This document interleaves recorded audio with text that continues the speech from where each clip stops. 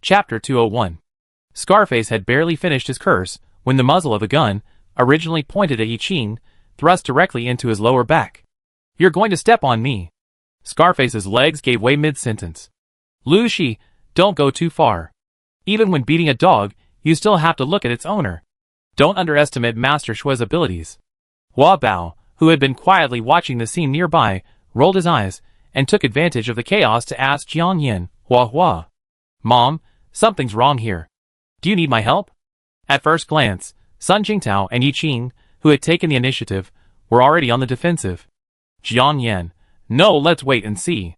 She had finally seen clearly that Scarface, the simple-minded but powerful man, had likely taken advantage of Master Shui and secured a position as a paratrooper captain within some faction within this new base. The rest, led by Lu Shi, were die-hard fans of the so-called Dr. Shui. This phase was nothing more than a plot of internal strife that led to a murder by proxy. However, they had the misfortune of witnessing this incident. And they had also learned that the pregnant mutant rat was from Dr. Shue's staff. All this combined didn't bode well. As expected, Lu Shi raised an eyebrow and sneered. "If young Master Shui wants to know, someone has to tell him," Lu Shi said sinisterly, glancing at Scarface as if he were a fool. Then, sweeping his gaze over him, "Sun Jingtao and the others," he sneered, "do you think you can survive tonight after hearing all this?" Hearing Lu Shi's words, Jiang Yan's heart sank. Oh my god, it turns out it wasn't her who was going to shut the door and beat the dog, but the other party. Since she's so arrogant, then don't blame her for being rude. Thinking of this, Jiang Yan took a breath and communicated with Hua Bao through her mind. "Hua Bao, let's play a little game later." Hua. "Mom, yes. What game?" Jiang Yan smiled. "You know in a minute. I need you to play with me." Hua. Yes. Beside Jiang Yan, Su Dai, hearing Lu Shi's threats outside, grew anxious and quickly reached out to pull her. Those people outside were all armed. No matter how powerful her husband and Yi Qing had been in the past, they stood little chance against so many firearms. If all else failed, she would rush out and hand the submachine gun to her husband. Jiang Yan gave her a reassuring look. Unfortunately, the room was pitch black, and Su Dai, bewildered, couldn't see anything clearly.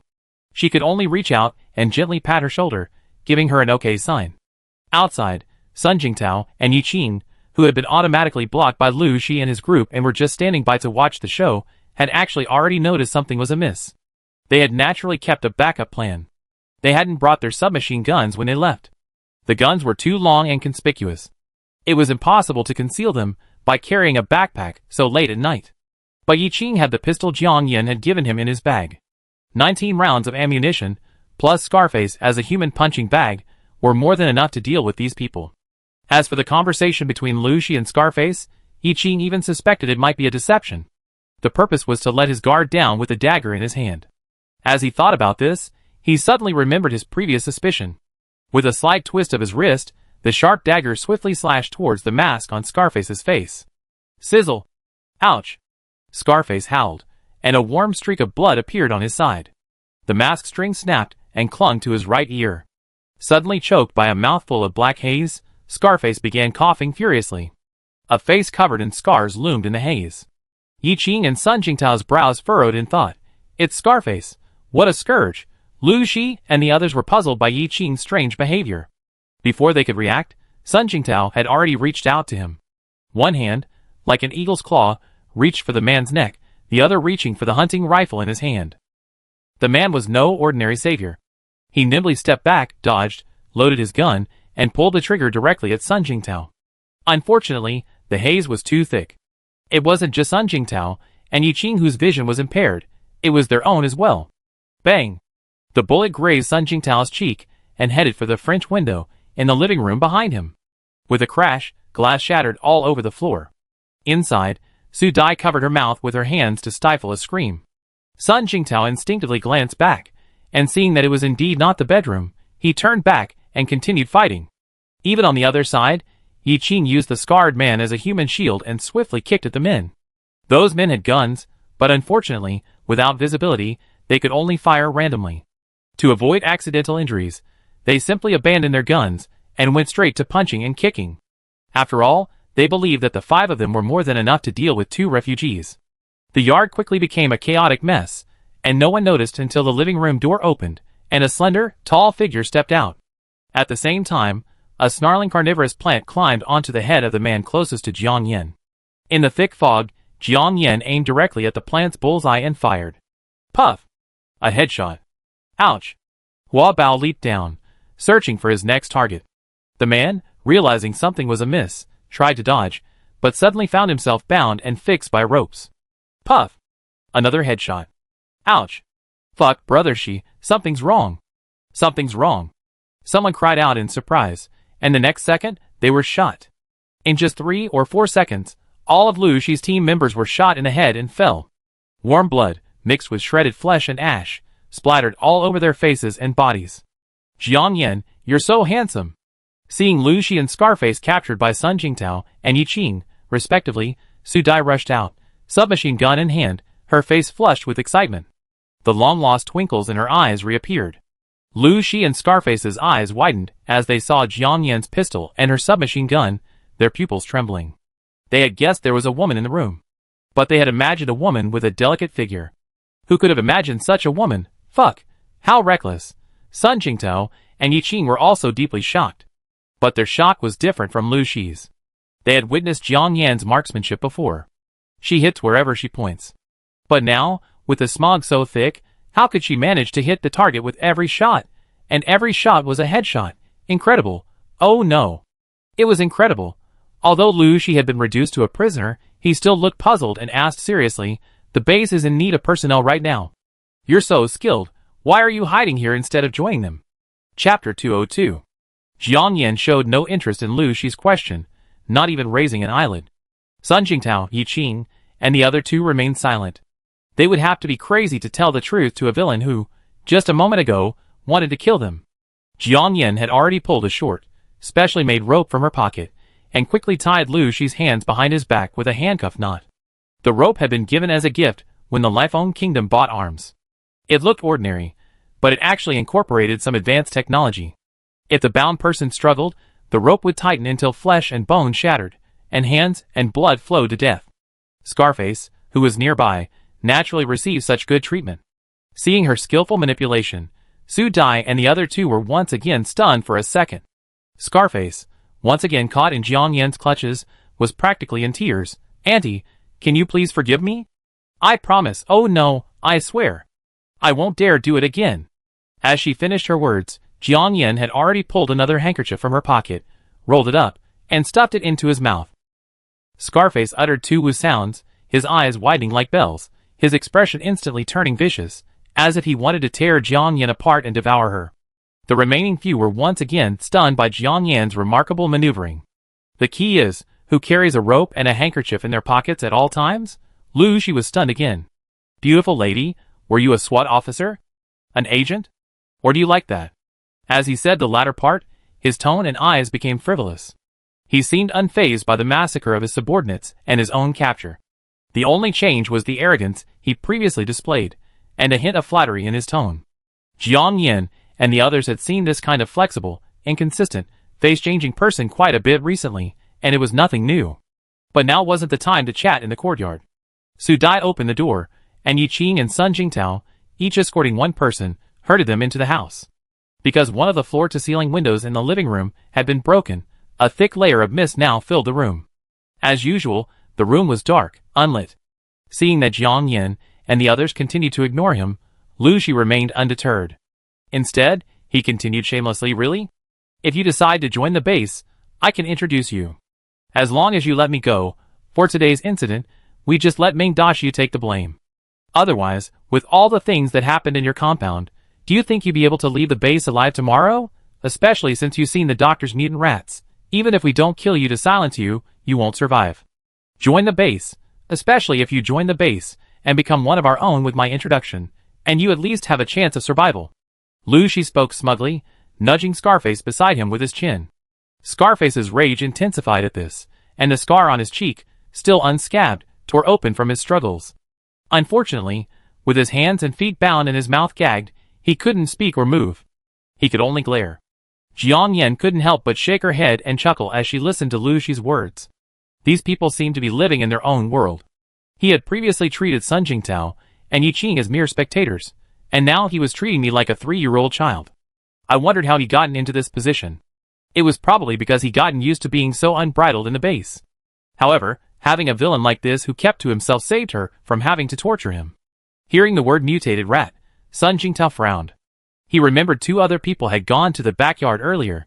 But from the beginning until now, there had seemed to be no sound in the backyard. Being busy dealing with Scarface and the others, he hadn't paid much attention. Now that he calmed down, he suddenly felt something was amiss. Thinking of this, Sun Jingtao said, "You stay here. I go check the backyard. Maybe the mutant rat is there." After all, they hadn't heard anything in the house before. Jiangyan nodded. Thanks to Hua Bao's covert help, she already had a clear understanding of the situation in the backyard. The scene over there was horrific, too devastating to describe in a few words unless one had witnessed it firsthand. And there were some things she couldn't tell Sun Jingtao and the others. "Honey, I'm coming with you." Su Dai quickly followed, submachine gun in hand. At first glance, it looked like a promising team. "How about working with me? You two are both handsome and pretty, young and skilled, and you'd definitely be highly valued by the higher-ups at the base." Seeing that only Jiang Yin and Yiqing were left in the room, Lu Shi continued his persistent lobbying. Scarface's mouth was gagged, but his wasn't. This was the difference in treatment. This meant he had a glimmer of hope, and he had to fight for it. If his hands couldn't hold his own, then his mouth would. "Could you be a little quieter?" Yiqing glared at him coldly and began to search him. "Ouch, brother, where are you touching?" Lu Shi screamed exaggeratedly. If his legs hadn't been tied, he would have nearly jumped up. Jiang Yin, Sizzle. A cold light flashed, and Yiqing cut off a piece of Lu Shi's clothes. He immediately rolled it up and stuffed it into Lu Shi's mouth. His clothes hadn't been washed in months, and they were covered in blood, dust, sweat, and everything else. The smell was unmistakable. Lu Shi glared at Yiqing, then looked at Jiang Yin and shook his head. Jiang Yin glanced at him. "Want to talk?" Lu Shi nodded frantically. "Jiang Yin, then I ask you a question and you answer it. If I'm satisfied, I can let you go. But the prerequisite is, no nonsense, no lies. Do you understand?" "Ugh." Lu Shi pondered for a moment, shook his head, and a hint of doubt flashed in his eyes. "What do you mean by satisfied? Isn't that what she always said when she was trying to fool people? What a scumbag." Seeing his hesitation, Jiang Yin didn't bother to talk to him anymore. She dragged a small stool over and sat down. The dark haze thickened in the room. Lu Shi and Scarface had both removed their goggles and masks.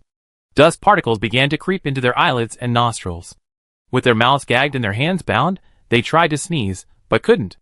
Even trying to clear the dust from the corners of their eyes was impossible. Soon, tears and snot were streaming down their faces, as if they were being tortured. "Woo!" Scarface began nodding frantically, indicating he had something to say. Seeing this, Lu Shi didn't back down, nodding even more diligently than Scarface. Jiang Yan curled her lips, fiddling with the pistol, and said slowly, "Are you sure? Have you thought it through?" They both nodded in unison. Chapter 203. A gust of wind blew, and a strong smell of blood drifted in through the shattered window. Yiqing and Jiang Yan then realized that several headless bodies and several unsorted hunting rifles were still lying on the ground in the front yard. They exchanged a glance, instantly understanding. Yiqing looked at Jiang Yan. "You're alone here, can you handle it?" This was half-empty talk. They knew Jiang Yan's strength. She was far superior to theirs. Yet, Yiqing himself was still a little worried. Jiang Yan nodded. "Go ahead, handle it quickly." From the moment they checked in until now, except for encountering Lu Shi and his group, the outside world had been completely quiet. This courtyard area was indeed very remote, and with the surrounding black haze, it felt like a ghost town. But it was also possible that the other party might patrol here on a whim. They could handle a few rough intruders, but taking on a large army or regular troops would be beyond their capabilities. And there was no need for that. Jiang Yan had already said this, and Yiqing didn't know what to say. He checked the ropes tied to Lu Shi and the others again, then hurried out. A short while later, Sun Jingtao and Su Dai returned from the backyard. Sun Jingtao's face was solemn, and Su Dai's face was extremely pale. She frowned, occasionally covering her mouth with her hand and making a U sound. When they arrived at the backyard, they found it a bloody mess. Even with masks, the stench of blood was much stronger than in the front yard. Looking at the giant rat, riddled with bloody holes, and 8 or 9 pink, cat-sized pups whose eyes hadn't yet opened, the two were deeply shocked. The rat and its puppies didn't move, as if they were already dead. Bottom their bodies was blood, endless blood. In the pool of blood near the giant rat's body, beneath its long tail, lay two corpses. One was headless. The other's neck seemed broken, its head drooping over its shoulders, tongue lolling. The clothes around its belly were shredded, and intestines and other internal organs were scattered all over the floor. Looking closer, I saw that the giant rat's jaws were still biting half a head. The light was dim, so it was hard to see clearly. Otherwise, with Su Dai's courage, she would have fainted on the ground. There were 2 hunting rifles in the pool of blood. Sun Jingtao bent down to pick them up. The magazines were empty, but he still took the 2 hunting rifles back. In the front yard, Yi Qing had just collected the hunting rifles. They still had some bullets left, but because they were hunting rifles, there weren't many. As usual, the guns were stained with blood, 2 even stained with brains and shredded meat. Now, the black haze that fell thickly from the sky made them sticky in his hands. He also found some bullets in the backpacks of 2 men. The 3 of them entered the house one after another. Jiang Yan had already interrogated them thoroughly. She hadn't used torture, but rather employed psychological tactics. Some of what Lu Shi said was largely similar to what Sun Jingtao and the others had learned. There were also some things about Dr. Shui and her laboratory that she had never heard before. Jiang Yan also learned that the rose-red Mercedes she had seen during the day was owned by the so-called Dr. Shui. The base had electricity and gas, so there were many people with cars. But she was the only one who could be so brazen and enter and exit the base so brazenly. However, Lu Shi's account was superficial. They were merely one of the security teams working for Dr. Shui's lab. They were all connected. As for what was being researched in the lab, Lu Shi and Scarface were clueless. But it was clear that the lab also belonged to a faction within the Blazing Flame base. Sun Jingtao also briefly described the situation in the backyard to Yi Qing and Jiang Yan. They were stunned for a few seconds. Of course, Jiang Yan's surprise was partly fabricated. It sounded like the mutant rat mother had killed 2 people, and then the 2 men had run out of ammunition. In the end, both sides perished. What didn't make sense was why no sound was heard in the front yard. However, that wasn't their primary concern. Even the so-called lab itself wasn't part of their consideration. They were here to escape, not to be private investigators. We need to dig a grave and bury those bodies outside. Leaving them piled up like this isn't a solution, Sun Jingtao suggested. His brow furrowed slightly as he continued. Also, I think we can't stay in this base any longer. It's just that entry and exit are prohibited at night. If that's not possible, we should leave early tomorrow morning. Jiang Yan, Xiao Yi, what do you think? Yes. Jiang Yan nodded. She actually had the same idea. Yi Qing glanced at Jiang Yan. Wherever you go, I go. Hubby, why? Su Dai was stunned, puzzled. They had paid half a month's rent and the entrance fee. Sun Jingtao and Yi Qing had also found part-time jobs, and everything seemed to be going smoothly. Now, they were leaving before they even had time to warm up. What a shame. No matter how well they planned, they couldn't keep up. Isn't this a bit too soon? Yi Qing said. There are some bloodstains on the wall. They must have been left by the female rat when it climbed over the wall. The bloodstains on the ground were easy to deal with. With some time, the black haze in the air would cover them up. But the bloodstains on the wall were too obvious. There should be some on the road outside, too. If this female rat really escaped from the laboratory, they would be searching for it sooner or later. Better to leave now than to confront them head-on. There was no real reason for them to stay here anyway. Su Dai realized what was going on inside. If I had known, we would have let them in to search. It's no use. Sun Jingtao smiled at his wife and immediately explained. Jiang Yan narrowed her eyes and said nothing. Given their brutal behavior, it was only a matter of time before the situation escalated to this point. The key point was that the reason for leaving wasn't just because they killed someone. It was that this place was likely home to some unknown mutated rat population. It's just that these rats, perhaps because they still had plenty of food or for other reasons, hadn't yet attacked humans. Before they mutated, rats were masters of burrowing and were riddled with viruses. The barbed barricades set up at the base could stop ordinary people, but not these rats. Think of those coughing and sneezing people. If another rat plague struck, this Xiangqing's premier base would likely become a living hell. The base's top brass, armed with weapons and defensive measures, could rest easy. But what about the others? Although they might be a bit overly concerned, now, after experiencing so many bizarre events, they had no choice but to be vigilant. After hearing her husband's explanation, Su Dai came to understand. But she quickly frowned and said, "Then how do we get there? That assault boat seems to belong to Song Qian and his group." Chapter 204. The problem Su Dai mentioned was indeed the biggest issue facing the group right now. Of the refugees arriving at the gates of Xiangqing base, many were forced to sell their boats daily in exchange for supplies. Without exception, the prices they demanded were extremely high. The supplies they had were far from sufficient. Besides the boats, there was another problem. The temperature had remained at 1 or 2 degrees Celsius for a long time. If the temperature plummeted, it wasn't impossible for thousands of miles to be frozen and covered in snow overnight. The boat would then lose its value as a means of transportation. Unless, thinking of this, Sun Jingtao turned his head and glanced at Lu Shi, who had been left in a corner. "Are you familiar with the terrain around Xiangqing?" Seeing that he was useful again, Lu Shi's gloomy and despairing expression suddenly brightened, and he nodded with 2 hums. Yi Qing stepped forward and reached out to remove the torn clothes from his mouth. Lu Shi coughed violently a few times, then nodded rapidly. "I'm not only familiar with the surrounding area, but also the mountain roads. If you choose to trust me, I can serve as your guide, seriously." Sun Jingtao didn't comment on his words, but said, "Then briefly explain it, get to the point." Jiang Yin had already guessed what Sun Jingtao was about to do and stood up.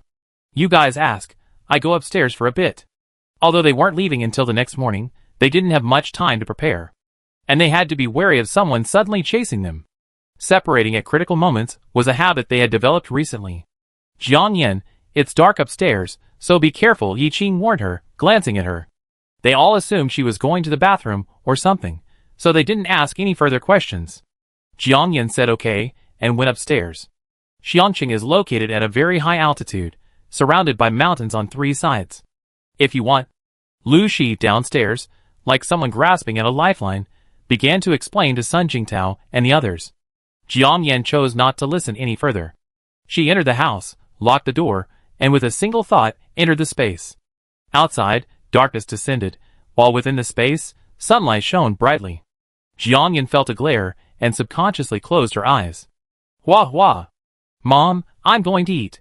Hua Bao, returning to the space, looked excited and eager as she ran straight to her room. The remaining gold was in her room. Okay. As her eyes gradually adjusted to the space's light, she removed her goggles and quickly headed towards the Apple cabin study. She turned on her computer and quickly typed Xiangqing. Offline encyclopedia information and satellite maps quickly popped up. Jiang Yin quickly read through the entire space, forming a general idea. As Lu Shi had said, Xiangqing is surrounded by mountains on 3 sides. However, its extensive transportation network isn't obstructed by these peaks. On the contrary, there are numerous winding mountain roads and tunnels. Also, along the way, there are numerous coal mines, factories, temples, mountain villages, and small towns. Whether it has experienced other natural disasters is unknown, but judging by the altitude, it's at least not flooded for the time being.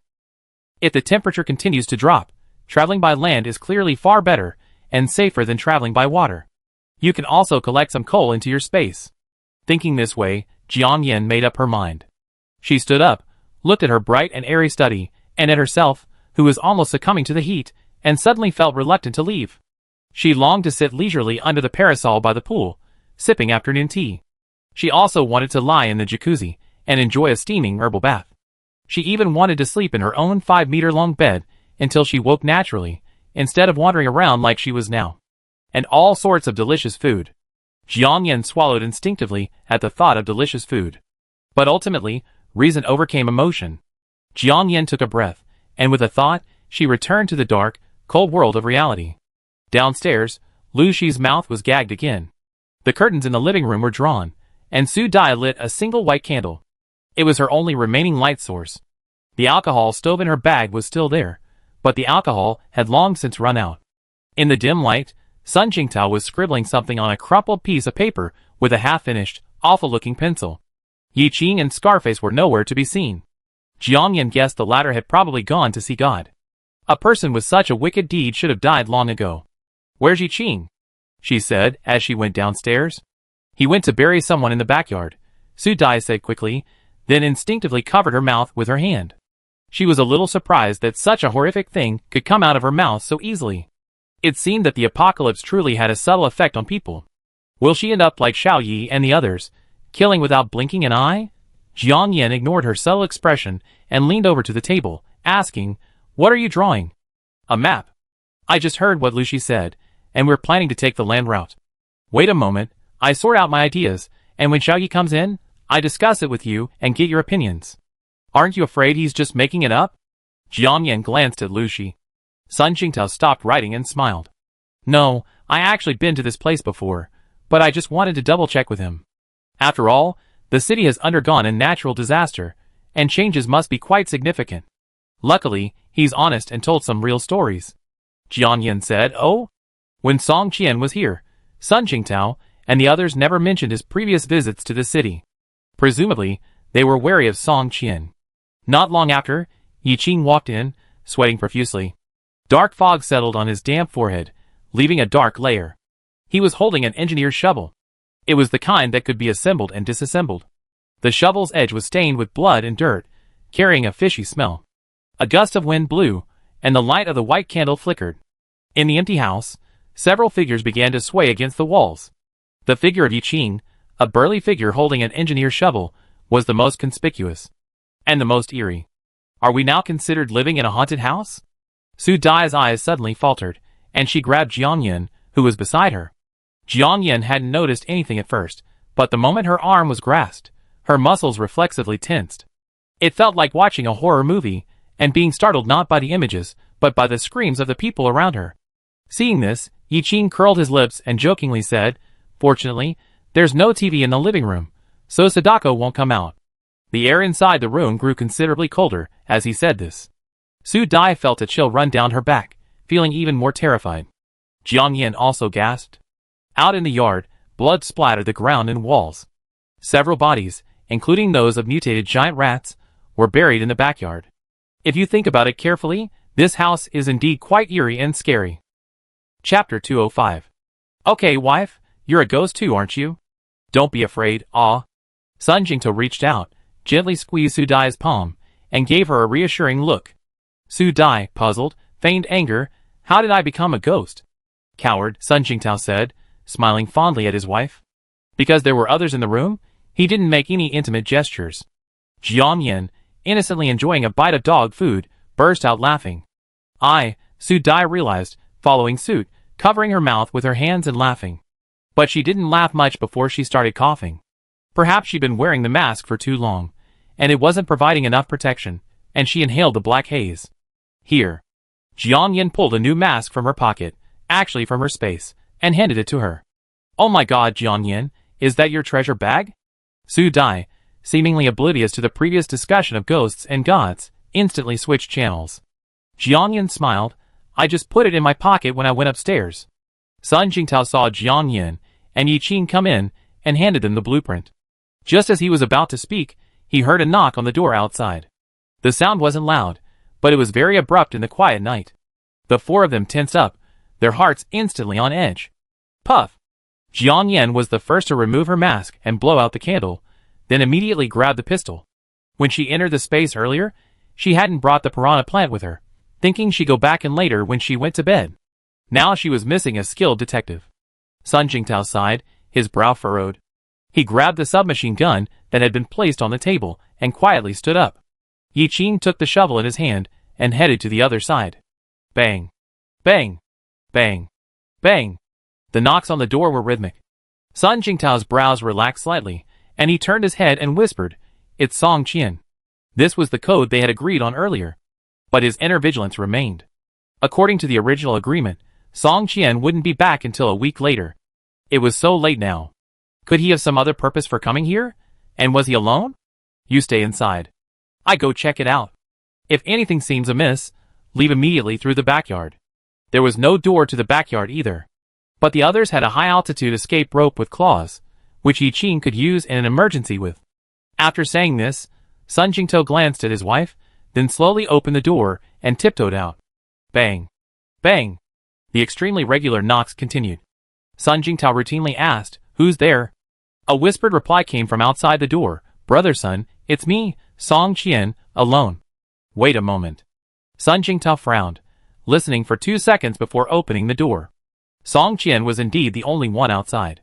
He wore protective goggles and a mask as usual, but he had changed into more casual clothes, making him less conspicuous. He still had his combat pack on his back, but the submachine gun he carried was gone, and instead, he had a small black pistol in his hand. Sun Jingtao let him in. "Brother Song, why are you here? They haven't gone to bed yet, have they? We're running out of time. Hurry and pack your bags and follow me." Song Qian spoke hurriedly, frowning. "Why is there such a strong smell of blood in your yard? If I remember correctly, they just rented a new house this afternoon. It was fine when he left. How did it suddenly become like a Malchwang processing workshop?" Sun Jingtao smiled awkwardly. "This matter can't be explained in a few words. Let's talk about yours first. What happened? Where's Brother Kongwu?" He finished speaking, turned and closed the door. "He's waiting for us at the corner. The leaders of several major factions in this base need to evacuate overnight. I just got the news and rushed here to inform you." Sun Jingtao raised an eyebrow. "Evacuate? Isn't that too frivolous?" "Yes." Song Qian nodded solemnly. In the living room, Yi Qing opened the door. Seeing Yi Qing, Jiang Yin, and the others, Song Qian's expression relaxed considerably. The white candles were lit again. In the dim light, the five people stared at each other. Song Qian repeated what he had said to Sun Jingtao. "Evacuate?" Yi Qing glanced at him warily. Of the four, he was the most wary of Song Qian. Song Qian nodded, yes. Su Dai was puzzled. Why? Song Qian hesitated. "I don't know, I just got the news." "Everyone, I'm not leaving," Jiang Yin said calmly. Yi Qing followed closely. "I'm not leaving either." Song Qian's eyes froze, a little puzzled. "Why?" Jiang Yin couldn't help but smile. "Because I don't like being led around by the nose." They were leaving, but not for no apparent reason, along with Song Qian. Their exit from Anming had indeed been somewhat of a fluke. It was also thanks to him. But now, they had a choice. Song Qian was like a boat, a good quality boat, but riding on it always felt like it could capsize at any moment. "Yes." Su Dai nodded vigorously upon hearing this. There was some trust between them and Song Qian, but it wasn't much. After spending some time together, it seemed he wasn't a bad person, and some of his abilities were even comparable to Sun Jingtao's. But the problem was, he was always secretive. When encountering something, he would evade the topic. He even tentatively questioned Jiang Yin twice. It just felt strange.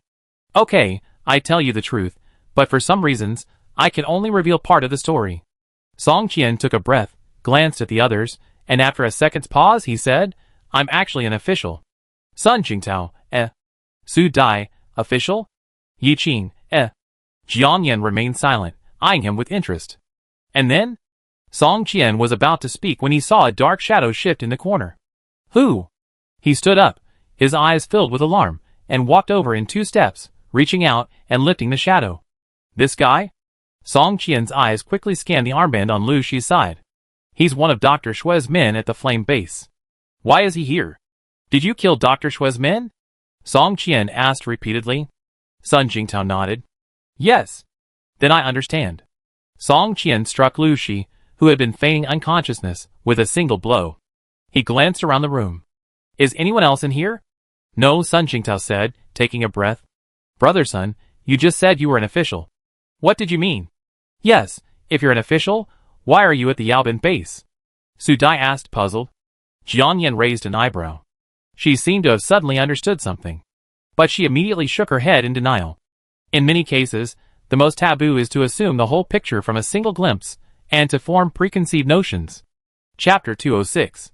Song Qian didn't directly answer Sun Jingtao and Su Dai's questions. Instead, after a second of silence, he changed the subject and asked, "Have you seen the movie Infernal Affairs?" Su Dai paused. "Yes, so Song Qian, are you also an undercover agent?" Sun Jingtao and Yi Qing exchanged a glance, then simultaneously turned their gazes to Jiang Yin. Unexpectedly, the latter seemed completely uninterested in Song Qian's words. She yawned, covering her mouth with her hand, and slowly stood up. "I'm sleepy. You guys chat, I'm going upstairs to rest." Song Qian realized he was beating around the bush again, and with a moment's awkwardness on his face, he called out, "Jiang Yin." "What's up?" Jiang Yin paused. Song Qian looked at her, his eyes struggling for a second. He said, "Time is running out, so let me be frank. 1. The leaders of several major factions at Xiangqing Base, along with their close associates, families, key personnel, and so on, will all depart tonight on military transport aircraft. 2. All military forces have been left behind. The armory is said to be fully open tonight, and all soldiers will forego all rest periods from now on. 3. Everyone living in the large bunk beds, areas A and B, has been evicted from the base. This all happened half an hour ago. As soon as I heard the news, I immediately rushed here with Kong Wu. Song Qian paused. Unfortunately, the base's curfew hasn't been lifted yet. On the way here, we had to avoid patrolling soldiers, which delayed us a bit. Brother Song, how did you know such confidential information? Yi Qing glanced at Song Qian suspiciously. After I separated from you, I reported to the Yaobin base branch. I was also on the evacuation list. The branch leader here was added on at short notice. Then, by coming to us now, isn't that disobeying orders? I work directly under Mo Jingsheng.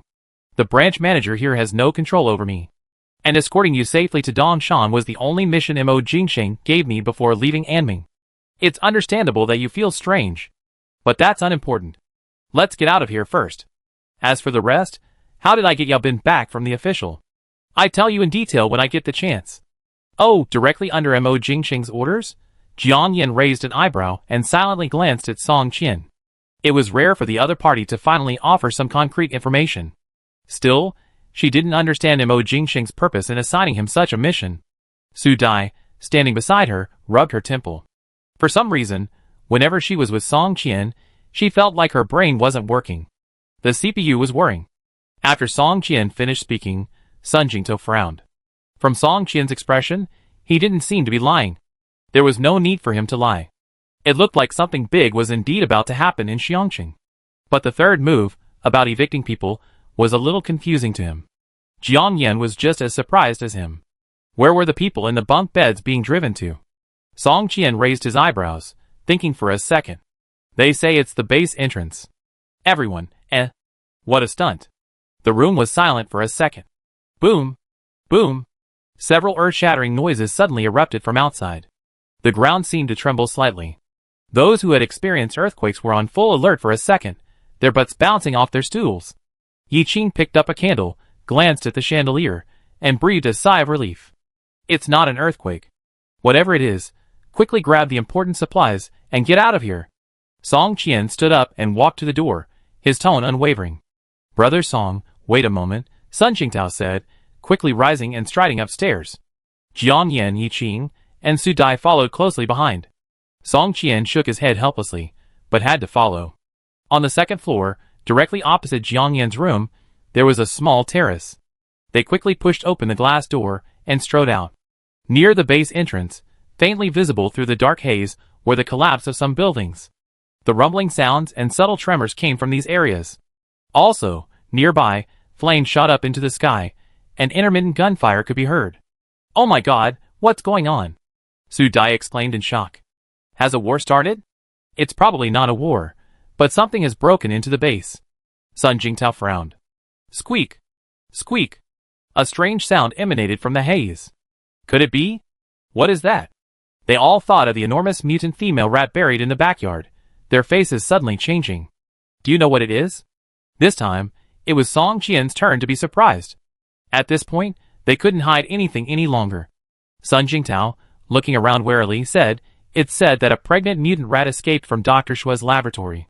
It's enormous, at least 2 meters long. There's a high probability that a similar rat has appeared outside.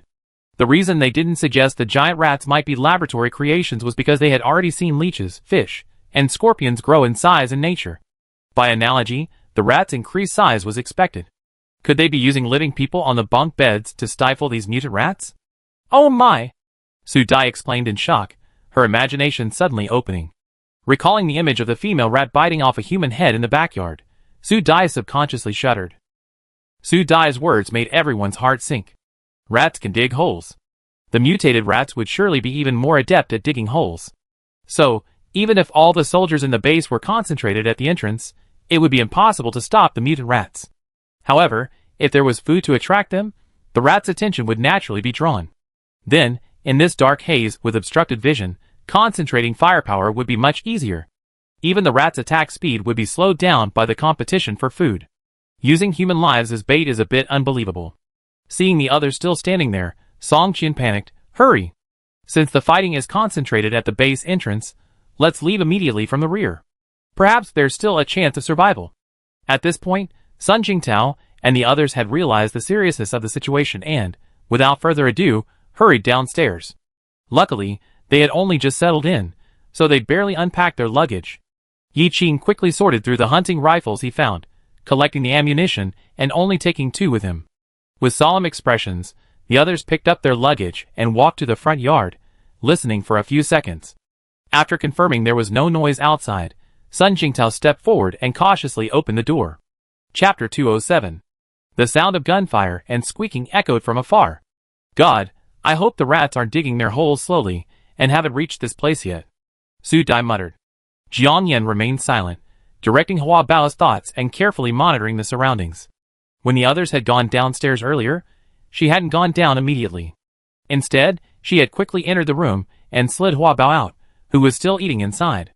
At this moment, Hua Bao, as usual, rested his head on her shoulder, his 6 vines extended to their full length, surveying in 360 degrees. The remaining men, naturally unaware of her impressive abilities, each one holding a weapon, were extremely vigilant.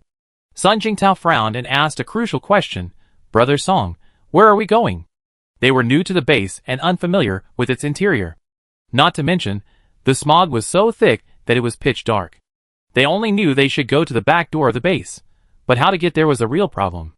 Luckily, they all had night vision goggles, otherwise, walking down the street like this would be like walking blind. Follow me, we meet up with Kong Wu first. I'm familiar with this route, Song Qian said. The others had no choice but to follow. Because of their obstructed vision, and the need to be wary of patrols, or rats emerging from their burrows, they walked very slowly. After walking for about 7 or 8 minutes, as they were about to leave the courtyard, Song Qian quietly called out into the air, Kong Wu. Brother Song. A figure gradually emerged from the darkness to the right. It was Kong Wu. He had also changed his clothes, carrying a large backpack and clutching a submachine gun. Seeing the group, he walked over quickly. After a brief greeting, Song Qian asked, How's it going? Did you see anything? Yes. Their convoy is heading towards the military airfield behind the base. A convoy? How can they drive in such thick smog? Su Dai was stunned. They have their own methods. Plus, there's a curfew on the streets, so as long as you know the route, there's little resistance. Song Qian finished, and instructed Kong Wu, you lead the way. Okay. Kong Wu had already stepped forward. He had a flashlight in his hand, bending over to shine the light on the tire tracks left by the cars on the road. Thanks to the thick layer of black ash on the street, walking on it felt like walking on a black dirt road. After the convoys passed, the area remained empty. Following the tire tracks, the group found the exit behind the base. After they had walked for an unknown amount of time, Jiang Yan heard a click sound coming from a large open area. At the same time, Hua Bao's warning came. Hua Hua. Mom, there seems to be a giant rat. A vine on the right side of the piranha plant pointed in a certain direction like a finger. Hua Hua. Mom, do you want me to take care of it? No need, Jiang Yan thought. She couldn't be too far away from Hua Bao. Crucially, with Song Qian nearby, Jiang Yan didn't want to show any signs of impropriety. Still, she raised her hand to stop the others. Song Qian and the others' hearing was clearly not as good as Jiang Yan's. But a few of them understood what it meant. After standing there and listening carefully for a few seconds, they instantly realized something was amiss. It was the sound of a large amount of broken soil being thrown and falling by some force. It was quite far away. Were they rats? But if they were rats, why didn't they hear any squeaking? Jiang Yan removed her mask, sniffed the air, and quickly put it back on. A foul odor, reminiscent of urine, filled the air. No matter how mutated the rats were, the stench from their bodies and their dens was unforgettable. Judging from the concentration of the odor, there were quite a few rats. Jiang Yan's eyebrows twitched. They're rats, and plenty of them. Kong Wu turned off the flashlight, tiptoed a few steps in the direction Jiang Yan had indicated, and then quickly returned.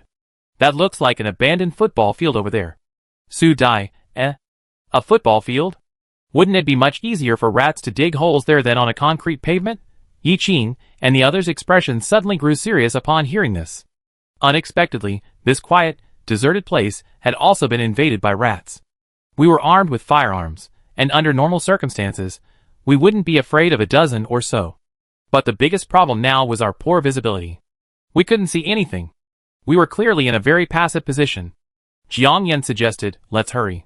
If the rats really come, the 5 of us will form a circle, back to back, with our weapons facing outward. Su Dai, you hide in the middle. Song Qian and the others agreed. Okay. They couldn't help but quicken their pace. After walking for a while, there was finally no sign of rats. Not far away, a glimmer of light appeared. It was dim and small, but it was particularly conspicuous in the darkness. Everyone, we're almost at the back gate of the base. Song Qian sighed softly. Jiang Yan paused. I just suddenly thought of a question. What? The others were stunned. Isn't the base closed to entry and exit at night? And the thing is, there's still a curfew. How are we going to explain this? Jiang Yan finished, then continued, also, have you noticed something strange? We haven't met anyone along the way. Not even the patrolman. Yes, it's strange. Did we take the wrong road? Su Dai finished, giving Song Qian a wary look. These days, it's normal for many people to go to bed after dark. And back in Xiangqing, there's a curfew, so naturally no one would violate it. But this base isn't very large.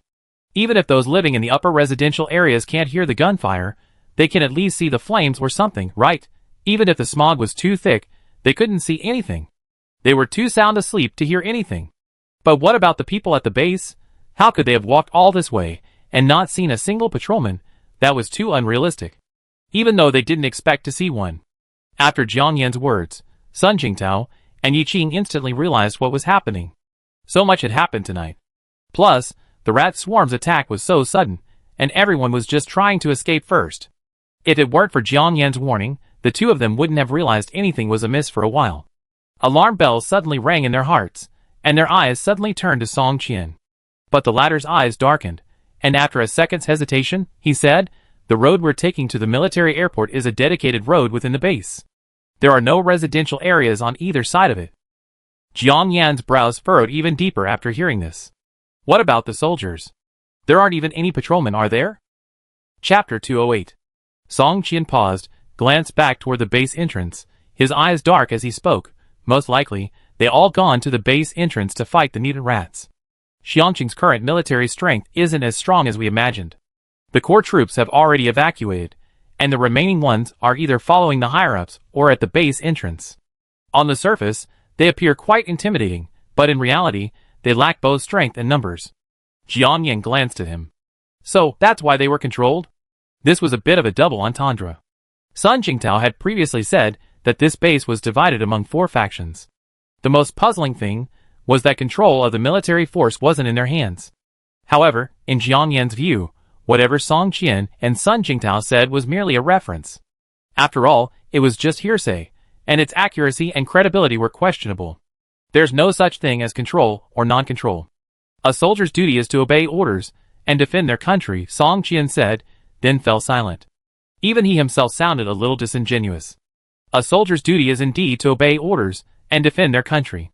But here, they were mere pawns at the mercy of certain factions within the base. Before the mutant rats arrived, they were the defenders of the base's authority. With the arrival of the mutant rats, they were the first casualties. While the civilians were kept in the dark and obediently abiding by the base's rules, the base's leaders had quietly exploited the information gap and resources at their disposal to evacuate early. These bastards may their plane run out of fuel and encounter rats along the way, and they die a miserable death. Kong Wu, standing nearby, cursed softly, gazing towards the airport. Sun Jingtao and Yi Qing remained silent, their eyes warily scanning their surroundings. Su Dai, her face flushed, crouched on the ground, panting. She had the least supplies of the group, but she also had the least physical strength. She had been rushing, and wearing a mask made breathing difficult. Now, stopped, she felt incredibly exhausted. They had barely chatted when, suddenly, the lights at the base's rear entrance flickered rapidly several times before going out. Something's wrong, Yi Qing said, the first to notice. As soon as he finished speaking, they felt a gust of wind, carrying a strong stench, blow towards them head-on. Su Dai, who had just stood up, stumbled and nearly fell. Jiang Yan quickly reached out and grabbed her. At the same time, not far behind them, the sound of tracks and metal clattering could be heard. In the thick fog, it sounded like car lights appeared. Judging by the aperture, there were quite a few vehicles. Bang! Tattoo! Boom! The sounds of gunfire, artillery fire, and even bomb explosions could be heard from near the convoy. Judging from the location, it seemed to be near the football field the group had just passed. It was likely that the convoy had encountered rats. No, we have to hide first. It smells like a large number of rats. Jiang Yin frowned. This smell was much stronger than before. Hua Bao hadn't issued a warning, perhaps because the other party was still too far away. Song Qian removed his mask, sniffed, and his expression changed drastically. He glanced around, reflecting for a few seconds. This way. The exit of the base was unclear. There were rats ahead, and a convoy behind. The others, not caring for anything else, quickly followed him, heading for the side of the road. After a few steps, a dark building appeared before them. It looked like a shopping mall. A long-abandoned mall. It was only about 3 or 4 stories high. It must have been looted before, with all the shattered glass scattered all over the floor. Thankfully, the smog inside wasn't as dense as outside. The men, wearing night vision goggles, had much better vision than outside. They randomly found a shopfront facing the street, entered, and quickly went up to the second floor. Upstairs was a large boutique clothing store, with several glass display windows on the street-facing wall. As usual, the door was damaged, and the clothes, curtains, and metal hangers were long gone.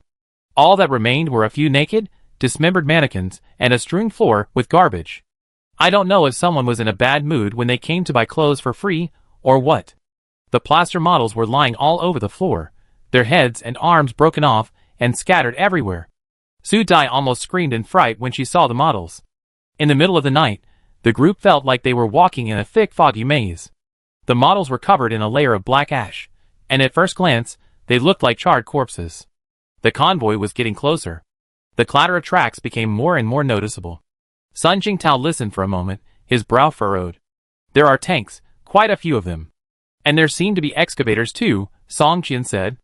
Jiang Yin, Kongwu asked cautiously. Could it be that the convoy I just saw was just the vanguard? That possibility can't be ruled out. Song Qian finished speaking, and along with Jiang Yin, Sun Jingtao, and the others, they groped their way to the window, weapons in hand, cautiously watching out. Soon, the lights emerging from the thick, dark fog grew increasingly distinct. They covered a considerable area. It looked like a large-scale operation. Judging from the distance the lights were traveling, the convoy was moving very slowly, only about 20 yards. Jiang Yin here? Song Qian suddenly pulled a square piece of paper from his breast pocket and handed it to her. Jiang Yin took it. What is this? A map of the base and surrounding area. Take a look while you have time. Give it to Brother Sun and the others after you're done. Song Qian then produced a flashlight and a piece of red cloth. The red cloth must have been torn from some clothing, and the broken edges were tattered. When you're looking, cover the flashlight with a red cloth. This will protect your eyes and make the light less visible. Okay. Jiang Yin took it and squatted down. The map, likely drawn by Song Qian, was simple, but it outlined the base's layout and some important surrounding facilities. After reviewing the map, Jiang Yan's wariness of Song Qian eased a bit. The Xiangqing base wasn't really a base. To put it bluntly, it was simply a small city's relatively high-lying outskirts, enclosed by roadblocks and a few walls. Most of the city's core, away from the mountains, was actually submerged. Their current location was actually on the outskirts of the mountains. This city, with its abundant coal resources and high terrain, had become a battleground for several major factions. It had also become a refuge for the survivors fleeing from all directions. Chapter 209. The area within which ordinary people can move and perceive is actually quite small. This is what makes this base appear quite formal at first glance. But the actual situation is more complex than one can describe. Jiang Yin quickly read through it, handed the map and the flashlight covered with a red cloth to Sun Jingtao and the others, and then stood up again, cautiously looking out the window. Wah wah! Mom, there's a rat army.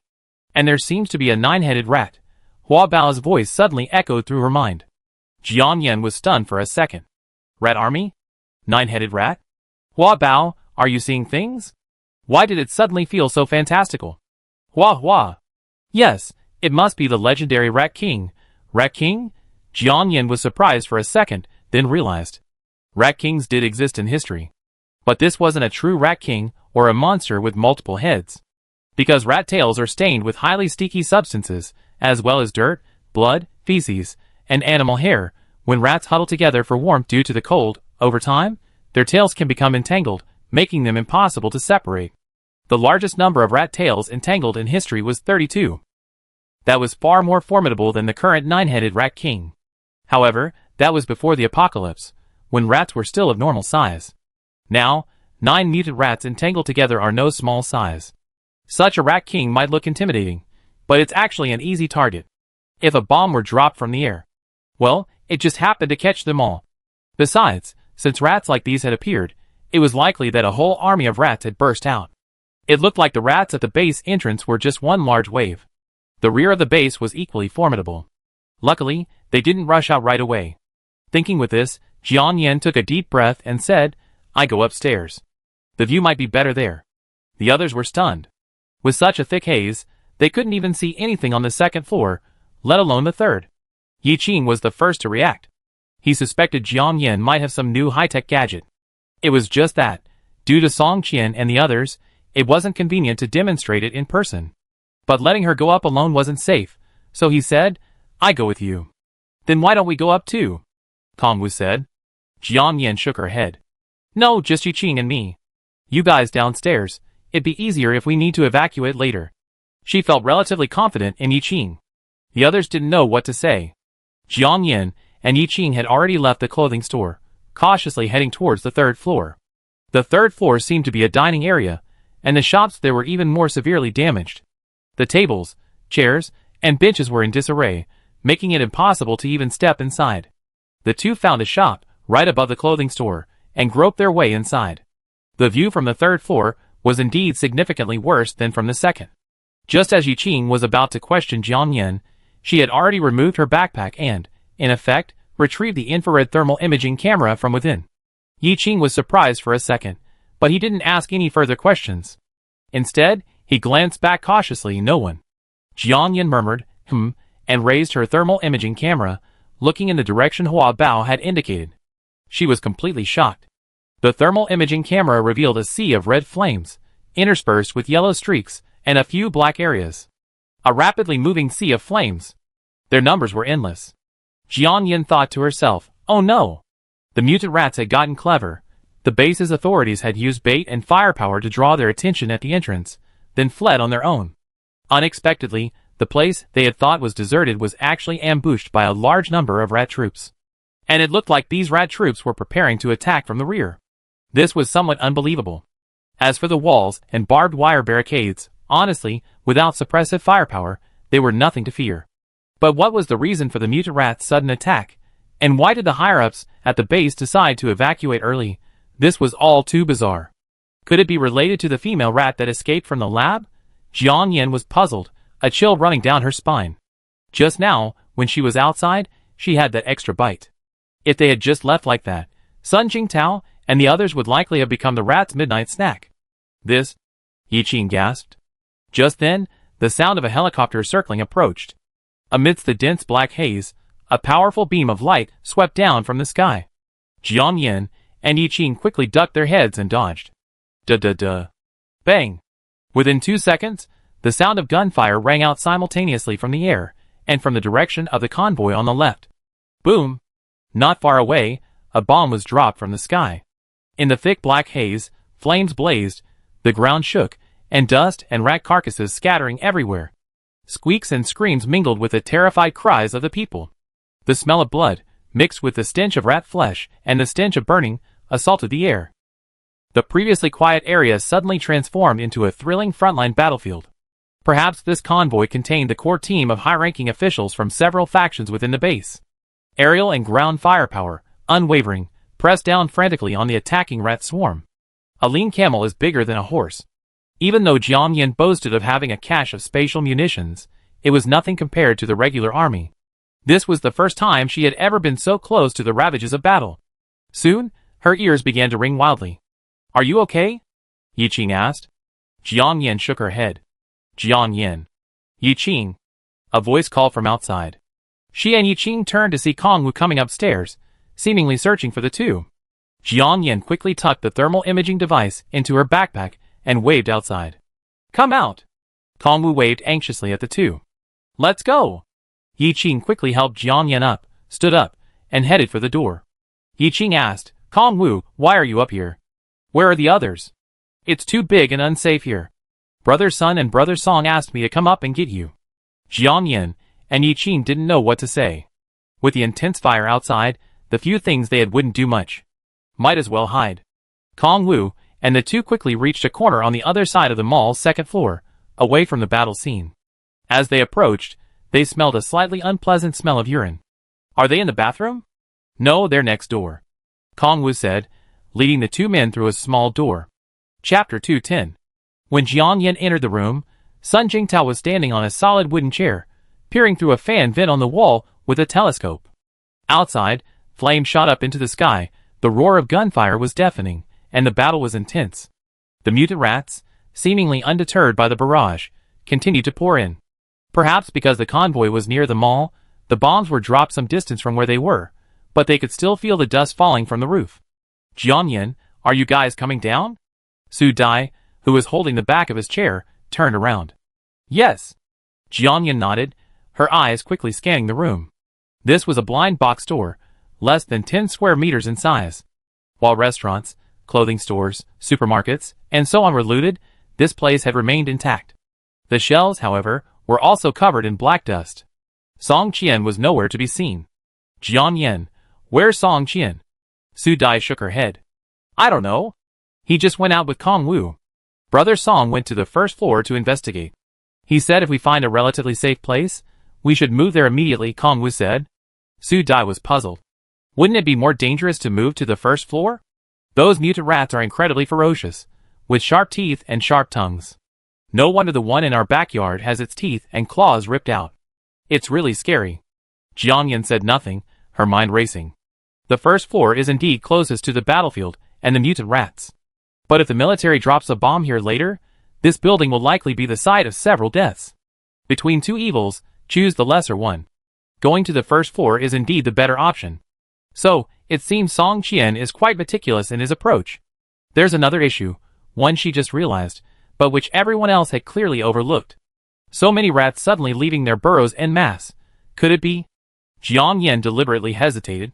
Could it be related to that pregnant rat that escaped from the lab? Su Dai finished, then suddenly exclaimed, oh my god. Is Xianqing going to have a major earthquake too? Everyone gasped at this. Yes, because of that supposed rat that escaped from Dr. Shua's lab, everyone had formed some preconceived notions. They always assumed the rat's sudden exodus was linked to some conspiracy theory. But they overlooked the underlying nature of these strange animal behaviors. While it might not be accurate, other cities had experienced major earthquakes before. It's highly likely Xianqing would be no exception. As soon as he finished speaking, the door creaked open. Song Qian, standing at the doorway with an anxious expression, urged, I found a shop that's both safe and secure. Everyone, hurry! Thinking of the earthquake, the others didn't dare delay any longer. They hurriedly picked up their luggage and filed out of the shop. Jiang Yin deliberately walked last. Her fingertips traced the shelves, collecting the blind boxes covered in black ash into her space. Opening blind boxes was one of her favorite things to do before the apocalypse. The others left in a hurry, and the light was dim, so no one knew what she had done. As they reached the first floor, the smell of gunpowder, blood, burning, body odor, a variety of strange odors, assailed their noses. Even wearing masks, they subconsciously breathed more slowly.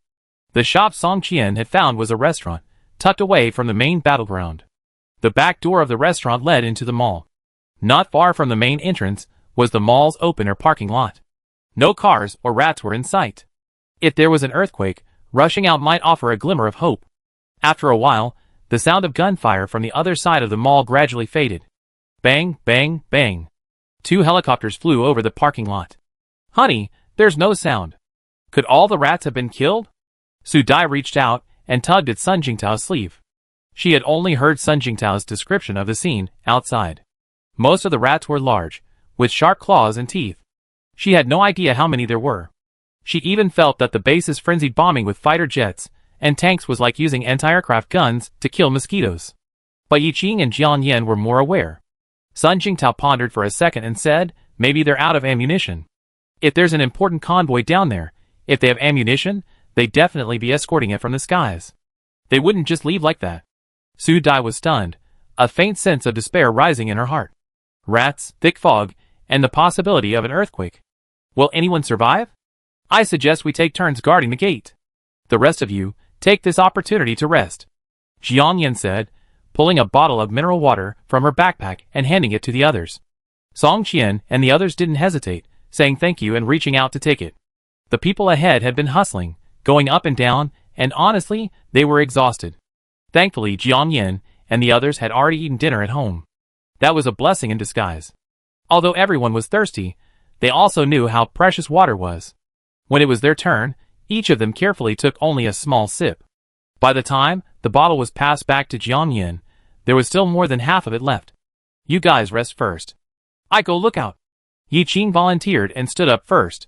The plan couldn't change quickly. Evacuating overnight was no longer feasible. If there were no rats and no earthquake, they could just hide for now.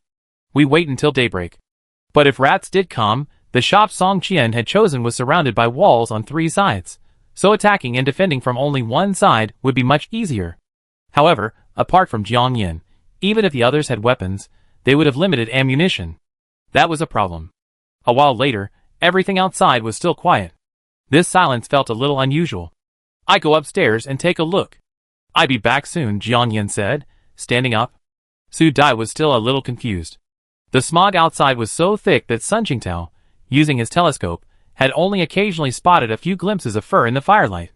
What could Jiang Yan see? She wasn't a clairvoyant. But she didn't dare ask too much.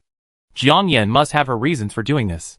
Jiang Yan, I go with you, Song Qian said, standing up. Jiang Yan shook her head. No, I be back soon. If the rats come, you have more people to fight back. She had a point, and Song Qian didn't want to argue any further. As for Sun Jingtao and the others, they believed in Jiang Yan's abilities. Since she didn't want anyone to follow her, she didn't go. But Jiang Yan walked to the back door, suddenly stopped, turned around, and said Yi Qing. Yi Qing walked quickly towards her. Keep it. Jiang Yan opened her backpack, pulled out a black cloth bag, and handed it to Yi Qing. Chapter 211. Yi Qing reached out to take it. The bag felt heavy. His fingers rubbed it casually, and he instantly understood. Thank you. It was 5 or 6 magazines. The magazines for the pistol Jiang Yan had given him earlier. One magazine held 20 rounds, and this bag held over 100. It was no small amount. A warm feeling welled up in Yi Qing's heart. Be careful. Go and come back quickly. Okay, Jiang Yan said, turning and walking quickly into the mall. The mall they were in was one of those suburban malls you find in a third-tier city. It was quite ordinary. A small atrium in the center, surrounded by shops. Unlike those large shopping malls, there was no skylight above the atrium. The interior was pitch black. There were only a few windows. But you could still see some firelight outside. Jiang Yan took 2 quick steps up to the 2nd floor and headed towards the first clothing store. Just as he reached the clothing store's entrance, he saw a blinding flash of red light outside the window. Boom! Underground, it was as if a dormant beast had suddenly awakened. The entire floor shook violently like a sieve. Dust rustled down. Decorations from the mall ceiling, light boxes, signage, and shopping guides crashed down with a clatter. An earthquake, palm width cracks quickly tore through the walls and floor. The cracks continued to widen as the ground shook violently. Jiang Yan. There's an earthquake. Come back. Downstairs, Yi Qing ran for the back door, intending to enter the mall and find Jiang Yan. Song Qian and Sun Jingtao tried to grab him, but he broke free. Xiao Yi. Don't go in. Yi Qing rushed to the door reckless. A massive plaster ceiling panel from the atrium crashed down with a crashing thud, blocking the path ahead. Song Qian hurried to catch up. Amidst the swirling dust, broken plaster and clods of earth rained down upon the two of them. The restaurant ceiling, walls, and floor tiles suddenly cracked, gaping thigh-thick. The ground beneath Su Dai's feet cracked into a pitch-black chasm, and she nearly fell through. The crack continued to widen. Sun Jingtao, quick-witted, grabbed her. Xiao Yi, get out first. Brother Tao, let's evacuate first, or we be too late. Kongwu helped the two of them, picked up their supplies, and quickly ran towards the parking lot. This earthquake was devastating, far more severe than the one in Anming. Yi Qing, his clenched fists, veins bulging, his eyes filled with endless despair. Song Qian gritted his teeth, stretched out his hand, and simply lifted him up and ran out. Upstairs, Jiang Yan retrieved her safety helmet from her space and donned it, then sprinted towards the clothing store window. At the same time, with a thought, a large fire axe appeared in her hand. Rushing to the edge of the window, she discovered that the glass had already shattered. Outside, amidst the thick fog, faint flashes of flames could be seen. Cries for help and exclamations emanated from the convoy. Boom!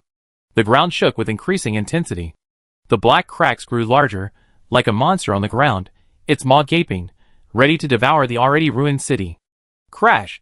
The ground began to plummet. Jiangyan felt as if the mall building was about to collapse. Hua Hua! Mom, be careful! As Hua Bao spoke, 6 vines whizzed and woven themselves into a transparent cage around Jiangyan, then rolled out the wall. They landed squarely in a sudden, gaping crack. Below, they fell into the bloody corpses of giant rats. Hua Bao had no choice but to quickly extend the vines, making the cage considerably larger. Jiangyan felt as if she were sitting in a soft, transparent cage. And this cage was stuck right in the crack in the ground. Boom! The earth continued its furious roar. Crash! The mall where the group had taken refuge collapsed like crushed tofu. Countless clouds of dust and debris rushed in through the cracks in Hua Bao's vines. Jiangyan was completely bewildered. With a helpless thought, she slipped into space. The space was filled with bright sunshine, blue skies, white clouds, and the fragrance of flowers and plants. Jiangyan felt as if she had returned from hell to heaven. Adjusting to the bright light, she removed her goggles and mask, still standing there with a lingering fear. Looking at herself, covered in dust, Jiangyan took a silent breath. I wondered what had become of Yiqing, Su Dai, and the others. It was close to the parking lot, and as long as they didn't fall into the massive cracks that had suddenly appeared, there should still be a glimmer of hope. But now, there was nothing she could do except wait and pray silently. She could only wait for this wave of earthquakes to end before going out to check. Hua Bao, is the earthquake still going on outside? Jiangyan asked Hua Bao, who remained outside the space. Hua Hua! Mom, it's still shaking. The cracks in the ground are getting bigger. My vines are too short to hold me up, and I'm falling. There are also many giant rats burning around, sizzling, smoke rising. Jiangyan, So, she's now in the space encased by Hua Bao's body? Jiangyan felt a surge of emotion. It was as if Hua Bao had used its own body to create a small, doubly protected world for itself. Hua Bao, I'm safe in this space. You can retract the vines. Jiangyan worried about it getting hurt. Even though she knew Hua Bao was supposedly invulnerable. And even back in the Sky Hotel, all those explosives hadn't harmed it. Hua Hua. No, Mom, I have to protect you. Don't let you get hurt. Jiangyan's eyes moistened. It was just a pity that Hua Bao couldn't be too far away from her. Otherwise, she might have been able to check on Yiqing and the others. Jiangyan withdrew her thoughts. Covered in dust and dirt, she didn't bother to go back into the apple cabin. With a thought, she teleported to the newly emerged green grasslands of the upgraded space. She simply lay down on the ground. The sunlight was a bit blinding. With another thought, she moved a parasol from the poolside over. Tired. It had been ages since she rested in this dimension. It felt like she'd been constantly on the road. Non-stop on the road. She barely had a proper meal or a good night's sleep. Her body was filthy. Her hair was greasy. Jiangyan had never imagined a life like this in her life. Thankfully, the dimension had always had a health-enhancing effect on her body. Just lying there, she felt her energy slowly returning. But then an endless drowsiness overtook her. Jiangyan covered her eyes with her hand and unknowingly fell into a deep sleep. She didn't know how much time had passed. Jiangyan woke up. Hua Bao, has the earthquake stopped outside? Hua Hua. Mom, it's been shaking all night, and now it's stopped. The smog is gone. Jiangyan was stunned. She quickly packed up and left the space. It was almost dawn. A glance around revealed devastation. It was as if she was the only one left in the world. Chapter 212. A cold wind, mixed with the still warm ashes of a rat, whizzed across Jiangyan's face, and she shuddered. Without a second's thought, she entered the space. She quickly changed into a somewhat bulky biohazard suit and donned a gas mask before re-emerging. At this moment, she simply hoped that Su Dai and the others were still alive. As for the rest, she no longer cared about them. Yiqing, Su Dai, Sun Jingtao. Jiangyan began calling out their names. But after calling out several times, all she got in response was smoke drifting into the air and an endless silence. She had a bad feeling. She pulled out her binoculars and scanned the area twice, but couldn't find any trace of the mall's ruins. Logically, even if the earthquake were strong enough to flatten all the buildings, it would at least have formed a mound of earth. But now all she saw was rubble, dust, and cracked earth. There were also the corpses of mutant rats, some charred and some killed by boulders. Not far behind her, there were some deformed and burnt vehicles, reduced to their skeletons, and a few charred corpses. There were also several tanks. As it dropped from a great height, their tracks scattered across the ground. There were also 3 black, equally severely deformed, explosion-proof armored vehicles.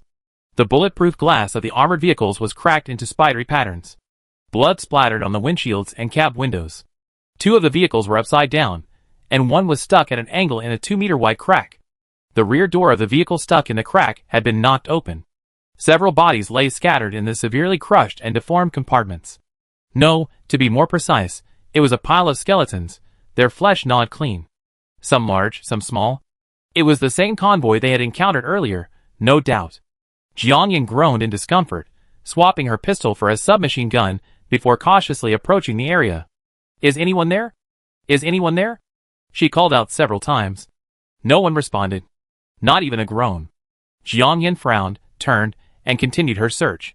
She tried to avoid the massive rat carcasses, slowly heading towards the mall she remembered. But after walking for so long, she couldn't see the end. The rat carcasses and other things around her had dwindled, leaving only endless large rocks and rubble. Unlike the thick layer of black dust elsewhere, the ground here was a yellow-brown color, as if it had been newly formed. "Hua Hua! Mom, we're not on the same ground anymore. We're in a ravine." Hua Bao, as if realizing what she was searching for, quickly reminded her. "Ravine?" Jiangyan was taken aback for a second. No wonder, when she looked through the telescope toward the mountains earlier, she only saw something resembling a cliff. So, the crack opened by the earthquake must be at least several kilometers across? Isn't that a bit outrageous? But after experiencing so many outrageous things, Jiangyan was no longer surprised. And her most important priority right now was to quickly confirm whether Su Dai and the others were still alive. Not to dwell on these trivial matters. Seeing she didn't say anything, Hua Bao again used her previous knowledge to explain. "Hua Hua. Mom, after this ripped apart the ground, the underlying crust must have shifted under the pressure. The ground we're on now was probably formed by a large fault line. Hua Hua. Also, the earthquake outside continued last night, and it was quite strong, so I didn't wake you. The earthquake only stopped this morning, and the annoying smog has only just vanished." After a night of shaking, Jiangyan was stunned for a second. Could it be that the earthquake waves also affected the space? She had been feeling groggy since she closed her eyes. It was a feeling she never experienced before. Whether Hua Bao woke her up or not was no longer important. Those who save others must first save themselves. She understood this principle. When she could ensure her own safety and do what she could, there was nothing wrong with giving others a hand. But putting herself in danger and sacrificing herself to save others was something she truly couldn't do. Since heaven had given her a second chance at life, she naturally cherished it. After Hua Bao finished her explanation, she said nothing more. Jiangyan also withdrew her thoughts and continued to call out Su Dai, Yi Qing, and the others' names. Her voice was starting to grow hoarse as she continued shouting. Wearing a gas mask, breathing was difficult. She then realized that she had a loudspeaker and a jet suit in her dimension. Searching on foot was too slow. Just shouting wouldn't cut it either. As expected, when anxious, one's mind tends to lag, forgetting that one carries a treasure chest with him. Jiangyan hurried back to her dimension, retrieved the loudspeaker, and recorded her message. She then pulled out a jet suit, put it on, hung the loudspeaker around her waist, and switched to a pair of glasses-style binoculars that supported voice-activated focus adjustment before re-entering the dimension. Wearing the bulky protective suit and the flight suit weighing dozens of kilograms, Jiangyan felt like she was carrying a mountain on her back. Thankfully, after resting in space last night, her strength had fully recovered. She reached out to activate the flight suit's power switch and, as usual, tested the stability of her hovering position at half a meter above the ground. After confirming it was correct, she gradually increased the jet power. As the jet flow increased, Jiangyan began to rise. She didn't begin her search immediately, but first planned to get a bird's-eye view of Xiangqing's post-earthquake situation. After all, surveying the landscape was a stark contrast to the altitude required for searching for people. 1 meter, 2 meters, 3 meters. Jiangyan's altitude rose higher and higher. Finally, when she reached 100 meters, she breathed a sigh of relief. One cannot see the true face of Mount Lu, because one is within it. She finally had a clear view of the area she had been in. She had previously viewed the satellite image of Xiangqun on her computer. But now, the small city had been completely shattered by the earthquake. All the buildings were razed to the ground overnight. The water level at the base entrance seemed to have dropped significantly. The entire Xiangqun city resembled a small island. Looking behind her, the mountains that once surrounded the city on 3 sides seemed to have had their tops chopped off. They had become much lower. It was as if a landslide had occurred. From time to time, a pile of rubble would slide down, stirring up a cloud of gray haze. Looking down again, Jiangyan gasped. The once flat ground had sunk down like a basin. The basin was quite large, at least 3 or 4 kilometers in radius.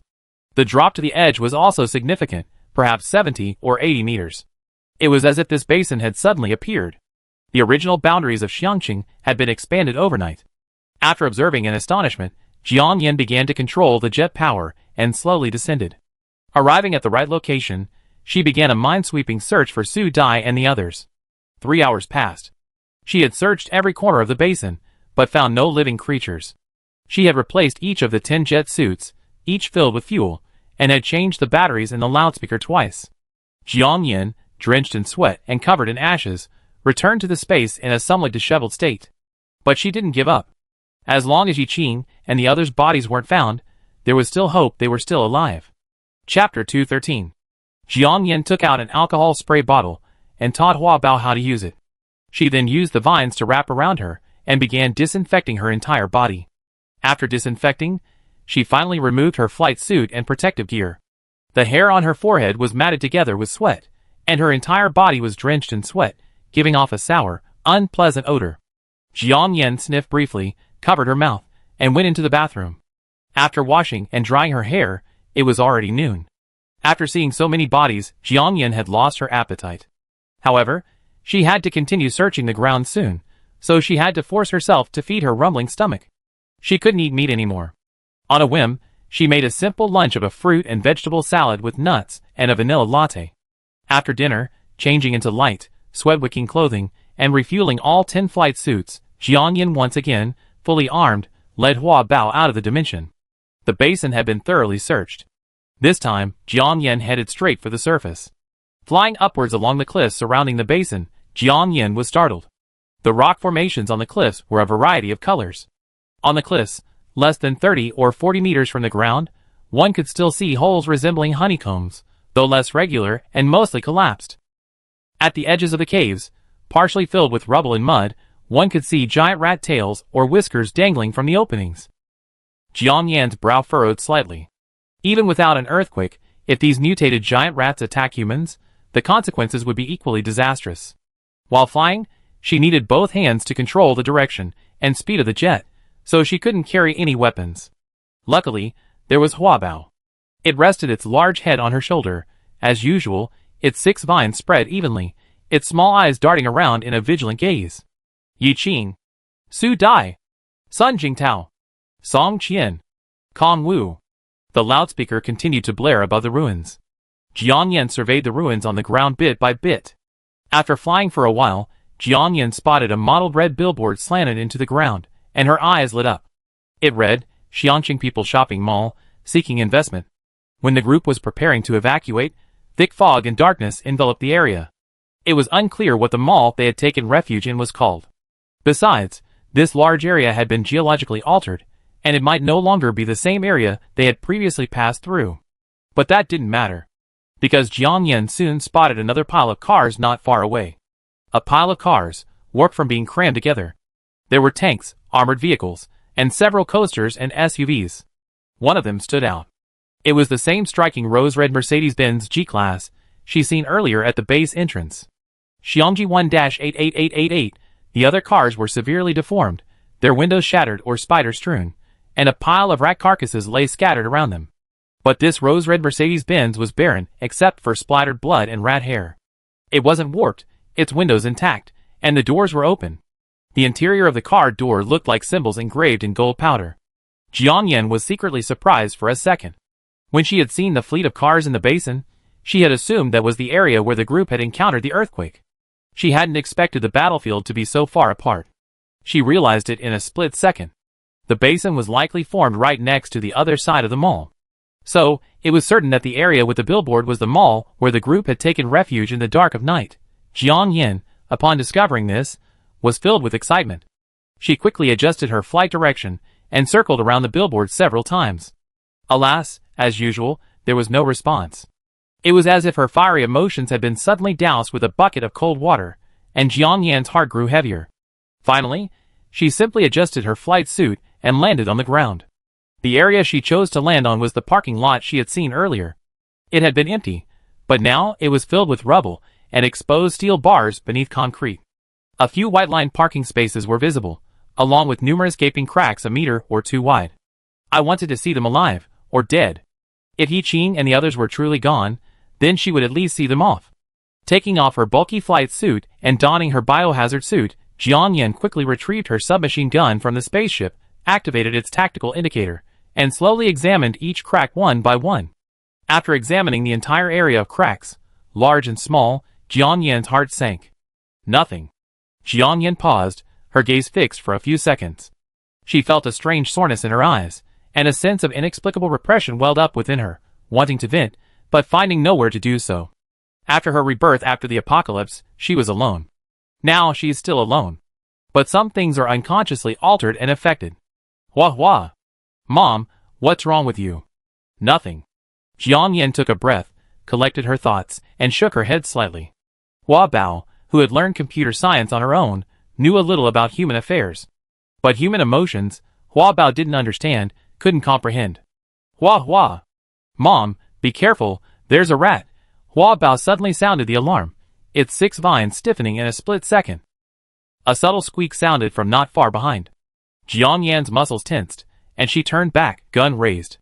Several giant, sharp-tongued mutant rats appeared 7 or 8 meters behind her, near the deformed cars. 2 of them were clutching half a tiny human corpse in their mouths, tearing at each other. The few remaining were gnawing at the dead rats' heads, others at their entrails. A foul, fishy smell wafted in the wind. Even though Jiang Yan was wearing a gas mask, her stomach reflexively surged with acid. Squeak! One of the rats noticed her presence. At first, they hunched back in fear, glancing cautiously around. Then, with fierce glares in their eyes, they lunged at Jiang Yan, brandishing their sharp, blood-stained claws. Bang, bang, bang. Jiang Yan gritted her teeth, pulled the trigger, and unleashed a furious barrage of fire. Burns clattered to the ground, blood splattering everywhere, and several rats were ripped to pieces. Wah wah. Mom, are you okay? It was only 7 or 8 rats, and Jiang Yan, known for her unerring accuracy, had fired 100 rounds in a single breath. Hua Bao was a little surprised. I'm fine. After the relentless bombardment, Jiang Yan felt the heavy weight of her heart shatter. The magazine on her submachine gun was empty, but she didn't bother replacing it, simply pulling out another fully loaded one from her space. She stood there, pondering for a second. Gun in hand, she walked slowly toward the strange, rose-red Mercedes-Benz. Chapter 214. Jiang Yan had just approached the rose-red Mercedes-Benz. Even with her gas mask on, she could still smell a faint scent of formaldehyde. The glass boxes containing corpses and internal organs at the Anming Sky Hotel flashed through her mind. Jiang Yan frowned, and instead of approaching the car immediately, she slowly circled it from a distance, submachine gun in hand. She soon discovered something. Except for the driver's seat, the remaining rear seats had been removed. The center partition had been separated by a translucent mesh material. A number of boxes were scattered around the trunk and the rear seats. The boxes looked exactly like the ones she had seen at the Sky Hotel. Jiang Yan's breath hitched, and she communicated with Hua Bao through her mind. Hua Bao jumped off her shoulder and slid into the trunk. The boxes were opened one by Hua Bao's vines, revealing nothing inside. As for the formaldehyde smell she smelled, it was coming from one of the boxes.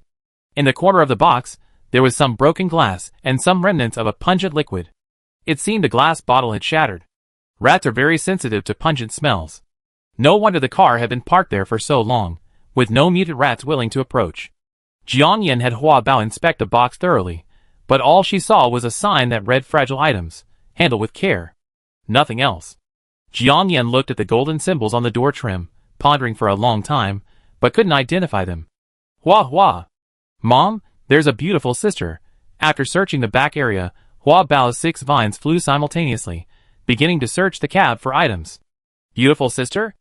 Jiangyan glanced around cautiously, then saw Hua Bao handing her a dark blue card, the size of a business card, rolled up. Only then did she react. Hua. Mom, I found this under the passenger seat. It must have been something she left behind. Jiangyan reached out to take it. Even through her protective gloves, she could tell the card was well made. There wasn't much on it. The first thing that caught her eye was a photo. It was of a beautiful woman with exquisite makeup. The microplastic surgery was obvious and successful, visible to the naked eye. A pointed chin, a perky nose, and Korean-style double eyelids. Her skin was fair and firm, her face full of hyaluronic acid. She was wearing a white lab coat.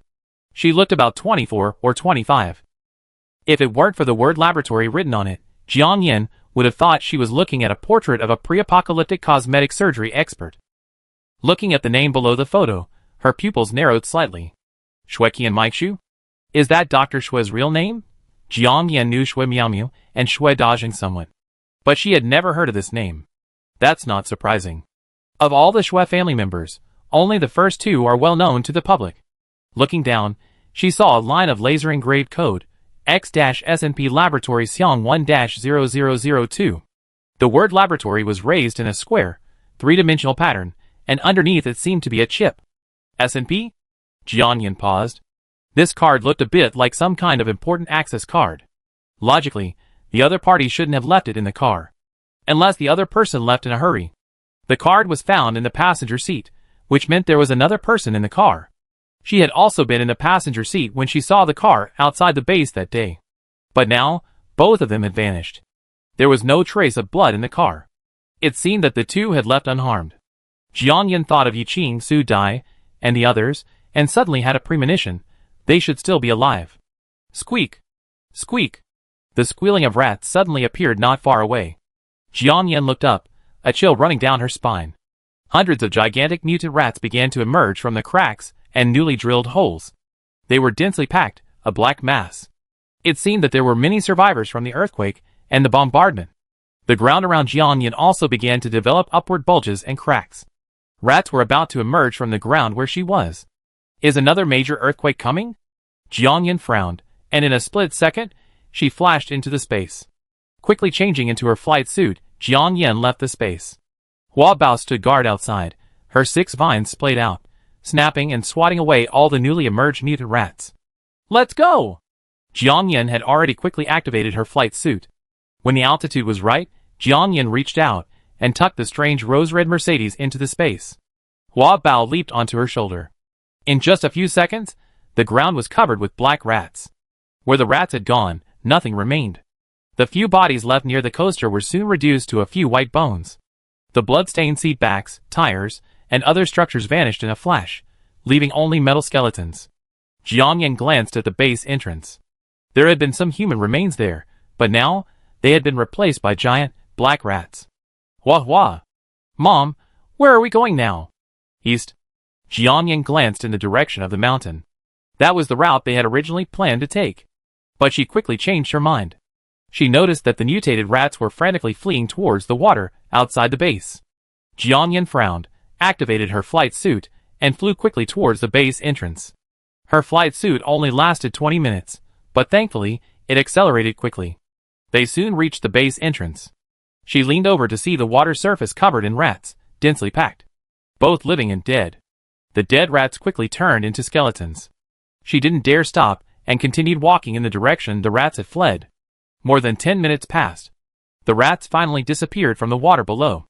No matter how large or how well they swam, those mutant rats could never match her flying speed. Just as Jiangyan was about to retrieve a boat and place it on the water for a pre-landing, a resounding, earth-shaking roar erupted from the direction of the Xiangqing base. An extremely powerful gust of air slammed down on Jiangyan. Jiangyan's ears rang, and she felt nauseous and threatened to vomit. She felt as if every bone in her body was about to be torn apart. If Hua Bao hadn't helped her steady herself, she felt the shockwave would have tossed her out in a second. Jiangyan resisted the urge to enter the space and turned back, completely shocked by the scene before her. From the direction of Xiangqing, thick smoke rose into the air, transforming into a massive mushroom cloud.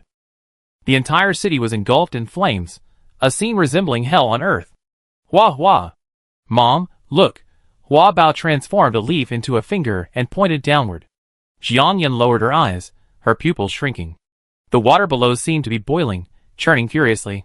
Soon, the water level dropped at a visible speed. And just then, Jiang Yan felt her nostrils wet. She was bleeding. Chapter 215. Nuclear radiation? Jiang Yan felt a chill on her back. Luckily, she had put on protective clothing and shoes. The discomfort was probably caused by the strong shockwave and the exposed seam in her neck. A glance at the fuel level in her flight suit revealed another 10 to 50 seconds of flight time. Jiang Yan gritted her teeth and continued to fly forward. The water below was murky, churning and swirling. This was probably due to the widening cracks in the ground beneath the water. In some places, large whirlpools appeared. Unable to launch the boat in such a situation, she had to find a stable footing as soon as possible. A cold wind whistled past her ears. The faster Jiang Yan flew, the more intense the chill became. She did have a helicopter in her space, but taking off and landing was a problem. 7 or 8 minutes later, the submerged city buildings finally began to emerge bit by bit. The buildings here were not tall, only 4 or 5 stories high, but fortunately, the terrain was relatively high. When the water level receded, many houses were exposed. Most had collapsed, but a few still stood firm. The roofs were covered in a thick layer of mud, and there were gigantic fish, writhing and struggling in the mud with their mouths open. Jiang Yan paused in midair and turned to look in the direction of Xiangqing. The mushroom cloud was gone. But the entire city seemed to be on fire. Even from 50 or 60 kilometers away, she could still see the billowing smoke and the flames rising into the sky. Jiang Yan thought of the coal mines, and her heart suddenly sank. It was as if an invisible hand was silently controlling everything, causing all these bizarre things to happen overnight. Is it also related to the 5 major bases? Jiang Yan's breath hitched. Beep! Beep! The flight suit's flight countdown began. The dangerous situation at the scene didn't allow her to remain there and dwell on random thoughts. Jiang Yan withdrew her gaze and thoughts, quickly scanning the remaining buildings in her field of vision.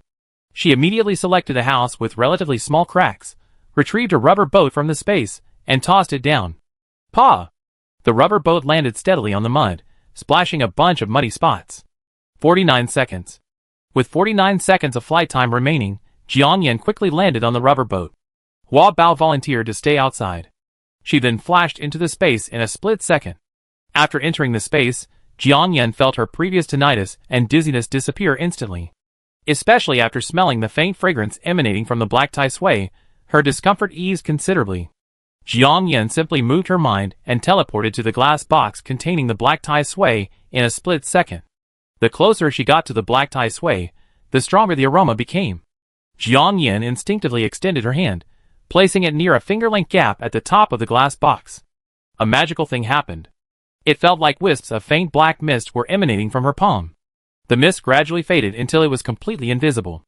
And the discomfort she felt throughout her body vanished with the mist, completely fading away, and she felt full of energy from head to toe. Jiang Yan was somewhat shocked. So the black Tai Sui, in conjunction with her space, also had the effect of purifying pollution and cleansing her essence and marrow? This strange feeling had been particularly intense when she first entered the space.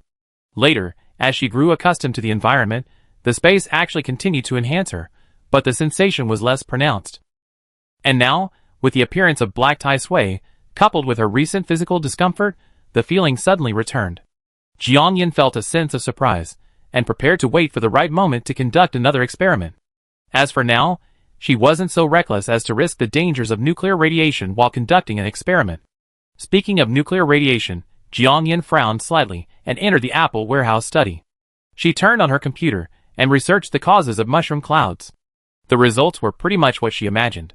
Although she was no longer seriously injured, she still felt a lingering fear and took a bottle of potassium iodide tablets to protect against nuclear radiation. After taking the medicine and a quick snack, Jiang Yan changed into her protective suit and flight suit and continued on her journey. After all, if there was a radiation source in Xiangqing, the farther she could get away, the better. The temperature outside was dropping. The surface of the water began to freeze over in patches. Jiang Yan had no better destination in mind. She knew only that following the compass, heading east would lead her to Dongshan. She had no interest in the so-called Yaobin base. But she had a hunch that if Yiqing Su Dai and the others were still alive, they would most likely be heading to Dongshan. Besides, The abundance of gold mines in Dongshan was a key reason for her trip. Jiang Yan flew over several cities. Some of them seemed to have survived the earthquake and still had survivors. There were also some places resembling official shelters. A small number of soldiers stood guard at the entrances. They gathered various supplies and burned them for warmth. Smoke billowed over the cities. Some cities had almost completely vanished, leaving only a pile of rubble, desolate and dilapidated. She also encountered several ships. Most of the people on board were armed, somewhat similar to the Yaobin base ships she had encountered earlier in Anming. However, they did not fly the official flag. Jiang Yan, however, reacted quickly, donning protective goggles and binoculars, flew away before the other party noticed her. But these encounters only strengthened her belief that she was on the right track. Jiang Yan flew, stopping and starting along the way. Before she knew it, it was snowing. At first, it was black snow. If the snowflakes hadn't melted in her palms and on the ground, Jiang Yan would have almost suspected that the black smog had returned. Gradually, the snowflakes grew lighter and larger. Finally, on the 10th day of her flight, she sighted a vast expanse of land and mountain peaks. The water at the edge of the land had completely frozen over. Heavy snow fell from the sky, and visibility was decreasing. It looked as if the extreme cold of her previous life was imminent. Jiang Yan didn't dare to linger, flying directly towards the nearest hill, covered in dense forest. Although it was called a dense forest, the trees were actually all dead. Only a few still stood upright in the ground. Jiang Yan hovered low over the hill for a while, before adjusting her jet power, and slowly descending near a thatched hut on the mountain. The hut was located on a naturally formed stone platform, high up, offering a commanding view of the surrounding mountains. It looked like the temporary residence of a pre-apocalyptic forest ranger. Jiang Yan had space, but she needed a safe place where she could conceal her entrances and exits. She decided to settle down here for the time being. Wait until the snowstorm is over before making plans. Chapter 216. The wind and snow were so strong that they blurred her vision. Only after landing did Jiang Yan see clearly that this thatched hut wasn't really a thatched hut in the strictest sense. The roof was covered with a thick layer of dry thatch, while the walls and door were built from single logs. The door was closed, but not locked. The glass in the window was intact. It was clear that this place hadn't experienced disasters, like earthquakes, and was rarely visited. Knock, knock, knock. Jiang Yan stepped forward and knocked on the door out of habit. Is anyone there? She had taken off her bulky flight suit upon landing, and now held a small, palm-sized pistol in her hand. As she expected, there was no response from inside. Jiang Yan reached out and pushed the door open with a creak. The bare walls of the room were clearly visible. A 1.2-meter long wooden bed, covered with nothing but some crumpled old newspapers. The room also contained a wooden table, 2 wooden blocks, and an old-fashioned kerosene lamp hung on the wooden wall. The kerosene in the lamp had long since been drained. Near the door stood a large white plastic barrel, labeled for forest fire fighting. Jiang Yan had seen several such barrels before in the forest. She kicked it, and found it half full of water, though it was completely frozen. In another corner of the room, a neatly stacked pile of chopped firewood and a rusty axe were placed. Next to it was a square outer, round inner iron brazier with a pair of fire tongs. Jiang Yan took in the whole thing and was satisfied.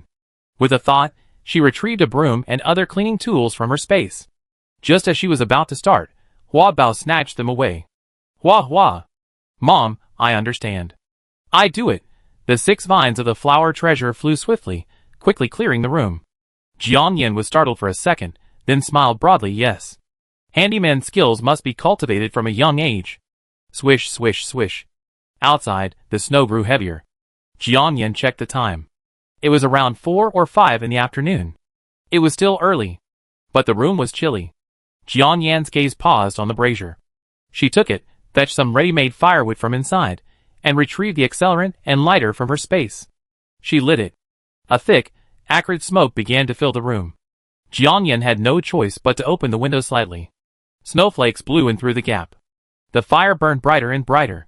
Gradually, the smoke thinned, and the temperature in the room began to warm slightly. When it was almost time, Jiang Yan retrieved another metal mesh from the space and placed it over the brazier. Then, with a thought, she took Hua Bao and entered the space. Compared to the icy world outside, the space was a world of ice and fire. Jiang Yan quickly gathered her scarf, hat, and down jacket. She had been flying during the day and resting in the space at night, and her life had become more regular and comfortable. She had taken out the garden fences she had purchased for free, and used them to create a circle around the black soil. She then divided the land into vegetable, orchard, and flower areas according to her original plan. The black soil in the orchard had been vacant, so Jiang Yin had planted some of the fruit trees she had purchased before the apocalypse. She had planted apples, bananas, pears, cherries, kiwis, sugar apples, oranges, grapefruits, lychees, coconuts, mangosteens, blueberries, and more. Jiang Yin had bought all of these fruits before the apocalypse, and in large quantities. Because time has stood still in the space's storage area, they were all as fresh as if they'd just been bought. However, the joy of growing and picking your own fruits is irreplaceable. Because she was so busy traveling, she hadn't paid much attention to her planting. Now that she has some free time, she can catch up on these tasks one by one. Although the growing environments, temperature, humidity, and other requirements of these fruits vary greatly, but thinking of the tropical and cold water fish that inhabit the stream, Jiang Yin wasn't worried at all. She had faith in the space. And the fruit seedlings didn't disappoint.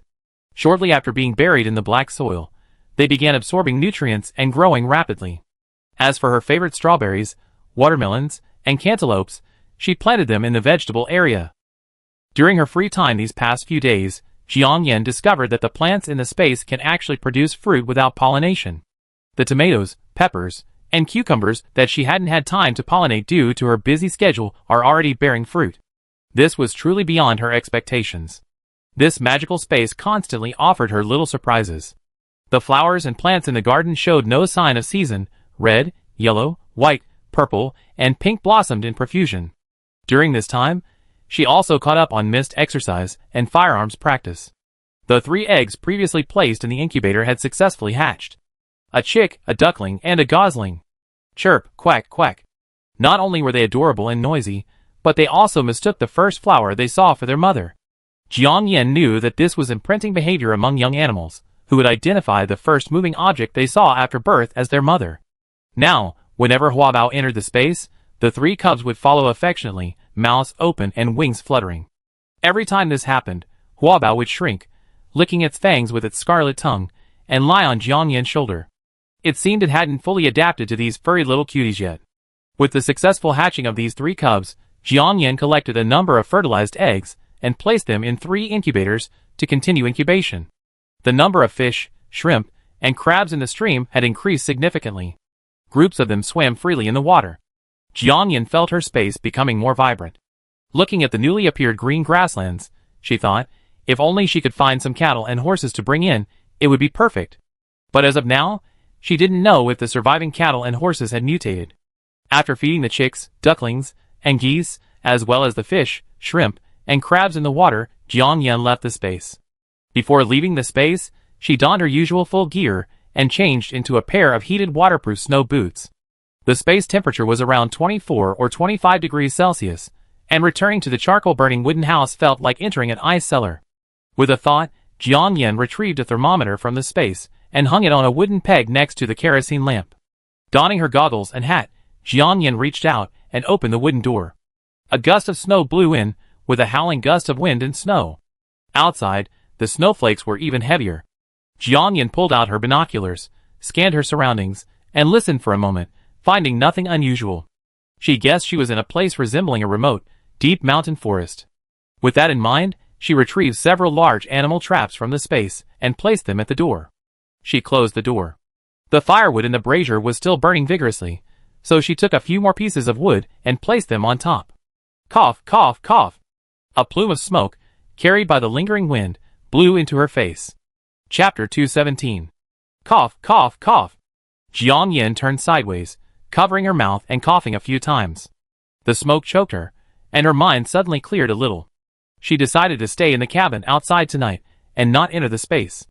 The snowstorm outside was too strong, and this area had never experienced an earthquake. She was worried that if she entered the space and then came out, she would never be able to leave again. She couldn't let Huabao stay alone outside the space every night. With this thought in mind, she took out the winter camping equipment she had bought from the space one by one. First, a large-capacity mobile power bank and a camping floor lamp. Next, the heating stove. She added fuel to the stove and lit it, and the temperature in the room gradually warmed up. With a thought, she temporarily stored the wooden bed and wooden table that had been in the cabin inside the space.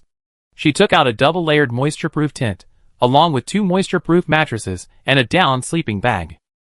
After doing all this, she felt a little hungry. In such cold weather, hot pot is perfect. She visually assessed the size of the brazier, retrieved an iron rack from her space, and placed a double-flavored hot pot on top. After pouring in mineral water, Jiang Yin took out a packet of spicy hot pot base, broke off half a block, and added it to the red soup.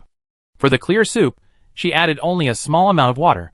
Then, she took out 2 fresh young coconuts from Tea Country, poured the coconut water into them, and added some fresh, white, tender coconut meat to the mix. While waiting for the pot to boil, she thought and produced a camping table. She also retrieved the hot pot side dishes: frozen beef, lamb rolls, beef rolls, boneless duck feet, fish fillets, duck blood, crispy pork, shrimp paste, bamboo shoots, bamboo fungus, lotus root slices, potato slices, enoki mushrooms, yam, baby cabbage, kelp, tomatoes. These dishes were prepared in small, individual portions for the restaurant. So while the variety looks plentiful, the quantity is actually quite small. 1 duck foot, 3 small pieces of crispy pork, 2 shrimp balls, and so on.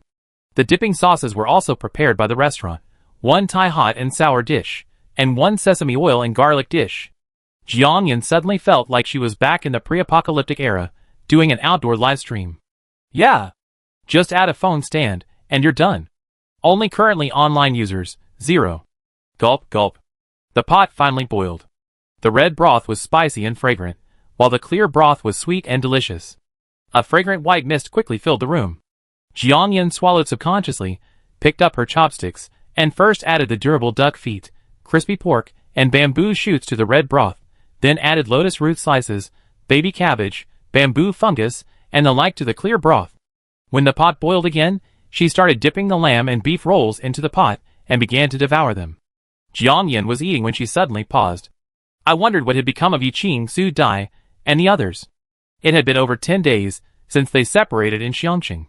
I wondered if they made it out of Xiangqing successfully. If they hadn't, then those mushroom clouds.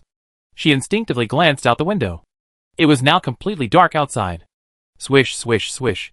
The snowflakes were still falling. Yeah, 10 days have already passed in the blink of an eye, Jiang Yin muttered to herself, taking a sip of her freshly squeezed watermelon juice. A slight frown suddenly crossed her face. She suddenly realized something. She might have gone in the wrong direction. According to the route she and Song Qian had previously estimated, it would only take 10 days to reach Dongshan from Xiangqing. That was if they were using primitive means of transportation. And for those 10 days, she had been flying almost all day, almost at full speed. At this rate, she could have made 7 or 8 trips to Dongshan. But she hadn't reached Dongshan yet. There was only one possibility. She was going the wrong direction. However, judging by the large ships she encountered along the way, this direction, or rather the landmass she was currently on, was likely home to similar habitable areas, or even large bases. Jiang Yin suddenly lost her appetite.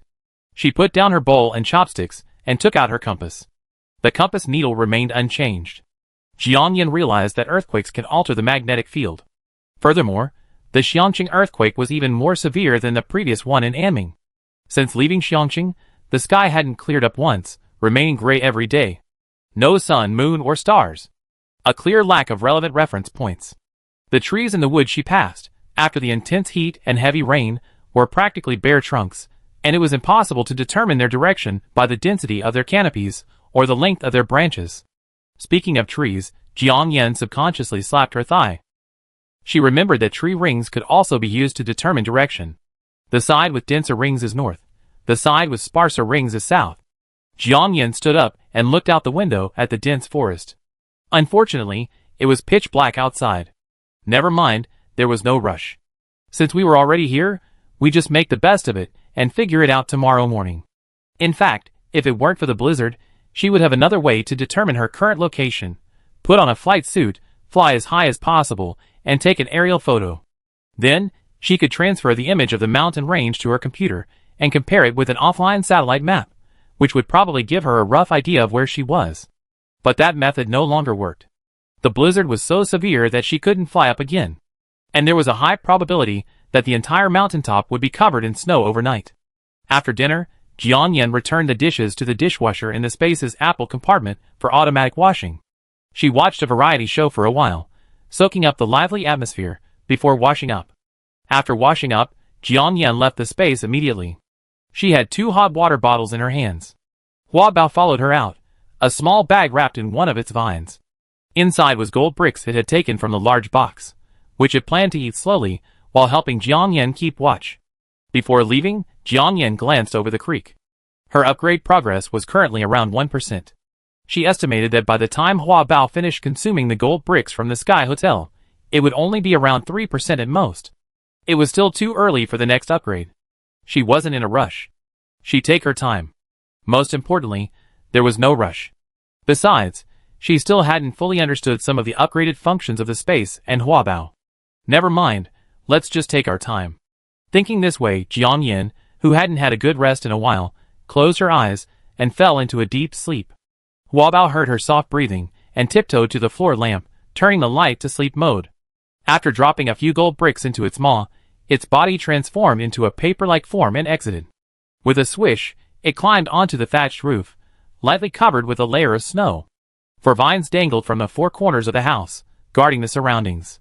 The remaining 2 vines curled up together, forming a nest, and its large head rested on top. The next day, the first thing Jiang Yan did when she woke up was to pick up a chainsaw and go out to cut down the tree. As she had expected, she had indeed gone in the wrong direction. According to her inference, she was probably in the north, the location of the flame base built by the legendary pervert Xuemiaomu. Chapter 218. Xuemiaomu. Jiang Yan felt uneasy at the thought of that perverted demon's actions. But she quickly realized that even if the flame base was in this city, it couldn't possibly occupy the entire city. This snowstorm, which showed no sign of stopping, trapped both her and others. At least in the short term, she was safe. As for the long term, her legs were her own. Once the snow stopped, she would leave this city of trouble. Thinking this way, Jiang Yan put the gasoline chainsaw into her space. Just as she was about to return to the cabin, Hua Bao pointed a small leaf at the dead tree trunk she had just cut down and exclaimed in surprise, "Hua Hua! Mom! Look! There are little ear mushrooms on the dead tree trunk." Little ear mushrooms? Jiang Yan leaned in for a closer look. Sure enough, on the dry, nearly rotten tree trunk, a few ochre red and black-gray fungi grew. I was so busy sawing down trees and identifying growth rings that I hadn't really noticed. It's tree-grown Ganoderma and wild black fungus. These 2 things are very common in Anming, and Jiang Yan recognized them instantly. She reached out and touched them. They were still fresh. They weren't very large, probably newly grown after the heavy rain. Hua Hua! Mom, is it good? I remember eating Ganoderma lucidum making you immortal. Jiang Yan couldn't help but chuckle.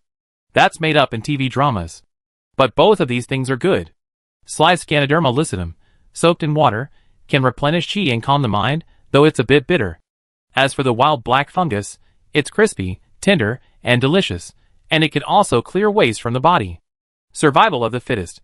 She hadn't expected that after experiencing the scorching heat and torrential rain, when everything was withered, she could still encounter living creatures in the wild. But it had only been a short time since the snow began. After that, it was probably not suitable for these 2 species to survive. Hua Bao leaped up upon hearing this, and quickly swept the remaining dead tree trunks. Hua Hua! Mom, there are so many! There are so many on every tree. Jiang Yan heard this and, with a light touch of her finger, she stored the dead tree trunk with the Ganoderma lucidum, and would ear mushrooms into her space, then stood up. Sure enough, the trunks of this dead forest were covered in Ganoderma lucidum, and wild wood ear mushrooms. If these trunks were placed in the space, the Ganoderma lucidum and wood ear mushrooms would naturally continue to grow.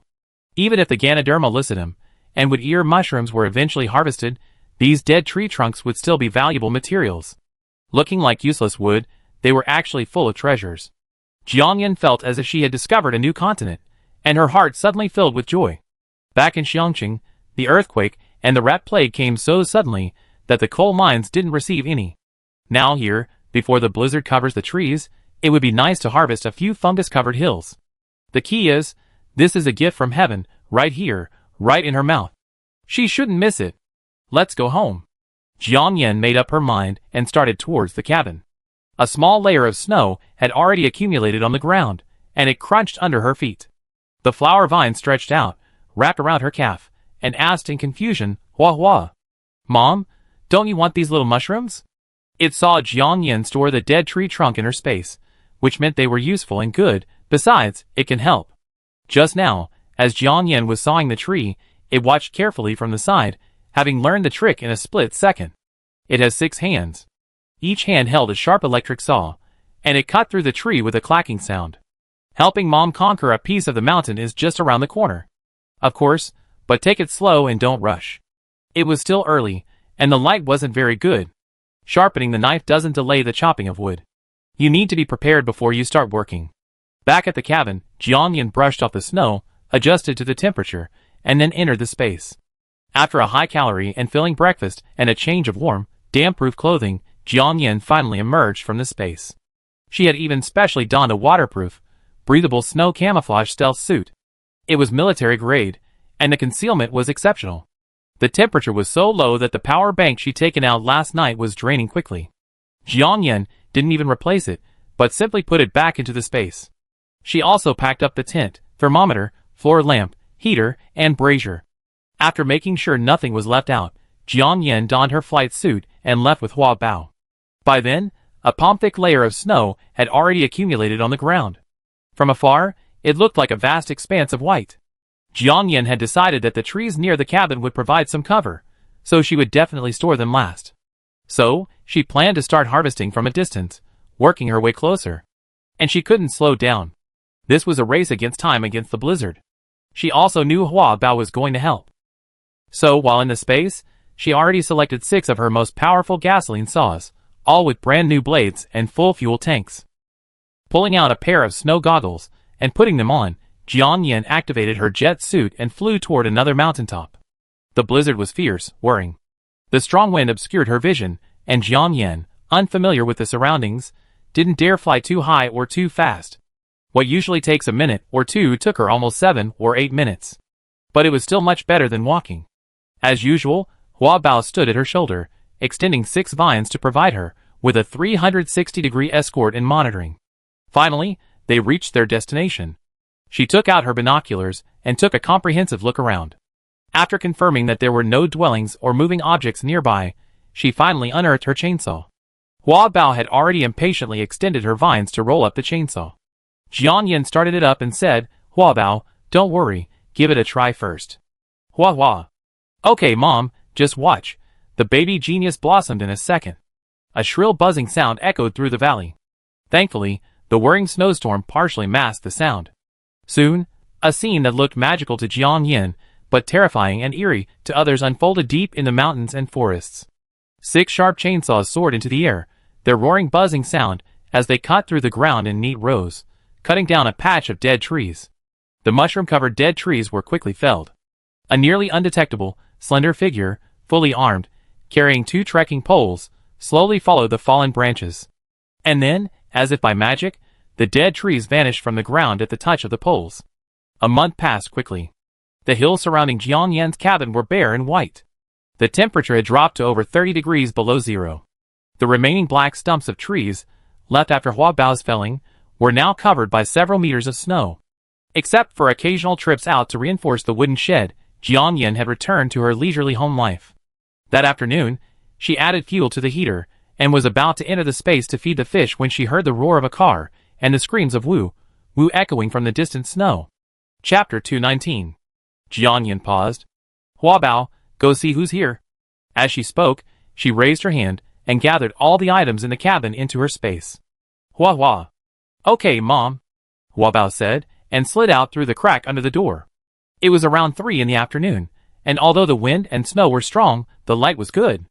Jiang Yin naturally couldn't open the door and leave, thus revealing her whereabouts. Climbing onto the roof, Hua Bao took a moment to clearly see who was coming. It was a brand new red track snowmobile. The fields were open and unobstructed, covered in powdery snow. The vehicle was moving very fast, climbing up and down hills, like riding the wind and waves, kicking up clouds of snow wherever it went. Behind the vehicle, on a simple sled tied with dead branches, seemed to be dragging a bunch of things. What exactly it was hard to tell. Ouch! The strange screams continued, like someone being torn apart and skinned. Jiang Yin frowned slightly. "How many people are there?" Wah wah. Looks like 4 or 5, armed with firearms. They don't look like good people. Having followed Jian Yin for so long, and having watched so many movies and TV shows, like a light brain, Hua Bao's ability to judge people is growing. Wah wah. Mom, they're coming towards us. Do we need to attack? No, let's wait and see. Jian Yin narrowed her eyes and said calmly, these days, those who can own a snowmobile are not ordinary people. It seems likely that they're coming to this cabin to rest. Perhaps they can get some information, or maybe not. She'd been alone in this deep forest for so long, she felt a little isolated from the world. With that thought in mind, Jian Yin gave Hua Bao a few more instructions. Then, just as the other vehicle approached the cabin, she slipped into space in a split second. Those people were likely just stopping by to rest. They would leave soon, and she could then come out again. The snowmobile gradually slowed as it approached the cabin. Hua Bao could then clearly see that 2 people, a man and a woman, were tied to the makeshift sled at the rear of the vehicle. They were wearing filthy cotton coats, huddled together with their eyes closed. Their hands, bare gloves, were covered in red, swollen, and pus-filled chilblains. The skin on their faces was rough and cracked, and a thick layer of white frost had already formed on the brim of their hats and eyelashes. Ouch! Another scream rang out. Hua Bao's vine swept through the air, her eyes darting around, and she realized that there was a rope tied to the center of the sled behind them. Looking along the rope, in the blizzard below, there seemed to be a white deer. The deer was half kneeling in the snow, a pair of large, strange antlers atop its head. It looked a bit like the elk pulling Santa Claus sleigh in Western movies. But this one was enormous, almost as big as an elephant. A completely snow-white elk? Jian Yin, in the space, was taken aback for a second as she listened to Hua Bao's description. This was the first time she had heard of a relatively normal animal after hearing about strange mutants like leeches, scorpions, bats, and mice. And it sounded quite rare. As for its enormous size, it was probably also due to mutation. But all in all, it was exciting news. At this moment, Jian Yin had returned to the apple cabin. She was sitting on a chaise longue, sipping a cup of coffee while listening to Hua Bao's real-time report. Hua Hua! No, it's just the horns that look like a deer. Its head looks more like a horse, and its body is a bit like a donkey. Jian Yin narrowed her eyes and replied to Hua Bao, then I know what it is. It's a reindeer, also known as a 4-legged beast. They were specially raised in certain parts of northern China before the apocalypse. As the 2 of them conversed in their minds, the red snowmobile had stopped in front of the cabin. The door opened. 4 burly middle-aged men jumped out one after another. They carried backpacks and held various weapons. There were crossbows, axes, and guns. The square-faced man in the lead had a sturdy build and wore blue goggles. He held an AK-47 with an extended magazine. He glanced at the 3 people beside him and gestured toward the cabin. Go in and take a look around first, and check the surroundings. Okay, Brother Ding. The remaining 3 responded, and with practice, they stepped onto the platform where the cabin was located. The empty cabin was clearly visible. There wasn't anything worth checking. One of them quickly turned back and said, Brother Ding, it's an intact, empty cabin, and it's warm. It'd take another half day to get back to base, so why don't we stay here tonight? Okay. Move some supplies up.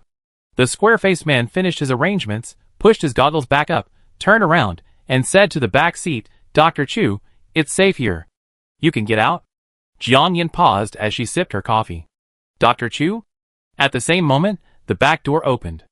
A tall, but relatively thin man stepped out. The man was in his early 20s, and didn't wear snow goggles. He wore a pair of gold-rimmed glasses, revealing a fair complexion. His demeanor was refined and elegant. Despite his youth, the square-faced man showed clear respect for him. The remaining 3 began unloading the truck. Dr. Chu and the square-faced man entered the cabin one after the other. Both brushed off the falling snow and glanced inside simultaneously. Well, Dr. Chu, this cabin is nice. Looks like we're lucky today, the square-faced man said in a somewhat flattering tone. Dr. Chu didn't reply. He raised his hand to adjust the frame of his glasses and cast a sharp glance at the slightly ajar window. He then walked to a spot on the ground marked with the mark of a brazier and half-crouched. He removed his gloves, felt the ground with his palms, and immediately stood up, his tone somewhat sinister. Ding Dayong, believe it or not, if we had come earlier, we might have encountered a few living people. People? Ding Dayong's eyes flashed with vigilance. He glanced around the cabin again and asked, What do you mean, Dr. Chu? So many flaws, can't you see them at all? Dr. Chu said, scoffing at his stupidity. Ding Dayong's throat choked at his words, his eyes widening, but he suppressed his displeasure and anger. Brother Ding, where should we put all this? A man with a red nose asked from the doorway, carrying a pile of folded camping gear. His words broke the somewhat awkward atmosphere in the room, but it was like throwing a lit match into Ding Dayong's anger. Where else can we put it? Is there another option in this room? Ding Dayong glared at him coldly, his tone displeased. The rosacea-nosed man, feeling inexplicably insulted, dared not breathe a word and quickly placed his equipment on the ground. The man was about to turn around and move the remaining supplies when Dr. Chu suddenly said, "We'll be back at base in half a day. There's no need to keep those two people here. Bring them in." Chapter 220. Okay, Dr. Chu, the rosacea-nosed man replied, bowing slightly to Ding Dayong before turning and walking out the door. A few seconds later, he returned.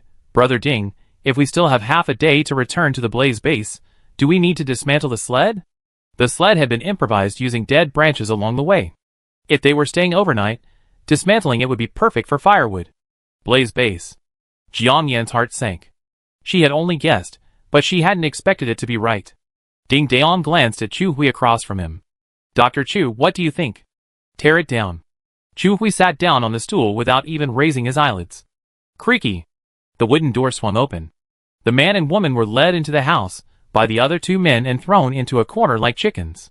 The two men had long since frozen solid, their pale lips glued together. They tried to beg for mercy, but words were futile. Tang Sichuan, start the fire. It's freezing in here. Ding Dayong also sat down on a stool and immediately instructed the man with the rosacea. Okay, Brother Ding. Perhaps the firewood had been dragged through the snow for too long. Tang Sichuan spent a long time trying to light it with his lighter, but he couldn't catch a single spark. Brother Ding, how about I get some gasoline to help? Ding Dayong was about to reply when Chu Hui raised his chin towards the couple in the corner and sneered, Don't we have a ready-made fuel there? Tang Sichuan stared blankly for a moment, then reacted. He stood up, fetched a dagger, and quickly walked towards the two men. Soon, all their clothing was stripped off. While the room wasn't as icy as outside, the temperature wasn't much higher either. The two men's bodies were already covered in wounds, and now without clothing to hide them, their skin quickly turned from pale to a dark blue. With the clothes fueling the fire quickly burned. Chu Hui removed his gloves and slowly warmed his hands over the fire. As he did so, he turned his hands over, examining each joint as if they were a work of art. Across from him, Ding Dayong, breathless, pried at the firewood with a thin branch. In the space, Jiang Yan, having finished her coffee, listened to Hua Bao's simultaneous interpretation while carefully turning over the fertilized eggs in the incubator in the container. From time to time, the screams of reindeer could be heard from outside. A deep silence fell within the room. The remaining three men, who acted like underlings, one stood guard at the door, while the other worked inside, sorting supplies. Tang Sichuan took out an iron rack and placed it over the fire. He then took out a pitch-black hanging pot, half filled it with clean snow, and placed it on the fire to heat. The snow quickly melted and gradually began to warm. Seeing the temperature was about right, he removed the hanging pot and pulled 2 bottles of strong liquor from his backpack, placing them in the pot and slowly warming them. When the bottles had warmed to the top, he handed them to Chu Hui and Ding Dayong. Dr. Chu, Brother Ding, have some wine to warm you up. The two men reached out to take it.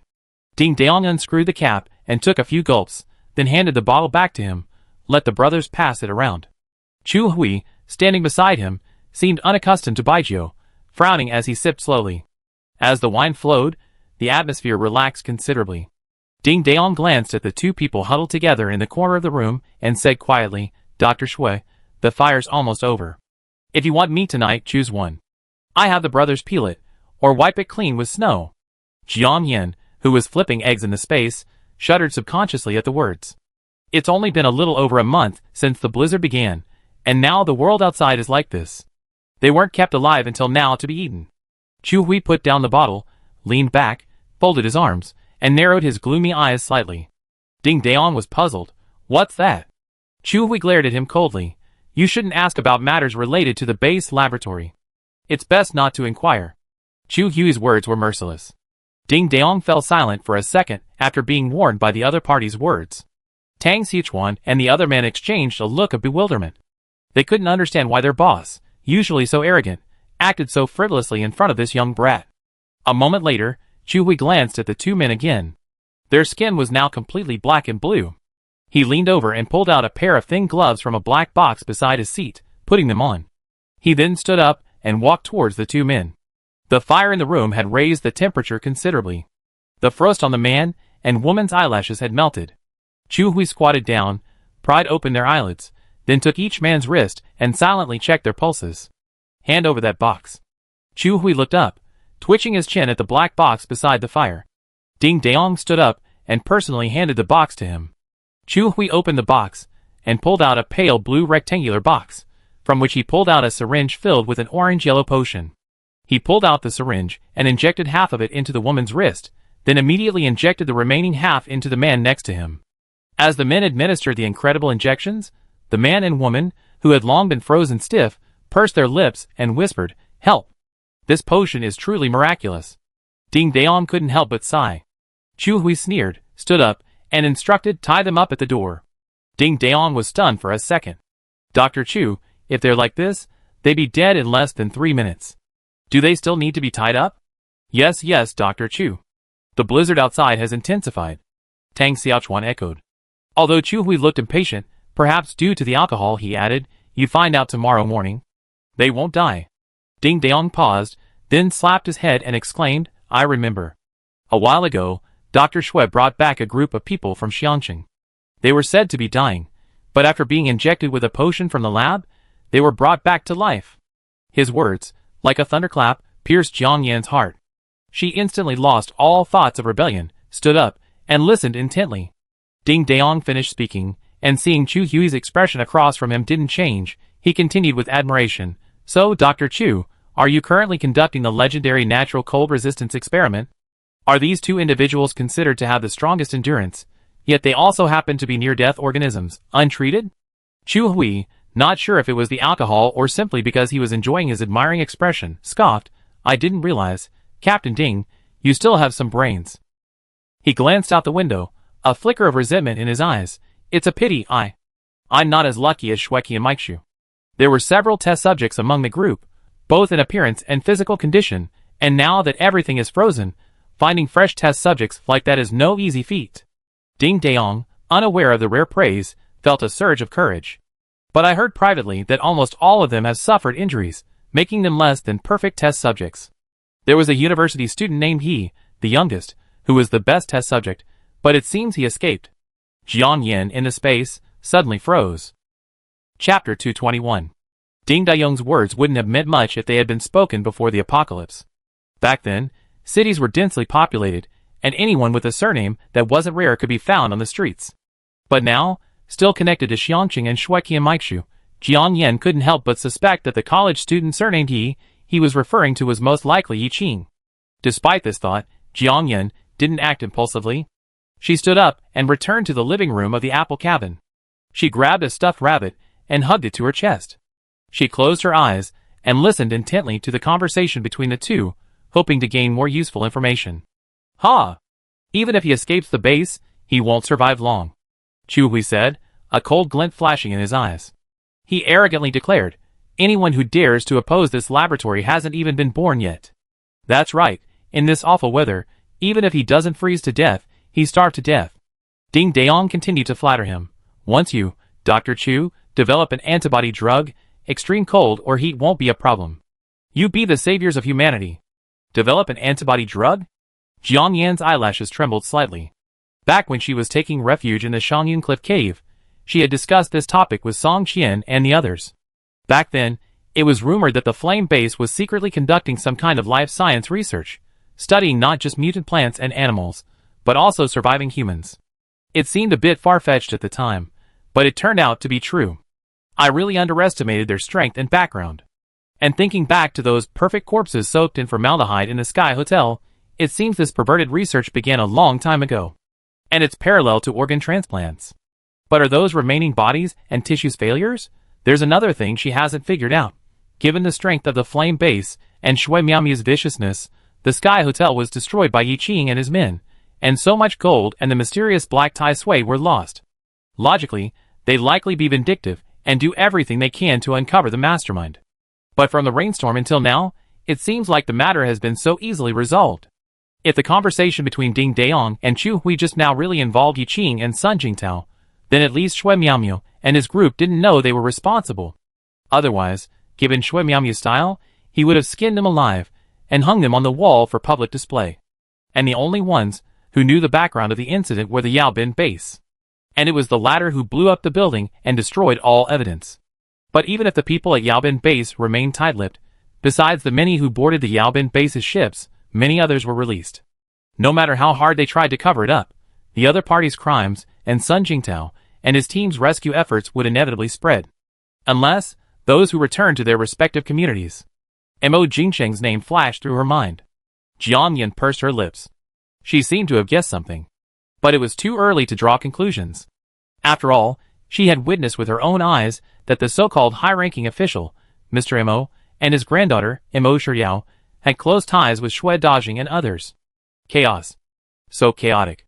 Jiang Yan suddenly opened her eyes, rubbed her temples, and decided not to dwell on these trivial matters. Attention returned to the outer space. The conversation in the cabin had concluded. Chu Hui, a youthful old fox, though a bit tipsy, was still highly alert. Perhaps sensing the topic had gone a bit beyond the bounds, he reverted to his previous cold attitude, ignoring Ding Daong and his group. Ding Daong fawned for a while, before returning to his seat. Feeling somewhat self-deprecating, he stopped approaching. There was no movement outside, and Jiang Yan didn't feel comfortable jumping out directly. However, she also realized that the others had some knowledge of the situation at the flame base, or even Yi Qing and the others. Since they couldn't get any useful information from their conversation, she had no choice but to take the initiative. It was just before 6 in the afternoon. Because of the blizzard, the days were short and the nights long, and it was already dark outside. Even if those people hurried, they would have to wait until after dawn tomorrow. So, she had plenty of time to prepare. With that thought in mind, she stood up and walked to the dining room, where she grabbed a plate of teppanyaki and ate a quick meal. While eating, she pondered her plans for later. The first and foremost issue was what weapon to use to subdue the enemy. She remembered that beyond the mountain where the cabin stood, there were 2 higher peaks. The snow was thick on those mountains. She couldn't use loud weapons, as that would easily trigger an avalanche. After much deliberation, Jiang Yan came up with an idea. After dinner, she searched her arsenal with her mind, and pulled out a military tranquilizer gun. She immediately found her bulletproof vest, and put it on. After simply arming herself, she gave Hua Bao some instructions, and then went back to bed. Inside the wooden house, Chu Hui ate a quick snack, and laid down to rest. He had a double-layer air-cushioned sleeping bag, and half the fire pit to himself. His treatment was exceptional. As for the remaining 4, they had to keep watch, so they simply took turns sleeping on the ground with a tarp nearby. At this moment, Ding Daong and 2 of his men, with a dirty deck of playing cards, quietly played landlord by the dim firelight. An armed man was left guarding the wooden door. The wind and snow outside were so strong that he sat down on the ground, guarding the door as well. Hua Bao hung upside down on the roof, his small eyes darting around, watching the people inside. An unknown amount of time passed before the 3 men playing cards finally yawned, and lay back on their hard mats. Snoring soon followed. The man on duty now was Tang Sichuan, a man with rosacea. He saw several people sleeping, their heads beginning to twitch like chicks nibbling rice.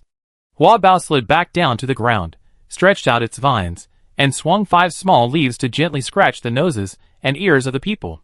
They were fast asleep, so he reached out to scratch them. After mumbling a few words, he continued to sleep soundly. Hua Bao realized it was almost time and quickly sent a telepathic message to Jiang Yan in the space, telling her that the people outside were already fast asleep. Jiang Yan put on her coat, a mask, and night vision goggles before emerging from the space. Hua Bao had already followed her instructions, extending transparent vines to bind the 5 still sleeping bodies. He didn't apply any force. Puff! Puff! Jiang Yan raised the tranquilizer gun and aimed it at each person one by one. The anesthetic effect was enough to bring down an elephant, taking effect in 3 seconds and lasting at least 40 minutes. Though she had plenty of time, Jiang Yan didn't waste any time. After several people were shot, she had Hua Bao test their reactions. After confirming they were unconscious as dead pigs, she retrieved the high-tech binding tape she used previously from her space. She bound the 5 men's hands and feet, then used black carpet glue to seal their mouths. Jiang Yan then stored their supplies and weapons into her space. It took only 10 minutes to complete the operation. It would take at least another half-hour for the anesthetic to wear off, and for the men to wake up. Jiang Yan simply dragged a stool, and sat down by the fire. Ouch! A scream came from outside. Jiang Yan frowned slightly, then realized it was the white reindeer outside. She stood up, glanced at the tied-up men still soundly asleep, and told Hua Bao to keep an eye on them. Then she opened the wooden door and walked out. Chapter 222. Amidst the snow, the biting wind blew like sharp blades across her face. Jiang Yan pulled the brim of her hat closer, retrieved her flashlight and pistol, and walked toward the wooden wall outside.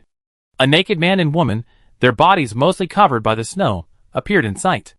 They huddled together, their bodies covered in white ice particles, transformed into two dark blue humanoid ice sculptures. It seemed that Dr. Chu's miraculous potion had lost its effect. Despite this, Jiang Yan stepped forward, removed her gloves, and checked the two men's breath. They were indeed dead. She put on her gloves and looked away. The red snowmobile and the white reindeer not far away were also half buried by the blizzard. Jiang Yan trudged over, cutting the reindeer's ropes, and first storing the snowmobile in the space. The reindeer, upon seeing the light and her figure, didn't rise, but instead let out a painful wool. The sound was weak, as if it were begging for something.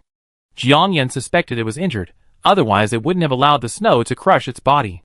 To be on the safe side, she pulled out her tranquilizer gun and gave it a shot. After the reindeer's eyelids fluttered and it passed out, Jiang Yan approached. The reindeer was about the size of an elephant.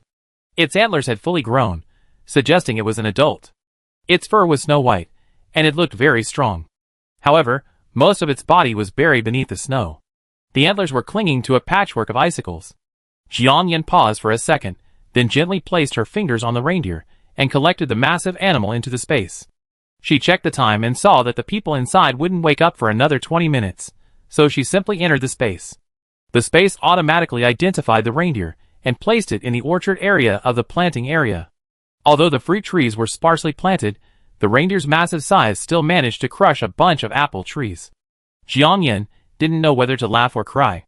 The chicks, ducklings, and geese that had hatched earlier, besides flying freely on the grassland and swimming in the stream, would also visit her vegetable patch. They pick at the leaves and dig for worms and other small insects. Whether they find anything or not was uncertain, but the soil always got messy after a while. Thankfully, these small animals seemed to be restricted by certain rules of the space, limiting their range to the planting area and grassland. As for the reindeer, Jiang Yan had read reports that they generally lived in dense forests. But the fruit trees in her space weren't even as tall as her waist, so it wasn't really a dense forest. However, she had to return to the house to deal with those people later, so Jiang Yan didn't want to dwell on this matter too much. Just let it lie here for now. At worst, she could replant it later. While she was pondering, she had already reached the reindeer. The sunlight was now bright in the space, and the icicles on the reindeer's antlers and the remaining snowflakes on its body gradually melted into water. Without the snow covering its hide, Jiang Yan realized that the reindeer was indeed injured. Both its hind legs were pierced by bullet holes and bloodstains, and the scratches from being dragged along were very obvious. The front legs were bent and tied to two wooden boards, like miniature sleds. No wonder it couldn't stand up. Jiang Yan untied it, then, with a thought, produced a medical kit. She took out a bandage and bound the wounds to stop the bleeding. Then, with tweezers, she removed the remaining shell casing. She then disinfected the wounds, applied medication, and bandaged the reindeer's wounds with gauze. Checking the time, she saw that the anesthetic the men outside had applied would wear off in less than 10 minutes. Jiang Yan stood up and moved the reindeer back to the grassland. She then took a dozen previously felled dead logs from the storage area and placed them aside.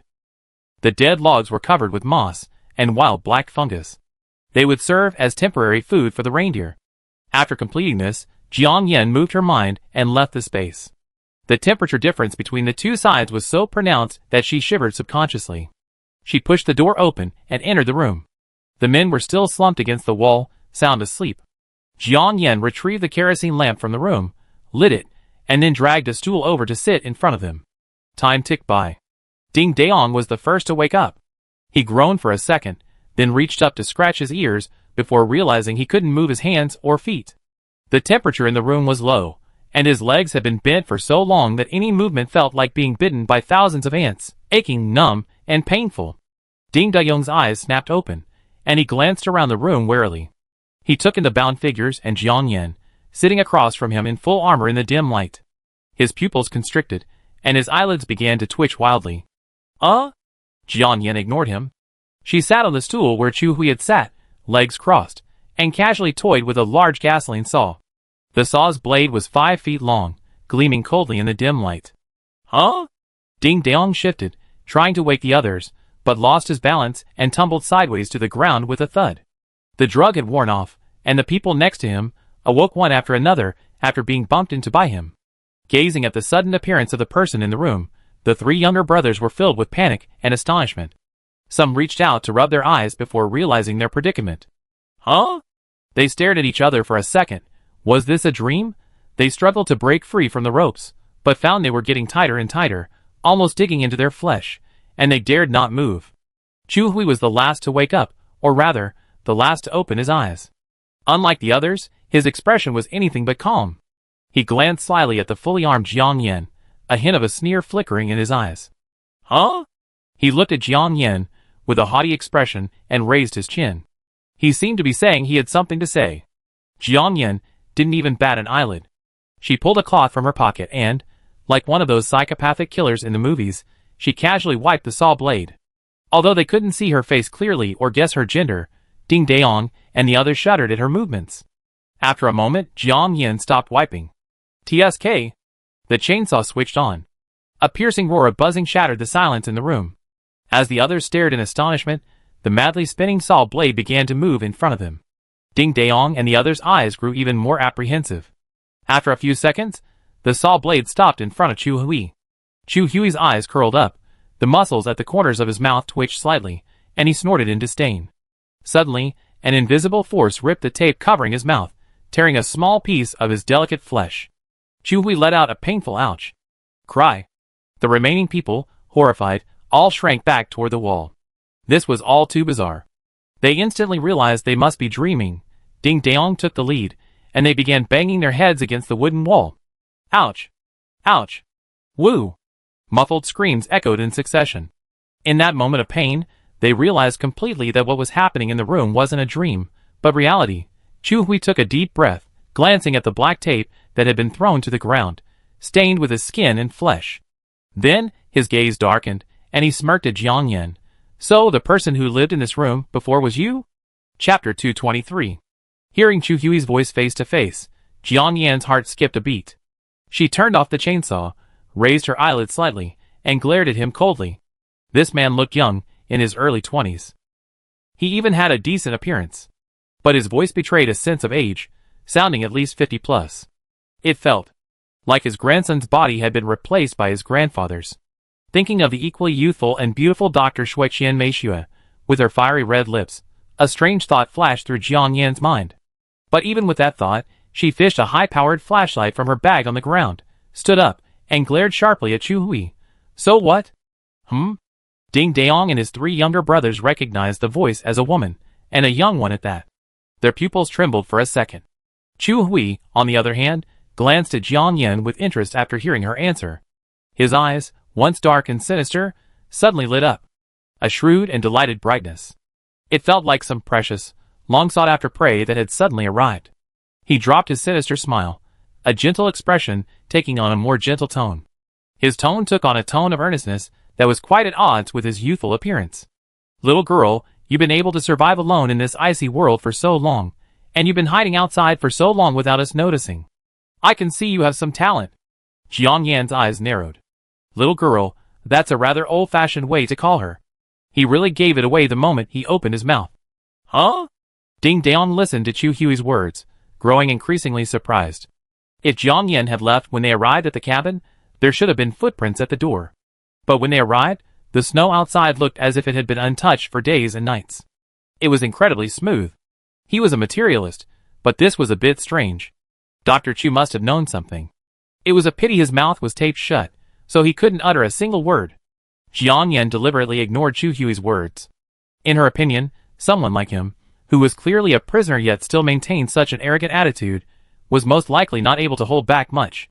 Sure enough, the latter continued to counsel, however, these are the end of the world. This is not the time for solitary heroism.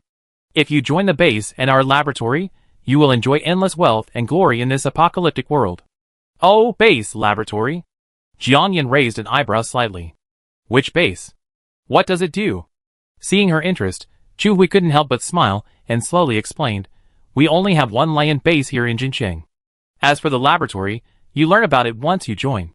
It's like a reincarnated savior in this world. Normally, if your IQ was less than 170, and you didn't have any outstanding scientific research achievements, you wouldn't have the chance to join.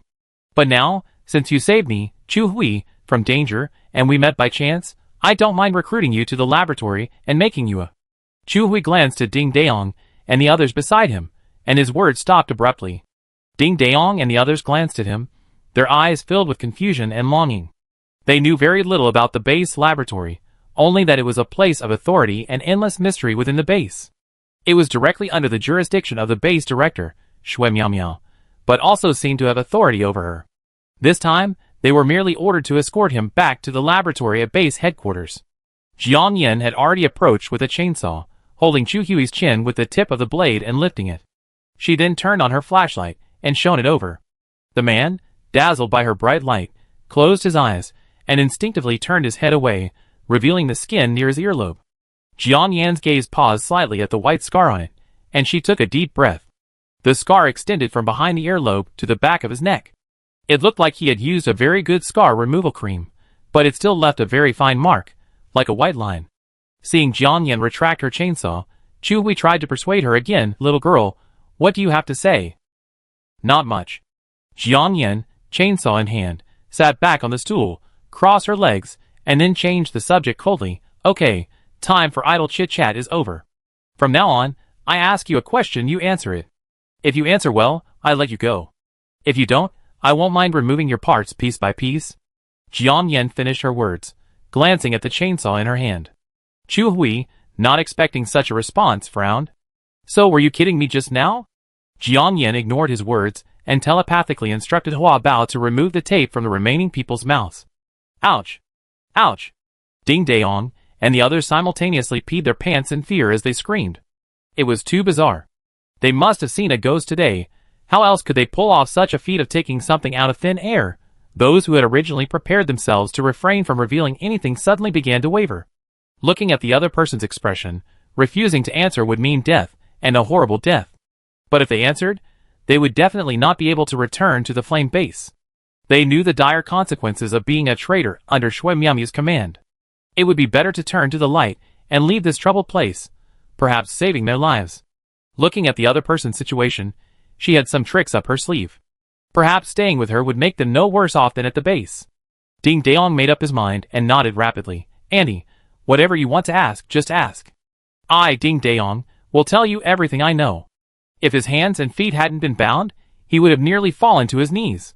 The remaining three men nodded frantically, like chickens pecking at rice. Me too. Me too. When Chu Hui personally witnessed the 4 pieces of sealing tape being ripped from their mouths simultaneously, his eyes froze for a second, but then filled with immense joy.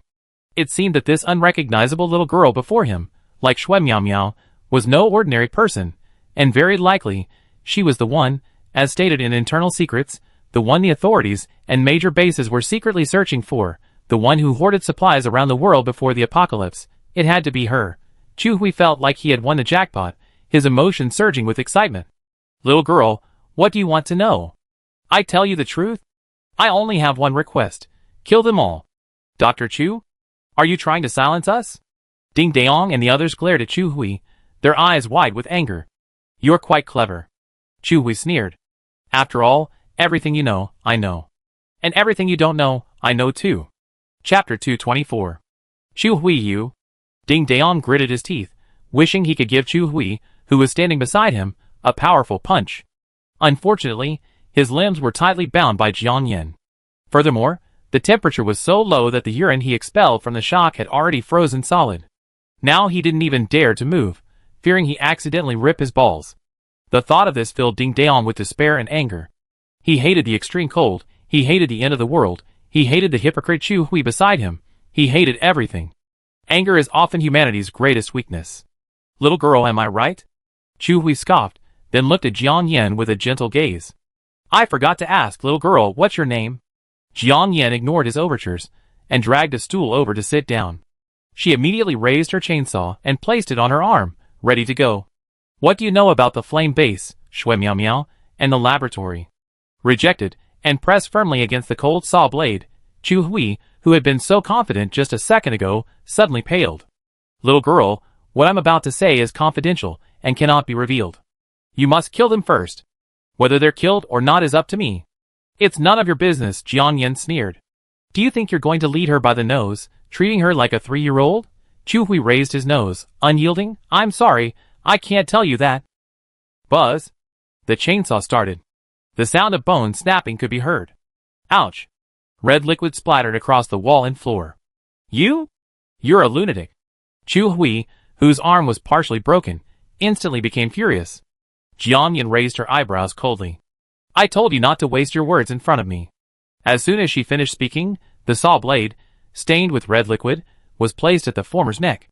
Watching her fingers reach for the switch, Chu Hui, his eyes filled with rage, instantly backed off. Wait. The fresh smell of urine filled the room. The temperature was so low that even wisps of heat were palpable. I don't want to repeat the question from before. The girl's oppressive voice echoed from within the room. Chu Hui paused, swallowing the sharp pain in his arm. With a pleading gaze, he said, I confess everything, but I also hope you keep your promise and spare my life. For someone with such a special status, if he could survive, there would be other bases that would hold him, even if the blazing base didn't. And they would be the kind that would be desperately sought after. That depends on how well you confess, Jiang Yan said slowly, sitting back in her chair.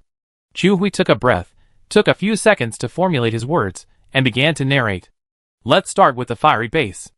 A cunning rabbit has 3 burrows, and Shui Miaomiu is no exception. Initially, he lived in Haicheng, near Anming City. After the rainstorm subsided, he moved to Xiangqing, and then to Jincheng. However, the first 2 were merely branches of the base. Jincheng is the true headquarters. Jiang Yan listened intently, her brows furrowing unconsciously. The information Chu Hui and the others shared could be roughly divided into several points. 1. The Jincheng fiery base was planned before the apocalypse. However, during its initial construction, it was constructed as a large air raid shelter, similar to that used for war preparations. It wasn't until the apocalypse arrived that it was officially declared a base, complete with both an above-ground and underground city. 2. The laboratories are divided into 2 categories. Those that study the causes of natural disasters and how to respond to them, and those that study how human genes can rapidly mutate to adapt to extreme weather conditions. The laboratory at the fiery base falls into the second category. Initially, they used animals with the closest genetic similarities to humans, such as gorillas, mice, cats, and cows, as biological specimens to study how they cope with various extreme weather conditions. Later, as the high temperatures approached, the superiors began to panic, and the organisms used for laboratory research began to spread to humans. As for the method of research, it is likely that they utilized certain technological means to shorten the evolution of species that would normally take millions, or even tens of millions of years, to a few months or even days, using viruses with the shortest evolutionary cycles. 3. Shui Miaomiu is very mysterious. All we know is that he, along with the Golden Shield security and other channels behind him, made the greatest contribution to the acquisition of human biological specimens in the early days of the apocalypse. As for why he was appointed head of the base, it is unknown. Chu Hui was extremely coy about the extent of the official involvement in the operation, stating only that he was merely a scientific researcher and had no knowledge of the matter. 4. Xiangqing originally possessed the richest coal resources, making it an ideal location for weathering extreme cold. However, due to problems with the preservation of the mutated virus in the laboratory, which could even threaten the survival of all humanity, a self-destruction system was activated. 5. Shuiqian Meishua did indeed bring some people back from Xiangqing by transport plane before the explosion. However, all that is known is that the person who escaped the laboratory was a university student named Yi, because someone at the base recognized him and claimed to be a former schoolmate. As for the others, they used pseudonyms, and their real names were unknown. An hour later, after interrogating all 5, Jiang Yan stood up, somewhat exhausted. This exhaustion stemmed more from the shock of partially understanding the truth. Auntie, we confessed everything. Can you let us go? Ding Dong asked weakly, mustering the courage. Chu Hui echoed, yes, Brother Ding, and the others have been very cooperative with you. You should keep your promise and let us go, right?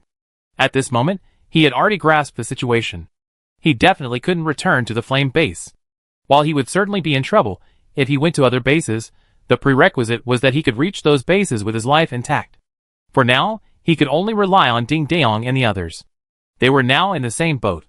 Although he had offended a few people before, he had also observed along the way that the other side was a simple-minded, strong-armed bunch. If only he could lower his pride, he could trick the other party. The four looked at Jiang Yan with hope, only to see her pull a roll of carpet adhesive from her bag and seal their mouths again without further explanation. "I'm sorry." As they stared in disbelief, Jiang Yan pulled out something resembling a large battery, with a red countdown on it. An invisible force suspended the battery from the roof. 0:59. Tick, tick. With a ticking sound, the countdown ticked down second by second. Even if they lacked common sense, they had seen TV and movies and immediately recognized it as a time bomb. Ugh! Their eyes widened in fear, and they instantly fell towards Jiang Yan. Someone else began to crawl towards the wooden door like a maggot. Jiang Yan had already pushed it open and walked out. Bang! The door was locked from the outside. They had indeed given clear instructions, completely surprising Jiang Yan. But even if they hadn't aided and abetted the evil at the base, Jiang Yan couldn't let them live. The secret could only be completely protected in a coffin. Outside, the blizzard continued. The sky was dark. Jiang Yan stored the chainsaw in her space, retrieved her snow goggles, and put them on. She then retrieved a snowmobile from her space. Bang! Bang! The person inside, who had crawled to the edge of the wooden door, began banging against it with their bodies in despair. Jiang Yan glanced back coldly, started the car, and sped off toward the base Ding Daong had pointed to. Midnight. Boom! Amidst the earth-shaking roar, flames shot up from the shattered wooden house, but were quickly buried by the snow and ice that poured down from the mountaintop like a torrent. Chapter 225. Half an hour later, Jiang Yan slowed down her riding. She stored her snowmobile in her space, and retrieved the red crawler snowmobile she had taken from Chu Hui and the others.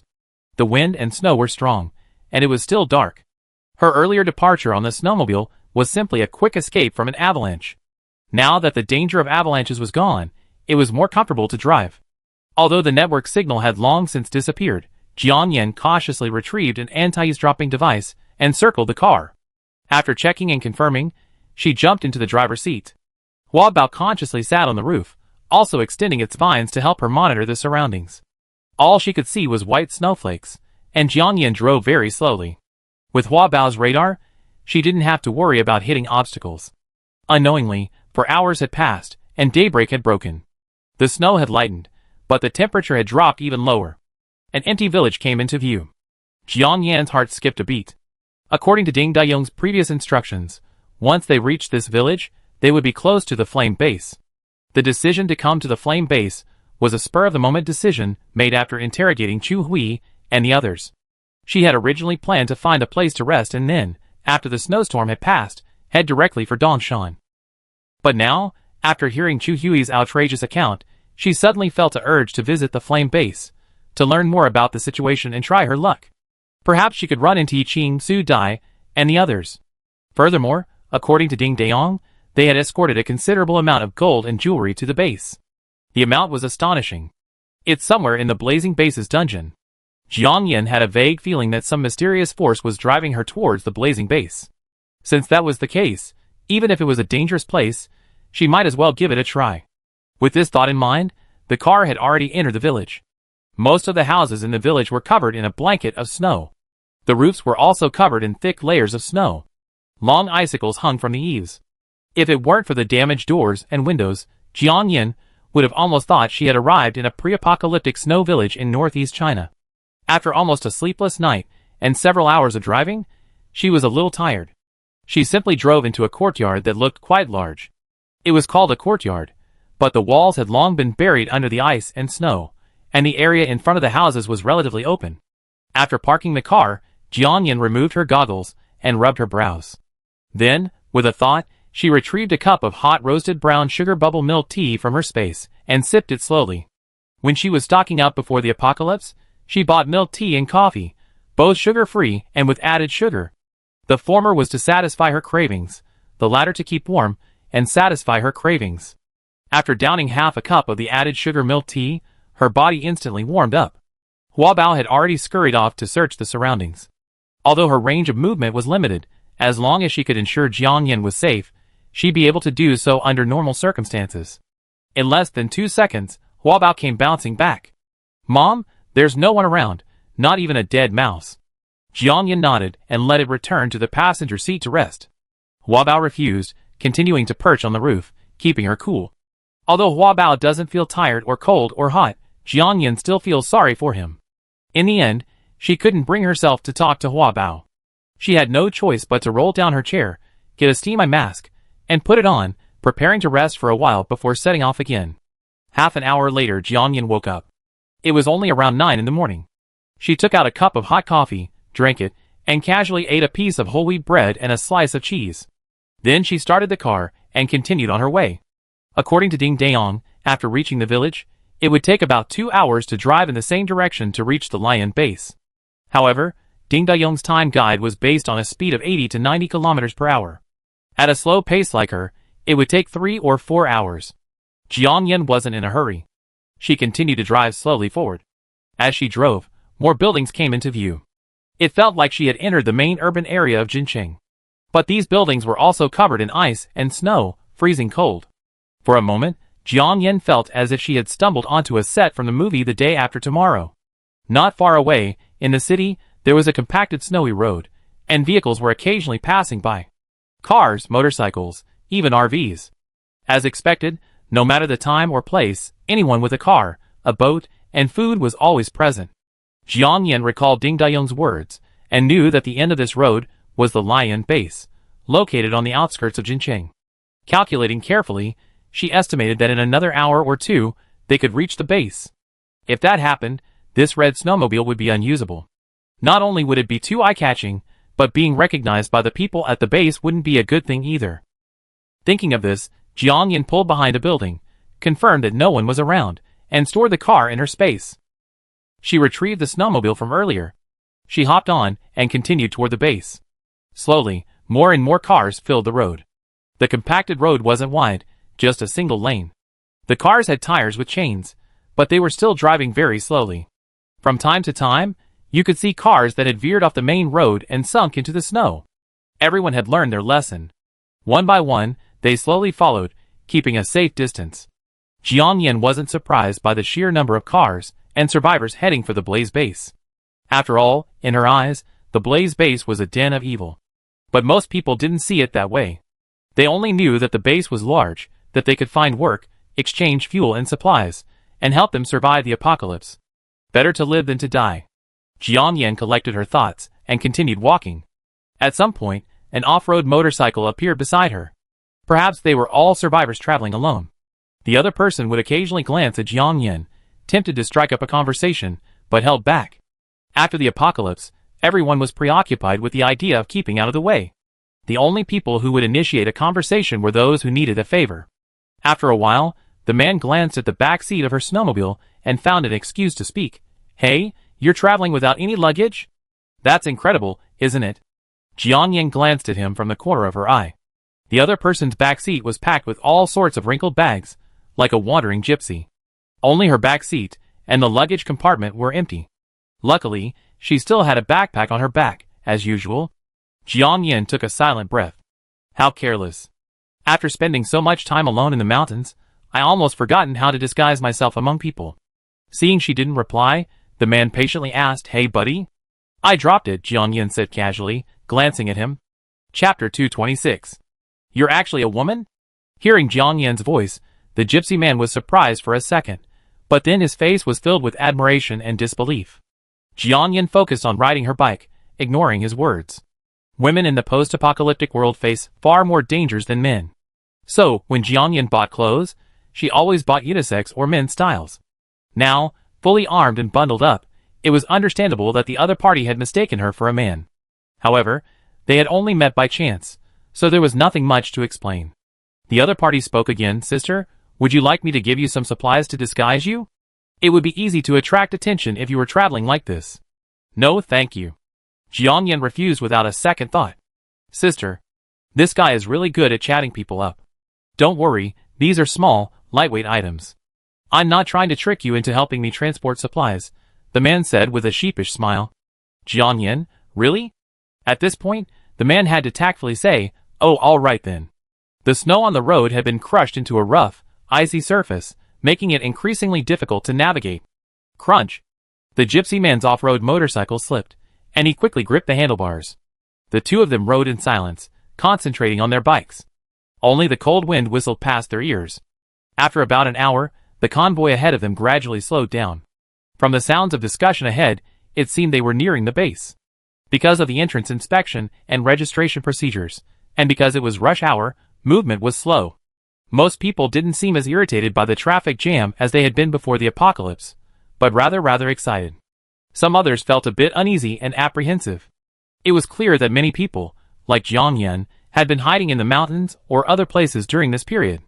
It was still early, and they were about to reach the base, and seeing some new and living companions, they were subconsciously excited. Of course, they weren't as excited as the gypsy man, actively saying hi to others. Most of them had wary expressions. On both sides of the road, numerous gigantic, strange-shaped ice sculptures, each 3 meters square, gradually appeared. From a distance, the entrances were indistinguishable. On closer inspection, they realized they were something like road signs. Jiang Yan looked at a large block of ice to her right. Inscribed neatly on it were the words, "Entrance to the blazing base, 3 kilometers." On the side of the words, a straight arrow pointed straight ahead. Jiang Yan gazed at these signs, deep in thought. From the small details, it became clear that the management of this base was very orderly and disciplined. Is the person in charge here really the dandy pervert Shuemiao? She was deeply skeptical. Continuing forward, a relatively flat expanse of white snow came into view. Also, numerous igloos appeared. They were so densely packed that the end was invisible.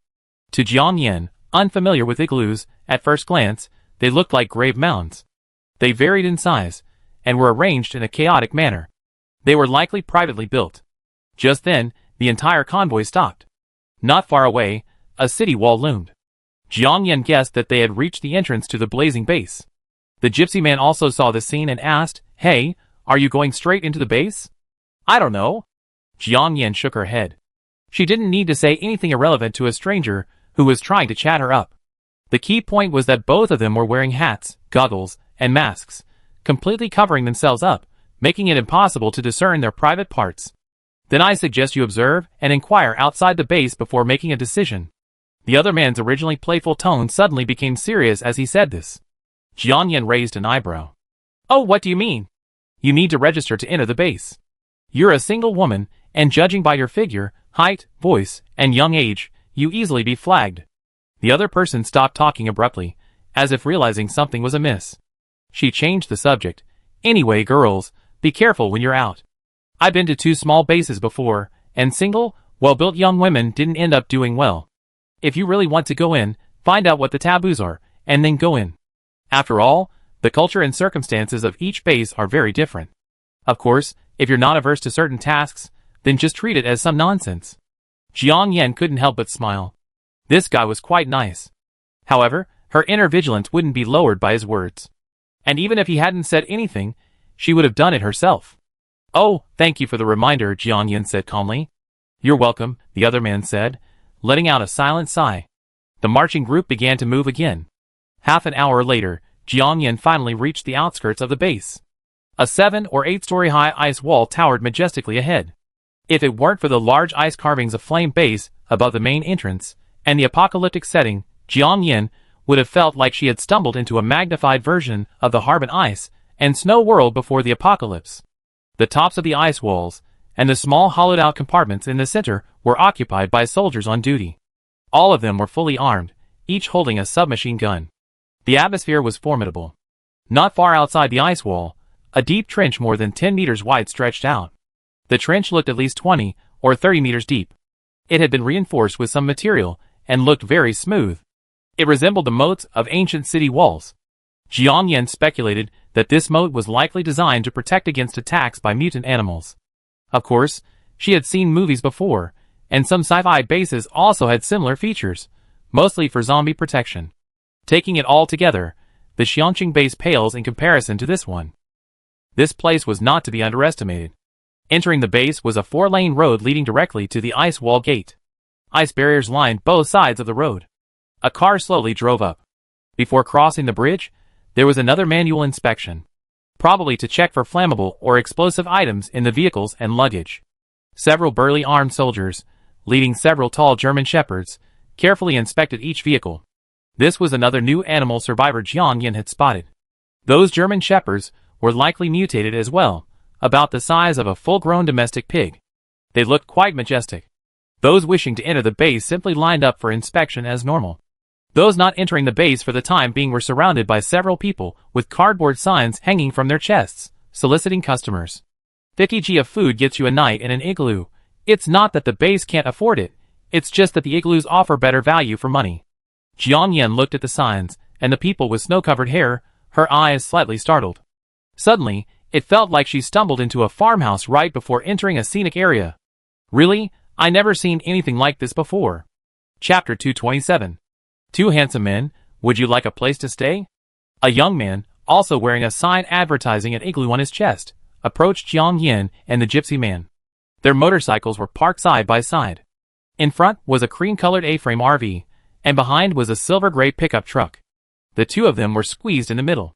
At first glance, they looked like they were traveling together. Jiang Yin, remembering the gypsy man's earlier warning, shook her head and said nothing. She wasn't worried about getting into trouble if her words revealed her gender. But she was unfamiliar with the place, and it was Shui Miaomia's territory, so she thought less trouble was better than more trouble. She decided to listen to advice. Is parking free? The latter asked. Jiang Yin almost burst out laughing when she heard this, but after hearing the young man's words, her laughter suddenly stopped. Of course, but your car is small, so a 50g bag of food will last you all night, and fuel will be fine too. Their RV weighs at least 2 kilograms. Don't worry, you'll be safe once you park in our area. The group waiting to enter the base stood still, so the gypsy man struck up a conversation with the young man. The young man, perhaps realizing they were cyclists and potential customers, unlike those with cars, who might just sleep in their cars, was eager to explain. Jiang Yin listened quietly, quickly understanding the situation. The large flat area outside the base had been leased by a business. Similarly, they were required to pay rent to the base. This business built their own igloos. They also created various amenities to suit different price points. It's like, some igloos have only beds, others have beds and tables, complete with bedding, braziers, oil lamps, and so on. If you can't enter the base and want to stay outside, you have to go back home. Anyway, within 2 kilometers of the base, they're open to the public. If you want to choose somewhere else, you're out of luck. Jiang Yin knew with a quick guess that these merchants were likely related to the higher-ups at the base. No wonder these people simply hung a sign at the base entrance to compete for business, and no one came to say a word. Hey buddy, what's up? You want to stay outside? The gypsy man, having listened to the young man's introduction, turned and looked at Jiang Yin. According to the young man, to enter the base, you have to pay 10 kilograms of food or equivalent fuel per person. This was just the admission fee. Renting a place and other expenses would require further expenses. Of course, he didn't have that much supplies, unless he pawned his off-road motorcycle. Alternatively, they could sign something like a labor agreement, working at the base in exchange for shelter and food. But working at the base in exchange for shelter and food wouldn't be much better, I imagine. It's just a large bunk bed and plain porridge.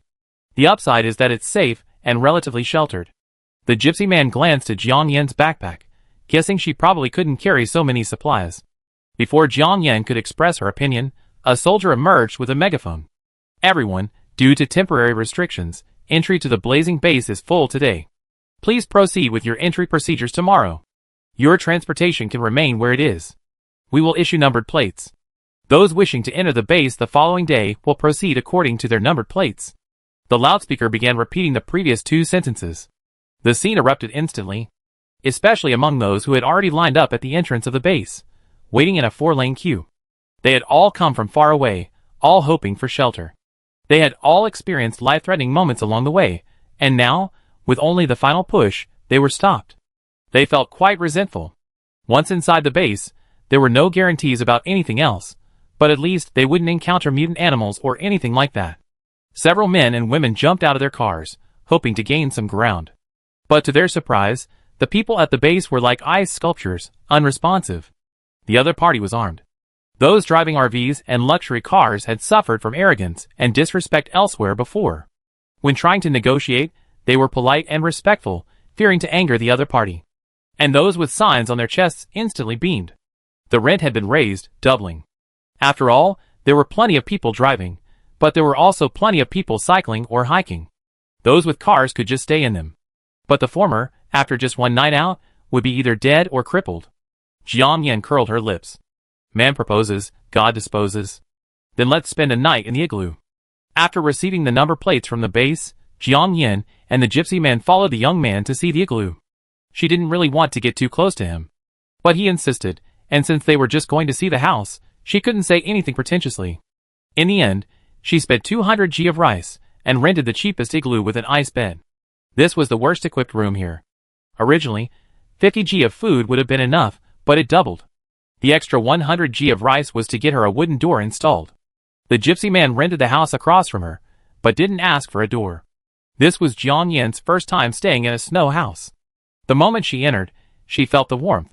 It wasn't that the temperature was high, but the wind and snow had died down, and she felt instantly warm. It was getting dark outside. People occasionally walked by, their feet making a crunch sound on the snow. They were probably just staying in the room temporarily. Jiang Yan closed the small wooden door and turned to enter the space. It was almost 6 o'clock. Eating hot pot was impractical, it would take too long, so she simply grabbed a portion of spicy hot pot. As soon as Hua Bao entered the space, he was surrounded by the chicken, duck, and goose. It was less socially anxious now, waiting a few vines to play with them. There was a flurry of activity in the space. Jiang Yan didn't bother to pay attention. Living life was full of life, and that was quite good. After dinner, Jiang Yan strolled slowly toward the grasslands. The white reindeer, its anesthetic long worn off, was lying there nibbling on a dead tree's wood-ear mushrooms. Noticing her approach, the reindeer stopped chewing, turned its head, and let out a woo cry. Unlike typical deer, which only have antlers on males, reindeer, male and female, have antlers. Jiang Yan looked over, and saw that the one before her was actually a female. Their snow-white fur shone beautifully in the sunlight, somewhat reminiscent of those mythical beasts seen in fairy tales. Woo! The reindeer cried softly again. They say all things have a spirit. The reindeer's cry had always been harsh and unpleasant, like someone being beaten. But now, its cry was soft and gentle. The look she gave Jiang Yan was also filled with tenderness and maternal love. Jiang Yan walked closer, knelt down, and examined the animal's wound. Space was truly magical. In less than a day, the reindeer's wound had already healed almost completely. Chapter 228. Jiang Yan stood up, looking at the grassland and the nearby vegetable garden, her brows furrowed slightly. Everything about her dimension was good, except for the lack of a constant cycle of day and night. It wasn't a good idea for this female reindeer to bask in the sun all day long. She did have a lot of high-quality wood from Maple Leaf Country in her dimension, which she could break down and use to build a shed or something for her. It wouldn't be difficult. But having just arrived at the blazing base, she didn't know what to expect, so she couldn't stay in her dimension forever to work on her crafts. There were a few containers left, but they were too small. After some thought, Jiang Yan pulled out the 130-ton pickup truck she bought when she first started stocking up. She checked the cargo bed, and saw it was more than enough for the female reindeer. Jiang Yan placed her fingers on the bed and, with a thought, unloaded it. She removed the door, and found some sun-blocking fabric for Hua Bao to cover the roof. A mind search revealed a large bale of straw from the storage area. It seemed like the straw had been collected by someone while driving by on their way to a farm abroad to purchase supplies. There were dozens of bales. Originally, they were meant for feed or stinky tofu. Now, they were putting it to good use. She unpacked the bales and spread a thick layer of it across the cargo bed. As Jiang Yan did all this, the white reindeer was grazing. As it ate, it turned its head to look, its lively eyes brightening. It could now stand on its hind legs, though it would occasionally sway. Little dear, this is your home from now on. Jiang Yan finished, walked over to the reindeer, and gently stroked its head. The reindeer, as if understanding her words, purred softly a few times, then lowered its head and gently nuzzled her arm. Mommy, I want some too. Seeing this, Hua Bao, standing nearby, also hopped over to nuzzle against Jiang Yan's trouser leg. Jiang Yan couldn't help but smile. This child has learned quite a few words. She gently patted the reindeer and pointed at the container. Little dear, go check it out and see if you like it. Awoo! The reindeer's fur trembled as it walked towards the container. Awoo! It seemed to enjoy the makeshift nest Jiang Yan had built for it, its calls becoming even more cheerful. Jiang Yan saw it lie down inside before leaving. It had been over an hour since they entered the space. Jiang Yin had come in primarily to get dinner and check on the reindeer's injuries. Now that everything was done, she returned to the igloo with Hua Bao. The igloo was pitch black. Jiang Yin took out a small nightlight and placed it beside the ice bed. The light was dim, but better than nothing. Just as she was thinking about getting out a sleeping bag, she heard the ground creaking outside. Then footsteps paused in front of her snow hut. There was a knock on the wooden door. Jiang Yin didn't say anything. "Sister, it's me." It was the gypsy man. When there were people around, he called Jiang Yin brother. When there were no one around, he called her sister. "Sister, sister." Presumably, he was trying to protect her. Jiang Yin didn't want to correct him. "What's up?" Jiang Yin walked to the door, but didn't open it. The snow hut they rented was the cheapest and smallest. The entrance was very small. The door was built like a dog hole, requiring only a low back to enter or exit. When the other person saw she didn't open it, he knew she was being defensive, but he didn't get angry. Instead, he lowered his voice and said, "Didn't you lose your luggage? And you just paid the rent, so you probably don't have much left? I bring you some food." "Oh no, I still have some dry food." "Thank you," Jiang Yin said politely. The other person continued, "Actually, I just knocked on the door. You didn't say anything, so I thought you were in the public restroom. Oh, and here's this ratskin mat. It's said to be very warm. I just exchanged it for one, so I share it with you." Sleeping directly on the ice bed, we're not like Yanghua and Xiaolongnu. We'd probably get sick. Having this ratskin mat as a barrier is better. "Ratskin mat? It's good, but aren't you afraid of catching something like the plague?" Jiang Yin gasped. Before the apocalypse, she was a travel blogger, having heard of or personally witnessed architecture from all corners of the globe. This igloo originated from the unique architecture of the Eskimos living in the far north. Seal skins were typically placed on a bed of ice, and lamps made from seal oil burned inside, with wicks made from twisted seal hair. It's said that when guests arrived, some discerning families would spread a layer of soft snow on the ice bed, then a layer of branches, and then a layer of animal skins on top of the branches. Sleeping on such a snow bed was incredibly warm. However, in a place like Jincheng, seals were few and far between, existing only in pre-apocalyptic zoos. The use of mutant rats as a substitute, while somewhat disgusting, was understandable. "Sister? What's that?" Seeing no response, the other person reached out and knocked again. Little Detective Hua Bao had already slipped through the crack of the door. He was the only one outside. In one hand, he held a bag of instant noodles, in the other, a piece of black rat skin. The rat skin must have been specially treated, the fur looked shiny. "Wait a moment." Jiang Yin put on a mask, switched to a pair of night vision goggles, opened the door, and ducked out. He was being so attentive without any reason, yet so persistent. She wanted to see what the other person was up to. The blizzard intensified, whizzing. Even though Jiang Yan's body had been lifted by the space, and she was wearing top-notch warm clothing, the wind still made her shiver. "I have 2 packets of instant noodles. I give you 1. The meat sauce packet is expired, but it's so cold, you won't need it. Just roll the rest up, sprinkle the seasoning packet in, and eat it like instant noodles."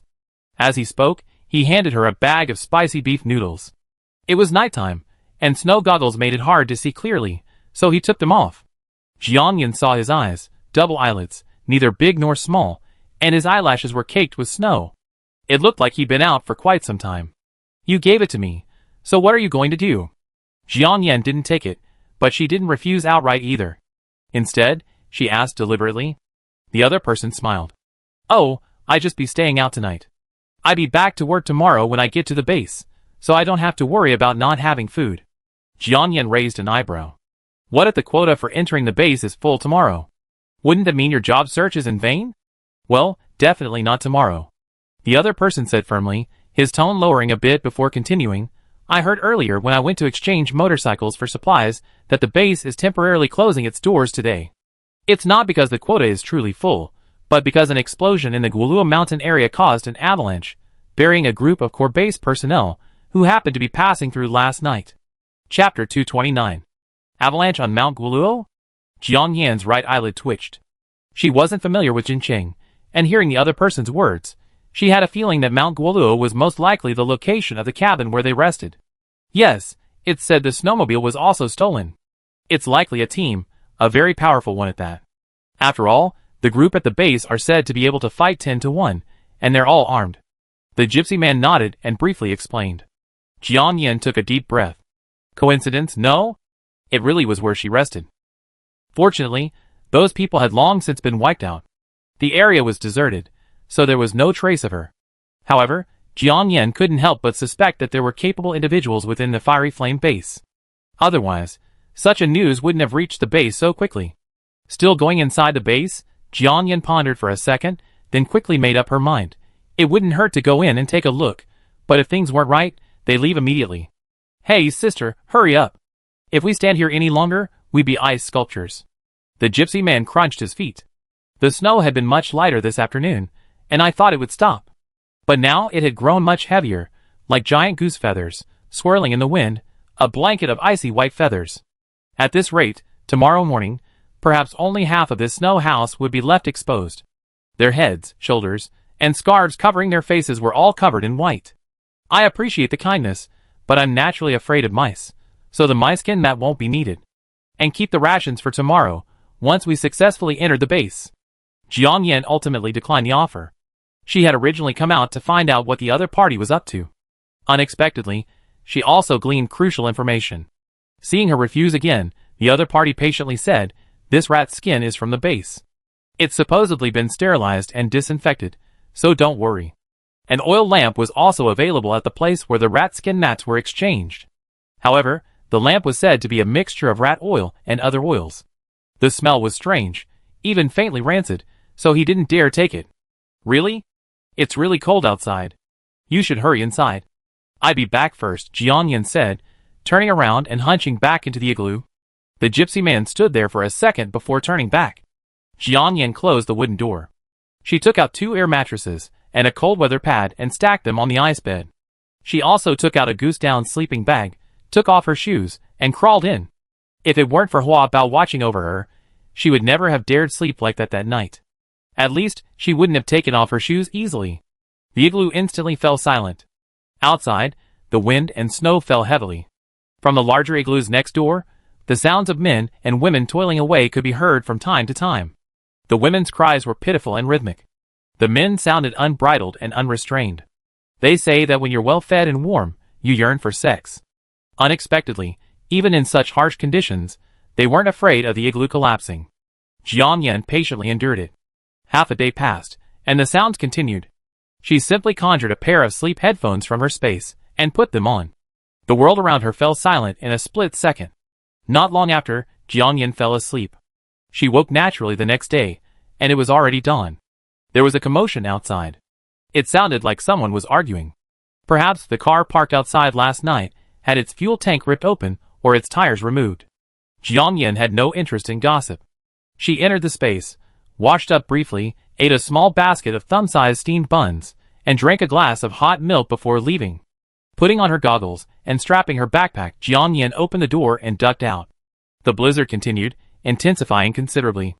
From the corner of her eye, she saw a thick layer of snow piled directly at the entrance of the gypsy man's igloo. Just as Jian Yin was about to leave, the gypsy man across the way reached out, shoveled the snow away from the entrance, and emerged as well. He was taller and larger than Jian Yin, and his movements as he emerged were like a dog paddling, a bit awkward. "Sister," the man called to her. Jian Yin frowned and paused. "Are you going to line up? It's only 11 o'clock, but the entrance to the base doesn't seem to open until midnight. Like most hotels and B&Bs before the apocalypse, checkout at the igloo here is by midnight, unless you extended your stay." "No, just wandering around."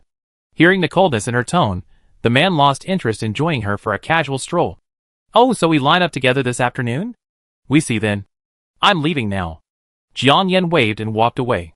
The man looked at her back, her slender figure, thoughtful for a second. Then he turned back, squatted, and slid back into the igloo like a slide. Jian Yin had found an opportunity to store her snowmobile in her space yesterday. Now, she felt free without the vehicle. I wandered aimlessly around the igloo area, but didn't hear any new news. It was common knowledge that everyone had fled from various locations, having experienced earthquakes, rat plagues, and the like, hoping to enter the base and find some sort of shelter. Jian Yin checked the time and saw it was almost time, so she headed straight for the largest igloo in the igloo area.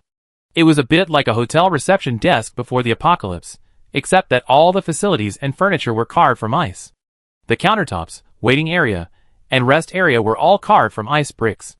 A single clock hung on the bare ice wall. In the center of the igloo, a small fire burned, emitting a strong fishy smell. Jiangyan checked out and checked the time. It was almost midnight, so she headed straight for the base entrance. There was already a long line of people there. Jiangyan's number was at the front, so she headed straight for the front. Wow, brother, you're amazing.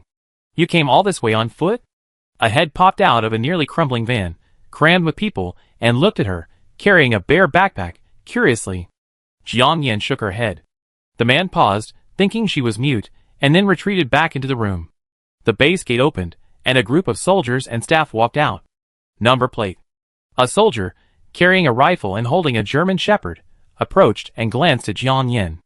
Jiangyan pulled her number plate from her pocket and handed it to him.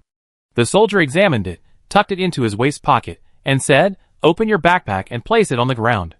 Jiangyan had no choice but to obey. The German shepherd leaned forward, sniffed the opening of the pack, then raised its head and glanced at the soldier. "All right," the soldier said with a wave of his hand, then walked back. Jiangyan was among the first to be inspected. The car ahead of her had already started its engine, and was slowly moving toward the base entrance. She put her hands on the straps of her backpack and followed. Just as her feet were about to step onto the 4-lane road above the deep pit, panic screams suddenly erupted from the rear of the group. Chapter 230. Help! Get into the base. Don't take anything, run. Honey, wait for me.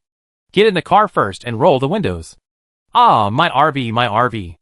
Heart-wrenching cries of terror were followed by the sound of bodies falling onto the ice, and the ripping of flesh. The blizzard was so intense that visibility was limited. Unable to see what was happening behind the team, everyone looked at each other in confusion for a second, then a commotion erupted within the group. The soldiers who had led their German shepherds to the rear of the group to help check supplies had now stopped. Weapons in one hand, German shepherds in the other, they strode back, shouting, "These are man-eating mutant rats. Everyone, drop your supplies and retreat to the base entrance." Some heard the warning and hurried towards the entrance. Some people, reluctant to leave their supplies in their cars, had their necks ripped apart by the swarming mutant rats as soon as they opened the trunk. The temperature was so low that the warm, salty liquid instantly transformed into streaks of red ice and mist in the air. The smell of blood, carried by the wind, permeated everyone's nostrils. Mutated rats? Jiangyan didn't turn around, but glanced at the base entrance. Just as she was about to run for the entrance, she saw the previously open gate clatter shut with a few quick whistles. A few people, who were about to enter the base, were pushed back without warning, stumbling and falling onto the ice. Jiangyan frowned slightly at the sight. The road leading to the blazing base, excluding the igloo entrance area, was quite unique. The sides were high, the center low, forming a concave U-shaped structure. The snow on the edges was at least 2 or 3 meters high and 5 or 6 meters wide, artificially piled into a ladder-shaped dam. It looked soft and harmless. In fact, once someone entered, it could easily cause powdery snow to enter their mouths and noses, leading to passive inhalation and suffocation. And with movement, the snowflakes would compact and condense. Climbing to the top of the snow or traversing the snow wall to reach the igloo area was simply unrealistic. The path in the middle, though solid from being crushed into ice by passing vehicles, was, in a word, slippery. Very slippery. Running smoothly and steadily on it was equally unrealistic. The mutant rats seemed to be coming from the rear, and now the base had closed the only escape gate. The roaring sounded from the igloo entrance, not far away, and the 2 gates beyond that were also closed. Jiangyan suddenly felt like she was being caught in a trap. But what's the point of doing this? Open the door. Please open the door. At the entrance, several people who had been shoved to the ground scrambled to their feet and banged on the solid wooden door. Others tried to push it open, but the swinging wooden door seemed stuck in the ice, unable to budge. The soldiers standing on the ice wall and in the ice cave had all their weapons loaded and pointed at the road in front of the base entrance. The soldiers and hunting dogs who were checking their supplies were also unable to enter the base. Instead, they all found cover in the nearby snowdrifts and pointed their guns at the driveway. Jiangyan took a breath. It was clear that these soldiers' primary responsibility was to defend the base, not to take the initiative. A tough battle was about to begin. She removed her backpack and, from within, actually from the space, pulled out a black machete that could cut through metal like mud. In extremely cold weather, ordinary metals would become vulnerable due to the transition from toughness to brittleness. But her machete, made from a special alloy tempered with rare metals, would remain unaffected even if the temperature dropped by a dozen degrees. In reality, the best weapon is a gun. But in a situation like today, it's naturally inconvenient to use. Mom, don't worry, I'm here. Huabao had noticed something was wrong the moment before, and two vines quickly wrapped around her, forming armor to protect her head and heart. The remaining vines guarded her from front to back and left to right. Huabao, just protect me. Don't attack me too openly, Jiangyan quickly instructed. Okay, Mom. From this side of the ice wall, countless eyes were staring down. Although they didn't know why the base had suddenly blocked their entry, for now, they could only hide among the crowd and survive. If she couldn't get out of this, she wouldn't try to be brave, and would just find a chance to slip into the space. The screams continued, and because the road was slippery, some people who fell were trampled by those who followed before they could even get up. Others fainted mid-run, their heart palpitations and breathlessness flaring up. Jincheng is a plateau. Many people were already experiencing altitude sickness before they even started running, and wearing thick masks made it difficult to withstand the pain. Snowflakes fell heavily, and the air soon carried the smell of blood. Frightened people quickly gathered around Jiangyan. Some were holding knives, guns, clubs. They were all relatively close to the base entrance, enjoying the best of both time and location. But their situation here was also dangerous. On either side of the road lay ravines dozens of meters deep, and the ice walls at the edges were so low that a slip would leave no trace. Amidst the crowd's anxiety, massive black figures, blood dripping from their mouths, emerged from the blizzard. After over a month, these mutant rats had grown 2 or 3 times the size of those seen in Xiangqing. Oh my! Everyone's breath hitched. Jiangyan gasped, tightening her grip on the machete. Just then, the snowdrifts to the left and right of them suddenly began to shake. It felt like something was about to emerge. Be careful, a man said, and a pack of giant, pitch-black rats emerged from the snowdrifts. They bared their fangs, brandished their claws, and with a single blow, they overturned a parked red pickup truck. Some of the rats advanced, gnawing furiously at the tires. A person hiding in a car was snatched out by one of the giant rats, shattering the car window. In a matter of seconds, they were ripped open, devoured before they were even dead. The remaining rats, their eyes gleaming with murderous intent, dashed towards the crowd on the 4 lanes. Ah! A girl standing at the far end of the line covered her face with her hands, her legs giving way. The person behind her gritted her teeth and pushed her forward, blocking the giant rat's path. The next second, the petite figure was ripped apart. Bang! Bang! Bang! Gunfire finally rang out, bullets piercing the mutant rats. Blood splattered everywhere. The rats, blood gushing from their holes, continued their attack, seemingly unaffected. And just then, the gunfire suddenly stopped. Ropes suddenly fell from the ice wall, and tall figures slid down the ice wall with a swishing sound. Chapter 231. Like suddenly being transported to a James Bond film, some of the men in black landed firmly on the ground, while others took advantage of the momentum to leap into the air, weapons in hand, charging straight for the vital points of the mutated rats. Amid the blizzard, the sound of sharp weapons slicing through flesh echoed. Blood splattered everywhere, and the stench grew stronger. The rats, wounded for the second time, squeaked strangely and twisted their bodies frantically, trying to throw the people off them, but without exception, they all failed. My God! They're so powerful! These people are so huge! Could they be foreign reinforcements? The people around Jiangyan stared ahead in fear, whispering among themselves. She stared at one of the figures, stunned. Like the others, the figure had a mask on his face, and a black sports headband tied around his forehead. His back, and the movement of raising his sword forward bore a striking resemblance to Yi Qing. But Yi Qing was only about 1.8 meters tall, while these people were now just over 2.12 meters tall. Not only were they tall, but they were also muscular. Their thin black combat uniforms stood out in the blizzard, making them particularly conspicuous. The knives they held also appeared to be made of a special material. In just 5 or 6 seconds, most of the mutant rats near the base entrance were dead or wounded. But the giant rats continued to swarm in from the rear and the igloo area. The igloos, which resembled grave mounds, had already been largely crushed by the giant rats. Many of the people hiding in the igloos were not spared. The entire perimeter of the blazing base was soon littered with corpses. But these corpses soon became food for the mutant rats, who followed them. Amidst wave after wave of giant rat attacks, the men in black gradually began to show signs of fatigue. The giant rats, sensing the change, opened their mouths and charged forward, biting them in the waist. Bone cracked, and heads and bodies were everywhere. Of the dozen or so men in black, only 1 or 2 remained. The guards on the ice wall seemed to let them fight below, without a single shot being fired. Jiang Yan's brow furrowed slightly.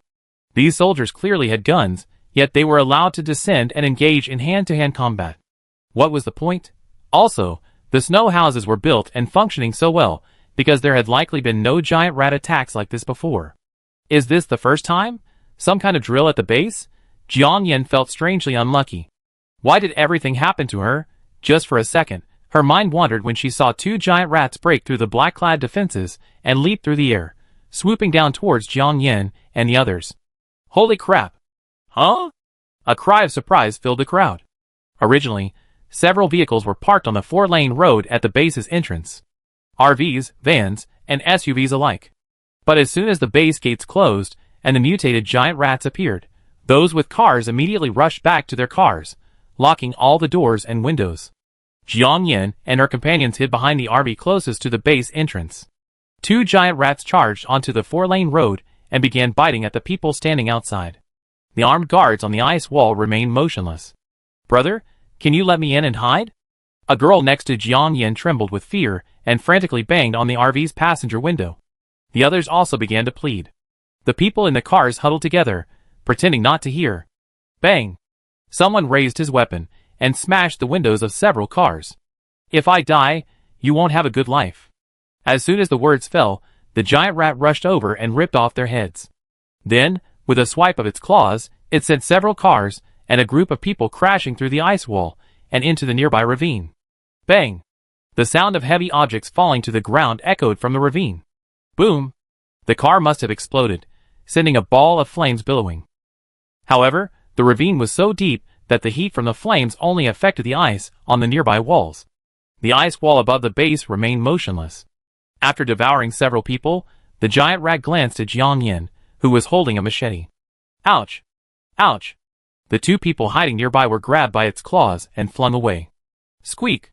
The giant rat gnashed its teeth, raised its claws, and swept towards Jiang Yan. Swish! Swish!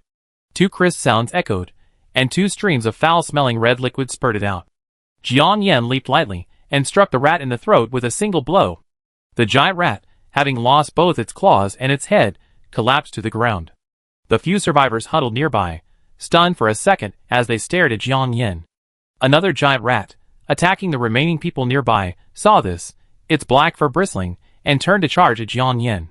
Sister, be careful! The gypsy man's voice echoed from the side, and an axe slashed directly at the giant rat's tail. Without its tail for balance, the ice was already slippery, and the giant rat stumbled.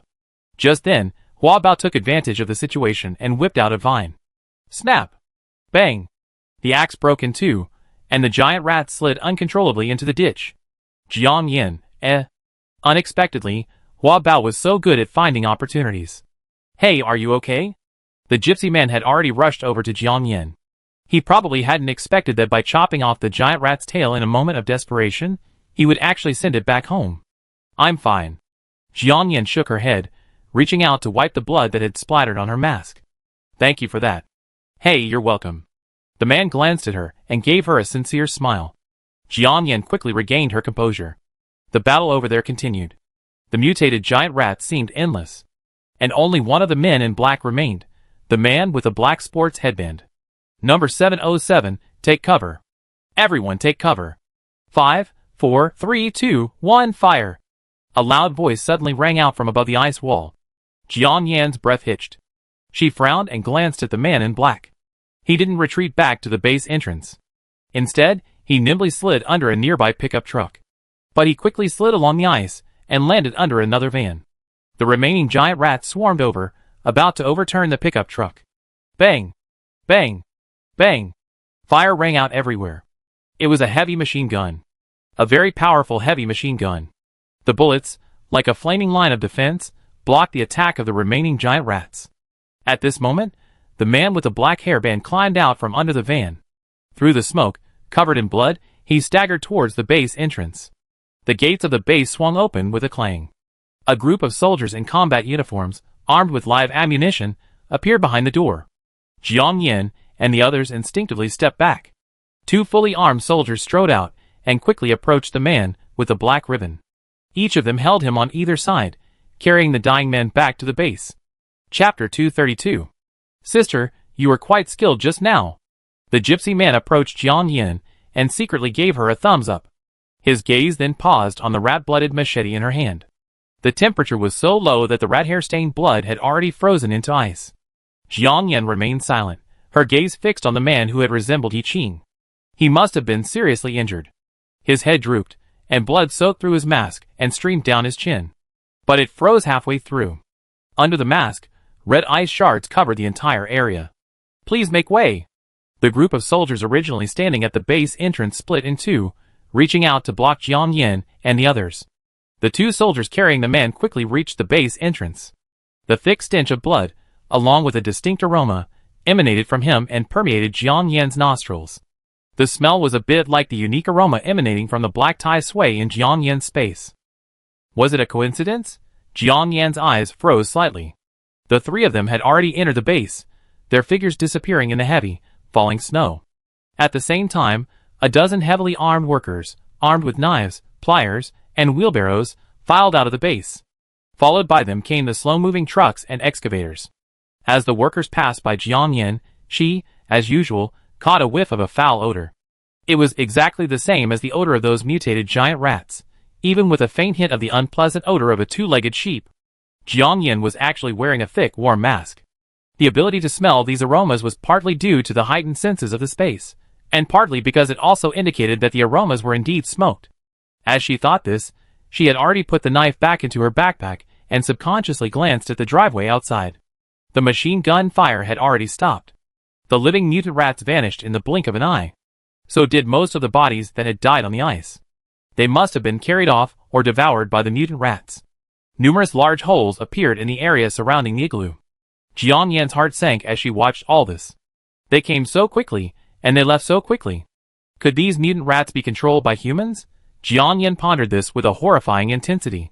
Look, girls! The gypsy man's words brought Jiang Yan back to her senses. Jiang Yan looked in the direction of his finger. The group that had left the base had now split into three groups, one heading towards the dead mutant rats. The red, still slightly warm rat skin was peeled off in its entirety. Others were responsible for removing the rat claws and teeth, cutting the meat, and separating the rat fat. The assembly line operation seemed incredibly smooth and professional.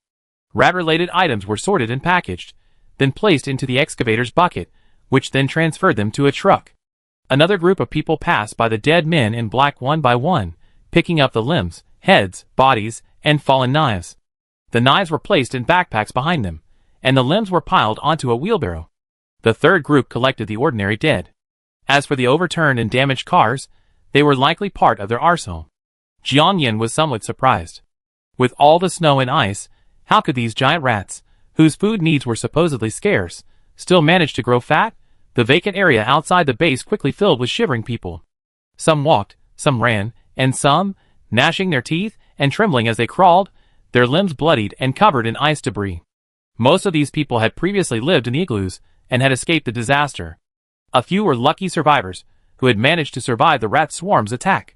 For those who had escaped the rat swarm, their only hope of survival was to enter the base. Although the base gates were open, no one dared to step forward. They had all survived near-death experiences to reach this point, and they cherished their lives deeply. Could those men in black just now be mutants? Someone whispered. This immediately sparked conversation. Who knows? If animals can mutate, humans shouldn't be the exception. They're so huge, and yet they're not afraid of the cold. Could they be from the fighting race? Probably not. I heard about this base back when I was there. It's quite impressive. They collected many mutant animals from all over. Hush. Someone's coming. Sure enough, a middle-aged man, wearing work clothes inside and a mink coat outside, emerged, holding a megaphone. Behind him were several armed soldiers, holding German shepherds. Everyone entering the base, please line up immediately. 4 to a row, regardless of gender. All mutant rats and weapons are strictly prohibited from being picked up. If you accidentally pick them up, please hand them over. Injured individuals, and those experiencing altitude sickness, please line up separately. Anyone carrying supplies or backpacks must open them for inspection. If you are carrying explosive or prohibited items, please declare them. The other person spoke clearly and logically. Everyone quickly and nervously formed up. Jiang Yan took a breath and silently joined the line. Someone weakly raised their hand. Hello, leader. Our car and food just disappeared. Can we still enter the base? Yes, just sign a labor agreement after entering. The man with the megaphone had just finished his reply when a flurry of discussion broke out in the crowd. I heard that this labor agreement is like a personal indenture. Once signed, you lose your freedom. Being alive is good enough. What freedom are you dreaming of? The mink-skinned man glared at everyone and continued walking back with the megaphone. The remaining people glanced at his back with shrill eyes, then continued in a low voice, Hey, I was thinking living outside the base would be both free and affordable, but I didn't expect this to happen. What's that to you? I spent millions on an RV, gold bars, and dozens of kilograms of food, all destroyed in that chaotic fight just now. I thought I could just stay put with all these supplies at the base, but now, I'm back to poverty in a second. Dozens of kilograms of food. Big brother, you're amazing. That's strange. If rats are so good at digging holes, why are they only found outside the base? Don't ask questions you shouldn't ask. Yeah, those soldiers clearly had guns, so why did they wait until the men in black were dead before opening fire? Were they doing it on purpose? Shoo. Walls have ears, don't talk nonsense. Jiang Yan listened silently to the discussion and glanced up at the sky. Snowflakes fell softly. It was still early, but the sky was already darkening. I really admire myself. I've been riding for a long time, but I'm still wandering around the entrance of the base. Cough cough cough, wry smile. Chapter 233. Sister, it looks like we have to go in. The gypsy man noticed as well. He sighed softly and whispered beside Jiang Yan. Yeah. Jiang Yan nodded without saying anything more. The two of them had been standing in the queue, so this was a bit unnecessary. By the way, meeting each other is also a matter of fate. Let's get to know each other officially. Jiang Yi, Jiang as in Yangtze River, Yi as in Lu Yi. The other man turned to look at her, and extended a hand.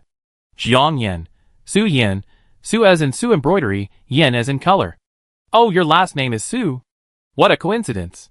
I'm from Sucheng. Before the apocalypse, I worked in IT. Seeing how skilled you were just now, I'd like to ask, were you a martial arts coach before? Jiang Yan nodded, yes. As usual, she was wearing snow goggles. The other party couldn't see her expression or eyes, but he could clearly hear the impatience in her tone. He could only smile awkwardly and say, impressive. You're a coach at such a young age? Jiang Yan stood straight and stopped talking. She had a feeling that there were several eyes not far away, silently observing the words and actions of everyone in the team. It was as if they were being secretly observed. Rejected, Jiang Yi remained silent for a few seconds. He stretched his frozen feet and spoke again. But this time, there were no frivolous chatter. His tone suddenly took on a serious tone. By the way, Su Yin, remember to be careful once you enter the base. I always felt their management methods and practices are a bit absurd. Jiang Yan feigned confusion. What do you mean? Let me tell you a story, and you understand. Jiang Yi glanced at the chattering crowd nearby and continued, before the apocalypse, I saw a news story about a company that originally only wanted one person, but ended up receiving hundreds of resumes. Back then, there were no computers to help with the screening process, so guess what? Jiang Yan, ? Their HR manager simply randomly picked out half the resumes, and tossed them into the trash, saying those who were discarded were just unlucky. Only those with good luck qualify for the remaining screening rounds. Does this situation resemble what we're facing now? It seems this base is already overcrowded, and the class structure is already fixed. All they need now are the laborers who passed the initial screening. After all, those who didn't survive were either unlucky, physically weak, or suffering from altitude sickness and unable to adapt to the high-altitude living environment. And that scene just now, it was obvious they were deliberately leaving us outside the base for some kind of test. We were bait, but... The other person suddenly stopped talking, changing the subject. Anyway, what they're doing is ridiculous and bizarre. Just be careful. Jiang Yan glanced at him and said, non-committally. Under Shui Miami's rule, using humans as bait was commonplace. But they could have just robbed them. They rob everyone who owned RVs and various supplies, then drive them out and release the mutant rats. Such a thing wouldn't be out of the question. The destruction of vehicles, people, and supplies just now was truly bizarre. Besides, haven't those outsiders who entered the base normally? Why did they have to be the ones to encounter them? Do they have to choose auspicious days and times? Jiang Yan took a silent breath. The sound of crunching footsteps approached from afar. The man with the megaphone trudged back to the front of the group, pacing slowly. You're all lucky survivors. Normally, after passing inspection and entering the base, you each go to the base management center to register. But today's circumstances are special, so I lead everyone there. For now, it's assumed that everyone needs to sign a labor agreement. Once you enter the base management center and have supplies to exchange, you'll be able to sign a separate list. Also, the base laboratory will be selecting people soon. If you're lucky enough to be selected, you have no worries about food and clothing, and no labor agreements. As soon as he finished speaking, the crowd, who had been somewhat dejected, suddenly became excited. No worries about food and clothing. Those 4 words are incredibly attractive in the apocalypse. After all, the survivors who still have vehicles and supplies to reach the blazing base are relatively well off and powerful. No one wants to do hard labor, live in a large bunk bed, and subsist on plain porridge. Jiang Yan's face darkened inexplicably when she heard his words. Laboratory, selecting people, interesting. So that ridiculous drama outside earlier was a preparation for what's happening later? Leader, what does it mean for the laboratory to be selecting people? Someone with a clear mind chimed in. Those selected will become laboratory technicians, and the base will provide free food, clothing, and shelter. The man explained loudly. Laborator? My God, that sounds so impressive. Are we considered survivors? Free food, clothing, and shelter? Oh my God! The crowd erupted again. Jiang Yi turned his head and leaned close to Jiang Yan's ear, sneering, Oh, this guy is really good at deceiving people. The word laborator can mean both the person conducting the experiment and the person being experimented on. There's no such thing as a free lunch, especially in this apocalyptic environment. These people are so easily fooled, they must be crazy. Jiang Yan heard his words, but didn't express her opinion. Someone else wanted to ask a question, but the man behind the loudspeaker waved his hand, Move. The team began to advance. Only after entering the base did Jiang Yan realize there was another ice wall not far inside. The ice wall was also filled with armed soldiers. It seemed this base was indeed heavily defended. The area between the 2 ice walls was quite wide. A few igloos were scattered on either side, most of which served as shops. The items sold were shabby, old clothes, hats, and tools. Some also specialized in selling sterilized rat skins and dried rat meat. The sharp, hard rat claws and teeth were bound to wood and fashioned into weapons and tools. In the freezing weather, these weapons and tools were far superior to ordinary metal knives. The method of purchase was simple, barter. Jiang Yan felt as if she had suddenly returned to primitive times. The others looked around and whispered. The people in the shops folded their arms and chatted, their expressions indifferent to buying anything. Some would occasionally glance at the people in the queue, their numb eyes revealing a hint of disdain and contempt. How can it be the end of the world, and yet there's still xenophobia? Jiang Yi muttered again. Jiang Yan smiled but said nothing. She was clearly aware that Jiang Yi, while seemingly playful and chatty, was actually a very thoughtful person. His constant intimacy with her only heightened her vigilance. The team continued along the perimeter of the ice wall, stopping in front of an ice house with a sign that read Flame Base Outer City Management Center. The crowd followed the man with the loudspeaker and filed inside. The ice house was as tall as a 2-story house. The first floor was a spacious hall, and the second floor had a corridor built along the edge with wooden planks. Several people were already standing above the corridor. The leader was a young woman wearing a white lab coat underneath and an orange down jacket. Although her face was obscured by the mask, she appeared remarkably beautiful. She stood in stark contrast to the ragged, refugee-like crowd in the hall. Shueqian Maikshu? Jiang Yan suddenly thought of this person. Chapter 234. Su Yan, those upstairs, aren't they from the base lab? Jiang Yi glanced up and whispered to Jiang Yan. Jiang Yan subconsciously slowed her pace and said, They probably are. The man with the loudspeaker spoke. The room is dimly lit. Anyone hoping to be selected, move forward. Stand within the red line. Everyone around them wanted to be selected by the lab, and upon hearing this, they rushed forward. The room suddenly became a mess, like a market. Jiang Yan then noticed that 1 meter from the edge of the ice house, red posts, like security stakes, formed a 3/4 circle. The young woman upstairs remained motionless, her beautiful eyes scanning the crowd below with the piercing clairvoyance of a clairvoyant. Jiang Yan and Jiang Yi were quickly squeezed to the back of the crowd. In tacit agreement, they glanced at a nearby icicle near the entrance and then stood there, one in front of the other. That spot was a perfect blind spot.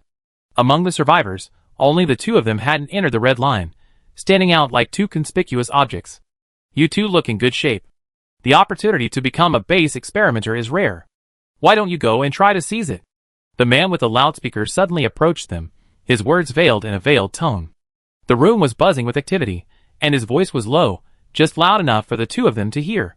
Jiang Yan glanced up at him. He had thick eyebrows, large eyes, thick lips, and a slightly dark but evenly proportioned complexion.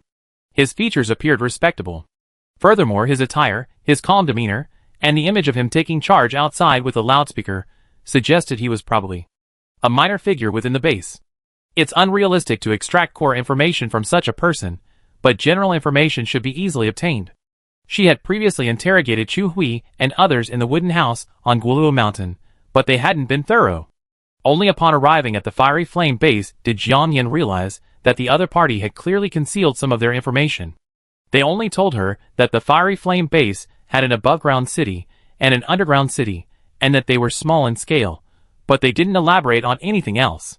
But the room they were standing in had a sign that read Fiery Flame Base Outer City Management Center. It seemed that the base was not only divided into an above-ground city and an underground city, but also had an outer city and an inner city. It was quite large. All her thoughts flashed through her mind in a split second. Jiang Yan smiled sheepishly and said regretfully, "Alas, I dropped out of high school. I can't handle this kind of intellectually demanding research." Next to her, Jiang Yi chuckled, "I'm even worse off. I'm the one who slipped through the net." The man with the loudspeaker glanced at the two of them with interest, his face practically reading, "I'm a fool."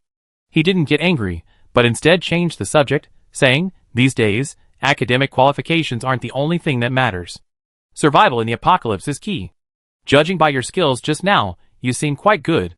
Since you're not interested in the lab, are you interested in joining me?" Jiang Yan remained expressionless, but inwardly she was taken aback.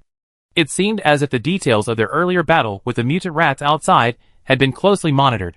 Luckily, she had instructed Hua Bao not to show any obvious signs, otherwise, she might have been caught and sliced up for research. Next to her, Jiang Yi had already spoken, politely asking, "Excuse me, leader, who are you with?" "Don't call me boss. I'm Zhao Yugong, in charge of the Outer City Garrison at the Outer City Management Center of the Lion Base. You can call me Brother Zhao. If you're interested in joining, we can discuss it in detail next door, after the lab finishes selecting personnel."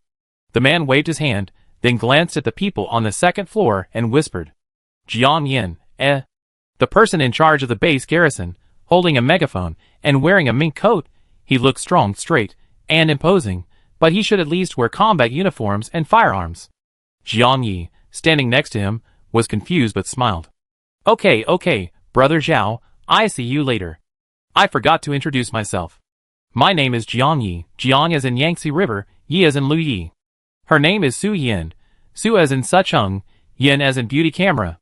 After saying this, he leaned over to Jiang Yin and whispered, "Hey, this opportunity is rare." Jiang Yin, "Eh? Are you seriously ill?" "Yeah, okay." Zhao Yugong nodded, his gaze fixed on Jiang Yin's face. Looking at the other person, so tightly covered that even eye contact was impossible, he finally averted his gaze. At this moment, the people behind the young woman upstairs had already filed down the stairs. They were working in pairs, each holding what appeared to be a set of testing equipment. The top of the equipment had a round circle, glowing faintly. Jiang Yin felt a sense of déjà vu. After examining it for 2 seconds, she recognized it as a portable human trace element detector.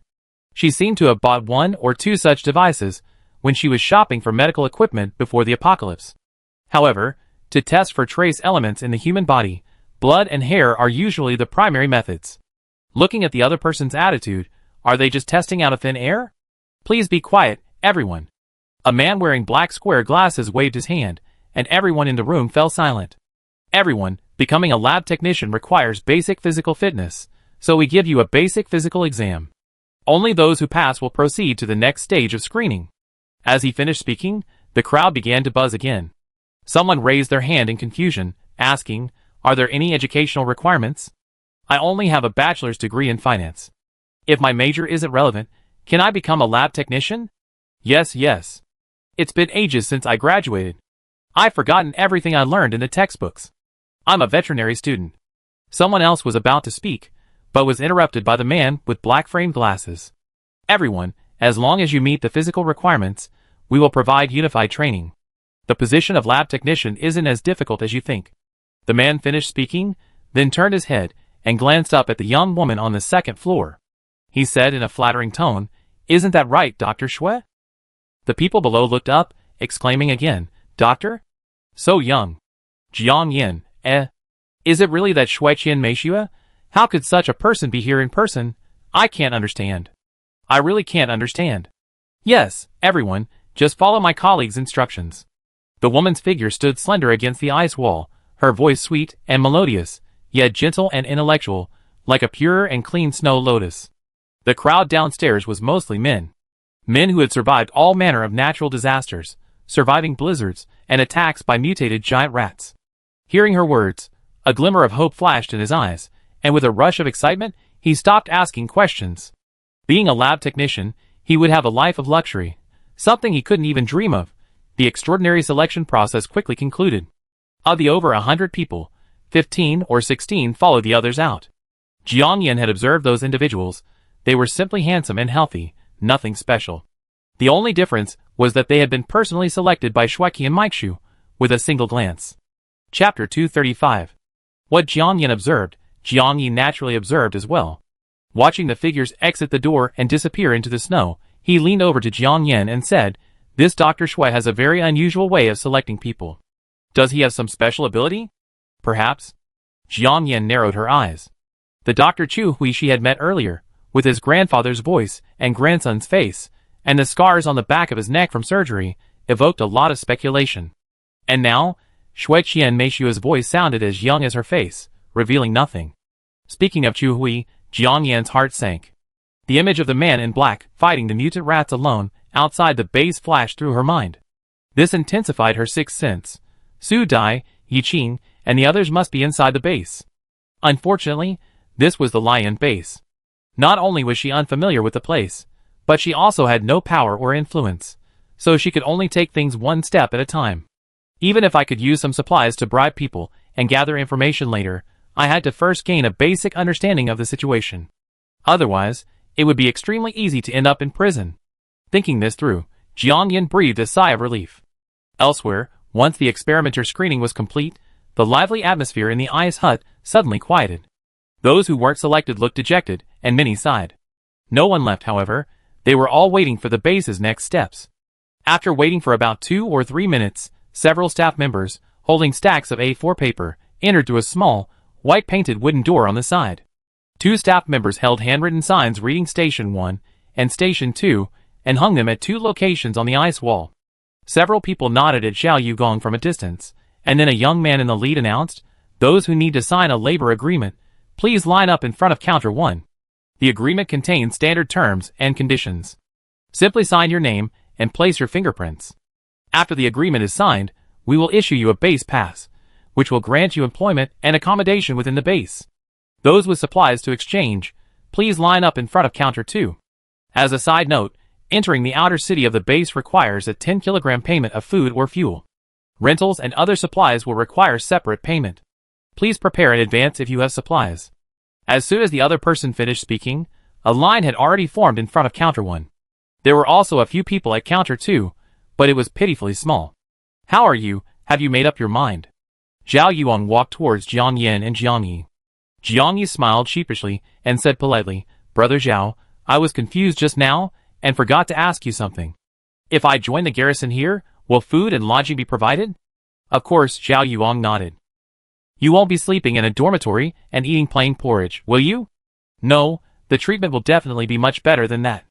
Jiang Yi was silent for a second, then raised his chin toward the crowd queuing to sign labor agreements. He asked in confusion, "By the way, Brother Zhao, there are a lot of people over there, and some of them look strong and healthy. Are you planning to recruit a few?" "No," Zhao Yuang shook his head. "It's not the quantity of people that counts, it's the quality. I've seen those people, and they're not very capable, and I don't like them." Jiang Yi felt flattered. "Then I hope Brother Zhao will support and take care of me in the future." Zhao Yuang smiled. "It's a small matter." Jiang Yi said no more. He quickly removed his backpack and pulled out the rat skin he had given Jiang Yin, but she hadn't accepted. He held it respectfully with both hands and handed it to Zhao Yugong. "Brother Zhao, this is a small gift from me. Please accept it." The rat skin, along with some food from his backpack and the axe that had been shattered earlier, were all exchanged for his off-road motorcycle. However, that motorcycle was worth a fortune before the apocalypse, but now it's practically worthless. The reason is simple. A motorcycle without gas, and exposed to the elements, is worth less than a mutant husky. Zhao Yugong himself wears mink, so he certainly doesn't need a little rat skin. However, he appreciated the other party's respect and goodwill, so he didn't refuse. He took it with a slight nod, then looked at Jiang Yan. Su Yan, what about you? Jiang Yan smiled slightly. Excuse me, Brother Zhao, what do you need to do after joining the base garrison? I saw those soldiers on the ice wall earlier had weapons and stuff. Are they the same as them? Jiang Yan's eyes lit up at her question. Oh yes, Brother Zhao, do we have firearms? Zhao Yuang shook his head. We don't. Only regular garrisons have firearms. Besides, even if I give them to you, you might not know how to use them. Wouldn't that be a waste? Jiang Yan chuckled inwardly. No wonder, even for the base garrison, recruitment is so casual. Jiang Yi was stunned for a moment, puzzled. Brother Zhao, what do you mean? They're regular troops, so what about us? Zhao Yuvong smiled, glanced at the two men with interest, and explained, extraordinary troops can be understood as auxiliary defense forces. Garrisons are made up of regular troops, while auxiliary defense forces are civilian forces. While there are fundamental differences between the two, being an auxiliary defense force gives you access to the inner city and the underground base. Ordinary people don't have that opportunity. Well, privileges, that's good. Jiang Yi clapped his hands, then laughed again. Jiang Yin was a little confused by his train of thought. Sometimes he was cautious and vigilant, other times he was carefree and carefree. Su Yin, what do you think? Interested in joining? Zhao Yugong extended another olive branch to Su Yin. You two are both young. Honestly, if the outer city and the above-ground city of this base were to encounter a few more attacks like today's mutated giant rats, they wouldn't be able to withstand them. Only if you have the chance to enter the inner city and the underground city will you have a better chance of survival. Besides, Su Yin, you're still a girl. The other party deliberately hesitated, looking at Jiang Yin. Jiang Yin, what? The middle and higher level personnel in the base all live in the inner city and the underground city. Those who live near water get the moon first, and those who face the sun are more likely to see spring. The other party's words were clearly suggestive. Jiang Yan couldn't help but laugh. Sorry to make you laugh, Brother Zhao. Climbing the ladder isn't for me. There's no such thing as appropriate or inappropriate. Whether before or after the apocalypse, there's nothing shameful about leveraging one's strengths to climb the ladder. To put it bluntly, it's simply an equal exchange of resources. Jiang Yan didn't understand why he was talking to her about this. Besides, the topic was completely inappropriate. Jiang Yi, standing nearby, pretended to watch the group signing the labor agreement, but he was listening intently to the conversation between the two. At the same time, a young man walked in from outside. Brother Zhao, so you're here. The man smiled upon seeing Zhao Yugong. Jiang Yan frowned slightly. That voice sounded familiar. Glancing sideways, she saw Kong Wu, covered in snow, walking towards the group. Chapter 236. Brother Kong Wu. Zhao Yugong withdrew his gaze from Jiang Yan's face, and smiled at the newcomer. Jiang Yan glanced at Kong Wu from head to toe, her expression expressionless. He was now dressed in a combat padded jacket, snow-resistant military and police boots, and slung a black submachine gun, the standard attire for a base garrison. After over a month of not seeing him, Jiang Yan felt that he looked much calmer. But if she remembered correctly, Kong Wu was originally from Yaobin Base, but now, he was wearing the uniform of Lian Base. What was going on? But whatever the situation, he would definitely reveal the situation of Yi Qing and the others. It took only a second or two for her to think this over, and Kong Wu had already approached. Brother Zhao, our Captain Song needs you to come over. It was almost dark outside, and the light inside the igloo wasn't much better. Jiang Yan recognized Kong Wu, but Kong Wu didn't recognize her in her full armor. With outsiders present and the situation unclear, she couldn't bring herself to expose herself. Okay.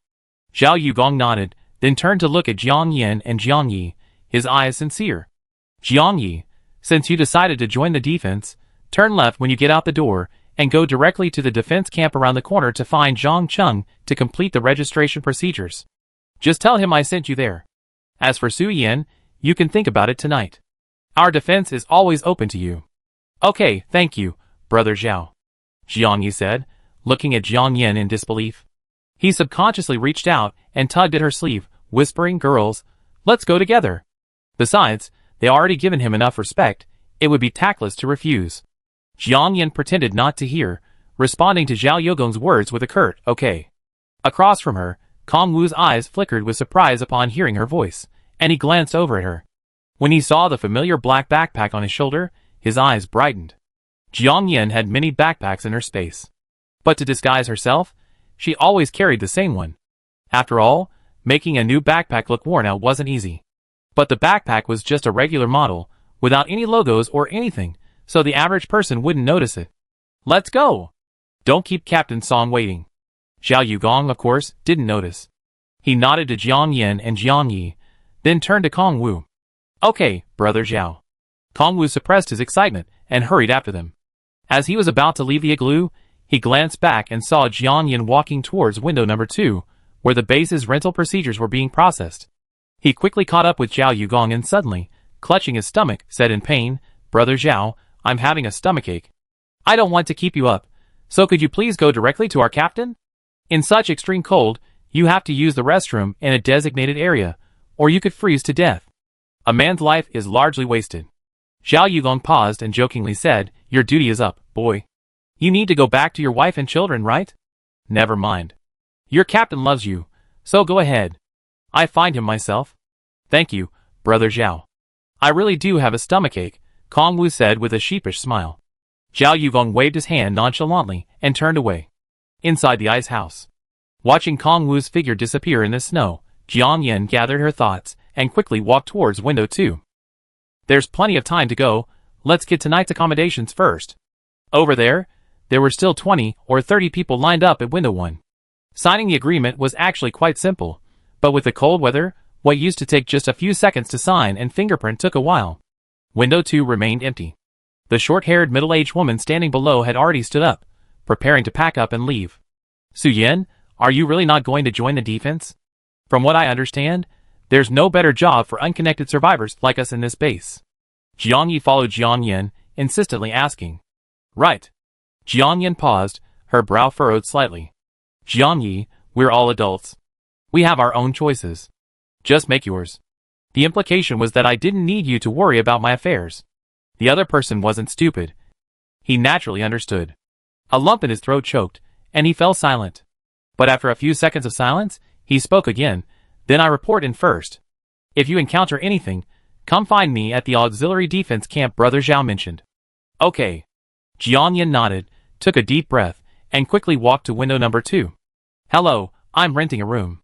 Out of the corner of her eye, she saw that Jiang Yi had already left. "Do you have a sign?" The middle-aged woman, seeing someone else arriving when it was almost time to get off work, showed a hint of impatience on her face. Jiang Yin glanced at the small red sign in her hand and said calmly, "No. Then you need to pay 10 kilograms of food or fuel to qualify for the base, then go through the rental process. The cheapest is 5 kilograms for a week. Short-term rentals are not accepted," the other party explained impatiently, throwing out a form. This form was similar to the one Jiang Yin had seen when renting a room at the Xiangqing base. But the room options were much smaller. After all, they hadn't experienced extreme cold weather back then, so normal housing was readily available. Nowadays, the above-ground housing at the Lion base is primarily igloos. As for the underground base, you need a specific identity to qualify by paying for supplies.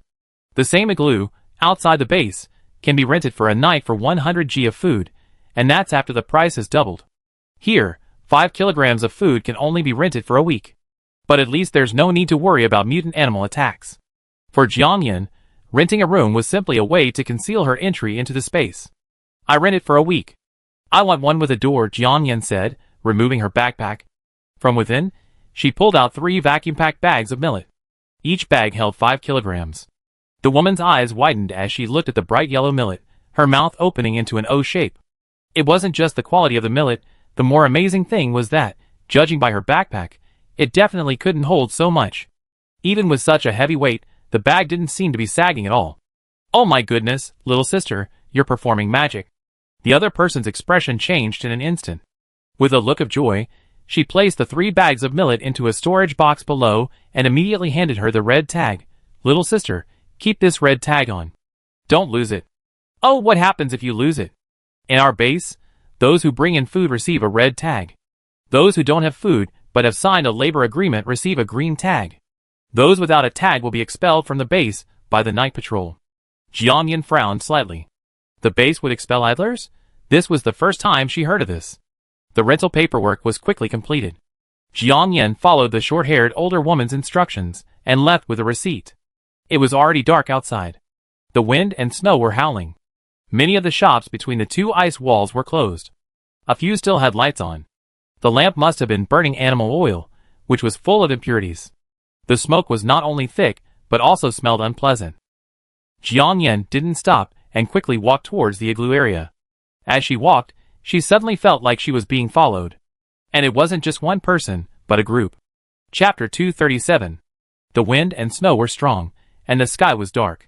These men didn't look like professionals, and they were following very closely. Squeak! Squeak! No matter how careful they were, the sound of their feet on the snow was still distinct. Jiang Yan glanced around, reached into the gap between her backpack and her back, and actually pulled out a silenced pistol from the space. Mom, there are 7 of them. Do you want me to take action? Hua Bao had originally been curled up on Jiang Yan's shoulders, hunched over the vines, but now 6 vines suddenly spread out in all directions. Not yet. Jiang Yan shook her head, gun in hand, and continued walking. Now, in the base, it was best to avoid making any noise. But if the other party really pushed the issue, they would have to report to the underworld. As she finished speaking, she had just reached a dark area with no shops or lights in front or behind. Several figures quickened their pace and surrounded her. There were scattered figures coming and going. But everyone realized what was happening and hurried away. Beautiful lady, hand over your red badges and the supplies in your backpack. Otherwise, don't blame us for being rude. A short young man jumped in front of Jiang Yan, holding a wooden stick and shouting with a fierce and arrogant look. He was wearing layers of tattered clothes, and his scarred face was covered in frostbite.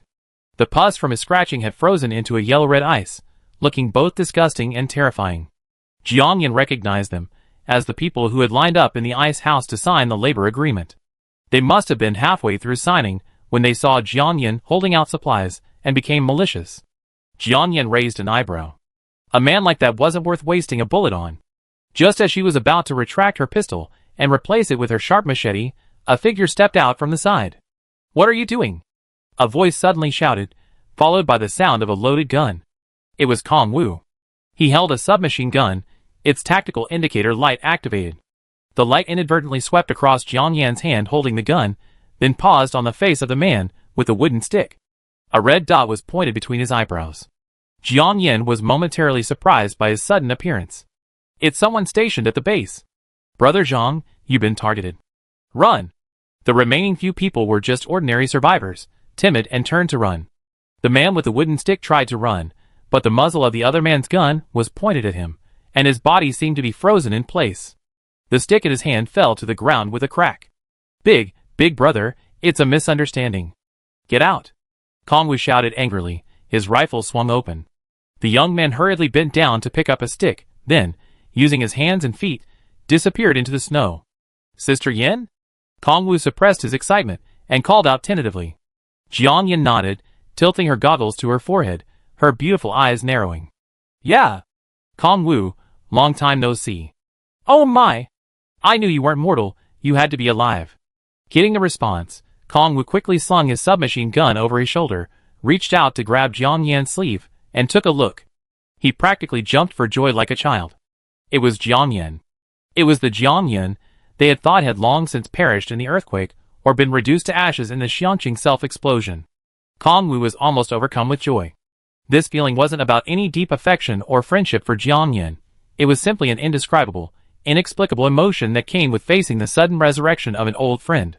But in this weather, Kong Wu gritted his teeth and forced back his tears. Jiang Yan was amused by his words and actions, her lips curled up. Yeah, not dead. This kid, who thought he calmed down, suddenly revealed his true colors.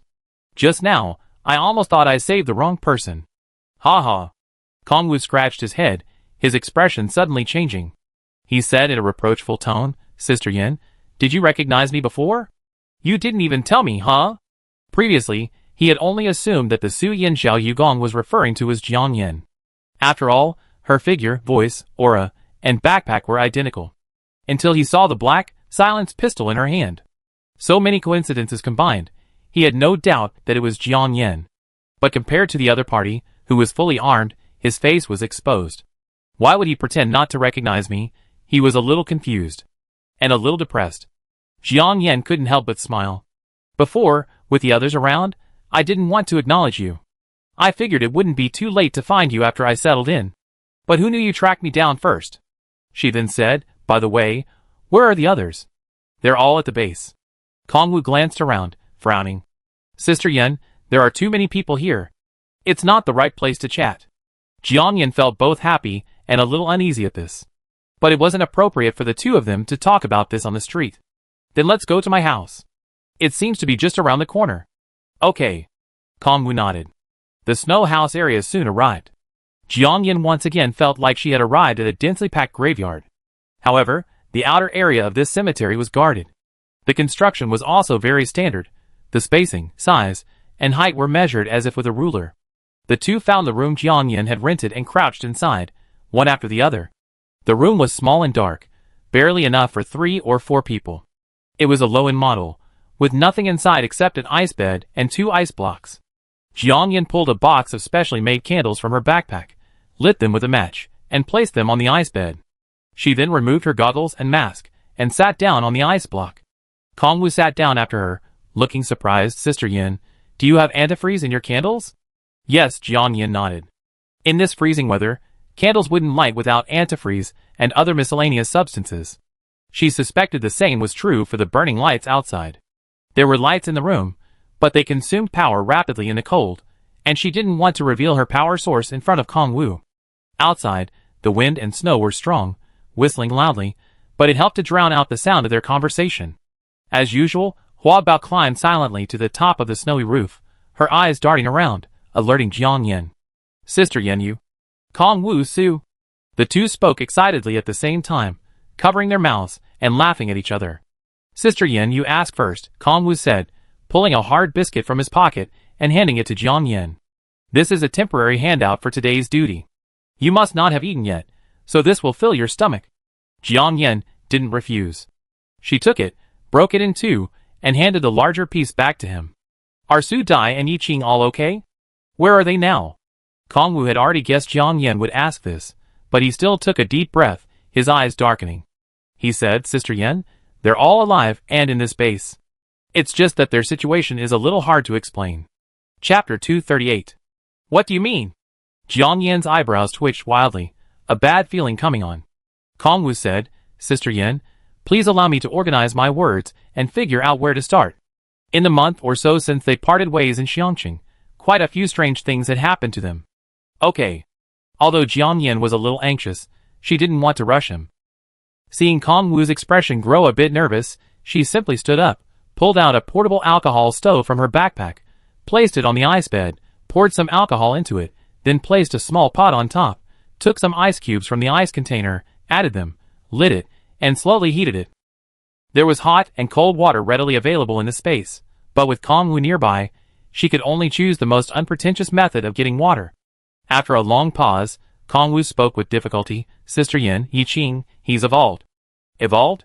Jiang Yan paused as she stirred the ice with the wooden spoon in her hand, her hunched back suddenly stiffening.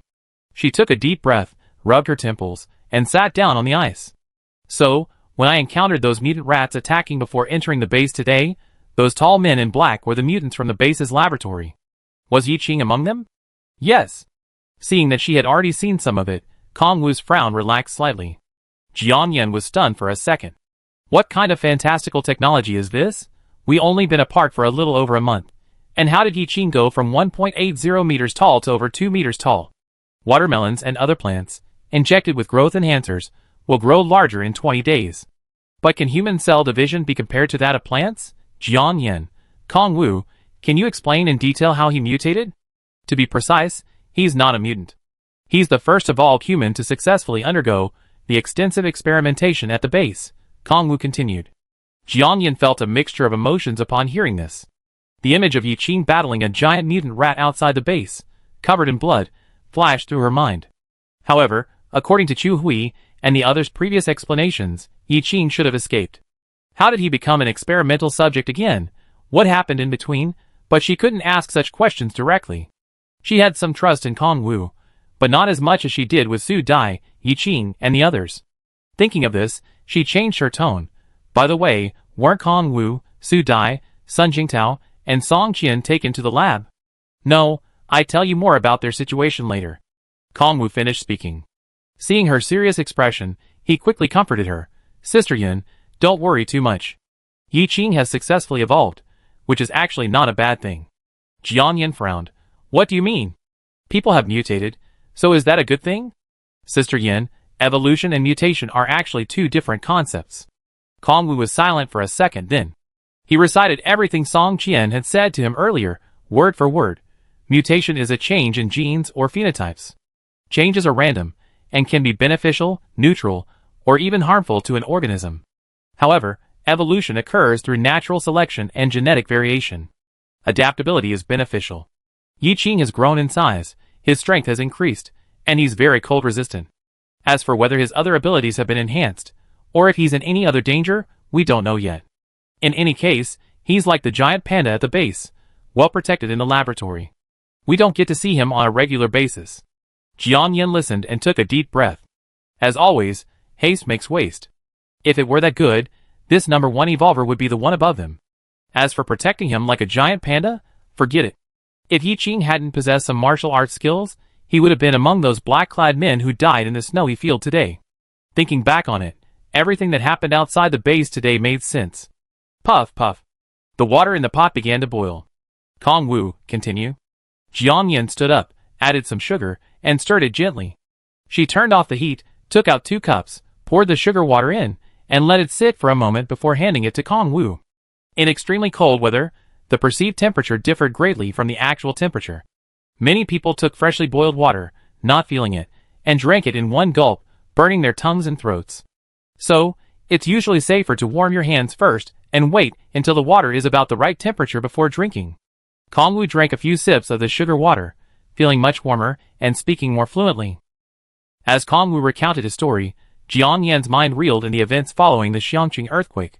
At the moment the earthquake struck, Yi Qing rushed to the mall to rescue Jian Yan, only to be carried out by Song Qian. But once they reached the parking lot and set her down, Yi Qing desperately ran back. To be honest, the earthquake was so severe that going back to find you would be tantamount to committing suicide.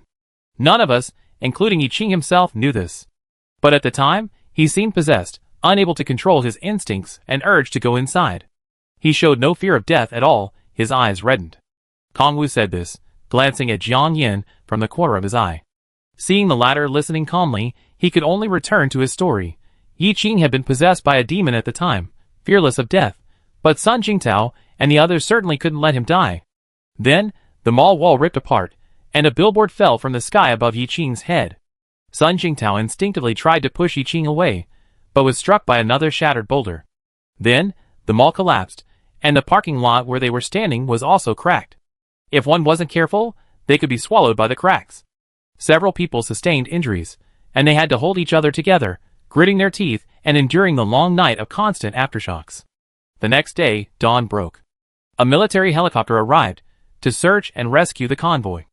The convoy had suffered heavy casualties from the earthquake and the mutant rat attack, but Dr. Shui and his group in the rose-red Mercedes-Benz were unharmed. There was another person on the helicopter, and it was because of her that Song Qian and the others were saved. Who? Jian Yin was a bit surprised. Kong Wu was silent for a moment before saying, You probably don't know her. She's Mo Shiyao, the younger sister of Yaobin base leader Mo Jingxing. Brother Song Qian reports directly to leader Mo, so he's met Mo Shiyao a few times. She's a nice person, and since there were extra seats on the plane, she accepted Song Qian's request and took the rest of us aboard, despite everyone's objections. After all, Yi Qing and Brother Tao were injured and unconscious. Without them, even without Xiangqing's self-destruction, we would have been dead. Jian Yan's eyes froze. This version of events differed from what she heard from Chu Hui and the others. Besides, she met Mo Shiyao at the Sky Hotel. If this person was Mo Jingxing's younger sister, then the old man who had been dealing with Shui Dajing and the others must have been their grandfather. Jian Yan felt a sudden, inexplicable tangle of events. She pulled herself together. So what happened next? Later, when we arrived at the flame base, Yi Qing regained consciousness and learned of the self-destructive explosion at the Xiangqing base. He thought you were dead. Plus, Brother Tao was seriously injured saving him, so he used himself as leverage, entered the lab as a test subject, and then asked the lab to provide the equipment and rescue Brother Tao. Jiang Yan frowned. Is this really what happened? She had a feeling that there had to be some other reason behind Yi Qing becoming a test subject. Sister Yan, these things do sound a bit melodramatic, but they really happened, and it was unavoidable.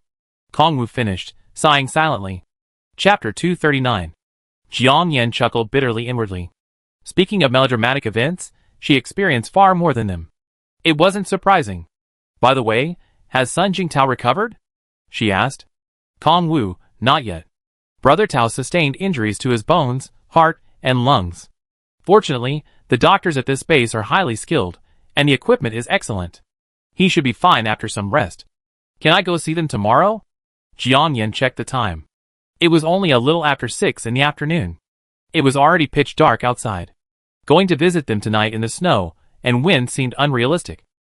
Kongwu shook his head. Yi Qing works in the base's highest laboratory. It said he has to return to the lab's designated rest pod every day and undergo extensive training. We won't have the chance to see him. Brother Tao and Sister Dai live in the underground city. The gates are already closed, and it's tomorrow. Brother Song has patrol duty tonight.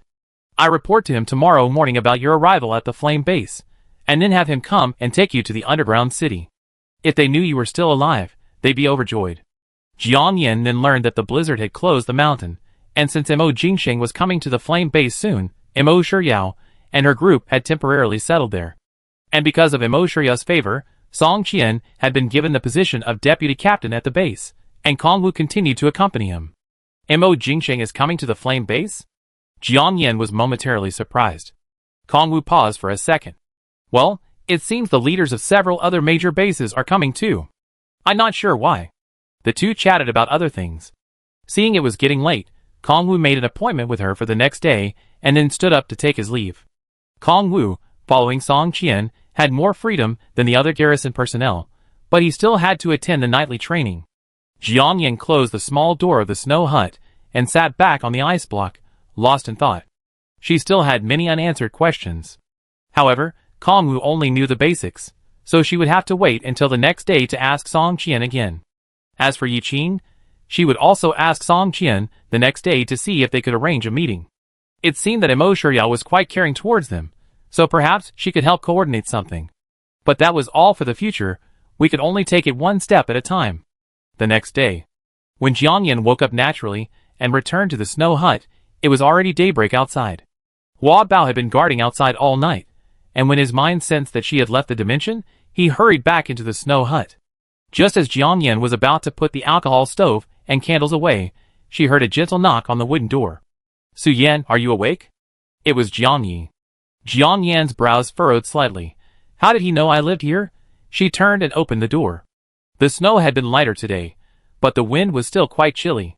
Jiang Yi, holding a bag with a dog's head printed on it, was standing outside, covered in snow. He wasn't wearing a mask today, and Jiang Yan hadn't had time to put on either a mask or a hat. Their eyes met for a split second. It was their first meeting. He had naturally curly hair, double eyelids, a high nose bridge, thin lips, and deep eye sockets, giving him a somewhat mixed-race look. Upon seeing Jiang Yan's true face, the man's eyes lit up, and his lips curled into a smile. I asked the lady at the rental office, and I know you live here. I remembered I had some things left in my backpack, so I brought them to you. Before Jiang Yan could even ask, the man had already introduced himself. Before she could open her mouth, he added, the wind was a bit strong, and I forgot to wear my mask when I left the house. Would you mind coming in and sitting down? The wind was indeed strong, and it felt like a knife on her face. Jiang Yan hesitated for a second before letting the man in. Regardless of the situation, it was an established fact that he had cut off the rat's tail to save her. Besides, he was always so attentive, and she wanted to see what he was up to. If you were to say he was attracted by her beauty, then when they first met, they were both so tightly covered, so they had no idea what she looked like. As for being after money, in terms of being exposed, he and she were actually not much different. This is dog food, with beef and chicken in it. I originally bought it for my little one, Xiaoguai, but he couldn't handle the heat. I ate half a bag on the way. It tastes pretty good and is nutritious. Don't be disgusted. Jiang Yi entered the house and handed her the bag. Jiang Yan didn't take it, but smiled and declined. Keep it for yourself. I still have some food. She really didn't mind. Eating dog food might sound a bit outrageous, but that was only before the apocalypse. These days, people are everywhere, eating two-legged sheep, mutant leeches, and mutant rat meat. This dog food can be considered a high-end food that's both nutritious and delicious. The auxiliary defense team provides 2 meals, and I don't need them myself, Jiang Yi said. He stood up and placed the bag on the ice bed. Turning to leave, he was stopped by Jiang Yan. Jiang Yi, take the dog food. She then added, tell me, what exactly do you want me to do? A hint of embarrassment flashed across her eyes, and she gave him a wry smile. Su Yan, don't let your imagination run wild. I just want to make friends with you. Oh, that simple? Jiang Yan raised an eyebrow and glanced at her. Jiang Yi nodded, his eyes filled with sincerity. Yes, it's that simple. After all, we've been through life and death together. We're unfamiliar with this base, and having a friend can help us look after each other. I made friends. You take the dog food, Jiang Yan said bluntly. Jiang Yi hesitated for a second, then curled his lips, and took the bag of dog food back. The sound of crunching footsteps echoed from outside. The figures of Kong Wu and Song Qian appeared outside the snow hut. The wooden door was open, and the 2 of them stood there, the light inside the snow hut suddenly dimming considerably. Sister Yan. Kong Wu, who was younger than Song Qian, saw the door open and ducked in. Spotting a strange man inside, he was startled and instinctively jokingly asked, Sister Yan, your boyfriend? Not that he meant it to be ridiculous. It was rather odd for a grown man to appear in a girl's snow hut so early. Plus, a small number of survivors in the base were temporarily living together. It was a bit like the weekend couples at the construction site before the apocalypse. No. Jiang Yan felt a sudden sense of relief when she saw him and Song Qian approach. It's windy outside, you 2 should go inside first. Jiang Yi was inside, so his view was better than Kong Wu and the others. Seeing the other person's garrison uniform and weapons, his pupils were startled for a second. He then looked at Jiang Yan and said, Su Yan, since you have friends here, I leave first. It's also time to report in at my place. The snow hut was small, only enough for 2 or 3 people. He still had some self-awareness. Furthermore, the other person was clearly visiting the base for the first time, yet he had acquaintances, regular soldiers at that. This was truly beyond his expectations. Jiang Yan nodded, okay. Su Yan. Outside, Kong Wu and Song Qian heard the name and immediately understood what was going on. They stepped to the left and right, making room for them at the door. Jiang Yi crouched down and walked out, greeting the 2 with a polite smile, then hurried towards the nearby camp.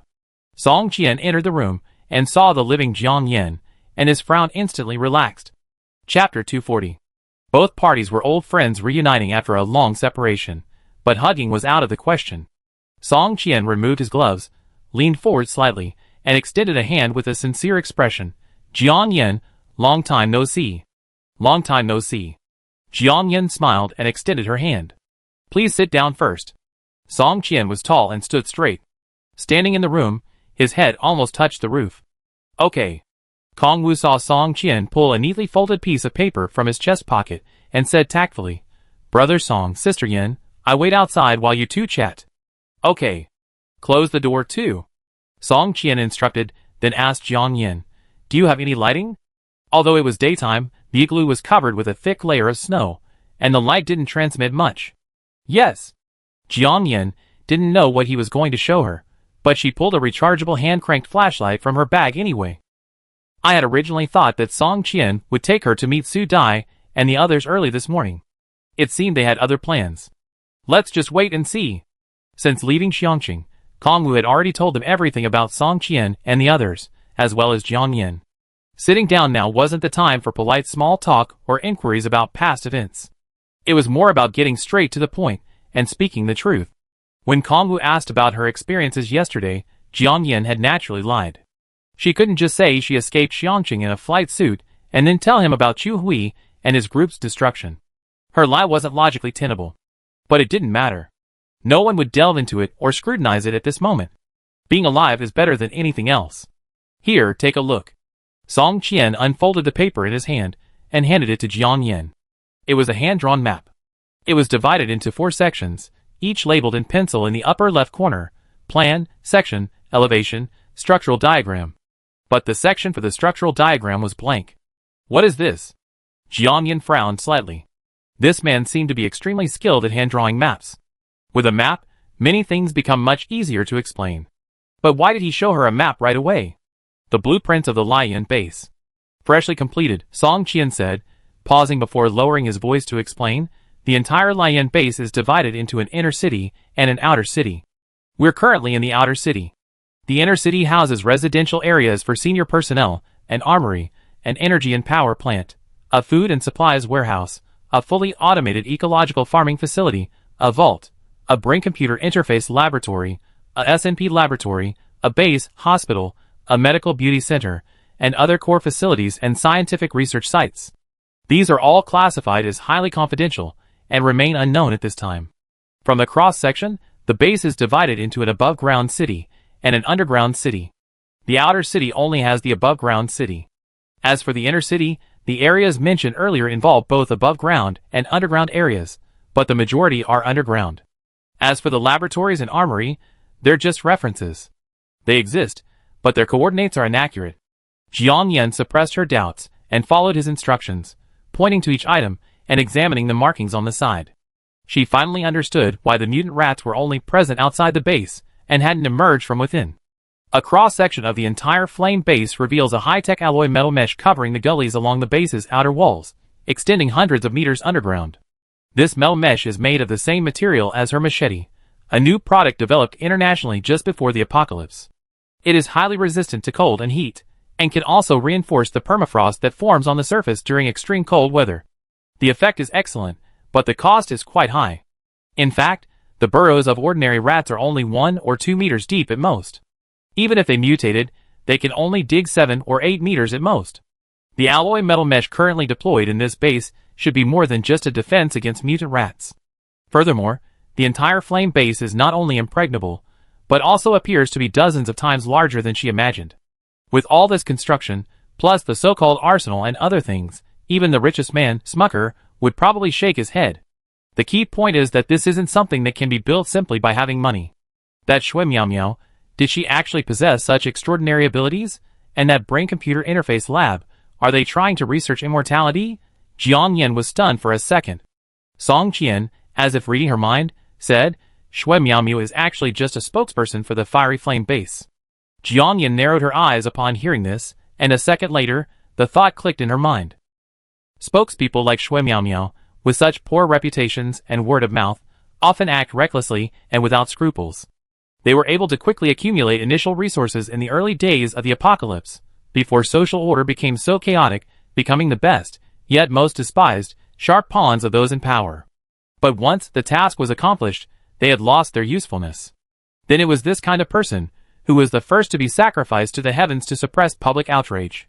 Who's behind this? Jiang Yan asked without hesitation, her heart wryly smiling for a second. She felt like a Forbler agent, who had suddenly joined the Forbler team. The key was, none of this mattered to her. She simply needed a temporary shelter from the blizzard. Was Song Qian deliberately trying to lure her into this? The other party was overestimating their own strength. Song Qian shook his head. We don't know for now. Jiang Yan collected her thoughts, and continued to examine the map. SNP laboratory? Her eyes froze as her finger traced the area. She had seen the word SNP before, in Shui Qian Meishua's work ID photo. Because she was so busy flying away from Xiangqing, she didn't have time to check the space computer. Later, she had forgotten the name. It's called the Gene Sequencing Laboratory, but you could also think of it as the Life Science Laboratory. Earlier, back in Shangyun Cave, we discussed whether the base, besides researching and collecting mutant animals, was also conducting research on humans. Now, I can confirm that it is. Kong Wu also told you about Yi Qing. Song Qian finished, his eyes darkening. They're studying not only qualified adults, but also embryos. It said there's a secret cell inside the laboratory, holding many women and children collected from all over before the rainstorm. Jiang Yan took a deep breath. She had heard this story from Scarface earlier in the Repulse Bay neighborhood. At the time, she thought the young woman was abducted to commit unspeakable acts. Now it seemed she underestimated the other party.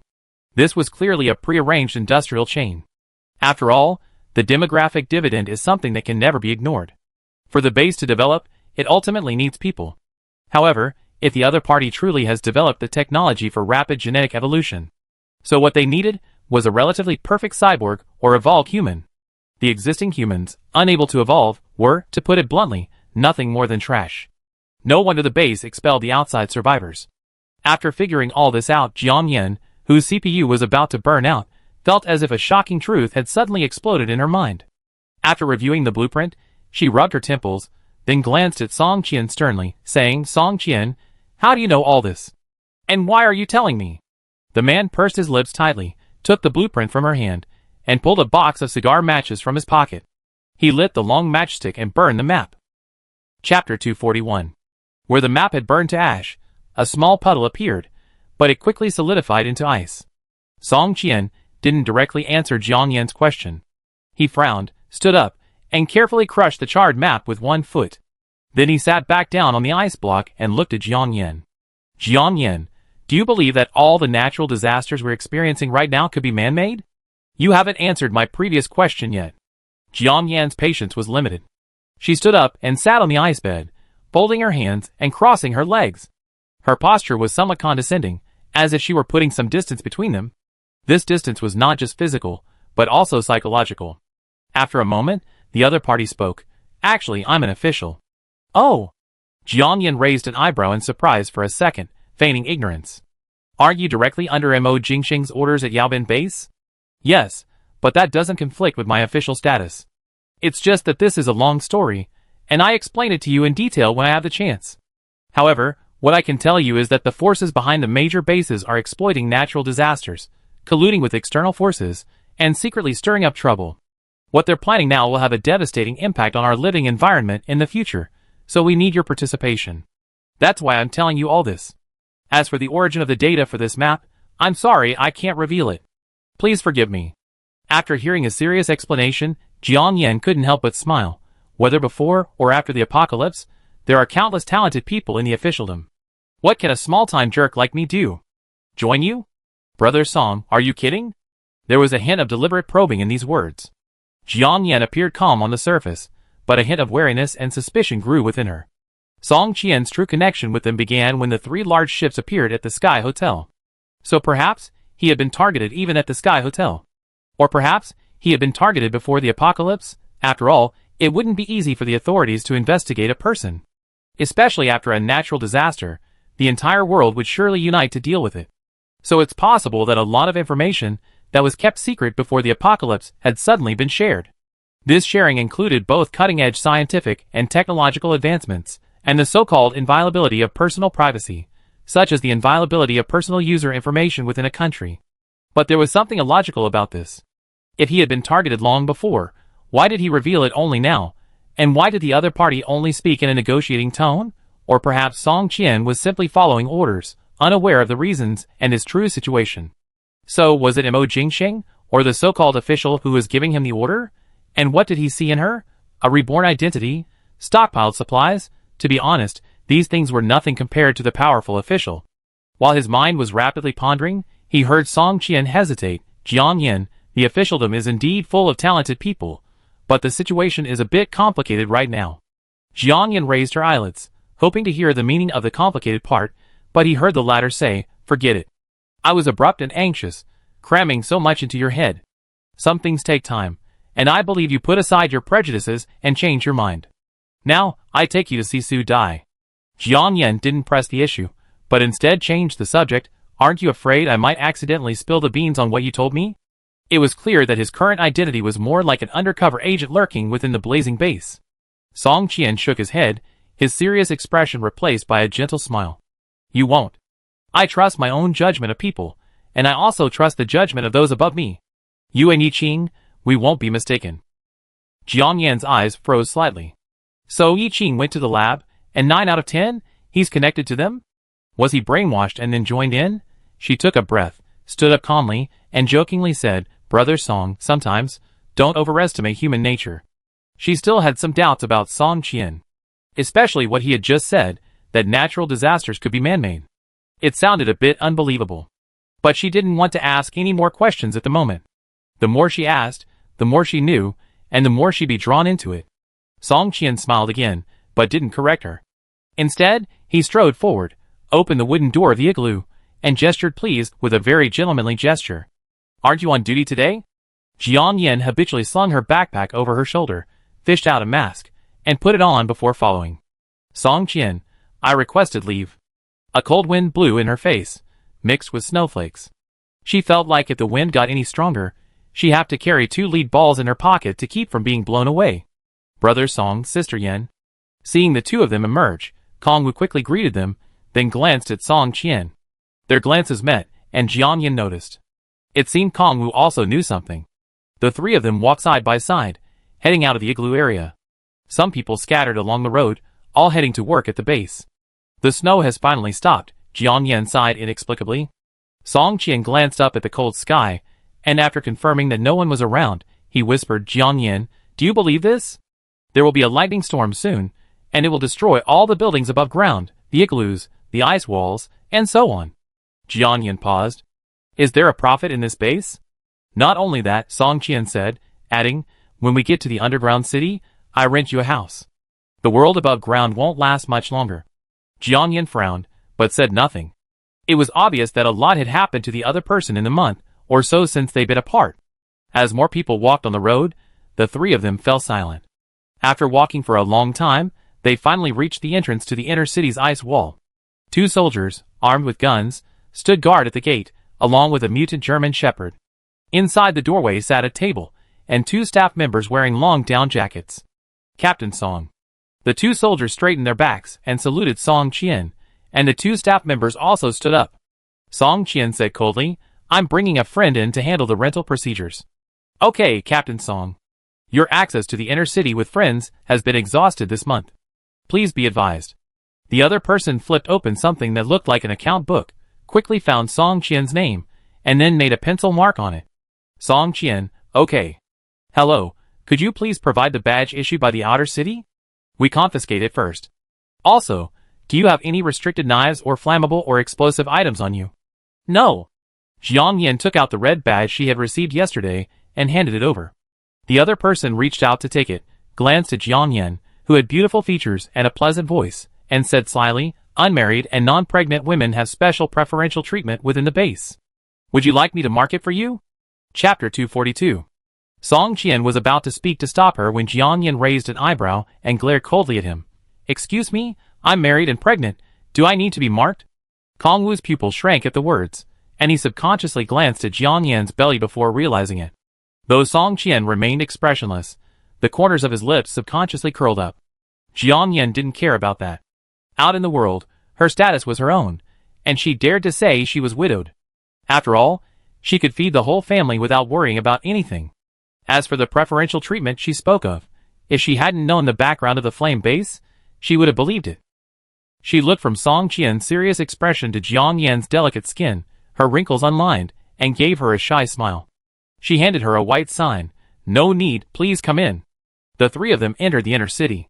Seeing that there were few people around, Kongwu whispered, "Sister Yin, you're amazing. I almost thought you'd been secretly married and having a child this past month." Song Qian also said, "The last time I went into the inner city with Su Dai, Sun Qingtao, and the others, we were with Miss Imo and the others, and there wasn't any such rumor. You were quite quick-witted today." Jian Yin smiled. He must have been doing you a favor. But judging someone unmarried and pregnant based on their looks is pretty bizarre. They're all members of the Shui family, natives of the base. They've been used to living in seclusion here. Don't bother with them, Song Qian consoled. Jian Yin nodded. The three of them continued walking in silence. Contrary to Jian Yin's expectations, the buildings in sight were very scattered. Moreover, there were scattered structures resembling tombs. Jian Yin had looked at the map Song Qian had drawn and knew those were the entrances to the underground base. Each entrance led to a different area, and each was guarded by a soldier with a gun. The underground areas also had intersecting passages, but they were also equipped with checkpoints and gates. The security here was indeed extremely strict, and all the soldiers on duty were exceptional in physique, height, and presence. They were far more intimidating than those in other bases. This clearly showed the strength of the base. If a base like this fell into the hands of a positive force, it would be a blessing for humanity. But if it was really as Song Qian said, Jian Yin observed silently, saying nothing. Also, if, as Song Qian said, A lightning storm would occur soon and destroy all the surface buildings, then she would really have to take shelter in the underground city. But living in the underground city also came with its own dangers. If she hadn't been trapped by this blizzard, she would have wanted to leave immediately for Dongshan. But it would have been even better if she could have taken Yiqing, Su Dai, and the others with her. After all, humans are social animals. When people get along, they tend to get along. They can't just live their lives alone. If that were the case, she could simply retreat into the space. Thinking of this, she asked Song Qian, "You said there would be a lightning storm soon. Do you know how long this blizzard will last?" Song Qian frowned. It's said to last a long time, longer than any previous natural disaster. What do you mean? Jiang Yan was surprised for a second.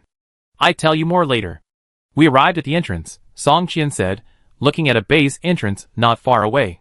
Above the base entrance, the words Base Residential Area 1 were written in large letters.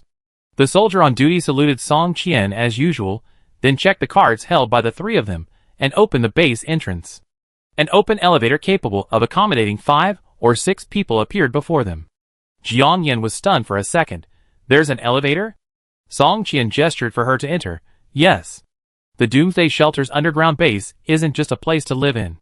The ventilation system, water, electricity, and even the energy supply are all preset. Sister Yan, some public areas in the underground city are monitored, Kong Wu, who had been silent, whispered. Okay, Jiang Yan said, subconsciously glancing at the top of the elevator. Thankfully, there were no cameras. If she hadn't come to this base, she would have thought that every place was as backward as Xiangqing. She truly underestimated the power of technology and the government. Why haven't we arrived yet? Jiang Yan asked, puzzled, as the elevator moved slowly, taking a long time to land. The ground above is permafrost, and the underground city is built beneath it, Song Qian explained. He then added, Su Dai also works during the day and doesn't return to her residence until noon. When we get to the lobby, I help you with the rental paperwork. You should be able to meet her afterward. Nowadays, without phones or WeChat, people can only communicate with each other in the most primitive ways. Jiang Yan felt a little embarrassed by the other party's excessive enthusiasm. Thank you for the trouble.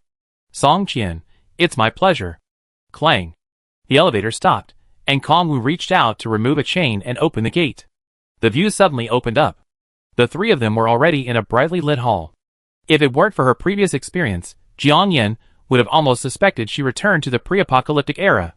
Compared to the deserted, icy ground, this place was bustling with people.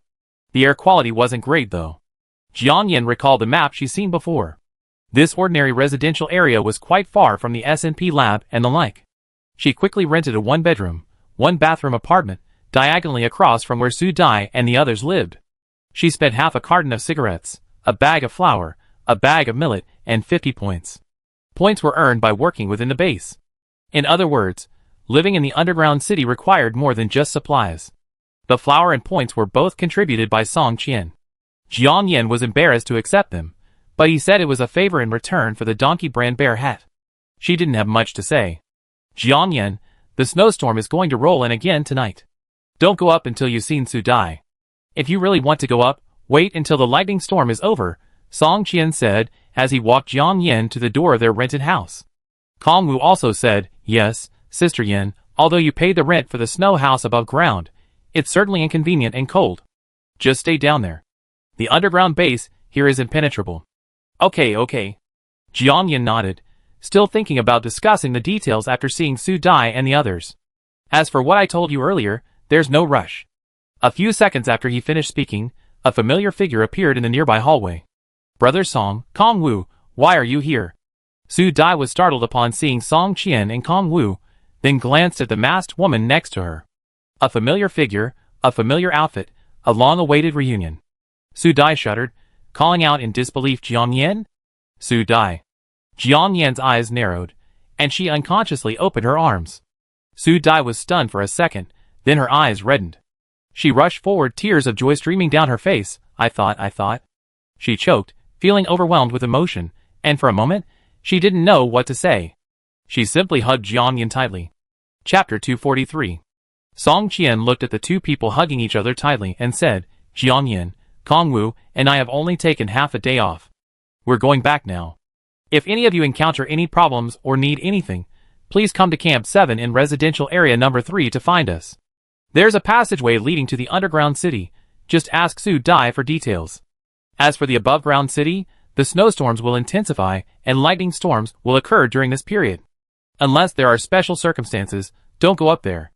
Jiang Yin nodded. Okay. Song Qian had originally wanted her to reconsider his invitation, but realizing there were surveillance cameras in the passageway, he didn't say anything.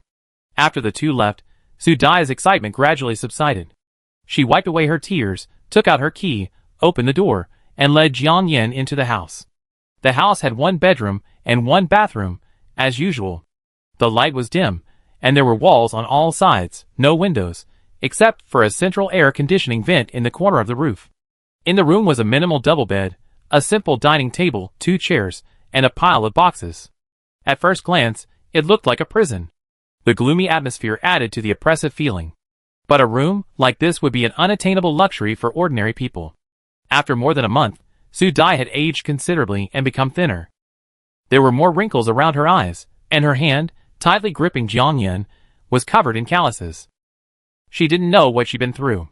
But Jiang Yin didn't dare ask. For both Sun Jingtao and Yi Qing, the subject was a painful one to discuss at this moment. Jiang Yin, I'm so happy to see you again, Su Dai choked out, her eyes suddenly reddening. She wasn't a sensitive person, but somehow, all the pain and grievances she experienced during this time suddenly flooded back the moment she saw Jiang Yin. Back in the Repulse Bay neighborhood, Jiang Yin was her shining star.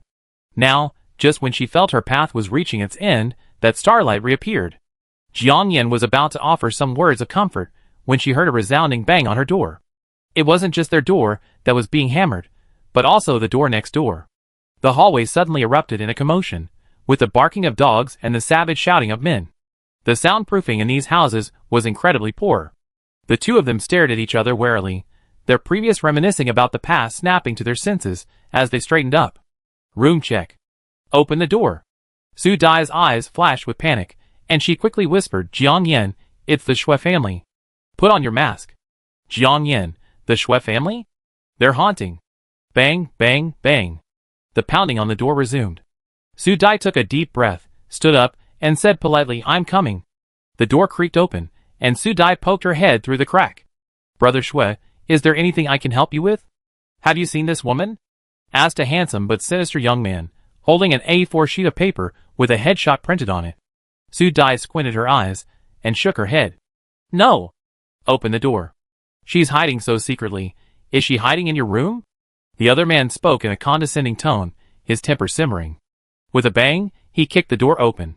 Su Dai, a thin woman, stumbled backward, holding onto the doorframe with one hand. Jiang Yin, seeing this, stood up abruptly, took a long step, and raised her hand to support her. The man saw Jiang Yin and swept his powerful flashlight across her face. The corners of his lips twitched, and he grinned. I told you, there was someone hiding in the house. Take off your mask. The girl before him had fair, delicate skin, her eyes radiant and full of life. As for her figure, even in a black, neutral down jacket, her tall, slender figure was still visible. This woman was clearly not the woman he had drawn. But she seemed many times more beautiful. Besides, the people living in residential area 1 of the underground base were powerless and without support, so it wasn't impossible for him to bully them for a few nights.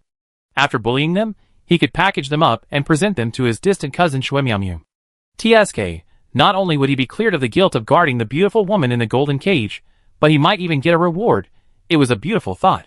Brother Shui, it seems this girl was brought by Captain Song Qiansong. She arrived at the base yesterday. She's not Jiang Nana, a man nearby said cautiously. Shui Chengcheng sneered upon hearing this. Ah, Captain? There are so many captains at the Flame base. Song Qian is nothing. But he's Mo Jingsheng's man.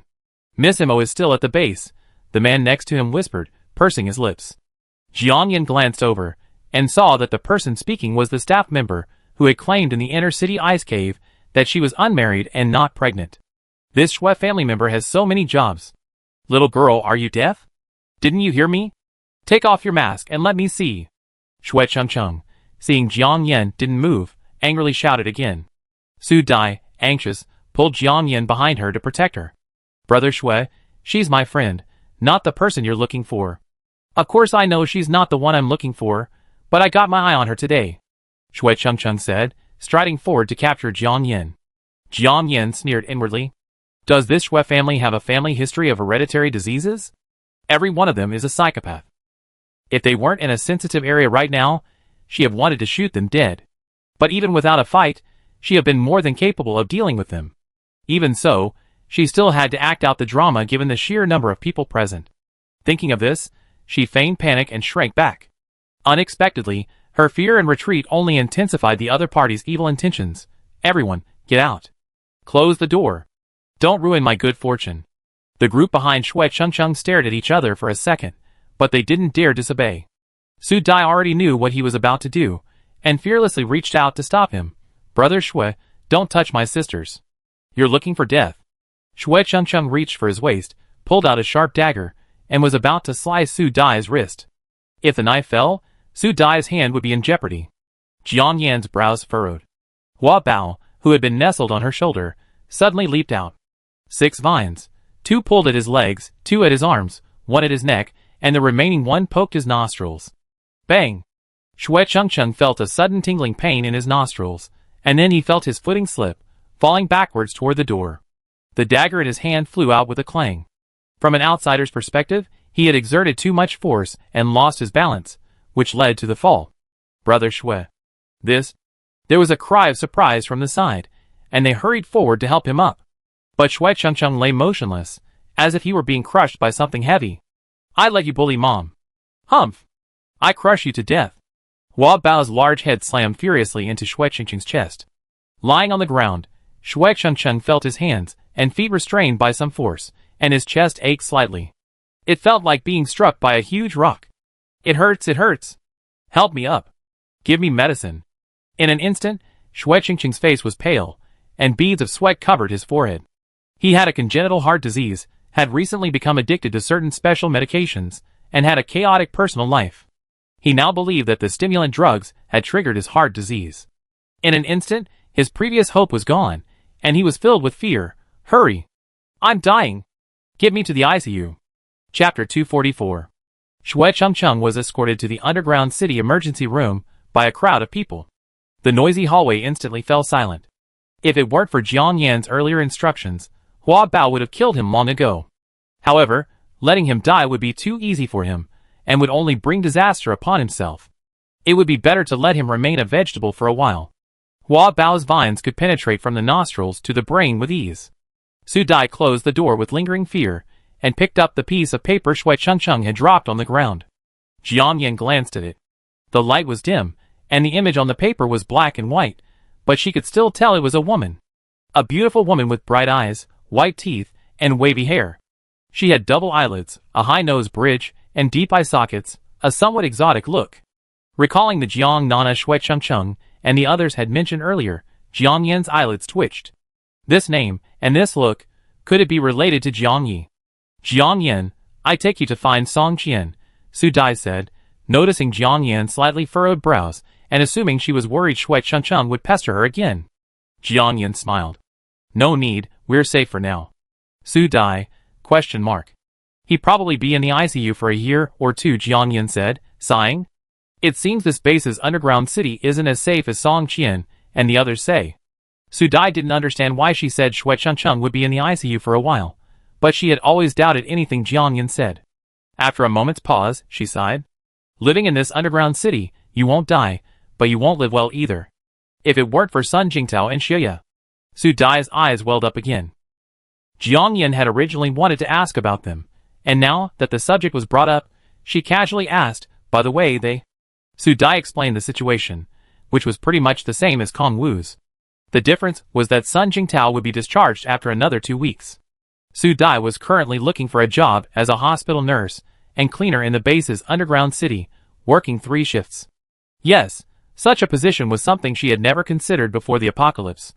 She then asked about Jiang Yan's life since leaving Xiangqing.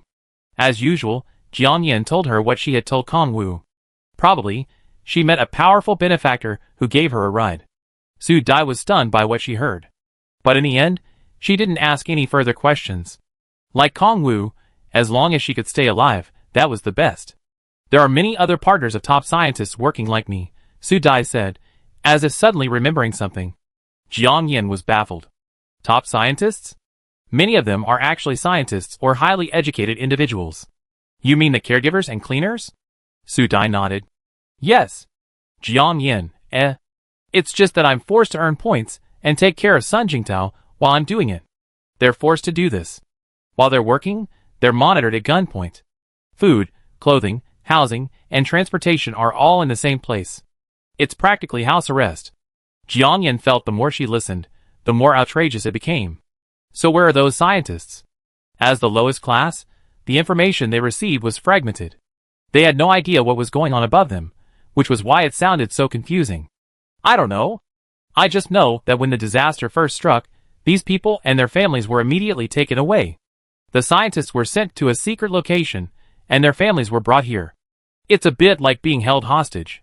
But that's not important. I be assigned to clean the S&P lab once a month. I find a chance to see Qing and tell him you're still alive. Can you see him? Jiang Yan's eyes lit up. Probably. I try. Su Dai nodded. If he knew you were still alive, he'd be so happy. Jiang Yan, have you eaten yet? Su Dai stood up and fished out a bag of compressed biscuits from a box. Jiang Yan nodded. Yes, I have. Do you have to go back to work this afternoon? Yes, I have to go back soon. Wait a moment. These compressed biscuits are a bit choking if eaten alone. I get some water. Su Dai stood up a little awkwardly, picked up a water bottle from the table, and went to the bathroom. Yes, the bathroom. Inside was a small basin and a simple faucet. Thanks to the base's layout, the internal water pipes hadn't frozen, and thanks to the constant supply of snow water, there was no shortage of water. It was just that the water flow in this residential area was very low due to the pumps and power supply. Just drink a little to moisten your throat. Su Dai walked out, poured Jiang Yin a cup, tore open the bag, and handed her a slice. You should eat something too. Okay. Jiang Yin accepted it without refusing, then opened her backpack and pulled out several servings of self-heating rice with braised beef. These are the supplies that Benefactor left for me earlier. There are still a few boxes left. These are for you. Su Dai said she didn't want anything, but she finally gave in to Jiang Yan's persuasion and accepted it, moved to tears. This made Jiang Yan feel quite uncomfortable. The two chatted for a while, and then Su Dai got up and left. Jiang Yan didn't stay in her room either, returning to her own rental. After checking the room as usual and confirming there were no surveillance cameras or anything like that, she simply lay down on the bed. Looking at the prison-like hut, recalling everything she had experienced since the apocalypse, how a few boxes of self-heating rice had made Su Dai weep for hours, and what Song Qian had said, Jiang Yan fell into a state of inexplicable contemplation. For a while afterwards, Jiang Yan returned to the surface several times during the day when the dungeon was open. As Song Qian had predicted, the blizzard had returned, even worse than before. The kind that made it hard to open your eyes. The temperature dropped another dozen degrees. But she never ran into Jiang Yi again. Shui Chengcheng never returned after his departure. According to Su Dai, he suffered a head injury and lay in a vegetative state in the underground city's luxury ward. Some members of the Shui family did return with images of Jiang Nana, searching several times, but after returning empty-handed, no one came back. Afterward, a large number of people began to pour into the underground city. It was said that a lightning storm had struck, destroying all the buildings above ground, sending a swarm of mutant rats and animals into the above-ground area. Afterward, the underground city entrance was completely closed. Jiang Yan didn't stay confined to her room or space. With Song Qian's help, she found a relatively undemanding job that allowed her to travel freely. During this time, the invisible Hua Bao also stayed by her side, using her invisibility and wall-penetrating abilities to explore many areas. Jiang Yan, having learned from her previous experience, would give herself a simple makeover before leaving home each day, often to a more uglier look. Song Qian had visited her several times recently, only to bring her and Su Dai some food. He hadn't mentioned inviting her to collaborate again. That night, near dawn, she was about to enter her space to rest when she heard a knock on her door. Jiang Yan, are you resting? It was Song Qian, his voice low. Jiang Yan feigned sleepiness as she opened the door. It's so late, has something happened? Captain Mo is here, he just arrived at the base. Jiang Yan was a little confused. Captain Mo? Mo Jingxing. Song Qian's expression was a little awkward, and he said he wants to see you. Would you be willing to come with me now? Chapter 245. Jiang Yan's knowledge of Mo Jingxing, aside from knowing he was the leader of the Yaobin base, was largely confined to Kong Wu's admiring descriptions of him. When she had previously entered the space, she had searched for this name on the computer, but found nothing. There was information on Imo Shiryao, however. All she knew was that he was born into a military family, and had expressed interest in the entertainment industry after returning from his studies. However, judging by the timeline, he had just made a cameo appearance as the female lead in a well-known blockbuster film when the catastrophe struck. This speculation suggests that Imo Jingsheng likely held a special status. It was not surprising that no information about him could be found online. Now that he had suddenly specifically requested to meet her, Jiang Yin had a strange feeling of foreboding. The reason was simple. In Jiang Yin's mind, Imo Jingsheng, like Shui Miao, was a second or third generation successor with considerable resources. It was just that the former had a better reputation, or at least, she hadn't noticed any negative aspects of his reputation. But they were all reborn with immense ambition. Compared to their desire to achieve great things, I simply wanted to live a quiet life in a corner. Thinking of this, Jiang Yin spoke, "I'm sorry, it's late, and it's not convenient for me." Song Qian, as if anticipating her concerns, said, "Don't worry. Chief Imo said that even if we only meet in person, we ensure your safety. Besides..." The other party hesitated for a second before continuing. "Didn't you ask me before who was behind this? Perhaps Chief Imo can give you the answer." Jiang Yin shook her head. "I don't want that answer now. I'm just an ordinary person, not worth all your trouble." Hearing this, Song Qian was stunned for a second. "Jiang Yin, I know you're saying this out of concern and confidence, and I know you possess some skills. But there's an old saying I'm not sure if I should repeat. Without the greater good, there's no smaller family. If this country or planet were to be completely destroyed one day, how would you protect yourself?" "Destroyed? What do you mean by destroyed?" Jiang Yin was internally stunned for a second. The word was both serious and outrageous. These things involve state secrets, so it's inconvenient to discuss them here. Song Qian paused. "Leader Imo will be returning to Dongshan in an hour. He said you can bring Yi Qing and the others with you if you wish. Yaobin Base will have the strength to protect you." Jiang Yin glanced at him. "Return to Dongshan? How?" Outside, there was a severe blizzard and lightning storm. Even armored vehicles would be overturned. The temperature had already dropped below 50 or 60 degrees Celsius. Not to mention, the straight-line distance from Lian Base to Yaobin Base was hundreds of kilometers. Now, hiding underground is the only way for everyone to survive. Seeing her interest, Song Qian's eyes softened slightly. "Of course there are ways. You find out soon. Chief Imo, I don't intend to treat you as outsiders." His words had some validity. After all, he had been speaking to Jiang Yin in a consultative tone from the beginning. If Shui Miao had been more like him, she would have simply visited them with a gun. Of course, from the moment they arrived at the Sky Hotel to now, the care and respect they had shown them was truly evident. Thinking of this, Jiang Yin's resolve began to waver, but she still needed to confirm one thing. Yi Qing is in the S&P lab. Can you take him away? For her, the fiery base wasn't a suitable place to stay for long. Shui Chengcheng had gone, and there was also Shui Miao. Thankfully, she had disguised herself well, and kept a low profile. At least Shui Miao hadn't discovered her presence there. She had originally wanted to go to Dongshan. If she could successfully purchase gold there for free, then upgrading the space would be just around the corner. The fiery base also had a lot of gold, but some was stored in the core area's warehouse. Others, Shui Miao had crafted into dozens of golden bird cages the size of houses, over 2 meters tall, to hold people. The cages hung in midair, each one as thick as an arm, and made entirely of 24K gold. Their combined weight was astonishing. Both locations were heavily guarded, and the surroundings were covered in strange runes. Those runes were identical to the ones on the interior of Shui Qianmaichu's rose-red Mercedes-Benz. Jiang Yin suspected that Shui Miao's bird cages weren't just about satisfying perverted desires, but also had a more sinister element to them. The girl sent there was not only young and beautiful, but also completely inexperienced in that area. But what exactly it was unknown. Entering these two locations and retrieving the gold wouldn't be too difficult for her. However, successfully escaping would be no easy task, and she wasn't willing to risk her life just yet. As for Sun Jingtao, he'd been discharged from the hospital. Jiang Yin had seen him once in the past 2 days.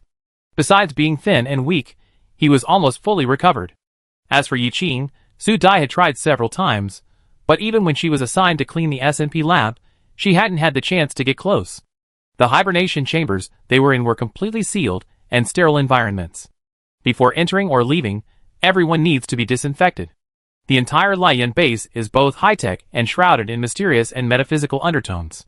Jiang Yan couldn't figure this out, so she simply stopped speculating.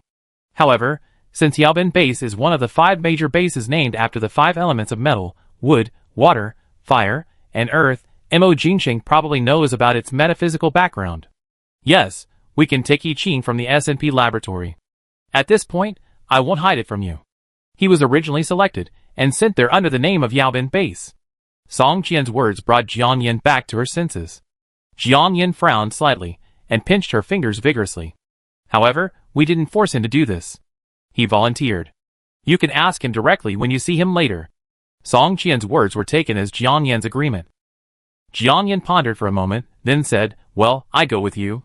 Song Qian had been waiting for these words, his brows furrowed in a moment. "Please." Jiang Yan glanced at the door of Su Dai and the other's room across the street. "What about them? We already delivered sleeping pills to the rooms around you through the fresh air ducts and reduced oxygen supply. They've probably fallen asleep. Kong Wu will wake them up and bring them over." Song Qian finished, pulling out something resembling a fluorescent flashlight and shining it briefly into the distant darkness. Every evening after 9 o'clock, the lights in the residential area's corridors go out. Darkness descended. Sleeping pills? Jiang Yan was stunned. With such a large space, how much can be delivered? Song Qian couldn't help but laugh. The soundproofing here isn't great. I wouldn't dare say this to you standing at the door without knocking you unconscious. And the cameras are all temporarily disabled. Jiang Yan, what about you and me? How are we okay? In fact, her body had been elevated by the space, so a minor incident like this would naturally be fine. The medication simply induces a deep sleep, not a drug. If you lie down, the oxygen level decreases, and the carbon dioxide level increases, causing you to fall into a deep sleep. But if I knock on the door, you wake up too. Song Qian finished, his eyes flickering with a rare cunning. So Jiang Yan, you can see our sincerity and strength, right? Jiang Yan remained silent, saying, "We're going to such great lengths." Song Qian chuckled and said nothing more. A few seconds later, Kong Wu hurried over, his face beaming with joy, saying, "Brother Song, Sister Yin." Beside him, a soldier, also in combat uniform, with an imposing demeanor followed. Song Qian pulled a card from his breast pocket and handed it to him, saying, "Take this and go to the S&P lab to pick up Yiqing. Then, call Su Dai and Sun Jingtao to meet us on the 101st floor underground." Chapter 246. Okay, Brother Song. Kong Wu took it, nodded goodbye to the 2 soldiers beside him, and hurried off to pick up Yiqing from the S&P lab. The 3 of them wore black special operations silencer boots today, making no sound as they walked through the quiet corridor. Song Qian handed Jiang Yan a pair of night vision goggles and immediately raised his hand in a gesture of welcome. "Let's go, Jiang Yan. Chief Mo is still waiting for our reply on the 101st floor underground." The 101st floor underground? Jiang Yan secretly clicked her tongue. When she had heard him tell Kong Wu earlier, she had thought she had misheard. She took a deep breath, locked the door, put on her glasses, and, as usual, pulled a mask from her pocket and put it on. As she walked, she recalled the map Song Qian had shown her. The map had been crudely drawn, with a dungeon marked, but she hadn't known there were so many floors. It sounded truly incredible. However, the corridor was now flanked by rental apartments, clearly not the time to discuss these matters in detail. Jiang Yan suppressed her inner doubts and followed Song Qian's steps towards the end of the corridor. Her hands appeared to be casually tucked into her pockets, but in reality, a miniature pistol had appeared in her right hand. After wandering around in circles for what felt like a long time in a maze, Song Qian led her to a spacious area resembling an elevator. Take out the card, unlock the door, take out the card again, unlock the door again. After repeating this process 5 or 6 times, a dimly lit elevator came into view. Jiang Yan keenly noticed that the entire passageway, starting with the card swipe, was covered in 360-degree rotating cameras.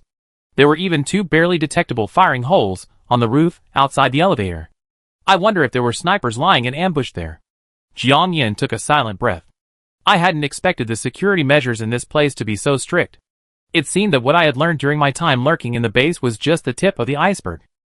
Outside the elevator stood a burly, fully armed soldier. Seeing Song Qian, he stood at attention and saluted. Captain Song. Jiang Yan noticed his weapons. In addition to a conventional submachine gun, he also had a powerful stun gun. Song Qian nodded slightly and handed him the card. He took it with both hands, swiped his wrist against the elevator, and then swiped his card, and the elevator opened with a clang. Captain Song, please keep this. The other party returned the card to Song Qian, then turned and retrieved 2 portable oxygen cylinders and 2 hard hats from behind, handing them to the 2 men. Please keep these and wear them properly.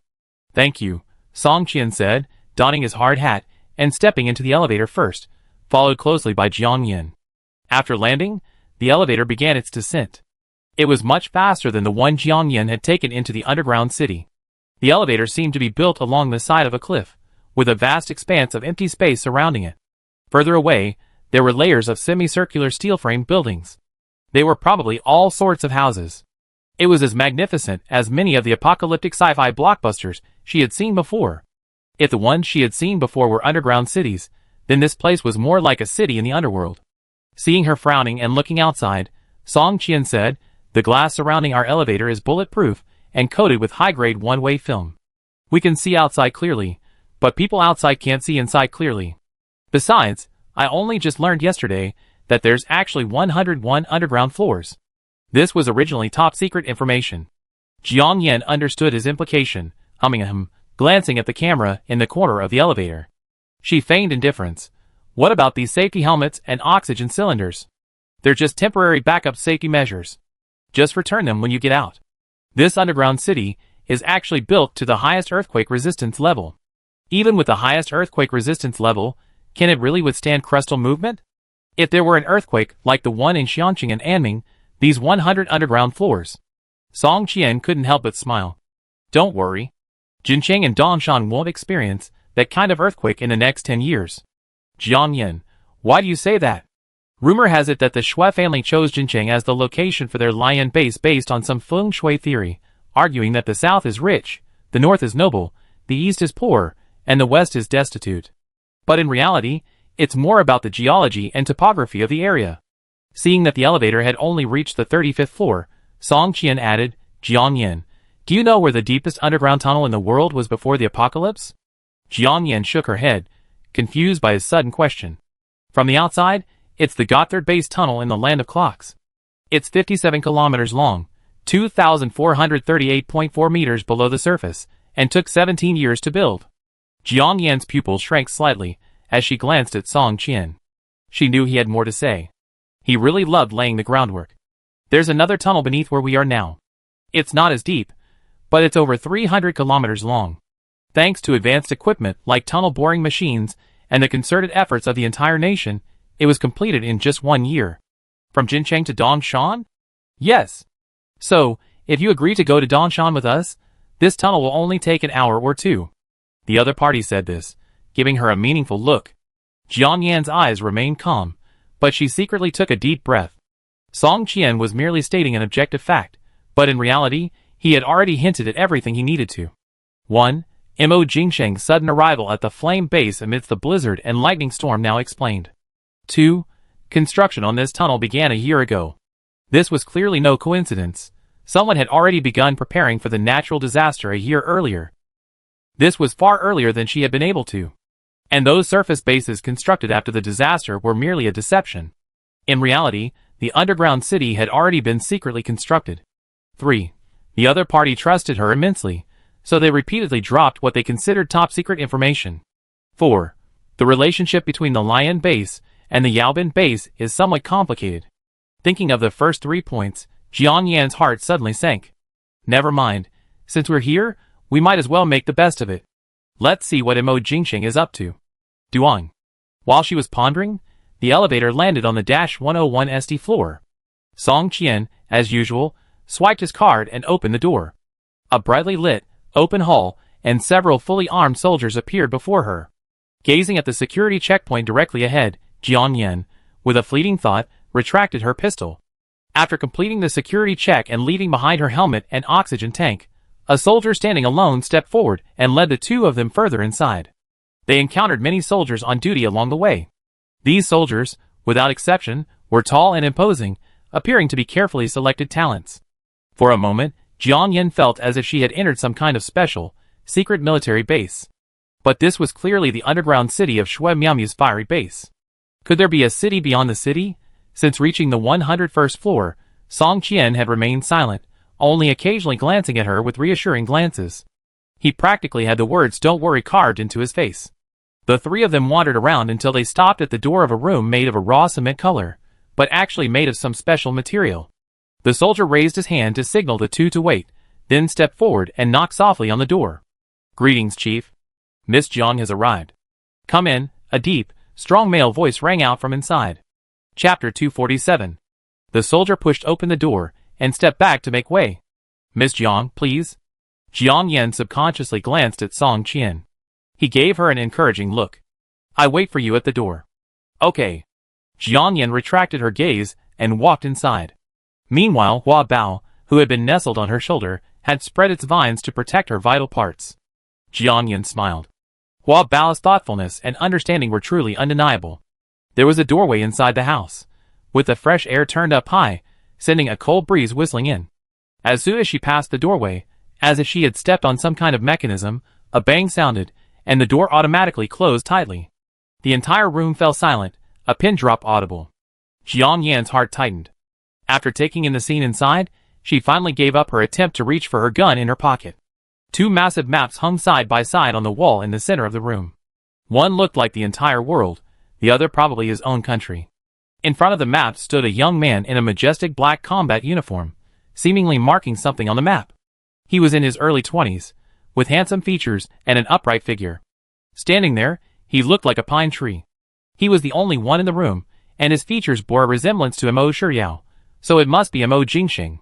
However, he was too young, and possessed a calm and imposing air that belied his age, which was unexpected for Jiang Yan. As soon as she entered, Mo Jingxing capped the marker in his hand, his demeanor subdued, and his expression less serious and solemn. "Miss Jiang, I apologize for disturbing you so late." He was very humble, yet exuded a powerful aura from within, which felt a bit awkward. Thankfully, Jiang Yan had seen a lot of things, so she smiled and said, "Captain Mo, you're welcome." Mo Jingxing said nothing more, casually pointing to a table that looked like a workbench. He looked at her and said, "Miss Jiang, please take a seat." "Thank you." Jiang Yan took a deep breath and sat down. She felt the temperature in the room suddenly drop a few degrees. The man sat down across from her, his eyes narrowed slightly, and he glanced at her. "I heard Miss Jiang is from Anming?" Jiang Yan nodded. "Yes." The man continued, "I'm deeply sorry for your mother's death." The subject jumped so quickly that her breath suddenly stopped. Jiang Yan vaguely guessed what the man had meant by calling her. She had always believed that such a day would come sooner or later. But she hadn't expected it to come so soon. She counted on her fingers to calm herself down. Just as she was about to speak, the other person had already opened a drawer and handed her a specially made brown paper bag. "Time is limited, and Miss Jiang is a smart person, so I won't beat around the bush. This is a document I received earlier. I just finished reading it, so you can take a look, Miss Jiang." Jiang Yan said okay, and reached out to take it. A large red top secret seal was stamped on the brown paper bag.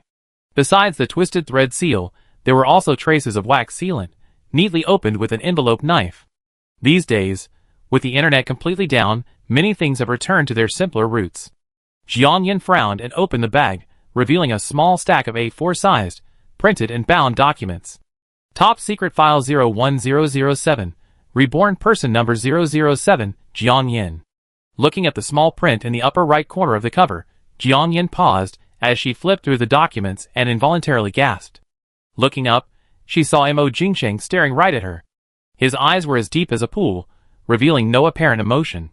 But Jiang Yan knew he was clearly sizing her up, observing her every reaction.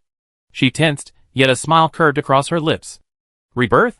Chief Mo, do you read online novels?" "Never." Mo Jingxing's expression grew more serious, and he said in a stern voice, "Miss Jiang, why don't you open it and take a look?" "Okay." Jiang Yan suppressed her smile and flipped through the book. Name, Jiang Yan. Gender, female. Age, 23. Height, 168 centimeters. Place of origin, Anming. Education, bachelor's degree, double bachelor's, family relationship, father, orphan Jiang Yakong, mother, Li Meijian, orphan, stepfather, Song Deming. Suspected date of rebirth, May 9th, 20XX. Jiang Yan's breath caught, her gaze fixed on the words May 9th, her heart pounding. This was indeed the day of her rebirth. It was also the day her stepfather, Song Deming, and his mistress, Zhang Kai, attempted to cut off one of her hands for money and murder. If the other party could find this date, wouldn't everything she did later be exposed? She pursed her lips, took a deep breath, and continued reading. Jiang Yan's eyes widened. The records of her stepfather and Zhang Kai's tragic deaths in the villa's basement. The records of her statements at the police station, all the records of her selling cars, houses, bags, and watches to liquidate her assets, all the records of her stockpiling supplies for home renovations, all the records of her overseas flights, even the records of her hotel stays, her purchases, and the records of her using different phone numbers to issue natural disaster warnings to the Chinese people. She also had records of the huge sums of money she transferred from Hong Kong to foreign countries, and after the high temperature set in, she went on a frantic shopping spree for gold and jewelry in China, buying Apple cabins, and so on. There were also some details about her background and her parents' business ventures. This section was very concise. Similar to her own, the word internet celebrity blogger summed it all up. Jiang Yan's eyebrows throbbed wildly. It felt like she'd been stripped naked, with no privacy left. She had underestimated the power of the authorities. If they wanted to investigate someone, even after the apocalypse, they'd find out. It was just that without technology, it would take longer. She gritted her teeth and continued flipping through the pages, only to see a black and white picture of herself in a flight suit soaring over a city. This? Jiang Yan's pupils constricted, and she was shocked for a second. At that time, all internet connections were clearly down. Across from her, Mo Jingxing, with remarkable insight, could clearly see the astonishment in her eyes. After the high temperature set in, civilian networks and satellites did indeed fail. However, military satellites continued to function normally. This photo was taken by a military satellite. Jiang Yan swallowed, remained silent, and continued on. Then, there was a brief description of their visit to the Sky Hotel and their journey to Xiangqing. She survived the Xiangqing explosion and appeared at the flame base. She had used the aliases Su Yan and Jiang Yan. Jiang Yan read silently, her emotions having mostly settled. Seeing her close the file, the other party said, including you, no more than 4 people have read this material. I, the higher-ups, compiled it. So, Miss Jiang, you don't have to worry about your identity being exposed. Jiang Yan smiled faintly and said frankly, excuse me, Chief Mo. I don't know the motives of the person who compiled this material, but I'm just an ordinary person with a little money, just shopping. Before the apocalypse, people with this status would have been a dime a dozen across the country. Really? Mo Jingqing raised his cold, pale eyelids, glaring at her sharply. He then interlocked his fingers, leaned forward slightly, and spoke in a suddenly serious tone. Miss Jiang, I didn't call you here to verify whether you're a reborn person. Whether you admit it or not, this is an established fact. The other party's aura was so oppressive that Hua Bao immediately went on the defensive. So? Jiang Yan shrugged, non-committal. Mo Jingsheng's jaw tightened for a second, and perhaps realizing he was being too serious, he softened his tone slightly. We need your help. Or to be more precise, the authorities need your help. Chapter 248. The authorities actually need my help? Jiang Yan was stunned for a second. Her expression and tone were a mixture of 4 parts surprise, 3 parts shock, 2 parts exaggeration, and 1 part disbelief. It felt like an act, yet also like a genuine outpouring of emotion. Seeing this, the usually calm and composed Mo Jingsheng's brows furrowed slightly, his handsome face suddenly becoming more serious. However, Jiang Yan didn't give him a chance to speak. She seamlessly followed up with a self-deprecating remark. Captain Mo, I don't have any special skills. I was just good at live streaming before the apocalypse. I can't. Her earlier exaggerated expression and her current words were both feigned innocence and a test, even giving Mo Jingsheng the appearance of self-deception. After all, the latter was just shy of revealing how many times she ate and went to the bathroom each day. In fact, given his current strength, using a lie detector or 2 or even torture to extract a confession would be a piece of cake. But he didn't. Instead, he showed her patience and respect.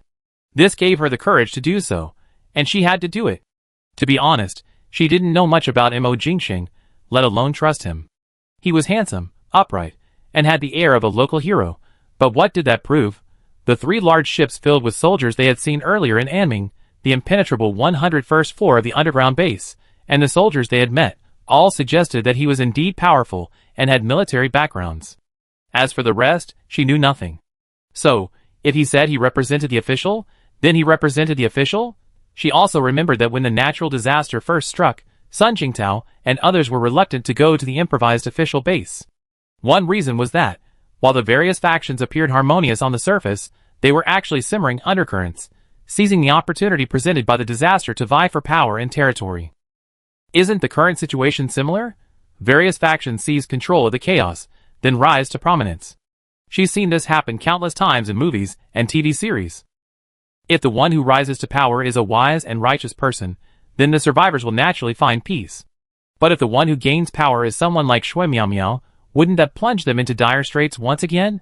Of course, Jiang Yan didn't want to get involved. Her primary concern was how to avoid being imprisoned and put in danger.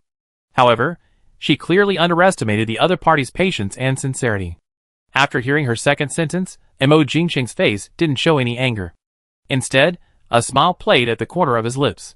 Ms. Jiang, optimism and humor are good qualities, and I admire them. However, he suddenly paused, leaned back slightly, and reached out to press a button on the side of his chair. The door to the entrance swung open with a bang. He continued to stare at Jiang Yan, but said, "Li Haoyang, bring in 2 cups of tea." "Yes, Chief." "I guess the entrance was used for soundproofing." Jiang Yan avoided his gaze, and silently glanced at her watch. It was 10 minutes past 1 in the morning. Drinking tea at this time. Was he going to keep her chatting all night? It seemed that all the previous conversations, and the file he showed her were just the starters. TSK, this guy. If she weren't slightly younger than Song Qian, she would have suspected they were a master-disciple relationship. Her subtle expression caught the other man's eye. The other man simply curled his lips slightly.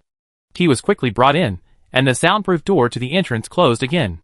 The temperature in the room was so low that wisps of thick white mist hung over the cups.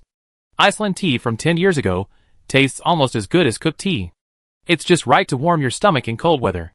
Miss Jiang, you can try it, the other man said, picking up the tea and taking a sip. Jiang Yan smiled and thanked him. She suddenly felt a little unsure of him. Is he preparing to change tactics? Based on their previous conversation, shouldn't he have said something now? For example, she had stockpiled so many supplies and ammunition, and now the government was short on supplies, and needed her to contribute. Had the other party guessed that she had a space? Either way, given his straightforward nature, he would have spoken directly. But he clearly had no such intention. He simply expressed his need for her help. But he didn't say what kind of help. Jiang Yan took a deep breath. Since that was the case, she would just continue to play dumb. But honestly, after sitting here for so long, she was really thirsty. Just as she was debating whether to drink, Hua Bao had already extended a small vine into the water. "Mom, it's not poisonous. It's safe to drink." Jiang Yan, I didn't realize Hua Bao had this ability. She picked up the teacup and took a sip. It was authentic aged Icelandic tea, its red tea soup bright and rich, refreshing and sweet. It was a pity that the water must have been made from snow water collected from outside the base. Even after filtering, it still had a hint of bitterness. Good water goes well with good tea. It's a bit of a waste of this exquisite tea, once priceless before the apocalypse. The room suddenly fell silent. Mo Jingsheng remained silent, so Jiang Yan also immersed herself in her tea. She took small sips, slowly blowing on the hot air and sipping it. After a while, the man opposite her put down his teacup and stood up. Jiang Yan knew it was time. "Ms. Jiang, have you ever heard of weather warfare?" This topic caught Jiang Yan by surprise. She paused for a second before answering bluntly, "No." "What about the Mars colonization plan?" "I read about it online before," Jiang Yan said, adding, "Are the two related?" "Yes." The other person paused for a second before adding, "You might not realize that the natural disasters we're experiencing right now are actually man-made." Jiang Yan was stunned for a second, nearly knocking over her teacup in shock. This incident far exceeded her understanding and imagination, and it made her lose her composure. How could it be man-made? This is a global natural disaster. The high temperatures, the torrential rains, the earthquakes, and now the blizzards, each one of them is a devastating catastrophe. Furthermore, when the high temperatures first arrived, it was reported worldwide. And the earliest mutations of the blood-stained mosquitoes are said to be caused by the melting of glaciers in the Arctic due to the high temperatures, releasing ancient viruses buried deep within. If this were a man-made weather war, those nuclear-armed nations would have turned the tables long ago in the face of such a global catastrophe. Mo Jingsheng hadn't expected her to say such a thing. He sighed inwardly, but said calmly, "It's not that simple. Many things, like the butterfly effect, are predetermined from the start. Chapter 249. Captain Mo, what do you mean by that? Jiang Yin suddenly stood up. Mo Jingsheng didn't answer her question directly. He frowned and remained silent for a second, then said, "What I'm about to tell you will overturn your understanding of the world. It's also a core secret concerning the future of the entire world. Few people in this world know this." Jiang Yin felt her shoulders sink. "Captain Mo, if that's the case, can I choose not to know? The more you know, the faster you die." She understood this principle. Having lived a second life, she cherished her life. But the other person smiled bitterly and shrugged. "I have no choice, and neither do you." Jiang Yin took a deep breath and didn't argue. Mo Jingsheng regained his composure and began to narrate slowly. Jiang Yin listened silently, her eyes wide at first, then her brow furrowed in a deeper frown. Several years ago, due to humanity's reckless exploitation and pollution of the natural environment, as well as the rapid global population growth and the frequent occurrence of local conflicts and wars, the living environment is becoming increasingly harsh. The weather is deteriorating at an accelerating rate, with extreme weather events becoming increasingly frequent, making the blue planet less and less suitable for human habitation. Furthermore, according to scientific deduction, after the sun exhausts its hydrogen fuel, it will begin to expand, forming a helium-burning red giant. This means that approximately 5 billion years from now, when the sun becomes a red giant, the blue planet will eventually perish in a conflagration. To be prepared, several of the world's most technologically advanced countries have been forced to jointly research and prepare for extreme weather disasters in advance, and have chosen a second habitable planet besides the blue planet. Mars, with its atmosphere and potential for water, has become a top choice for human extraterrestrial migration. However, colonizing Mars presents challenges beyond the spacecraft's fuel endurance. It also involves the physical strain of humans in microgravity during interstellar travel. And, upon arrival, humans must successfully survive the harsh conditions of Mars, including low oxygen levels, a temperature swing of up to 94 degrees Celsius between day and night, and a semi-weightless environment. To this end, a series of cutting-edge research projects have been launched. The primary focus is on natural disaster simulation experiments to help humans adapt to the new environment, followed by the development of new equipment and energy sources. These natural disaster simulation experiments actually already existed in small scale weather wars several years ago. These efforts are now being expanded to include more types of natural disasters. To prevent any unintended consequences, these studies have been conducted in secret and in a top-secret manner. Some progress has indeed been made.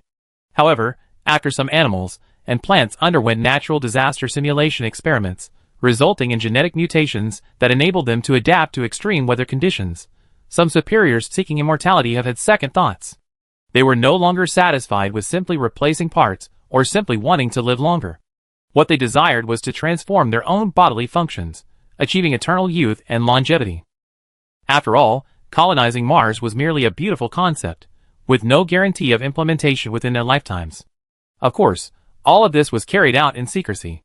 The various parties involved in the project were tacitly aware of this. In the early stages, nothing much happened. While all parties involved in the research had their own agendas, they maintained a check-and-balance relationship, governed by rules and agreements. Things changed drastically after scientists developed a superluminal material. According to current technology, it would take humans at least 6 to 10 months to reach Mars from Earth. But with the development of this special material, humans could reach Mars in just a few days. The advent of this material stirred up agitation among the parties that had previously been calm and cooperative. After all, whoever reaches Mars first will be the first to have the best of both worlds. It's even possible to say that they will be the founder, owner, and rulemaker of the new planet. Faced with such a great temptation, some people couldn't resist and started to stir up trouble. At this point, Jiang Yin couldn't help but interrupt Mo Jingsheng. Even if we have special materials and develop extremely fast spacecraft, can the human body withstand it? After all, the astronauts who travel to the space station by rocket are carefully selected and diligently trained. As for this newly developed special material, even a simple calculation shows that the development cost must be extremely high, and the quantity is limited. It will take some time to produce them, and even if they are, how many people will be able to obtain the privilege to ride them? Those in higher positions will undoubtedly want to be among the first passengers. But can their age and physical condition compare to those astronauts who have undergone years of training and are handpicked from thousands of miles away? Mo Jingsheng's lips curled up, and he looked at her admiringly, saying, "What if humanity has evolved? Didn't you say there's a natural disaster simulation laboratory conducting research using animals and plants? Could this be related? Jiang Yin frowned, remembering what Song Qian had said earlier, that they first studied plants and animals, and then humans. Suddenly she understood. That's right. Initially, it was limited to the laboratory, but later, someone proposed that, from an evolutionary perspective, the rate of group evolution far exceeds that of individual evolution. Mo Jingsheng hesitated. Jiang Yan's pupil shrank, and she slammed her hand on the table in anger. So, the world today is actually a global natural disaster simulation laboratory? Are we all just guinea pigs? They rather destroy the entire world and use us as sacrifices to develop evolutionary genes? That's understandable.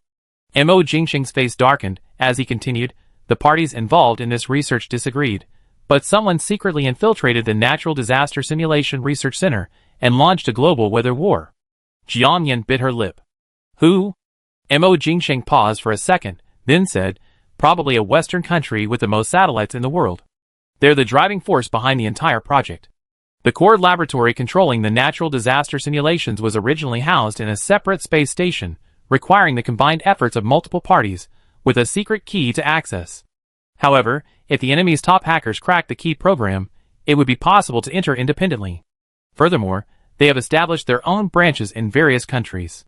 When the weather war was launched, they were able to seize control of the world's leading scientists before the authorities did, and the leader of this branch is Shui Miaomia. Jiang Yan gasped.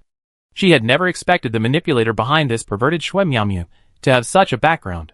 Recalling Su Dai's earlier remarks about the scientists' families being coerced, things suddenly clicked. A thought suddenly occurred to her. Since a certain country is launching a weather war, what is its purpose? Is it simply to make the world pay for the risks they're about to face? But what's the purpose of doing this? Mo Jingsheng finished speaking, glancing at the map on the wall. I believe Ms. Jiang still remembers your high school chemistry class. Jiang Yan nodded, yes. Mo Jingsheng. Aside from the aforementioned damage, the role played by the weather war is roughly similar to the catalyst principle in a chemical reaction. Chapter 250. Jiang Yan frowned in thought, recalling every detail like a movie playing in her mind. When the natural disaster first struck, both the high temperatures and torrential rain were fierce and far beyond reasonable limits. And those outrageous blood-sucking mosquitoes were so massive they far exceeded human comprehension. Now it seems that if all this is simply data manipulation, then the perpetrators can create any outrageous disaster by arbitrarily adjusting a few parameters.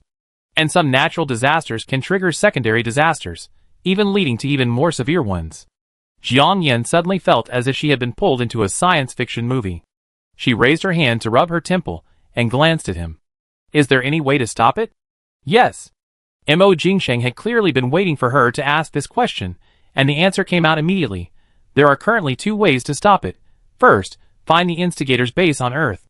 The authorities have long ago mobilized elite troops to work in secret with other parties on this. However, with the world frozen, almost all technological search methods are useless, and we can only use some primitive methods. The time span will be very long. This is a protracted war. Second, go directly to the space station and completely destroy the Natural Disaster Simulation Laboratory. And this is exactly what I am secretly responsible for. Jiang Yan was stunned. If all technological means are useless, how can we get to space? How can we accurately locate them in the vastness of space? Besides, if they dare to do this, they must have a backup plan. Space is a weightless environment, unlike on the ground, where you can just throw a bomb out and be done with it. She asked three serious questions, the first two of which were relatively professional, but the last one made Mo Jingsheng chuckle. Ms. Jiang, the natural disaster did indeed cause technology to stagnate or even regress, but it didn't bring it back to zero. As long as we have the people, materials, and scientists, and the necessary materials, reaching the space station again won't be difficult. As for the targeted attack in space you mentioned, a ballistic missile or intercontinental missile can handle it under the right conditions. Similarly, as long as we have the people, materials, and resources, resuming satellite launches won't be a big problem. He emphasized the words people, materials, and resources deliberately. Jiang Yan was intelligent, and thinking back to the scientists who had been abducted, she didn't understand what he was implying. But she had indeed underestimated the power of the authorities. The weapons and supplies she had purchased were only sufficient for minor daily operations, but they were nothing compared to the powerful authorities. So what did Mo Jingsheng need her for? While pondering, the man reached for the top-secret file from the table and said, This document shows that Miss Jiang had purchased a massive amount of supplies in batches from around the world before the apocalypse. However, after Miss Jiang moved into the Repulse Bay community, no supplies have appeared. So, I suspect Miss Jiang must have her own mysterious storage device, right? And the help I, or the authorities, need is for this storage device. Jiang Yan's heart sank. It's here. After all this preparation, it's finally here. Jiang Yan had been prepared. She was naturally patriotic. After listening to what Mo Jingxing had just said, combined with what she had learned recently, she had built trust in him and was naturally willing to help the authorities. However, this moment was a bit like a negotiation. She needed to understand what guarantees she could expect. She couldn't just rush out without thinking about the consequences because her blood was boiling. Thinking of this, she sighed deeply and said dejectedly, "Captain Mo, you're joking? The supplies I bought are all stored in various warehouses. After the natural disaster, it's probably going to be almost impossible to retrieve them." Mo Jingxing smiled again at this. He walked behind the desk, opened a drawer, and pulled out another photo, handing it to Jiang Yan. This photo was taken during the heatwave. The Harley you were riding at the time is the latest limited edition from the Gale Nation. There are no domestic sales channels for it. And the multi-million-dollar flight suit you were wearing earlier was also manufactured by the Gale Nation military, and there are no domestic sales channels either. There are no entry records for these supplies. So, Miss Jiang, how did these supplies get from abroad to China? This doesn't even include the other items that have disappeared from the warehouse for unknown reasons. Miss Jiang was the only person to enter or leave. Jiang Yan glanced at him, her eyes darkening. "Captain Mo, what else do you have that you want me to see? Why don't you bring it out?" The feeling of being under surveillance was truly unpleasant. Seeing a hint of displeasure cross her face, Mo Jingxing shrugged. The photos are gone, of course. As for surveillance, military satellites became ineffective in the latter stages of the rainstorm. But I have one more story to tell, and I'm sure Miss Jiang would be interested. What? Miss Jiang, do you still remember the time you, Yiqing, and Sun Jingtao went to the Aming Sky Hotel to rescue someone? Jiang Yan glanced at him, saying nothing. Time was tight, so I just said it directly. My ship's sudden arrival at the scene wasn't accidental, and I'd like to thank Miss Jiang for her guidance. Jiang Yan, so careless. Mo Jingxing paused after speaking, glancing at Jiang Yan, who looked calm and composed, revealing no clues. He continued, "Someone privately told me there was a cache of gold bricks and black tie sway on the top floor, which Xue Miaomu had painstakingly procured. But when I went there, the room was empty, with only a corpse left. But guess what I found on the bulletproof glass of the building, where the gold bricks were stored? Heavy machine gun bullet marks, and some bullet casings. The heavy machine gun and ammunition weren't domestically made, but also came from Lifeng country, exactly the same as those in the supplies you procured." Hearing this, Jiang Yan subconsciously gasped. A single mistake can lead to an error. She hadn't expected someone to be so meticulous and perverse. The young man before her was meticulous and eerily calm. The mantis stalks the cicada, unaware of the oriole behind. It had happened to her too. But she clearly remembered that only a few soldiers had gone upstairs that day. No mention of Mo Jingxing. As if he saw through her thoughts, the man smiled slightly, his lips curling slightly. "To be honest, I was among the soldiers that day and went upstairs to check." Jiang Yan was stunned. "The leader that Song Qian took Sun Jingtao to see? The deputy leader of Dongshan Base, my brother, Mo Shuifeng. Please take good care of that black Tai Sui statue, Miss Jiang. It may be of great use in the future." Jiang Yan shook her head. "What's with the black Tai Sui? I don't understand what you're talking about." "No, you do." Mo Jingxing smiled. He tossed the burned documents, now reduced to a corner, into the trash can and immediately sat down. He looked at Jiang Yan solemnly and said, "I'm not doing this to embarrass Miss Jiang.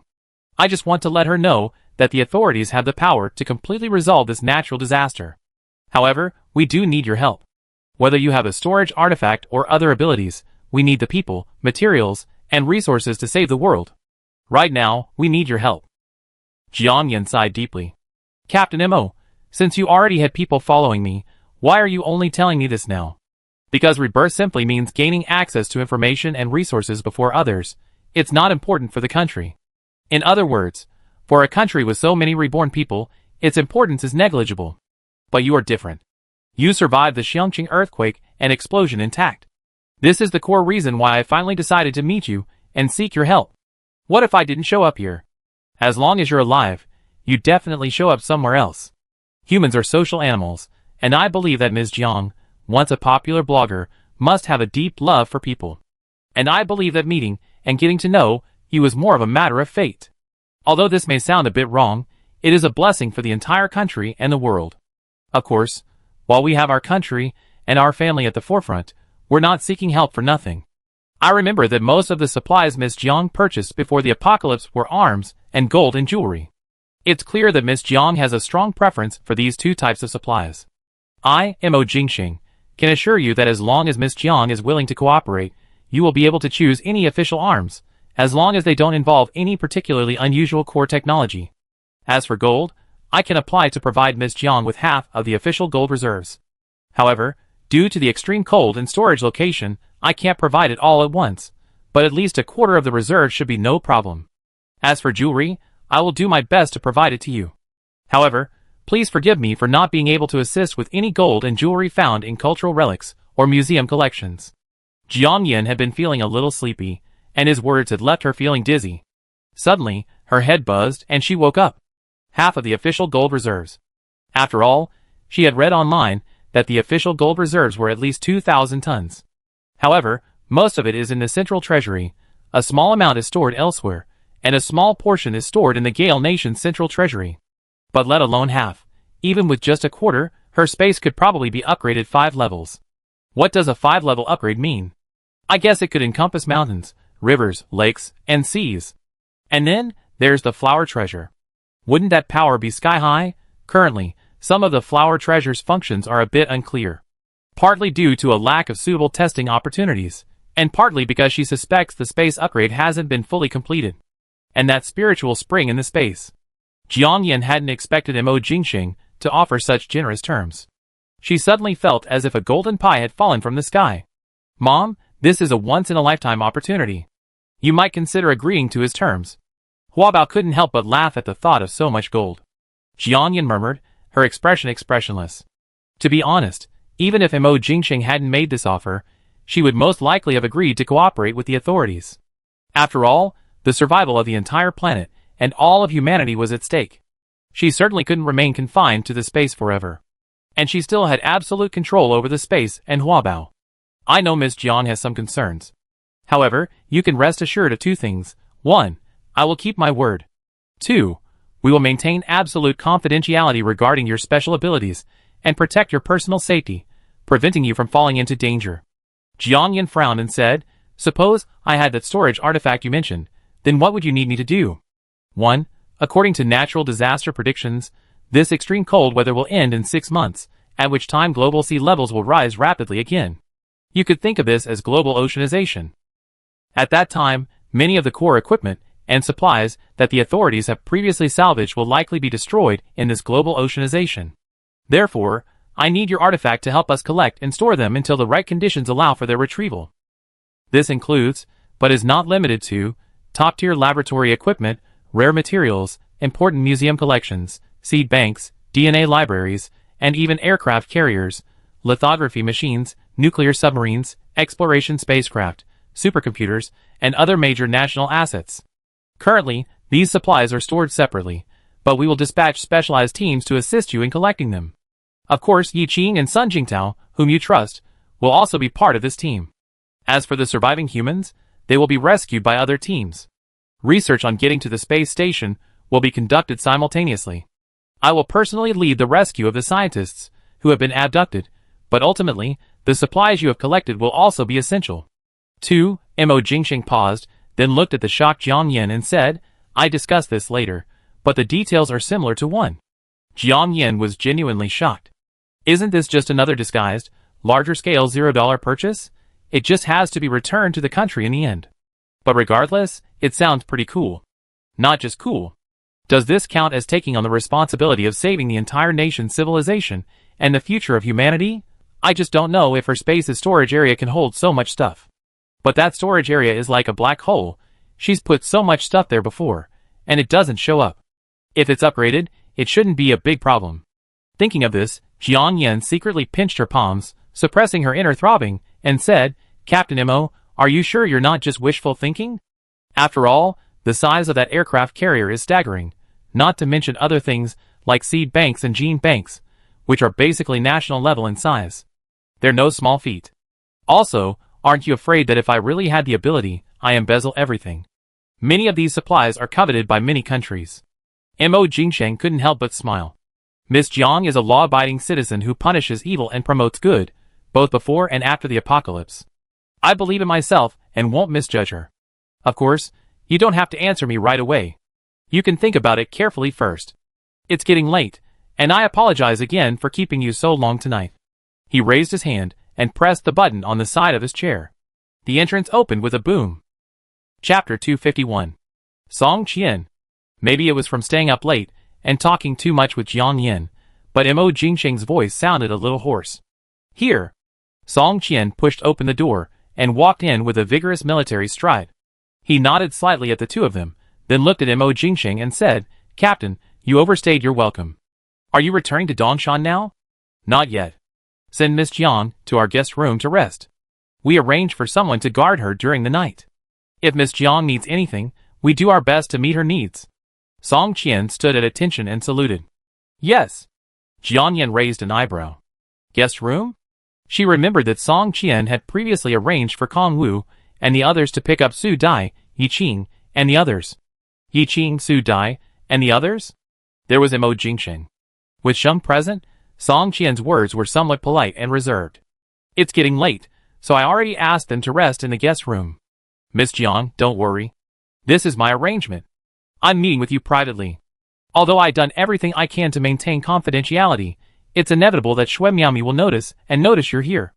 Your relationship with Su Dai and the others can be easily ascertained, so I'm hiring them directly out of consideration for your safety. Also, you and Su Dai will be replaced tomorrow morning for the tasks at the base. Mo Jingsheng explained, noticing a hint of caution on Jiang Yan's face. Jiang Yan didn't know what to say, seeing the other party's thorough considerations. She was about to leave when Mo Jingsheng added, Miss Jiang, if you thought it through tomorrow, you can tell me directly.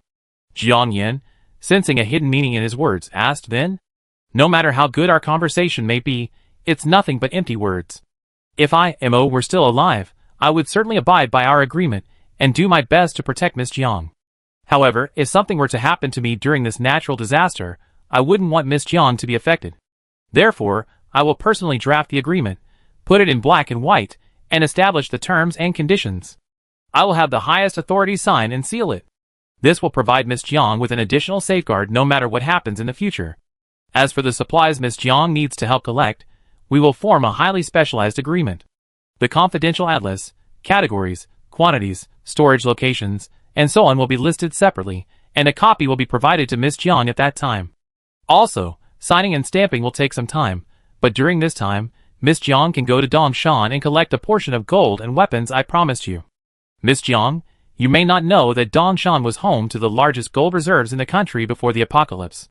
Although it has experienced natural disasters, we still have basic reserves, which is the basis for my confidence in proposing such conditions. Jiang Yan was naturally aware of Dongshan's gold reserves and had originally planned to go to Dongshan for this very purpose. At this moment, it was like a sudden realization. Still, she feigned surprise. Sign an agreement? This thing actually constrains both the other party and oneself. Many times, it's better to guard against villains than gentlemen. Mo Jingsheng seemed to be able to read her mind. This agreement is a custom-made one, designed to protect Ms. Zhang's rights and personal safety. Also, I need to make one thing clear up front. If you agree to cooperate, the relationship between you and the authorities will only be a partnership, not a conscription relationship. From beginning to end, you will be independent and free. The words had been spoken, and the sincerity was evident. Jiang Yan had no choice but to politely say goodbye and follow Song Qian out the door. The other soldier who had been guarding the door re-entered the room, carrying a cup of strong tea. Seeing the door close behind them, Song Qian whispered, Jiang Yan, I'm sorry. Jiang Yan feigned confusion and turned to look at him. Why? The leader did place Kong Wu and me with you for protection and some surveillance, but we have no ill intentions, and neither does Leader Mo. Otherwise, he wouldn't have personally given the order and personally led the bombing of the Sky Hotel. Song Qian added in a low voice. Jiang Yan listened with a soft "oh," offering no comment. Occasionally, they encountered soldiers on duty along the way, so the two of them couldn't chat much. They wandered silently through the maze-like area, stopping at the doorway of a room near the center of the corridor. The walls and door were painted white, and with the bright lights, it seemed as if it were daylight. Song Qian took out his key, opened the door, and handed it to Jiang Yan. Rest first. Tomorrow morning, after breakfast, I bring Yi Qing and the others to see you. Song Qian pursed his lips for a second before finally speaking. Jiang Yan, Chief Mo has never had such a long private conversation with anyone. Although I'm not entirely sure what he discussed with you, I ask that you carefully consider it and make the decision you believe is the best. Rest early. Good night. Okay. Good night. Jiang Yan turned on the light, closed the door, fastened the security chain, and entered the room. The room was only about 7 or 8 square meters. A single camp bed sat against the wall, next to a table and chair. On the table sat a thermos, a few paper cups, a box of tissues, and 2 candies. In the corner was a simple plastic wardrobe. Further in, there was a narrow bathroom with a door. It had a shower and some disposable toiletries. The sheets, duvet cover, and towels were all freshly changed white, looking very neat. On the wall opposite the bed, a photo of the sea through the window was taped, which made the depressing dungeon feel a bit more relaxed. The oxygen supply here was also much better than in the rented room upstairs. As usual, Jiang Yan took out her anti-surveillance detector and scanned the area. Hua Bao also crawled out and scurried around like a gecko, even checking the fresh air vents, but found nothing. Even so, she had no intention of entering the space.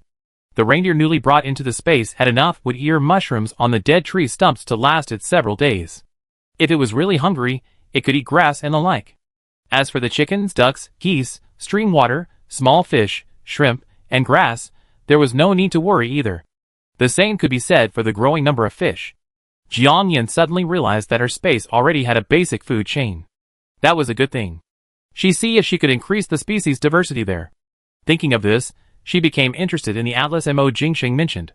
She wondered if the supplies she was helping the authorities collect and rescue would include any rare plants or animals.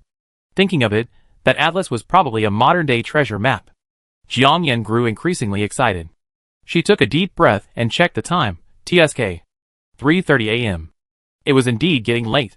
After a quick wash and settling down, Jiang Yan was already yawning profusely. She climbed into bed, and before she had time to review her conversation with Mo Jingxing tonight, she fell straight into sleep.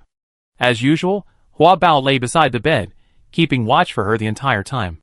An armed soldier was also guarding the door, and another at the corner. They had been added after she checked in. This was all Hua Bao had told her after his investigation. Jiang Yan didn't take it too seriously. She barely closed her eyes for a few minutes before falling asleep. She seemed to be having a dream.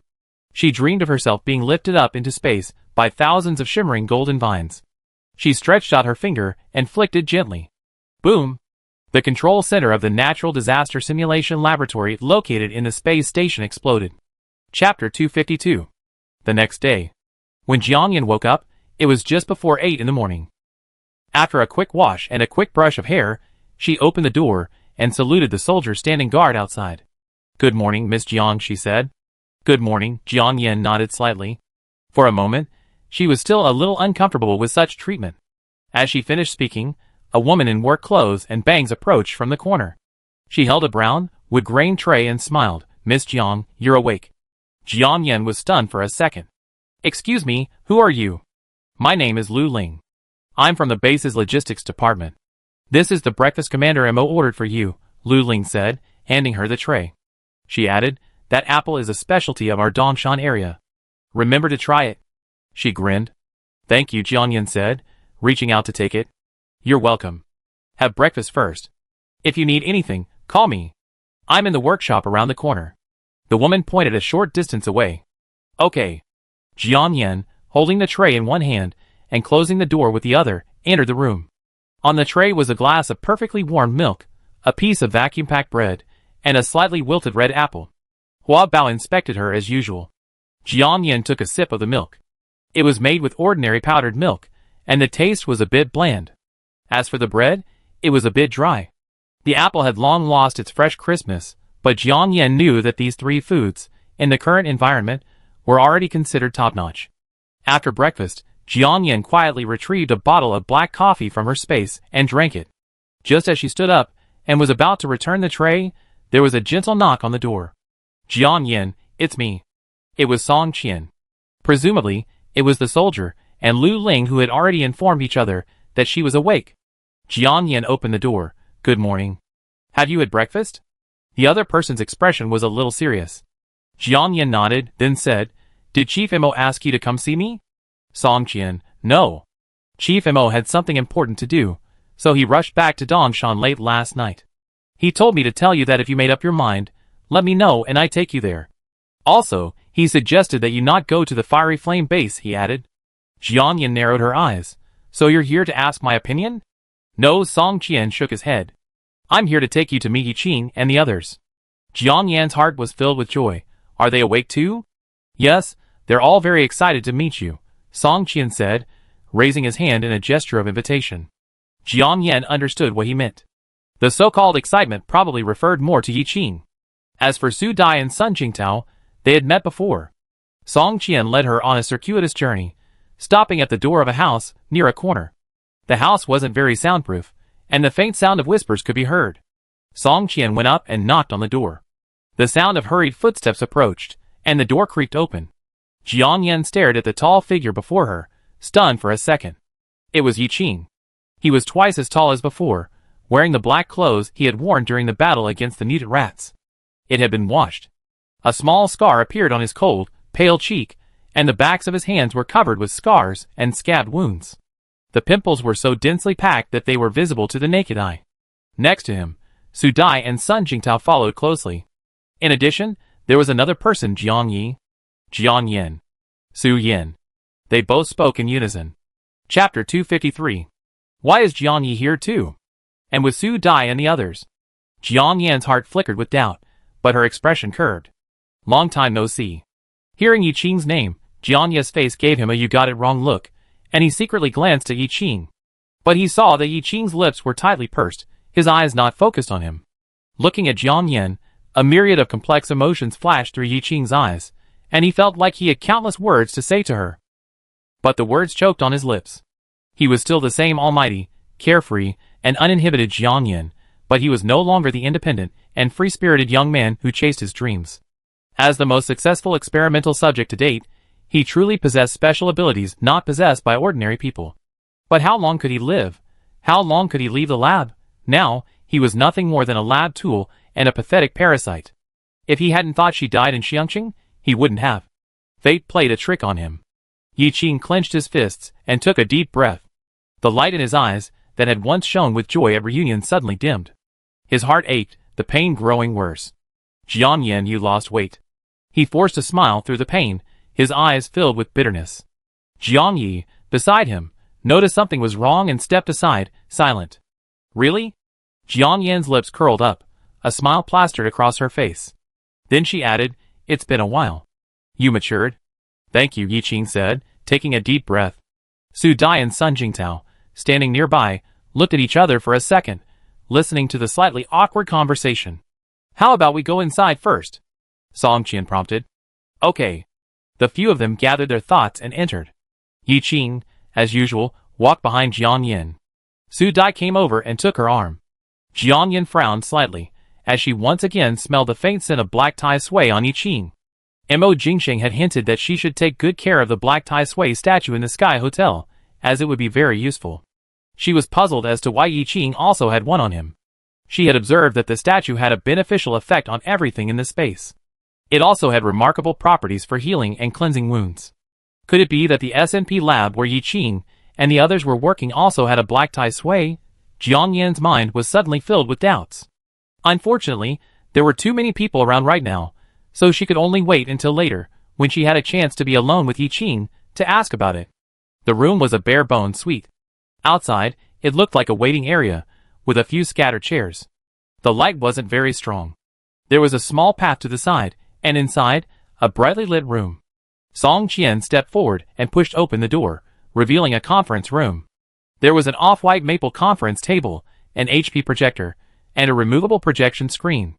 There were a pile of plastic stools nearby. If it weren't for the towering figure of Yi Qing beside her, Jian Yin would have felt like she'd been transported back to the pre-apocalyptic era. There were already people in the room, some imposing, armed warriors, some bespectacled, and some gentle, seemingly scientific researchers. There were also a few seemingly ordinary people.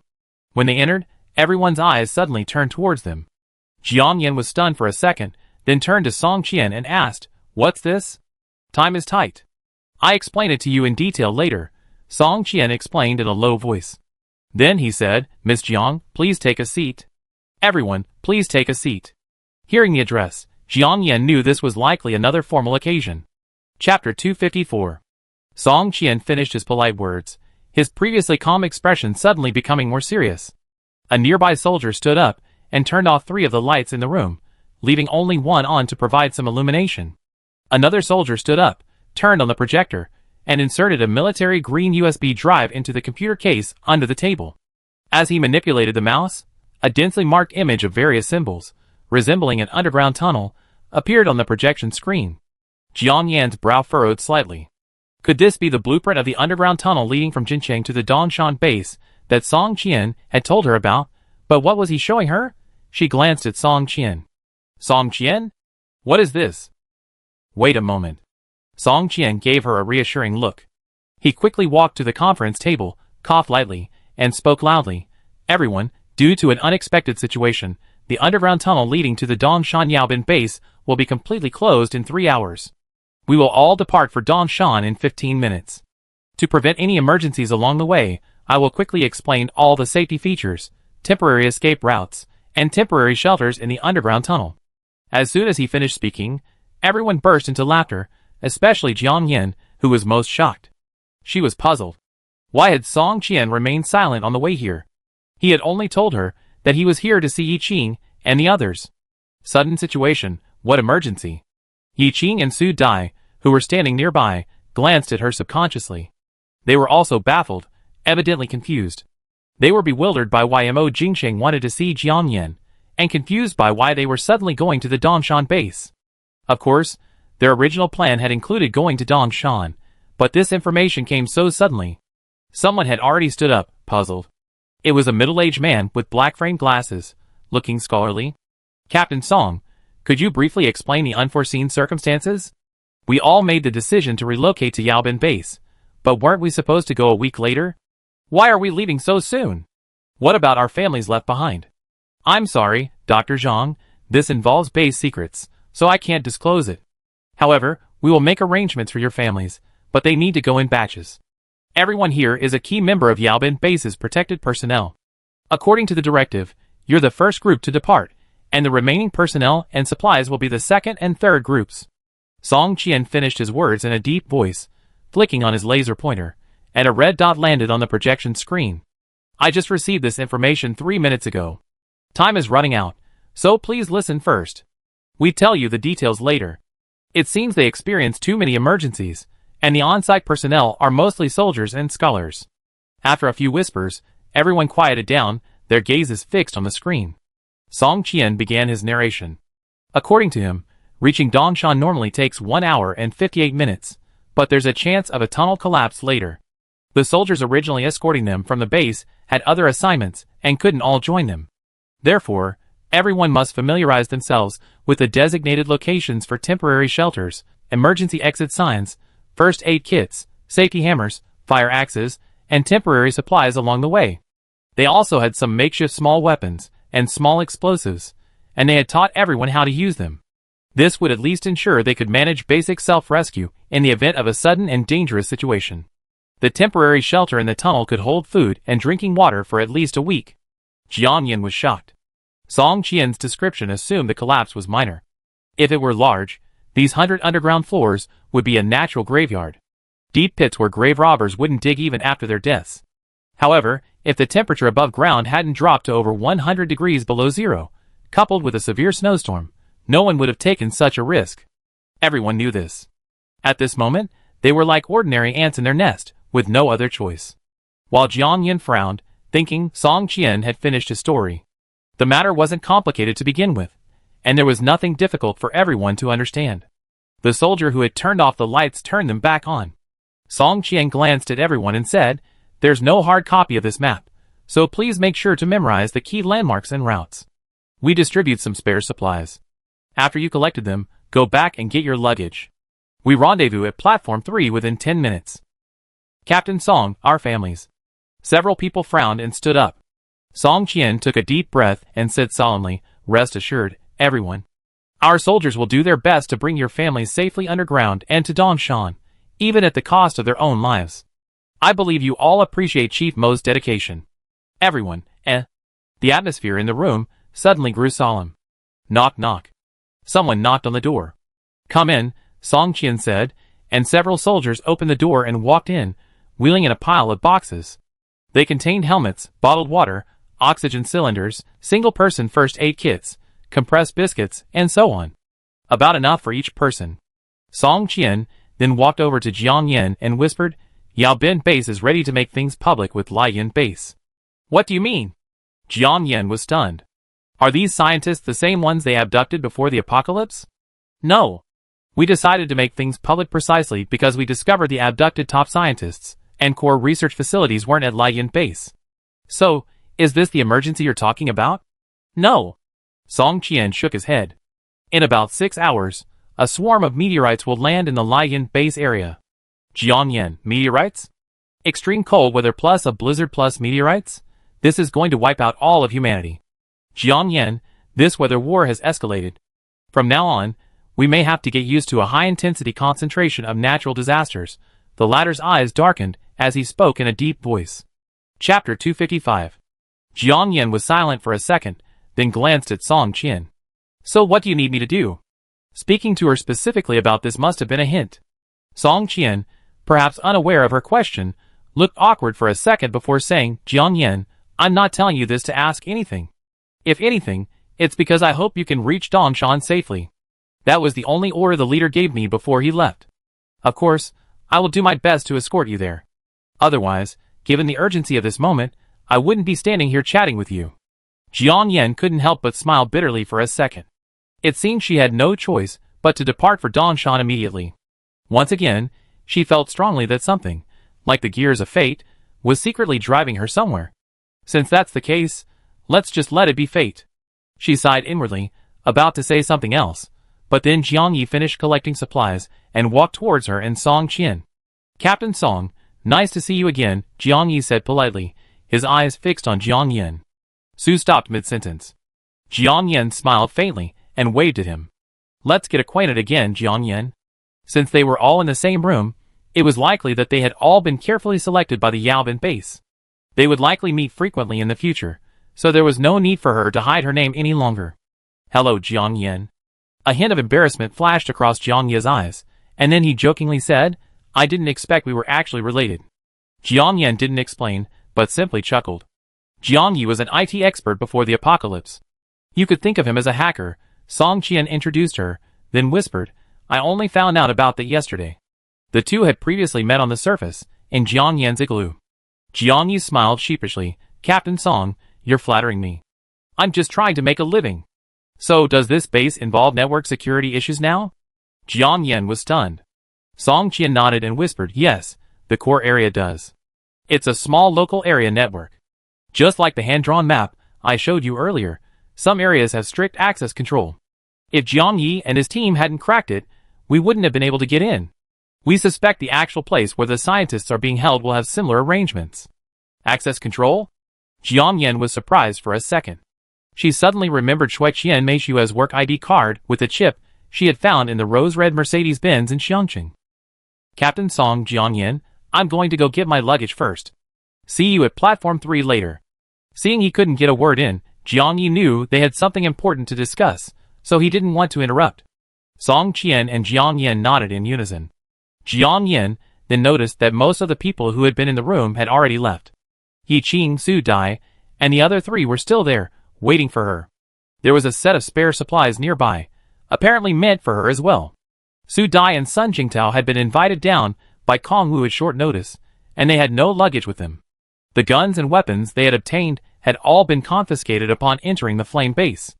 They had originally planned to return to the upper floors to retrieve their luggage, but were informed that the entrance to the upper base from the 101st floor underground base had been temporarily sealed. The supplies they needed could be picked up separately upon arrival at the Yao Bin Base. The two of them had only some spare clothes and food left in the room. After some thought, they abandoned their plans to go up and quietly waited for Jiang Yan.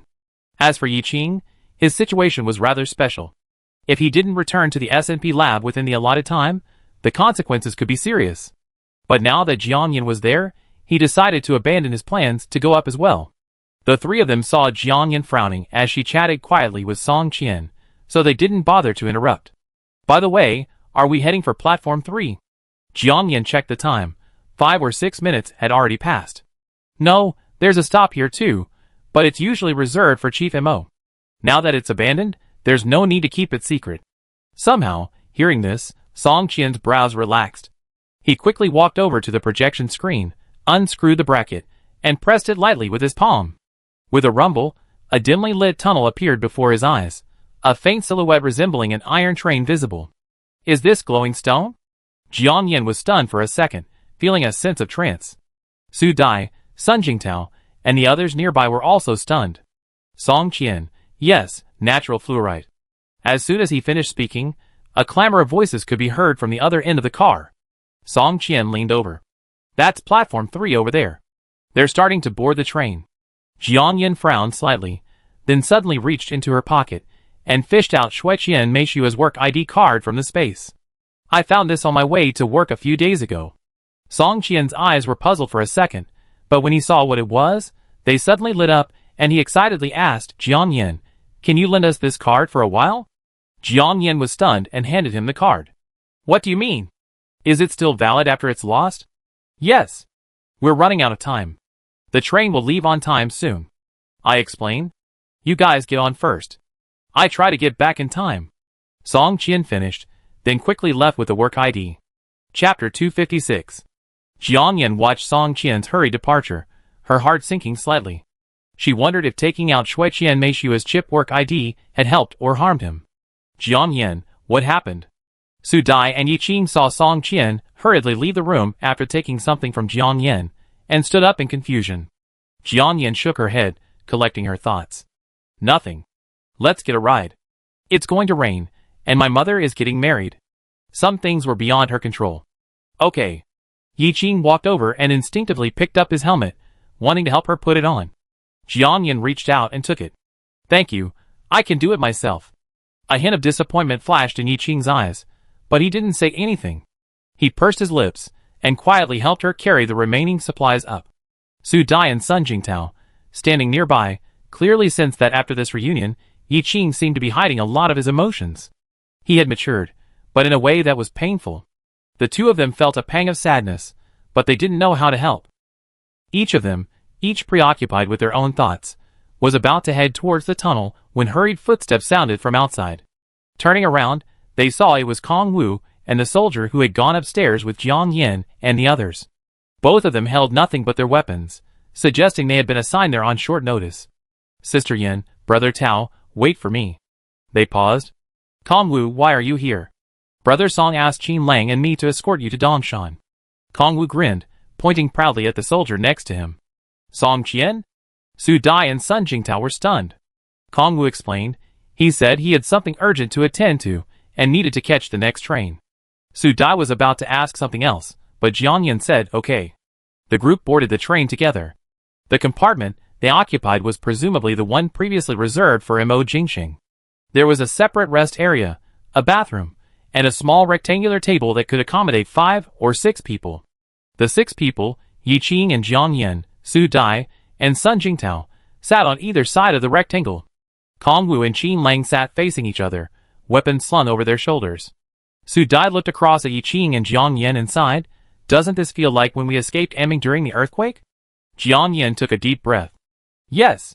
She remembered the last time the 4 of them sat across from each other like this, eating spicy fish hot pot at Su Dai's house. Back then, the seasoning and supplies were limited, but the fish was truly delicious. She had a lot of delicious food in her space, but that feeling would never return. I don't know how Anming is doing now, Su Dai sighed suddenly. Although Dongshan, where they were heading, was her hometown, she felt very unhappy inside. The feeling of being adrift and displaced was incredibly uncomfortable. And having lived deep underground, suppressing her emotions, one could imagine how much she'd been feeling. As if they had a telepathic connection, Sun Jingtao reached under the table and squeezed her hand, offering comfort. Now we're all reunited, and that's the best. He and Su Dai really wanted to ask Jiang Yin why she had been suddenly summoned to see Mo Jingxing. And the sudden increase in their salaries must have been related to Jiang Yin. Did Jiang Yin have some secret they didn't know? They wanted to ask. But Kong Wu and Qin Lang were nearby, so they ultimately refrained from asking. Yi Qing's heart sank as he listened to Su Dai's words. He glanced at Jiang Yin out of the corner of his eye, only to see she seemed to be looking at him. This time, however, he didn't shy away, his ears reddening as before.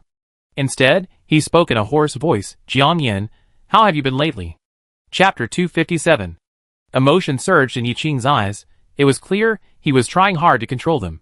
Jiang Yin smiled faintly, gave him a reassuring look, and said, "I'm fine." "That's good." Yi Qing pursed her lips, retracting her gaze from the other's face. "Who?" The train whirred softly and began to move forward. The window was open, leaving a gap of 1 or 2 meters between the carved cliff face and the train. As the train picked up speed, a cool breeze blew in. Several people felt a little chilly, but no one wanted to close the window. After spending so long in the dungeon like ants, even the natural breeze seemed a luxury. Jiang Yin reached out to smooth her wind-twisted hair and glanced out the window. Through the dark tunnel, figures moved about in the conference room beyond, seemingly packing up the projector and screen. Song Qian wasn't in sight. It looked like he wouldn't be able to catch the train. Hopefully nothing serious happened to him. While thinking this, the train had already left the underground city. "By the way, Jiang Yin, do you know Jiang Yi?" Su Dai recalled the curly-haired young man she met in the conference room earlier. Jiang Yin nodded. "We met on the way. We met once before." Kong Wu was stunned for a second when he heard this. He looked at Jiang Yin and said, "Sister Yin, I'm glad you're okay. I remember he was at your place when Brother Song, and I went to the snow house to look for you last time." "What do you mean?" The other four glanced at him in confusion.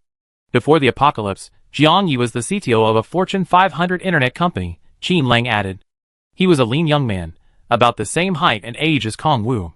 He was probably one of Mo Jingxing's loyal followers. "What's a CTO?" Chief Technology Officer. "Gosh, the CTO of a Fortune 500 internet company, isn't that impressive?" "Indeed," Qin Lang continued. "He has a sister named Jiang Nana. Before the apocalypse, she was a relatively well-known model in Sioux City. After the apocalypse, she was abducted by Shui Miao's men and taken to the Lion base, where she was imprisoned in his golden cage." "Jiang Nana?" Jiang Yin and Su Dai exchanged a silent glance, their minds simultaneously reminiscing about Shui Chengcheng, who had come to search for her, fallen to the ground with a concussion, and been sent to the ICU. "They say she escaped, didn't she?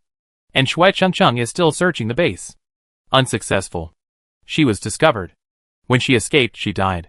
Qin Lang's eyes dimmed slightly.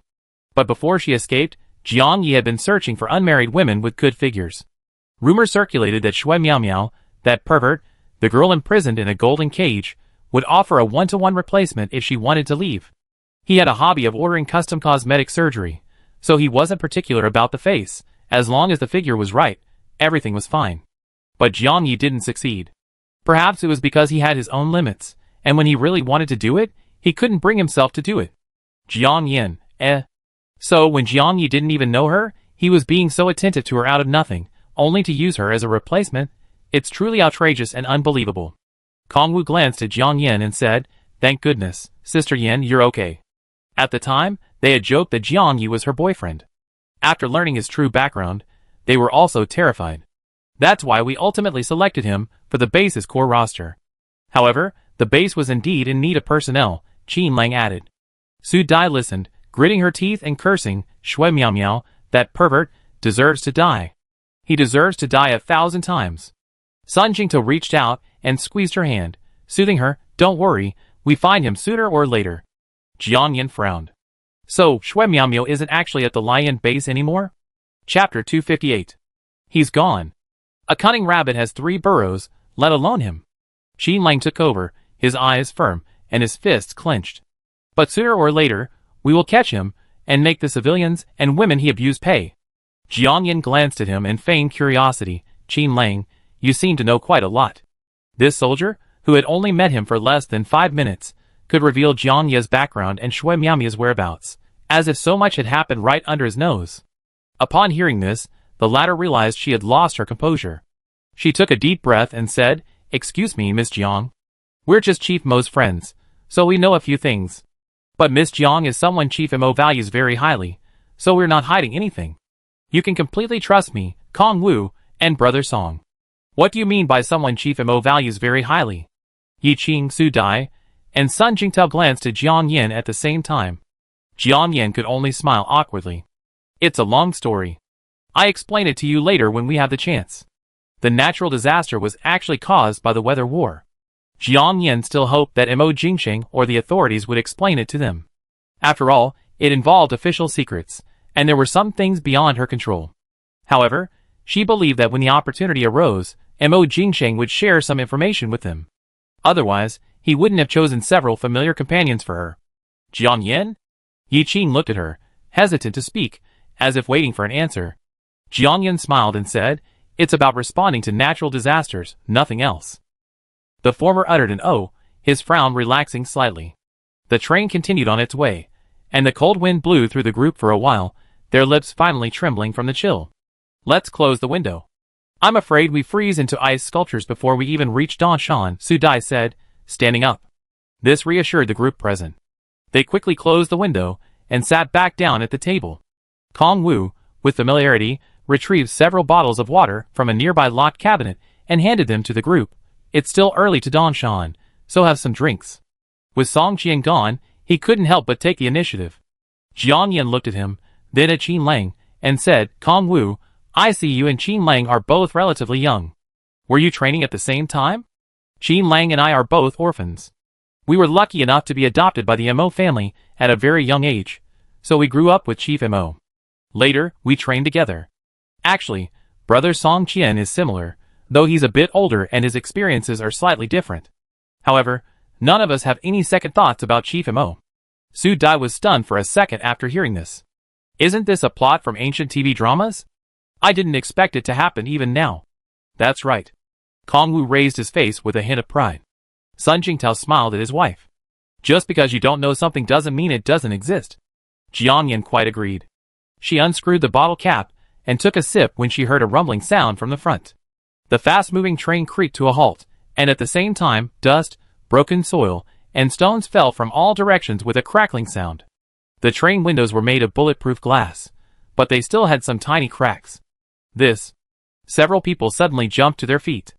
"Oh my god! An earthquake?" Su Dai exclaimed in panic. "After all, this is 101 floors underground. If it really was an earthquake, we'd be dead." Qin Lang quickly stood up and carefully pressed his face against the glass to take a look.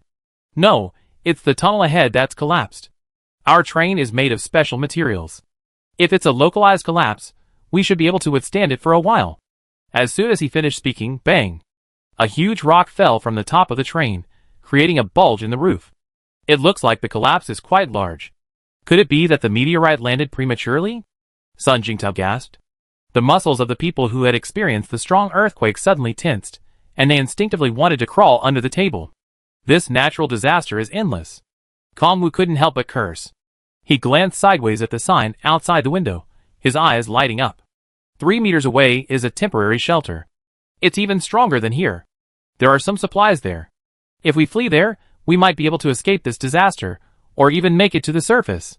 Yes, the landslide won't continue forever.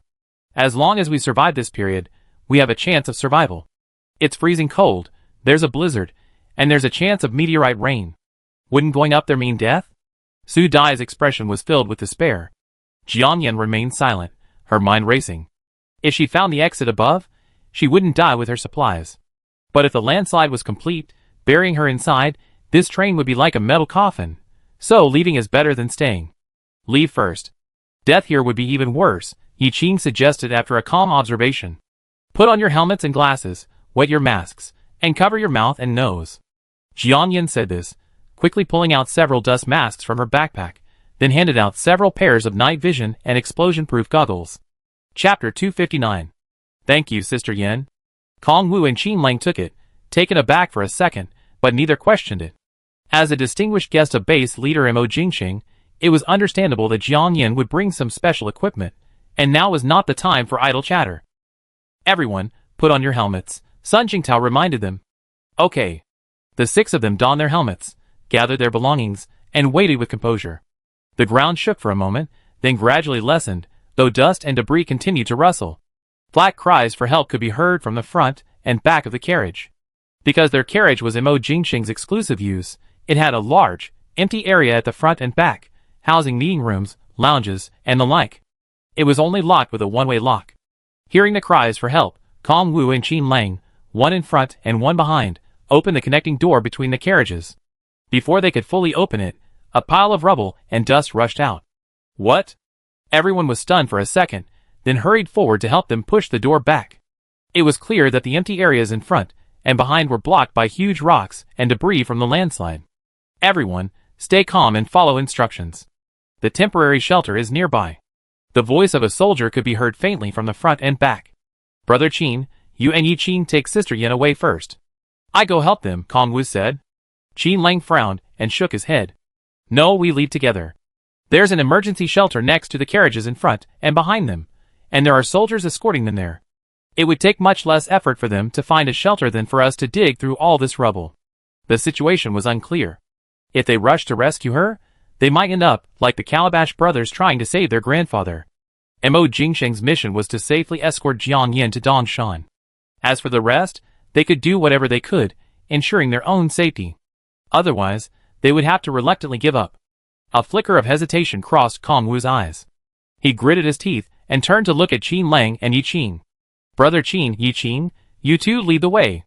I follow. Unlike Jiang Yin and Su Dai, who had only attended a few minutes of impromptu training, he and Qin Lang had both received professional training. The layout of the 101st underground floor and the underground tunnels was deeply ingrained in his mind. Okay. This wasn't the time for mutual concessions or entanglement, it was a race against time, a chance to save lives.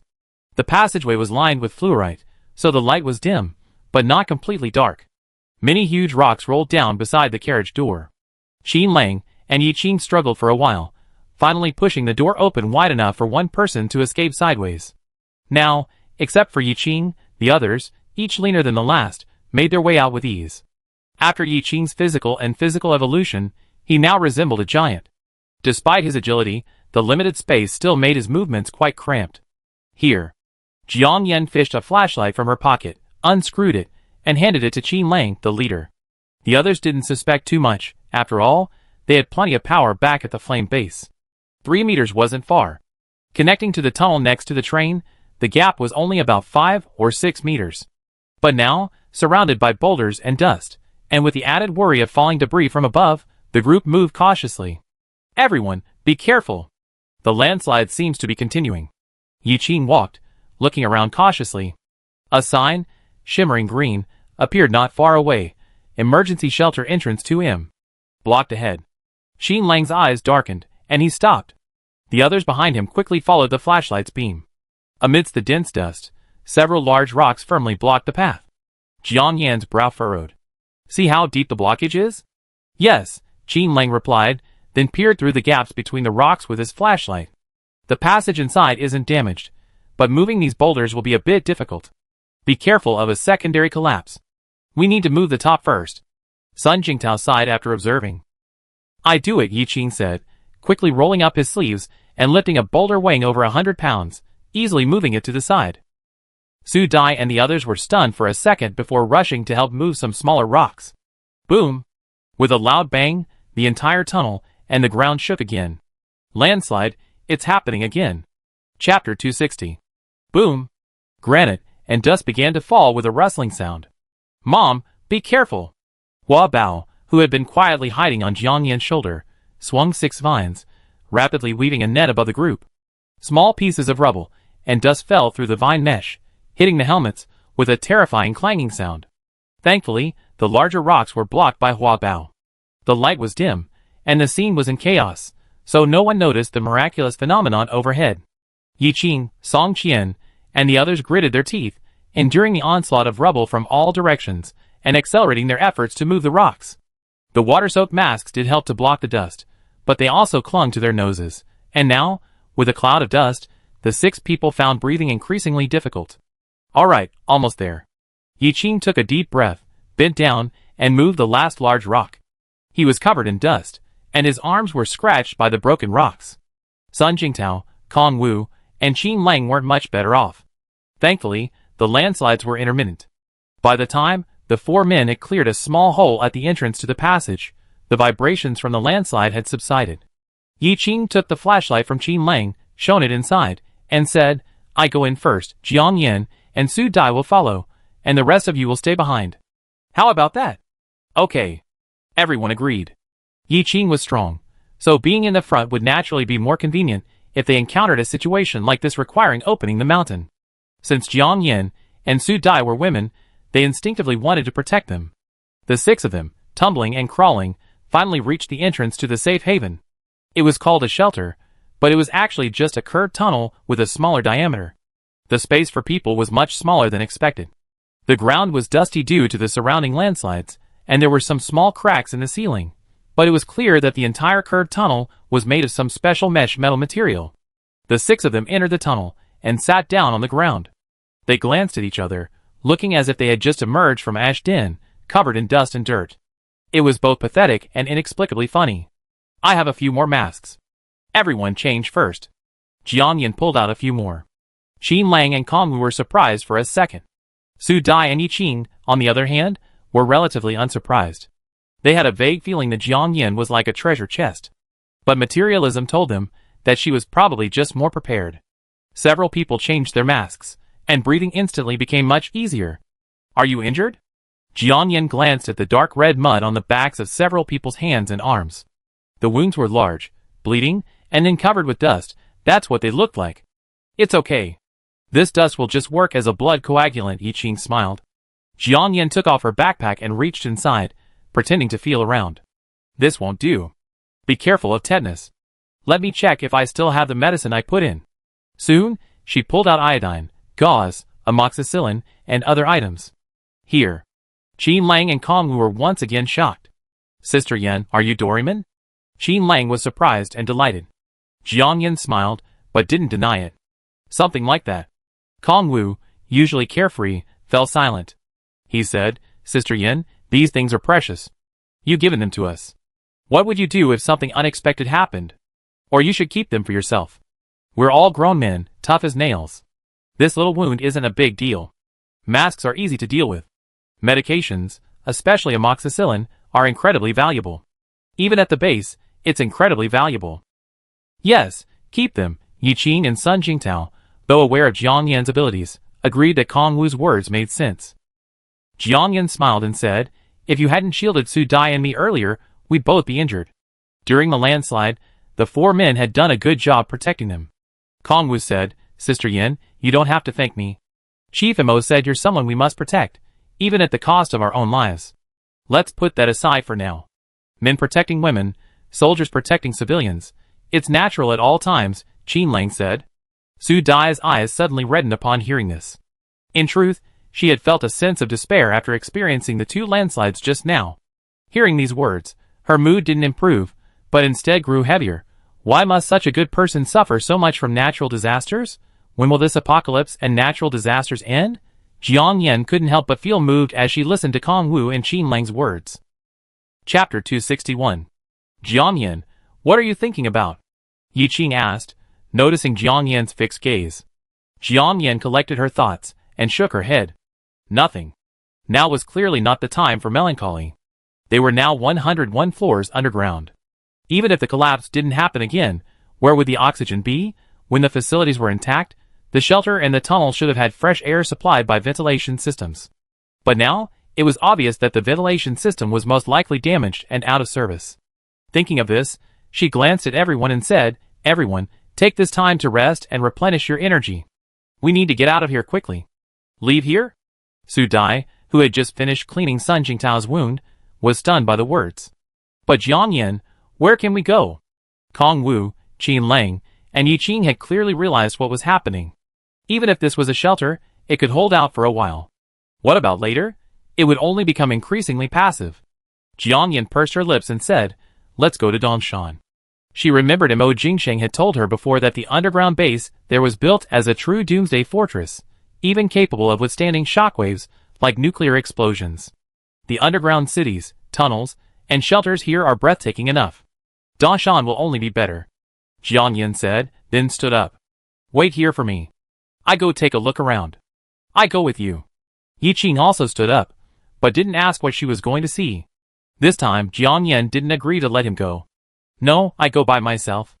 Okay then. Yi Qing knew she had her own plans, so he gave up.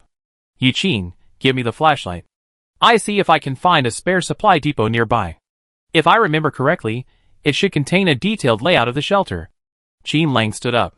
They had already memorized the layout of the 101st underground floor. Because of the tunnel construction, many curved tubular metal materials were used for reinforcement and support. It resembled an ant nest, with the tunnel being the widest main road. Scattered within it were the tubular shelters they were currently staying in. These shelters, while small, were interconnected. Even if the tunnels were blocked, as long as they could find a reasonable route, reaching Dongshan would only be a matter of time. But that presupposed no further natural disasters. We go with you. Sun Jingtao and Kong Wu also stood up. Qin Lang said, you two are both seriously injured, so rest here for a while. Yi Qing, come with me. If you have anything, just bring it over. Okay, Yi Qing nodded. Jiang Yan shouldered her backpack, retrieved a flashlight, and headed back in the direction they come from. Jiang Yan, be careful, Su Dai said, somewhat worriedly. Okay, Jiang Yan said, and quickly left.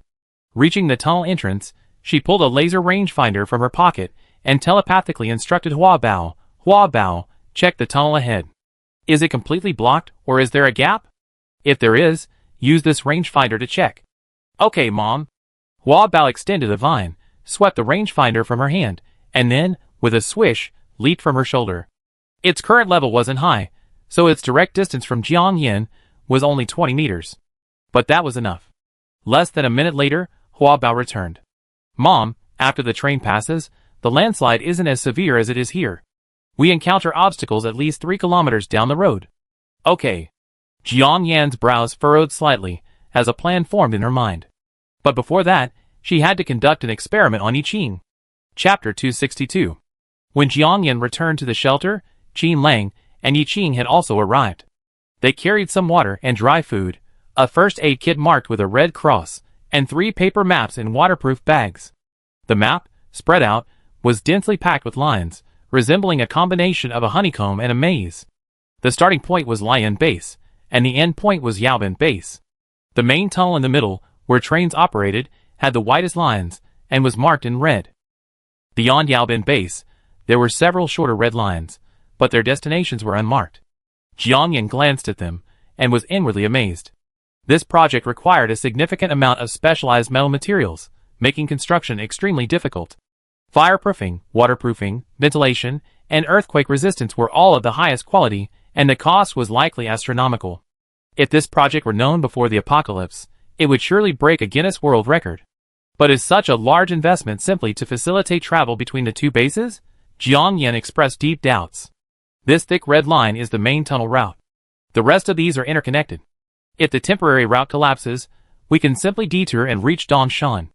The triangle-shaped section in the middle of the line is the exit to the main tunnel route. Qin Lang pointed at the lines. Su Dai frowned, puzzled. Strange. Why did the tunnel collapse, but nothing happened here? The space here is smaller, so the mutual support is stronger, and the earthquake resistance is higher. This is why staying in a small space during an earthquake is relatively safer. Sun Jingtao glanced at his wife and explained. Interspersed within these arc-shaped passages are some equilateral hexagonal pipes. They're designed based on beehives, and are the strongest and most stable.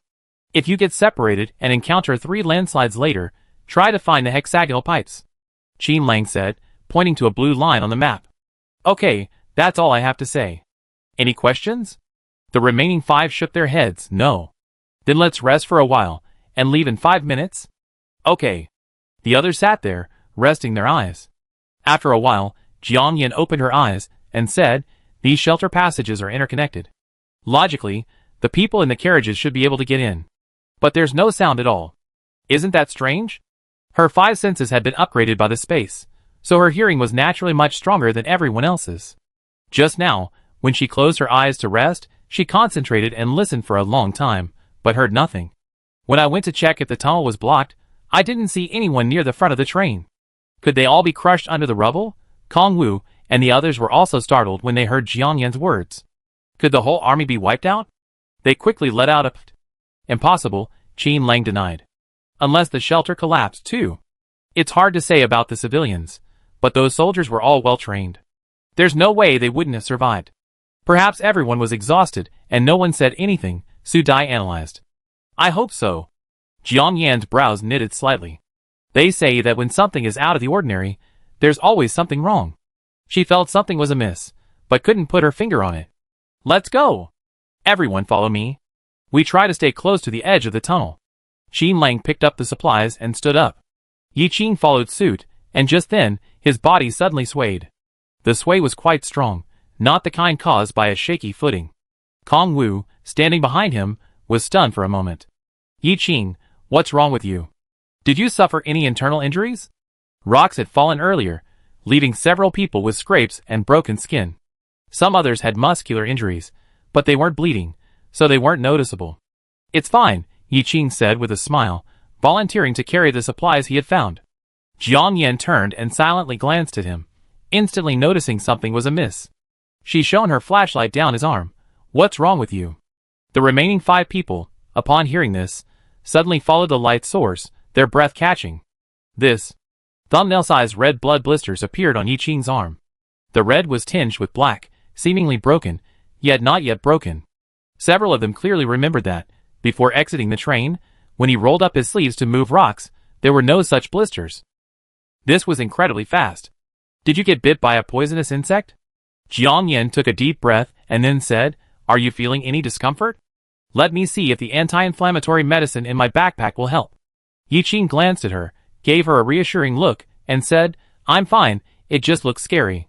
Everyone, just proceed normally. Su Dai looked at the blood clot with some trepidation and said, Xiao Yi, no, we have to take a look first. If Jiang Yan has medicine to treat it, then treat it. If it gets worse later, won't you feel even worse? Maybe it's even contagious. Hearing this, Yi Qing said firmly, Sister Dai, don't worry, it's not contagious. Several people looked at him in unison. Why? Yes, why? Do you know what poison you've been poisoned by? Yi Qing's eyes darkened, and he sighed deeply. Because this is the after effect of the genetic evolution and mutation of the SNP laboratory subjects. Chapter 263. What? Everyone was shocked for a second, then instinctively took a step back. Jiang Yan's brow furrowed slightly, a bold guess forming within her mind. When she first met Yi Qing, the scent of Tai Sui was very strong on him. But now, it was noticeably less noticeable. However, it wasn't ruled out as being due to the excessive dust and sweating. She glanced at Yi Qing and said, You haven't been like this for just a day or two. Have you had these symptoms before? Yes, it's a side effect. It's actually because the SNP lab used viruses as vectors when studying genetic mutations. Once these viruses enter the body, they rapidly reproduce, causing rapid mutations in the test subject's genes. The viruses then attack the host cells themselves. It's just that there's a certain incubation period. We used to have a dedicated dormancy purification chamber in the lab.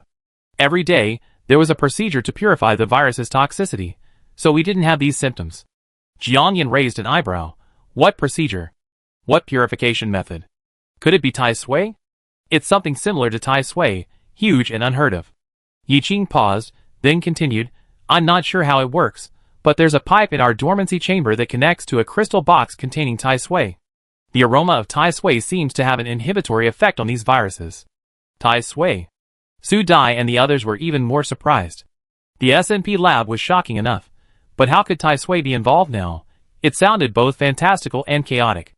Jiang Yan remained calm. What color? If it's also black, then it coincides with the Tai Sui in her own dimension.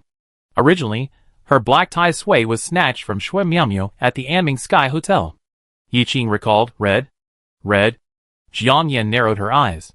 Tai Sui comes in a variety of colors, black, white, green, yellow, and red. It seems the purifying function isn't limited to color. This time, everyone looked at Jiang Yan, then at Yi Qing. Jiang Yan, do you know something? Xin Lang asked.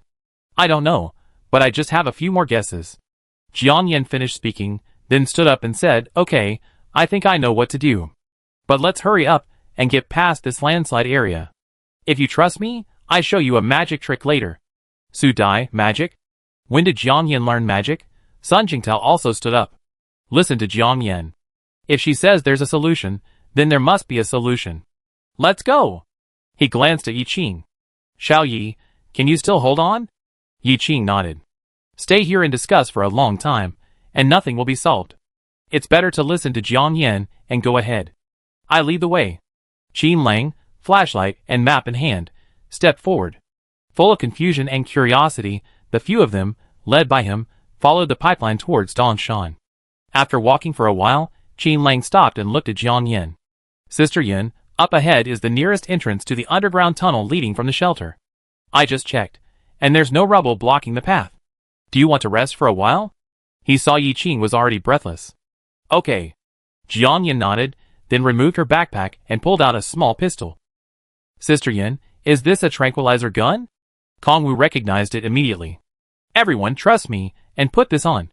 Jiang Yan pulled out a handful of black cloth strips from her backpack. Everyone looked a little bewildered. I do it. Yi Qing had already reached out to take it, blindfolding himself. He was always the first to implement any of Jiang Yan's ideas, an unwavering follower. I do it too. Sun Qingtao also took a piece of cloth. The rest of the group paused in doubt for a second, then finally took it all. Jiang Yan didn't hide it. I give you the tranquilizer guns in a minute. She had checked the tunnel before, and it was clearly bikeable. But if she and the others walked slowly, it would take at least 3 or 4 days. The blood spots on Yi Qing's arms couldn't be ignored. So, she decided to put them into the space. But first, she had to knock them unconscious. Okay, I go first, Yi Qing said. 5 minutes later, 5 figures, their eyes covered with black cloth, lay sleeping on the spot. Jiang Yan had Hua Bao perform a comprehensive checkup, then with a flick of her finger, stored them in the space. Since they were all injured to varying degrees, she simply placed them next to He Tai Sui. With a flick of her finger, she moved a few parasols from the poolside. It had been a while since she had entered the space. The reindeer, previously stored in the space with injured legs, was now full of life. Seeing her, the fawn ran over and rubbed against her. Jiang Yan gently stroked its head and antlers before exiting the space. The anesthetic injection given to Yi Qing and the others this time lasted for 40 minutes. She clicked on her outdoor watch and set a half-hour countdown. She immediately retrieved an anti-surveillance detection device from her space, walked to the edge of the tunnel, and scanned the interior. No electronic equipment was detected. Then, with another thought, she summoned a Harley-Davidson motorcycle from her space. There were no landslides or trains passing here. The tracks were only paved at the edges, with a flat, about 1 meter wide gap in the middle. Hua Bao, clear the way for me, Jiang Yan instructed in her mind, then mounted the motorcycle. Okay, Mom. Hua Bao, as usual, stood on her shoulder, spreading its vines as wide as possible. That way, it could detect any obstacles, whether ahead or behind. Boom! The roar of the motorcycle echoed through the tunnel. Jiang Yan focused on riding, quickly heading towards Dongshan. She didn't realize that her lightning-fast figure had already appeared on a real-time surveillance screen somewhere in the distance. A top-secret command center on the top floor of an underground doomsday fortress. The room was brightly lit. A conference table. In front of the table was a 5-meter-wide projection screen. In the upper right corner of the screen, the words Secure Line 001 were written in red.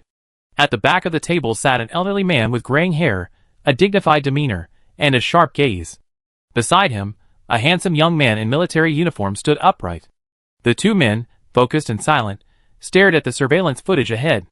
When Jiang Yan emerged from the side of the tunnel, pushing her motorcycle, the old man sat up straight, his eyes suddenly brightening. Mo Jingxing, observing this, quickly whispered, Captain, do we need to observe further? One more look. This girl is truly extraordinary.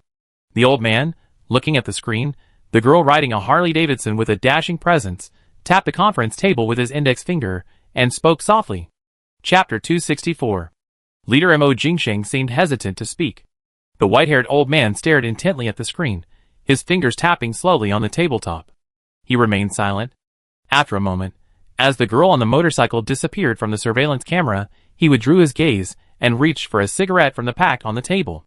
Mo Jingxing stepped forward, pulled out a lighter, and lit it for him. The old man took a long drag, exhaling a cloud of white smoke before saying, Jingxing, do you know what we're about to hand over to her? I know. It's a great national treasure, a national granary, and... Mo Jingxing was halfway through his words, when the old man raised his hand to interrupt him. No, it's the future of our country. The old man took a puff of his cigarette and continued, if this so-called chosen one you speak of fails the test, then even if she has the ability to reach the sky, these things must not be handed over to her. I would rather all the supplies be destroyed. The leader is right. Mo Jingsheng nodded. He then added, those fighter jets, aircraft carriers, nuclear submarines, oil, food, and our remaining technology and equipment, which cost so much to save, would have truly catastrophic consequences if they fell into the hands of an enemy nation or someone with ulterior motives. Yes, you understand. I'm relieved. He then added, have all the remaining personnel been relocated after the tunnel blast and collapse? Yes, all have been relocated, with no casualties. The machinery has been activated to clean the tunnel, and it should be restored to its original state tonight. Good. The old man nodded with a hint of satisfaction, his gaze returning to the surveillance camera. The girl who had disappeared into the tunnel reappeared on screen. She's very cautious, which I admire. Yes, Mo Jingsheng nodded, then lowered his voice. Captain, can we keep our secrets about the tunnel collapse and our covert surveillance of her between you and me? I don't want her to harbor any resentment. Some things have their own considerations, and the higher-ups their own concerns. He truly couldn't influence them. However, he would strive for whatever he could. Of course, the old man said, then added, at this rate, how long will it take her to reach Dongshan? Captain, it take about half an hour. Have you arranged the follow-up matters? Yes, we have. All operations will begin after the extreme cold weather passes, so during this period, she and her companions will receive targeted training, including space training. The old man nodded. Okay. Thank you for your hard work. These are all my duties, Mo Jingsheng said, then tentatively asked, Captain, what about the agreement I drafted? Agree, then. Do as you say. Also, if her abilities are truly related to the consumption of gold and jewelry, as you speculate, then, after maintaining the national strategic reserves, we can provide her with more. Also, the old man paused for a second, then said solemnly, secretly dispatch 1 or 2 elite teams to protect her.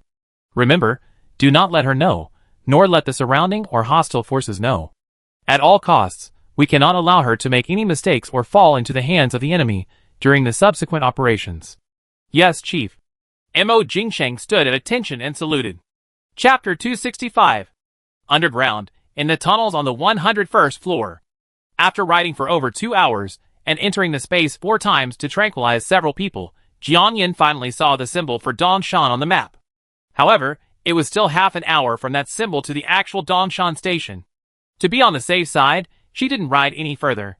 As usual, she returned to the shelter and brought Yiqing and the others, who were still blindfolded and asleep, out of the space. As she expected, the black Tai Sui in the space, like the red Tai Sui in the S&P lab, had a healing and purifying effect on Yiqing's aftereffects. Perhaps due to the overlapping healing buffs of the space, the blood spots on his body had completely disappeared.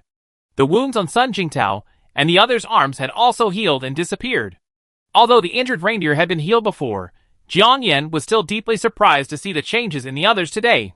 This treatment is far superior to what you'd get in a hospital, even eliminating the need for cosmetic scar removal. If we extrapolate this way, once the space is upgraded and the spiritual spring is usable, wouldn't the effects be even more pronounced? Jiangyan felt a surge of anticipation for Dongshan's gold. She glanced at the time. It would take 4 or 5 minutes for the anesthetic to wear off. She simply drank some water, then sat down on the ground nearby, closing her eyes to rest. Kurt. Qin Lang, who had woken up first, reflexively removed his submachine gun, assumed a defensive stance, and aimed left and right before reacting. He gave Jiangyan a sheepish smile and put the gun away. Sorry, Sister Yin, it's an occupational hazard. Is your vigilance ingrained in you? Jiangyan couldn't help but smile. I'm used to it, Sister Yin. Are we still here? Are they? Qin Lang glanced around and saw Kong Wu and the others still sound asleep against the wall. This underground tunnel was almost identical to the inside of the shelter, save for a few marked areas. It gave him the illusion that he was still near the fiery base. However, the oxygen content in the air here was significantly higher than before. No! We reached Dongshan in half an hour. Qin Lang's pupil shrank, and he was shocked for a second. Huh? Put it under their noses to wake them up early. Jiangyan pulled a small, wide box from her bag, opened it, and pulled out several damp, alcohol-like pads. She handed them to Qin Lang. Qin Lang took them with a look of disbelief. Okay. Su Dai and the others gradually woke up. What are we doing? Everyone looked at Jiangyan in unison, their faces filled with confusion and shock, just like Qin Lang's. Before Jiangyan could say anything, Qin Lang explained, We still have half an hour to reach Dongshan. After Jiang Yan's words, he hadn't quite believed them. He personally checked the map and gave up. Huh? What?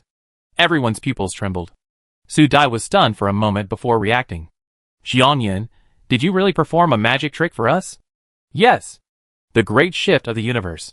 Jiang Yan chuckled and joked. Isn't this a bit far-fetched? Su Dai glanced at Yi Qing's arm, and her eyes widened. Xiao Yi. The blood clot on your arm is gone. Everyone was stunned again. Yi Qing had already noticed it. In his days, he had smelled the fragrance of Tai Sui. Could it be Jiang Yan too? He glanced at Jiang Yan secretly, but seeing she didn't intend to explain, he held back his words. Yes, it's gone, so I'm telling you, don't worry. It might be the antibodies in our body showing up. Jiang Yan glanced at him, but said nothing. No, husband, the wound on your arm is gone too. This.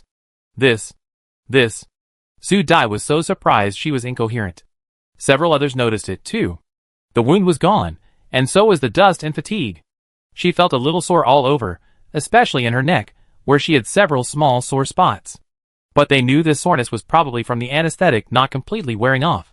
Besides, she felt like she was energized, a dozen times better than before she boarded the train. Su Dai stood up and stretched, feeling much lighter.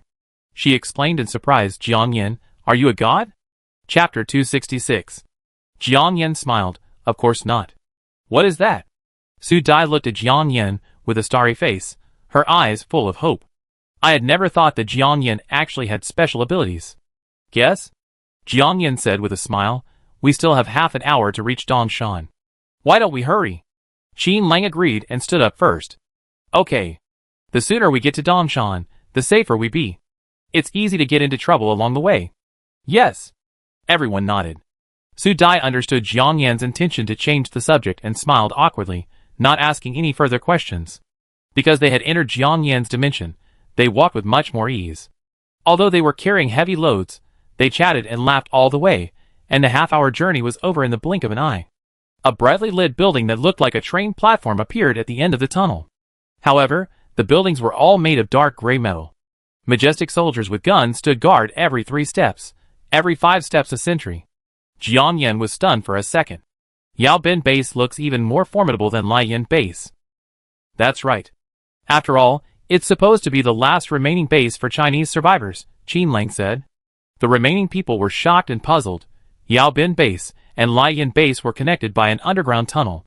This layout was a bit strange. Sister Yen, please wait a moment. We go say hello in advance, Qin Lang said. He put his backpack and bag where they were, and with his rifle slung over his shoulder, he and Kong Wu trotted towards a soldier who looked like a captain. He pulled a document from his pocket and handed it to the other person. Then, they stood there and chatted briefly. The captain-like figure glanced sideways at Jiang Yan and the others, a flicker of surprise in his eyes. He paused at Jiang Yan and Yi Qing, then walked over with Qin Lang and the others. Captain Zhao, this is Miss Jiang Yan, Qin Lang introduced him. The man smiled righteously at Jiang Yan. Hello, Miss Jiang. I'm Zhao Jichao, captain of the on-site patrol team. I take you into the base. Yes, Captain Zhao, Jiang Yan said politely with a smile. The others followed him, heading towards a tunnel resembling an air raid shelter at the far end of the platform. The security there was also tight. In addition to the armed guards, there were also numerous mutant police dogs, similar to those seen outside the Lai Yin base. Do we need to take a train here?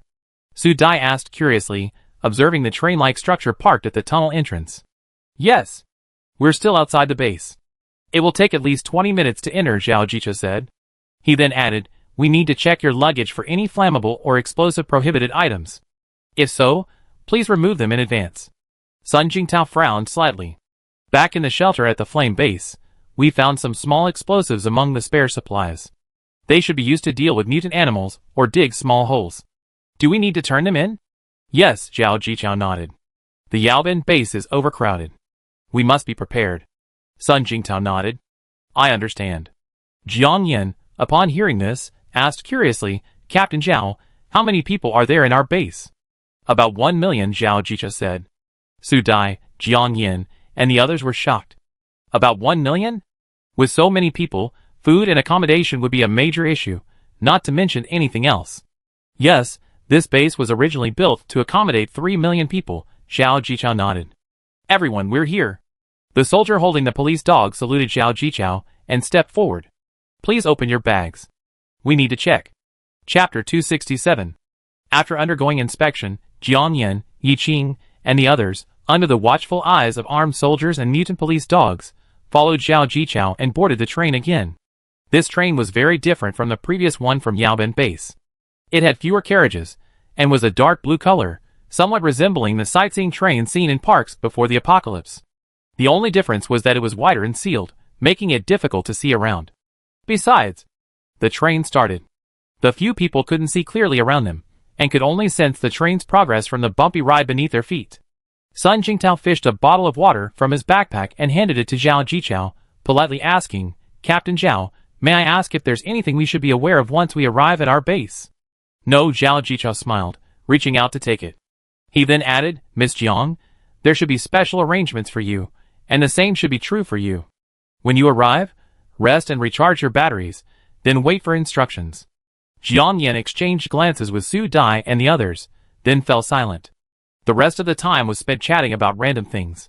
It was then that Jiang Yan learned that, although Dongshan was Su Dai's hometown, the ground had long since been devastated beyond recognition. Their hometown used to have a beautiful blue sea. But now it's gone. It's all covered in thick snow and ice. But isn't everyone's hometown like this? 20 minutes, not long, not short either. After a brief chat, the train stopped and arrived. Miss Jiang, please. Zhao Jichao was the first to jump off the train. Yi Qing and the others followed closely behind. Jiang Yan got off the train, slightly startled for a second. It was the same train platform, but there were even more armed soldiers. And the dome above them unexpectedly revealed a vast expanse of blue sky and white clouds. Although it was a man-made illusion, it was beautiful, reminiscent of an underground shopping mall in a pre-apocalyptic city. Jiang Yan looked up and gazed for a moment. Miss Jiang?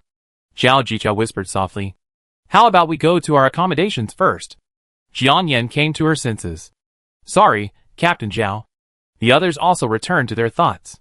After spending so long in the dark underground city, the sight of blue sky and white clouds truly thrilled them. But the more important thing now was finding a good place to stay. After passing through 5 security checkpoints, they arrived at a fairly open area. The area was surrounded by densely packed nests of dwellings.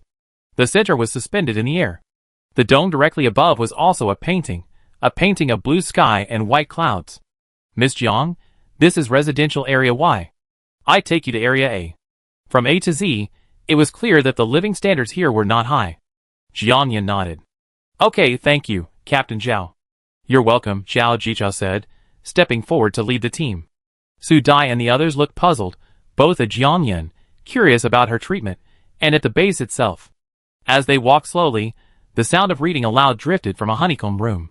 Following the sound, their gaze stopped at a brightly lit room. Su Dai, her face filled with astonishment, stepped forward and tugged at Jiang Yan. Jiang Yan, does that pregnant woman look like Wen Wanli? Jiang Yan's brows furrowed. Wen Wanli? Is that the tragic woman in the shallow water bay community of Aming City, whose arms were covered in burned scars, and who had been raped and unexpectedly impregnated? Chapter 268. Qin Lang glanced at Wen Wanli, then turned to Jiang Yan and said, Sister Yan, that woman was one of the people we rescued from a residential complex in Aming during the earthquake. She seemed to be accompanied by 3 children, 2 boys and 1 girl, all very bright and clever, who should now be attending the base school. Jiang Yan glanced toward the honeycomb classroom, a thoughtful expression on her face. The 3 children were probably Zhou Haoyue, Zhou Haotian, and Zhao Xiufei. To have survived and received education at the base was a blessing in disguise. This also demonstrates that the Yaoben base truly possesses extraordinary strength and background. After all, in today's apocalyptic environment, many people struggle to even survive, let alone learn. Su Dai glanced at Qin Lang suspiciously. Qin Lang, how do you remember her so clearly? Because the scars on her body were so horrifying and unforgettable. Qin Lang's brows furrowed, and his voice dropped a few notches. In short, she was a pitiful woman. What about her child? Su Dai paused. After all, we don't even know who the father is. She didn't say anything else. If an ordinary person had encountered such an apocalypse, they would have likely given up on the child long ago. I remember her for another reason. When the female warrior took her aboard, she asked her who the father was. She said, I don't know whose man's child it was, but I know it's hers. Jiang Yin, eh? Su Dai, eh? The others stared at each other, and took a silent breath. Judging from Wen Wanli's current belly, she must be 4 or 5 months pregnant. She half leaned against the edge of the fence, one hand slowly stroking her belly, her gaze fixed unblinkingly on the beehive classroom. Miss Jiang, how about we go stay there first? Zhao Jichao knew they had met an old friend, so he didn't want to rush them. Thinking it was almost time, he reminded her. Okay. Jiang Yin nodded, her eyes heavy as she glanced at Wen Wanli. Su Dai reached out and tugged at Jiang Yin. Jiang Yin, how about we let them come with us? It's rare to meet old friends in a foreign land. The conditions in Area A should be better than here. She hadn't always been so compassionate. But somehow, after going through some things, her heart had softened. The feeling of meeting old friends in a foreign land was especially moving. Sun Jingtao coughed lightly and gave her a dismissive look. Su Dai didn't understand, but looked at Jiang Yin. Jiang Yin? Jiang Yin paused, frowning and glaring at her. Su Dai, we're here at the base for a mission and a task, not a vacation. Su Dai was stunned for a second, a little puzzled. Mission and task? She seemed to have guessed something, but she didn't fully understand. Song Qian, Kong Wu, Qin Lang, even Captain Zhao, who just led us into the base, aren't idlers. They're here to escort us, and to put it bluntly, we're just taking up base resources. Moving to Area A is also a form of resource occupation. I don't think such privileges warrant taking everyone along simply because we're old friends and neighbors. Jiang Yin finished, then added, besides, they're doing well here now. I don't think there's any need to take them along. Taking them to Area A, so what? Should they take them along when they set out to search for the great national treasures? That's obviously unrealistic. But here, surrounded by people they're accustomed to and familiar with, perhaps they could feel more comfortable. And the look she given Wen Wanli earlier was peaceful and gentle. No longer the lifeless, fearful look she had before. That meant she was quite content with the current situation. Su Dai realized what was happening, a flicker of regret in her eyes. Sorry, Jiang Yin, I took it for granted. It's okay. Jiang Yin glanced at her and said, I trust Mo Jingxing, and I trust the management of the Yaobin base. She then silently glanced at Wen Wanli and walked forward. Seeing this, Yi Qing and the others quickly followed. Chapter 269. The group walked for a long time in the corridor. Jiang Yin carefully noticed that the massive metal honeycomb-like structures within the base seemed to be able to be freely assembled and disassembled. This design was likely not simply based on biomimetic principles, or the stability of the honeycomb's hexagonal shape. There must be other special reasons. However, she didn't immediately ask Zhao Jichao about this discovery, thinking she would find an opportunity to ask him when she met Mo Jingxing. Speaking of Mo Jingxing, Jiang Yin glanced at Zhao Jichao and asked, Captain Zhao, does Chief Mo usually stay at this base? He should. Qin Lang and the others might know more about the details. Zhao Jichao smiled sheepishly. He himself, to put it bluntly, was just a low-level team leader. Although Qin Lang and Kong Wu held no official positions, those in the base knew that they were Chief Mo's direct subordinates, his closest and most trusted followers.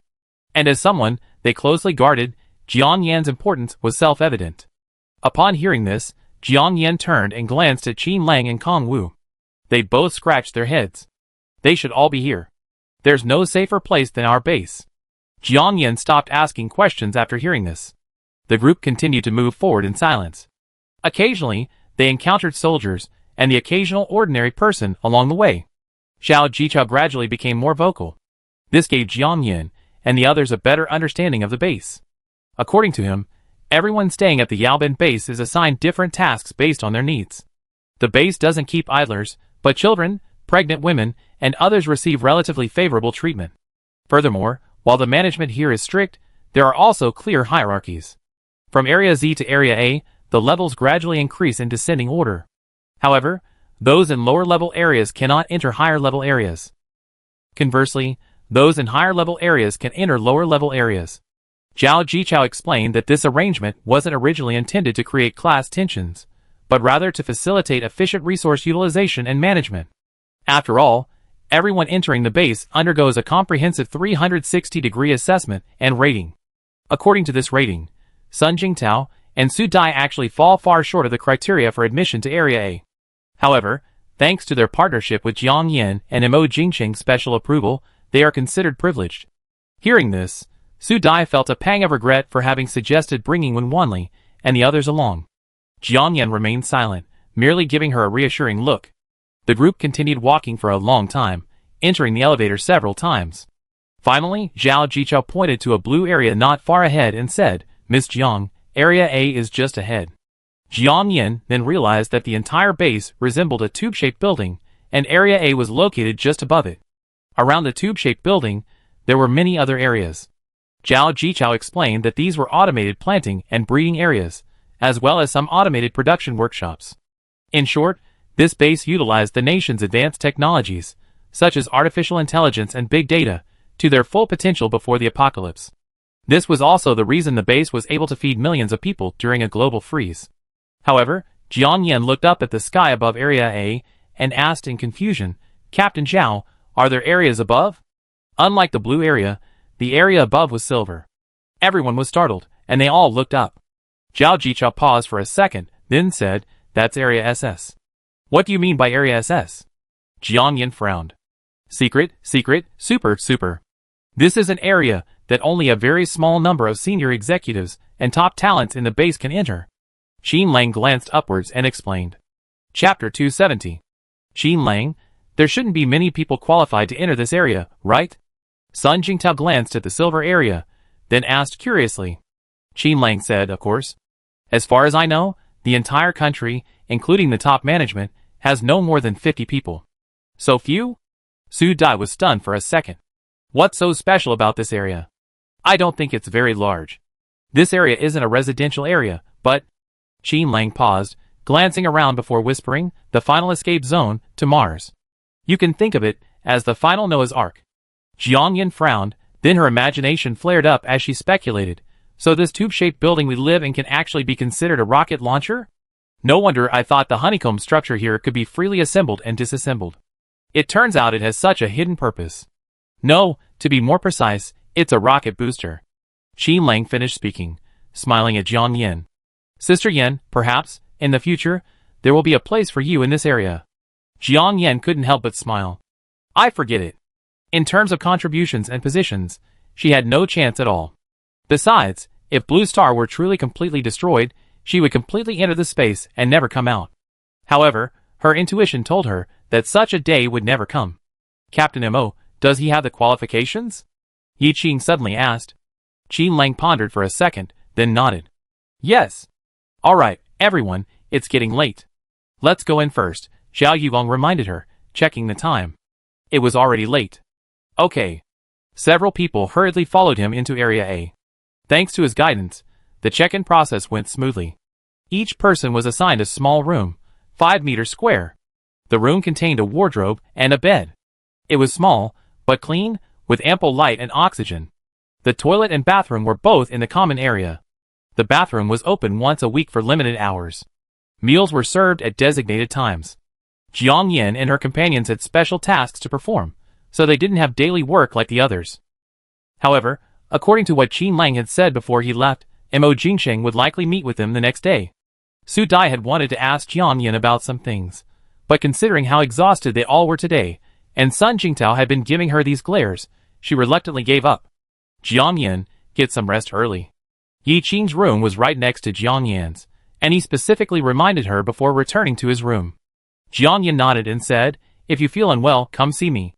"Okay," Yi Qing said, then paused. "Sorry to bother you. Let's not talk about that." Jiang Yan smiled and turned back to her room. She closed the door. She took out her equipment and checked her surroundings. Then she took off her shoes, lay back on the bed, and tucked in. Then she entered the space. The sun shone brightly in the space. The air was much fresher than outside. There were no signs of reindeer, chickens, ducks, or geese. It must have been daytime in the space. They had developed their own routines. Jiang Yan went straight into the apple cabin and went to the bathroom. After washing up and changing into clean clothes, she felt a sudden pang of hunger. She felt like she could eat a whole cow. With a thought, she randomly pulled out a bunch of Michelin-starred dishes. Grilled crispy pigeon, Angus steak cooked with pepper and sesame, braised fish maw with porcini mushrooms and ham, Boston lobster with porcini mushrooms and fragrant seedlings, baked snow crab with green peppercorns, sweet and sour dried shrimp, baked bamboo shrimp with pepper vermicelli, arugula salad. Looking at the table full of delicious food, Jiang Yan suddenly frowned, thinking of Yiqing and Su Dai, who had to rely on dry food every day. Chapter 271. Mom. There's a knock on the door. Jiang Yin had just finished a Michelin-starred meal in the space, and was drinking a caramel latte when Hua Bao's voice echoed in her mind. She had deliberately left it outside when she entered the space. That way, if anything unexpected happened, someone would be able to alert her in time. Unexpectedly, less than half an hour after entering the space, someone arrived. Jiang Yin quickly sprayed breath freshener, and then left the space. Mom, it's Su Dai and the others. Hua Bao's eyes rolled around. Okay. Jiang Yin nodded and opened the door. Su Dai and Sun Jingtao, backpacks on, stood at the door. Jiang Yin, did they disturb your nap? When Qin Lang and Kong Wu left, they specifically told them to get some rest today. No, Jiang Yin smiled and shook her head. Earlier in the space, she thought for a moment and decided to share some of the less conspicuous items, like self-heating rice and hot pot, with Su Dai and the others. Given the close bond they built up, she felt a little sorry for letting her enjoy a feast while the others went hungry. The key point was, once cooperation with the state officially began, exposure of the space was inevitable. However, how much exposure would be necessary was a question. We're going to the base mall. Do you want to come? Su Dai asked. Jiang Yin nodded without hesitation, sure. She was actually quite interested in what was going on inside the base. After all, this base was completely different from the one she'd known. Perhaps, she could discover something new there. Besides, the room didn't have any extra supplies beyond the basics. There was a sheet posted on the wall, which listed not only bathing times, but also the hours of operation for some public areas. One of these items was for the base's shopping mall. Judging from the layout, there were quite a few such malls. There was also one in Area A. Based on the base's hierarchical management, she suspected that the supplies sold in the mall here would be different from those in other areas. After all, the methods of purchasing supplies were slightly different. 1. Barter. 2. Purchase with points earned through labor. 3. Purchase with merit earned through special missions. Jiang Yin suspected that the so-called special missions and merits were related to the national dual-track missions that Mo Jingsheng had mentioned. However, she would know the specifics once she arrived. Thinking of this, she glanced at the two men's backpacks and said, "Are we going now?" She didn't ask if they had eaten. When they left the blazing base earlier, they all had some food left on them. For now, we have enough food and clothing, no worries. Su Dai nodded. Yes. We sorted through some supplies we might not need, and are going to exchange them. Wait a moment, Jiang Yin said, turning to put on her regular backpack. After closing the door, they called Yiqing along and headed towards the area shopping mall, following the approximate direction marked on the map. Because they were underground, they didn't dare walk too fast. The air was too thin, and the light wasn't great. After walking for about 10 minutes, a sign in red paint reading Supermarket A-1 came into view. The supermarket entrance was small, about the size of a regular garage door. Next to the entrance were several makeshift shops. One of the shops, with relatively bright light, was lined with people. Jiang Yin and the others took a closer look. Wow, this base actually offers free haircuts. Chapter 272. Are you two going to get a haircut? Jiang Yin turned to glance at Yiqing and Sun Jingtao, a sigh welling in her heart. Sun Jingtao's hair had grown so long it was practically shoulder length. The red and black headband Yiqing had worn back in the Repulse Bay neighborhood was now on his head. It had faded from washing, and traces of mending could be seen at the broken ends. When he was in Anming, Sun Jingtao still maintained the habit of trimming his hair regularly. After all, having a buzz cut had long been a habit in the team. After the apocalypse, the couple became self-taught and became each other's mentors. Later, the temperature plummeted, and the ground was covered in ice and snow. Thinking it would keep them warm, they stopped trimming their hair. After arriving at the flame base, he had been recuperating from his injuries for the first few days, and he had even grown his hair. Unexpectedly, without shampoo or conditioner, his hair, like leeks fertilized with fertilizer, grew beautifully. As for Yiqing, he was the exact opposite. Because he'd been working as a test subject in the S&P lab, his hair had been shaved completely. It had grown back a bit recently, though. Without his cap, he looked like a hairy egg. His only advantage was his good looks. Even if he was a hairy egg, he was still a handsome one. Let's get a haircut, Sun Jingtao smiled. After all, arriving at the Yaobin base is a fresh start. Su Dai, hearing her husband's words, echoed, yes, a new hairstyle, a new mood, let's welcome a new beginning together. Jiang Yin, do you want a haircut? She turned her head and glanced at Jiang Yan, whose hair also reached her waist. Among the crowd, Jiang Yan stood out the most. Her hairstyle, hair quality, skin color, and even her complexion. Although she was doing her best to disguise herself, her lustrous black hair, fair skin, and natural hyaluronic acid-filled face were something only ordinary people could dream of. However, back at the Lion base, Jiang Yan had always been fully armored, wearing a mask and a hat, so not many people recognized her. Now at the Yaobin base, in Area A, the residents there were either wealthy or noble, or possessed special skills or meritorious service. The crowd of people waiting in line for haircuts nearby only glanced at her. They simply assumed she was the family of a high-ranking official, and didn't dare to covet her. As for Yi Qing, whose height and build were noticeably different from those of an average person, everyone only dared to glance at him furtively. After spending so long in the apocalypse, everyone was wary. Cut it, Jiang Yan smiled. To survive in the apocalypse, one must adapt to local customs. Perhaps, according to Mo Jingxing's habit, they entered a new surveillance zone the moment they entered the base. The four of them lined up and casually inquired, learning that this barber had been the official barber of several famous celebrities before the apocalypse. A haircut cost at least 1,000 yuan. Later, when they arrived at the Yaobin base, they listed haircutting as their skill level. Since they were skilled, they were assigned to Area A. Although the haircuts were free, they earned work points based on the type and number of haircuts. Points could be exchanged for supplies and other items. Because of the low prices and the apocalyptic environment, Mr. Tony naturally didn't offer customized services for 1,000 yuan a time. He had single-handedly set up an entire production line with just a pair of scissors. He picked up the scissors, and with a swift click, his fingers flew, new heads emerged. The three of them finished their haircuts in just 20 minutes, not including the 10 minutes spent in line. Jiang Yan had a shoulder-length haircut, while Su Dai sported a bob. Sun Jingtao finally returned to his long-missed buzz cut. The three of them felt refreshed, their moods suddenly brightening. Let's go shopping. Jiang Yan waved, leading the others into the supermarket. The supermarket entrance was small, and after walking through a short corridor, two silver-gray metal gates appeared before them. They looked very similar to the gates used to control the flow of people in scenic spots before the apocalypse, requiring a card to enter. Everyone, please scan your Area A residence permits. Two armed soldiers stood at the entrance, glancing at the four of them and reminding them. Jiang Yan and the others had already obtained their Area A residence permits when they arrived at the base at noon and checked in. The four of them took them out and scanned them, then filed in one by one. As they continued inside, they discovered a completely different world. Chapter 273. The entire base supermarket was divided into two areas, one large and one small, each filled with overflowing shelves. The larger area, located towards the back, was brightly lit and seemed to have cameras installed. Several red signs reading Supply Selection Area were hung at intervals above it.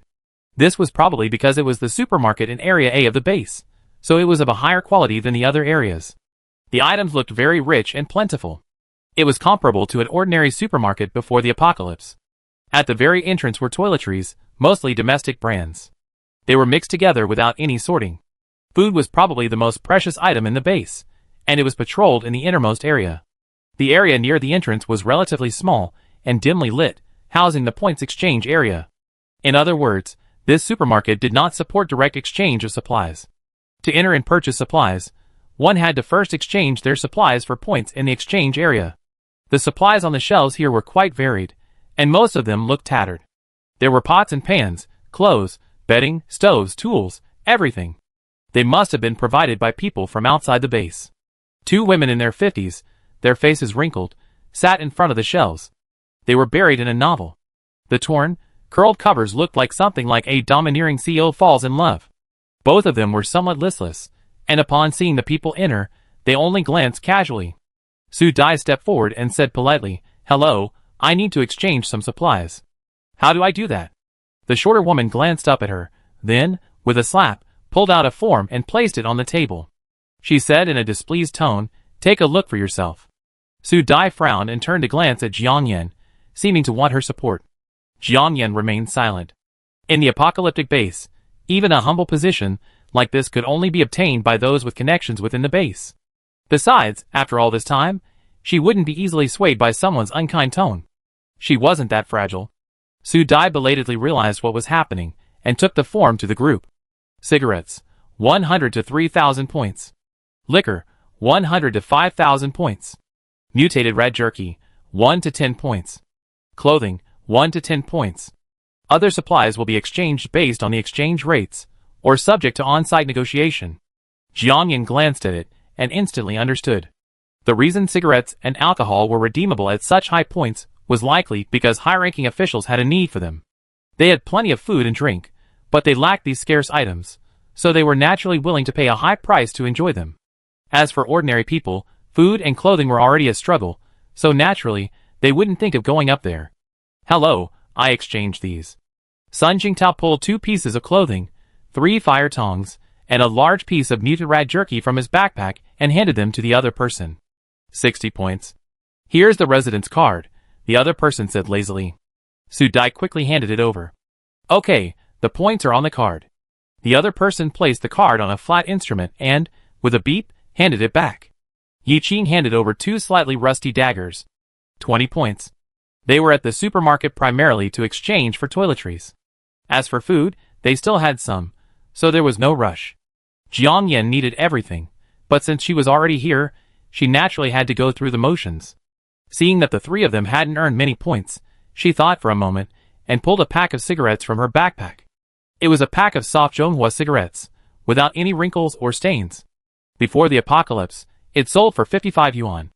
Now, based on the exchange rate for supplies, she guessed it would be around 500 or 600 yuan. As expected, the moment she took out the cigarettes, the 2 aunties' eyes lit up. My goodness! You taken such good care of these supplies. The other woman glanced at Jiang Yan's face and attire, instantly employing honorifics. Su Dai's pupils also shrank. Sun Jingtao and Yi Qing, knowing Jiang Yan's strength, were somewhat unsurprised. 700 points. The short woman politely handed the residence card back to Jiang Yan with both hands. Jiang Yan you. This time, Su Dai's pupils widened in surprise. 700 points, that's enough to buy a lot of stuff. It felt like I suddenly become rich. Jiang Yan smiled and handed her the card. Here, you're in charge of shopping and paying. Huh?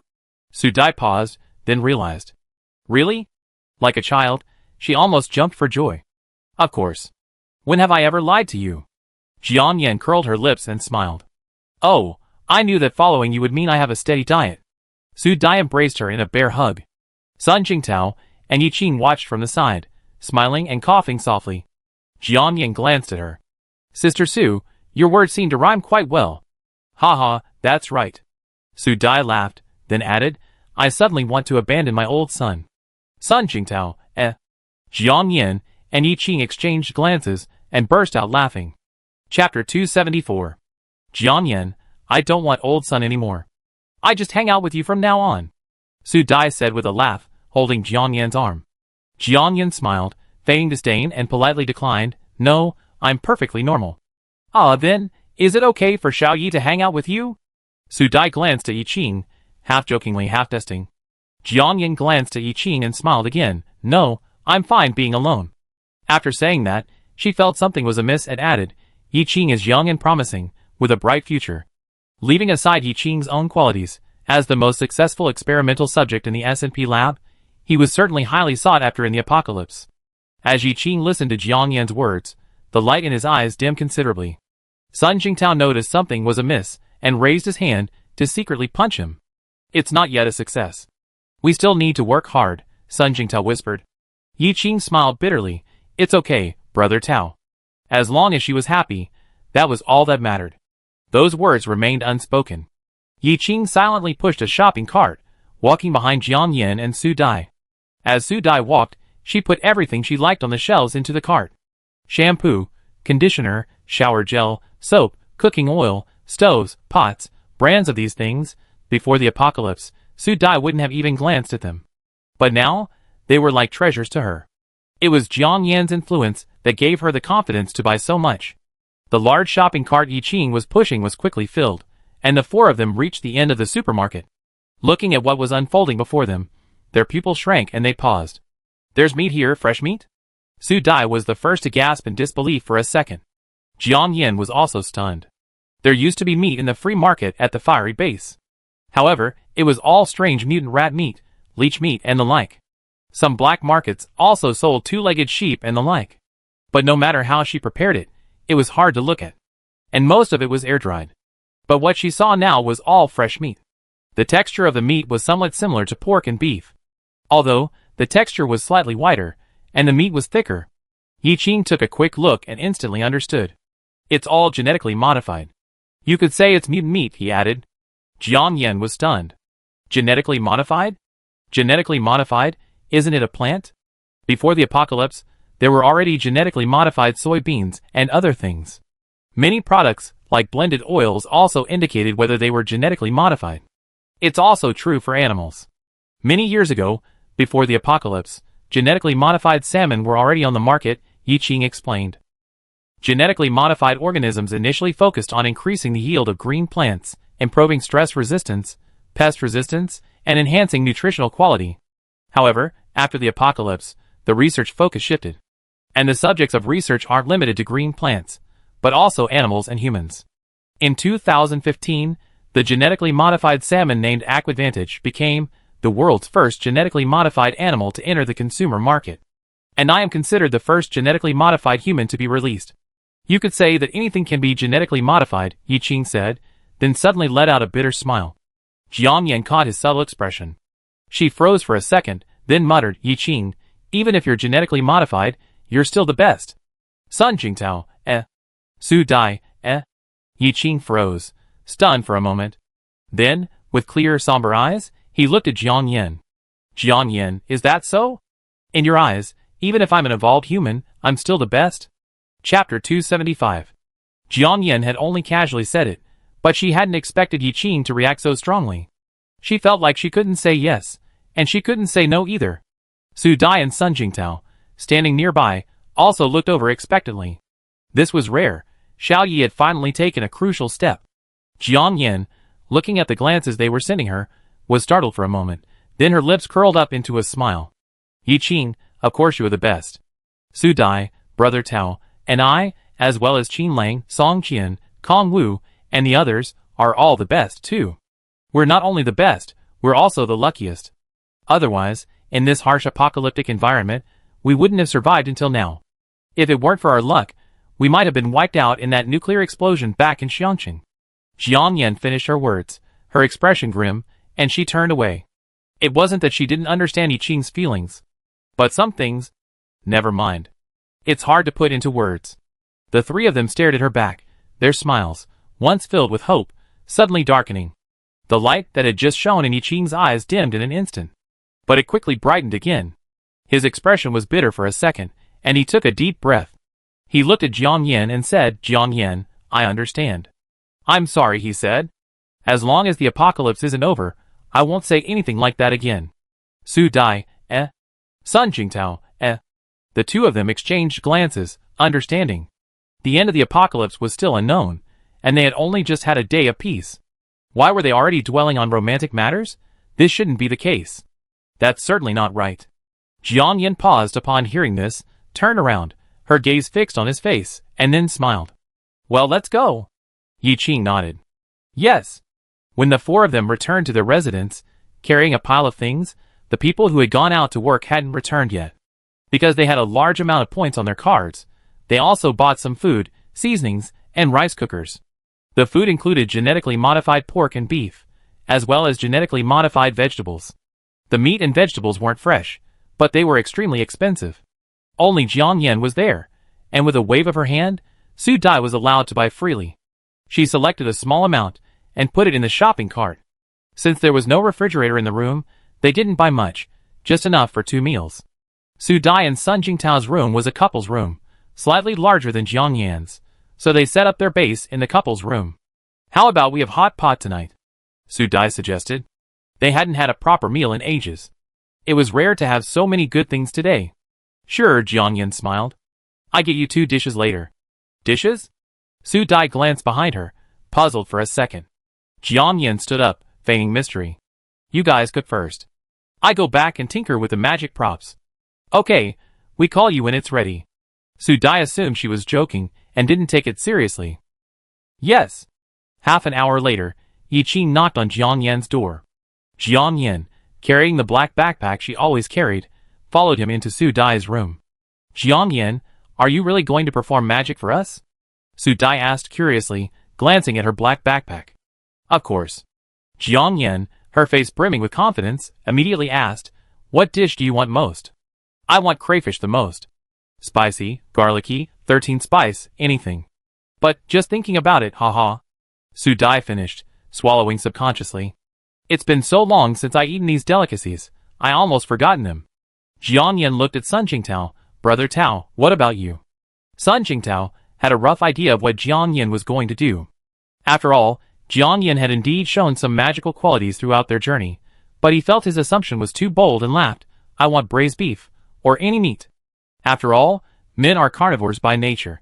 Jiang Yan finally asked Yi Qing, what about you, Yi Qing? Yi Qing had long since recovered from his previous emotion. I want fried rice with eggs, or, like Brother Tao, any meat. Any meat is fine. Before the apocalypse, these things weren't considered a special feast. But now, it's all so far-fetched. After the three finished speaking, their eyes suddenly turned to Jiang Yan. She smiled mysteriously, put her hand to her lips, and made a hush sound, then reached into her backpack. Soon, Jiang Yan pulled out 3 boxes of crayfish in different flavors, a box of golden, fragrant egg fried rice, and a serving of mouth-watering braised beef. Looking at the food, Su Dai and the other 2 were speechless with shock. This. Jiang Yan smiled, raised her hand again, and made a hush sound. Chapter 276. Jiang Yan, these foods aren't genetically modified, right? Su Dai asked, swallowing her saliva and suppressing her urge to eat. Genetically modified animals and plants are usually enormous. But the crayfish she saw now were no different in size from before the apocalypse. Most importantly, the spicy, fresh, and fragrant flavor instantly brought back long-lost culinary memories. Yi Qing and Sun Jingtao's eyes widened for a second as they stared at the braised beef and egg-fried rice before them. Thankfully, they were well-trained and managed to suppress their cravings. No, everyone, hurry up and eat. Eat first, and I explain everything later. Jiang Yan smiled and immediately opened the lid of the crayfish. A rich aroma instantly filled the room. The hot pot next to them was also bubbling. The fragrance permeated the room. Even a sniff was enough to bring a sense of complete satisfaction. Let's eat quickly, be careful someone doesn't smell it, Sun Jingtao warned. The 4 of them began to eat. Such a delicious feast was truly something they hadn't experienced in a long time. After Su Dai finished a crayfish, tears welled up in her eyes. The others were stunned. What's wrong with you? It's so delicious. Su Dai raised her hand and wiped away her tears. I thought I never eat such delicious, fresh food again in my lifetime. Yes, the crayfish looked as if it had just been fried and slightly cooled. It was even fresher than the takeout food before the apocalypse. Jiang Yan naturally knew that this was because she had a space to preserve the freshness, and the food she bought was all from top restaurants. It wasn't the rotten fish and shrimp that those takeout shops used to serve before the apocalypse. Sun Jingtao's hands were covered in garlic sauce, and he nudged Su Dai gently with his elbow. There will definitely be another chance. Su Dai looked at Jiang Yan innocently childlike. Jiang Yan, will you be able to perform magic again? Of course. But there will be times when I don't perform well. Jiang Yan naturally wouldn't do that. But such words had to be said. Also, she suddenly realized that after experiencing the apocalypse, humanity was evolving, but also degenerating. Similarly, when faced with difficult circumstances, humans' coping methods and endurance were much stronger than before the apocalypse. However, their daily cognition gradually deteriorated. Perhaps this was because the information they learned, the people and events they encountered, became increasingly closed and limited. Just like Su Dai, the change was obvious. After all, most people couldn't reach the high positions of Imo Jingsheng and others, with access to sufficient information and power, or even stand up to the level of saving the country and saving all of humanity. For most ordinary survivors, the first thing they had to think about was getting enough food and clothing. The so-called ideal is to live well. Thinking this way, Jiang Yan inwardly understood Su Dai's change. I prepared a surprise for you, she said, reaching into her backpack. Immediately, she pulled out several cups of still-warm milk tea, polysaccharide, brown sugar milk bubble milk tea. Unlike the crayfish and other food, which were taken out at short notice, these milk teas were planned in advance. So, she removed the labels from the milk teas in advance. She also deliberately chose polysaccharide, because everyone was in short supply. Oh my! Su Dai's eyes lit up. The temptation of milk tea was far stronger for her than it was for Sun Jingtao and Yi Qing. However, given the freezing weather, the fact they could enjoy something sugary was a shock to them both for a second. How did you do that? Su Dai took the milk tea with trembling hands and took a sip, her face radiating satisfaction. As if about to take flight, she said, Jiangyan, I'm committed to you for life. You tell me to go east, and I won't go west. Jiangyan smiled. Magic. Yi Qing remained silent, saying nothing more. He and Sun Jingtao were astonished by Jiangyan's magic, but they had already guessed at some point. In this situation, there was clearly no need to delve into the details. The fact that Jiangyan shared this was a sign of her trust in him. They could only feign ignorance, as they couldn't let that trust go to waste. Still, he was curious about what amazing skills Jiangyan possessed that allowed her to pull off such a feat. He suspected it had something to do with the Tai Sui scent he smelled.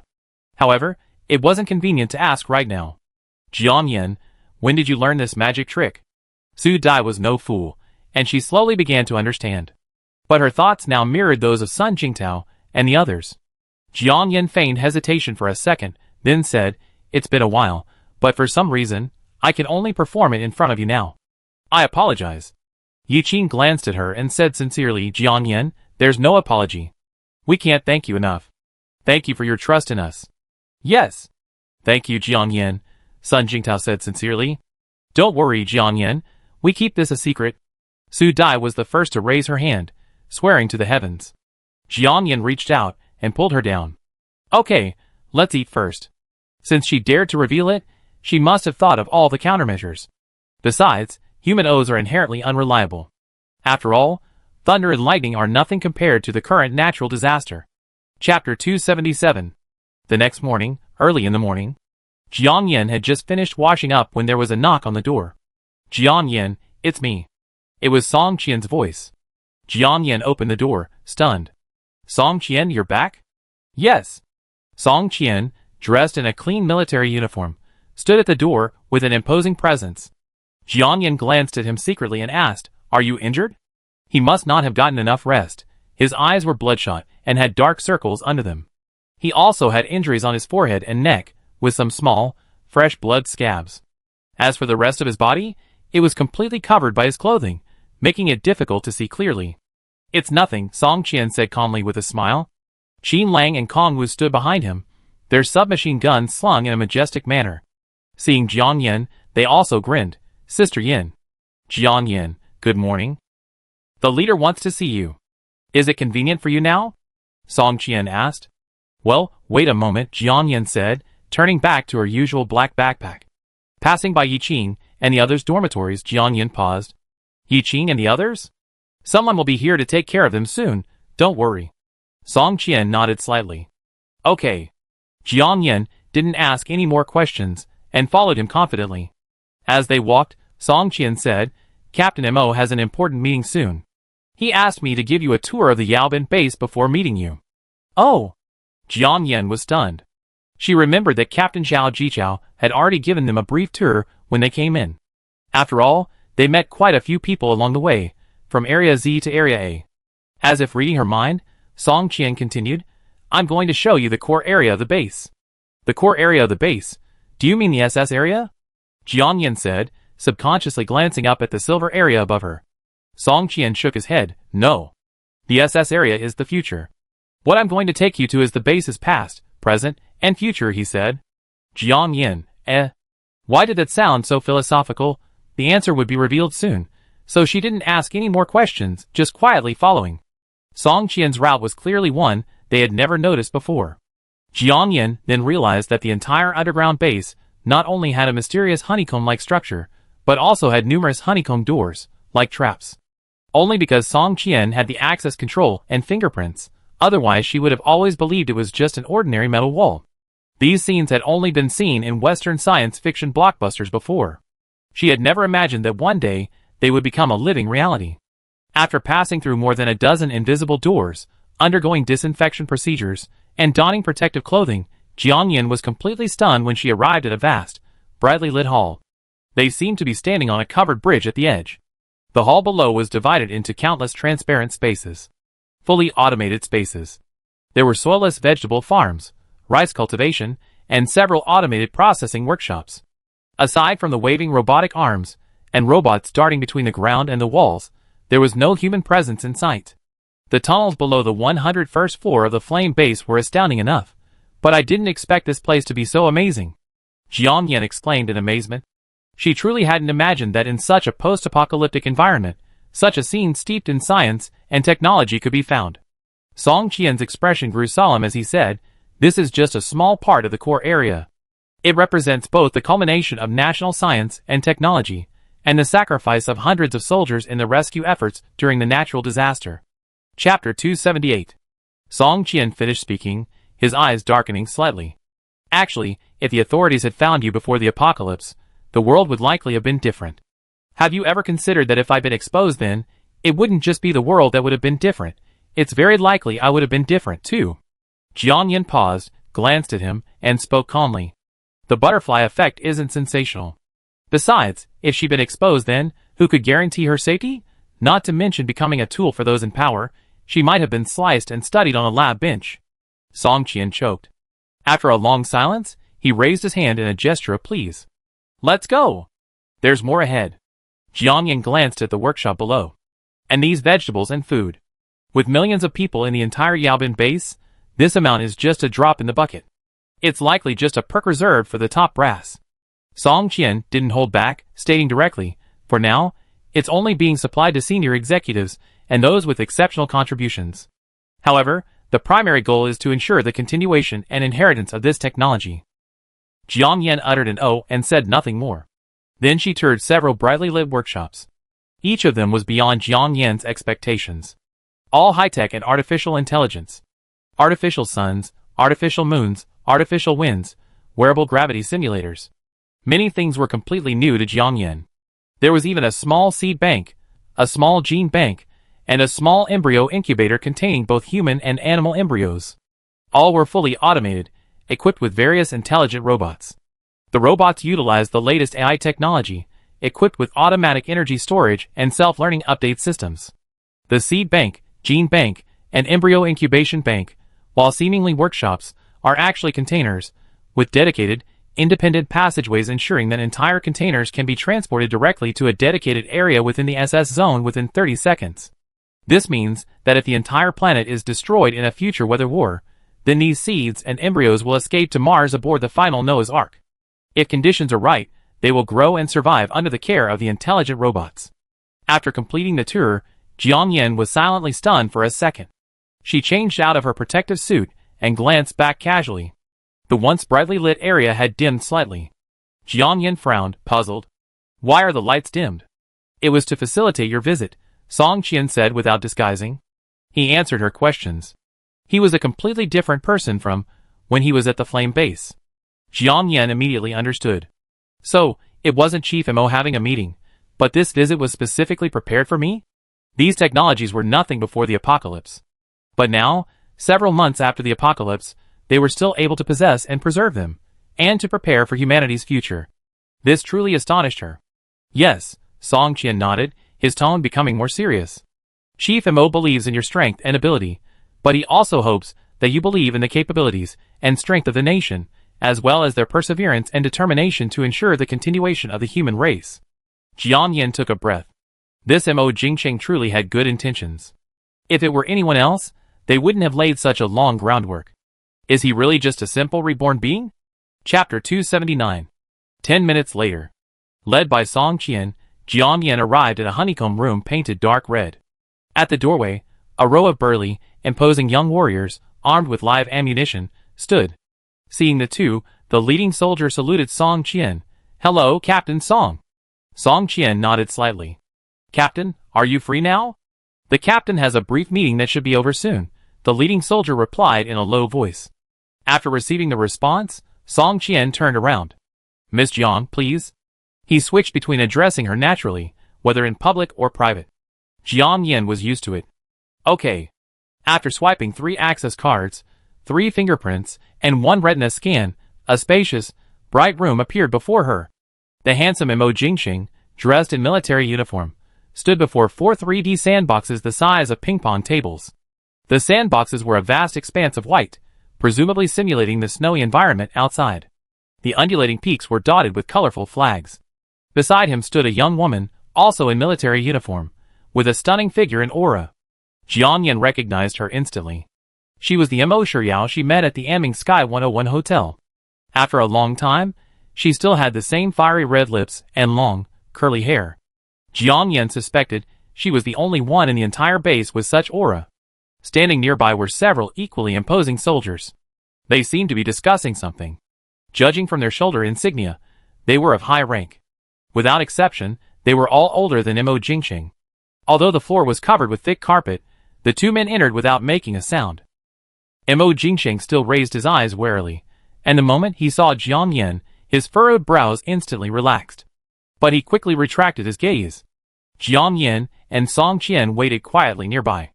About 3 minutes later, the group finally said goodbye and left. However, they didn't leave in the same direction Jiang Yan and her group had entered. It was clear that this room was interconnected. After everyone left, Mo Jingqing finally smiled and walked quickly towards Jiang Yan with his long legs. Song Qian stood at attention and saluted. "Leader." Mo Jingqing nodded slightly, a hint of approval in his eyes, and then extended his hand to Jiang Yan. "Jiang Yan, long time no see." "Hello, Leader." Mo Jiang Yan smiled slightly and returned the hand with a light shake. "You two will stand guard outside first," Mo Jingqing said, glancing at Song Qian. "Yes." Song Qian turned and left. The several armed soldiers, who had been guarding the room, also left with him. Mo Jingqing and Jiang Yan were the only ones left inside. You could hear a pin drop.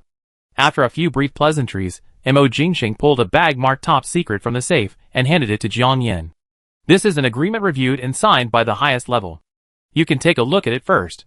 He paused, his eyes fixed on Jiang Yan's face for a second before continuing. "It also contains a top-secret atlas. I told you I needed your help collecting supplies for the country." This time, Mo Jingqing was very straightforward. He didn't ask Jiang Yan about her considerations. In his opinion, since she had come to Dongshan, to this place, everything was obvious. And Jiang Yan's thoughts were indeed the same. Jiang Yan pulled out the agreement and was about to take a closer look when Hua Bao, silently tucked away on her shoulder, said, "Mom, I can help you look over it." "Okay." Jiang Yan had almost forgotten that Hua Bao was also self-taught. With that in mind, Jiang Yan carefully flipped open the agreement. Looking at the handwritten signature on the agreement, Jiang Yan's pupils shrank. She had seen this name on the 7 p.m. news before. Mo Jingqing was the leader of the Yaobin base. And this name, clearly, meant he was the #1 in the entire country. Chapter 280. "Captain Mo, may I ask?" Jiang Yan hesitated, glancing up at Mo Jingqing, who sat across from her. "Is he also at the Yaobin base?" The latter sat up straight, his handsome young face a bit serious. "I'm sorry, I can answer all your questions, except this one." "Really? All your questions?" Jiang Yan couldn't help but smile. Of course, she wasn't bored, she just felt the other person was exaggerating. Given his high position and influence, she couldn't help but answer. Unexpectedly, Mo Jingqing's sharp eyes froze for a moment. After a second of hesitation, he fixed her with a fixed gaze and said yes. Jiang Yan wasn't expecting such a response, and her throat choked. A sensible person wouldn't have asked any more questions. After all, the other person's status was special, and knowing when to stop was the best way to go. But Jiang Yan wasn't ordinary, she was different. After so many experiences, the questions stored in her mind had almost become a bank of questions. "I heard that before the apocalypse, 5 large-scale bases were established across the country, based on the elements of gold, wood, water, fire, and earth. Is that correct?" she asked. The latter frowned. "Yes." Jiang Yan put down the agreement and looked at him inquiringly. "Do you know what the difference is?" "As for the bases themselves, there are no differences. They were originally established to help surviving humans resist natural disasters and survive. But as for the base leaders," he paused, his eyes fixed on her. "You understand that?" I don't know if Miss Jiang had any experience in the workplace before the apocalypse, or if she understood business operations. Just like different company owners dictate different corporate cultures, the so-called differences often stem from this, the latter said, interlacing his fingers and glancing at her with interest. This statement seemed a bit like playing Tai Chi. Jiang Yan took a breath and continued, "It said that the lion base represents fire, and the Yaobin base represents earth. So, are there 3 bases called gold, wood, and water? What are their names?" "Miss Jiang, you know quite a bit." Mo Jingqing raised an eyebrow and smiled, standing up. "Miss Jiang, have you ever heard of the 5 elements?" Jiang Yan's eyes froze. I heard of it, but I'm not familiar with it. The so-called 5 elements are: gold generates water, water generates wood, wood generates fire, fire generates earth, and earth generates gold. Gold overcomes wood, wood overcomes earth, earth overcomes water, water overcomes fire, and fire overcomes gold. Mo Jingxing finished, turning around. These things are relevant to us, the Reborn. However, the authorities have always discouraged such metaphysical theories. Miss Jiang, you should just understand what I just said. Mo Jingxing finished, sitting down in front of her. Jiang Yan, why did this go around in circles? It was getting even more confusing. The details of her expression caught the other person's eye. Jiang Yan, there are some things you understand once you're on the road. Jiang Yan glanced at him and jokingly said, Captain Mo, the words on the road sound a bit ominous. Sorry. The other person frowned slightly, raised his hand, pointed at the paper contract in her hand, and changed the subject. Do you have any objections to this agreement? Wait a moment, Jiang Yan said, and continued to read the agreement. Mom, I already read it. I have no problem. But the prerequisite is that the entity that will execute the contract must continue to exist. Hua Bao, who had already read it quickly, said quickly. Jiang Yan understood instantly. The so-called entity refers to the 2 parties to the contract. At this moment, one is the country, and the other is herself. As for continued existence, it means that this country must continue to exist normally. However, she had always understood that contracts, whether before or after the apocalypse, whether signed with a private individual or with the state, were a matter of course. To put it bluntly, beware of gentlemen, not villains.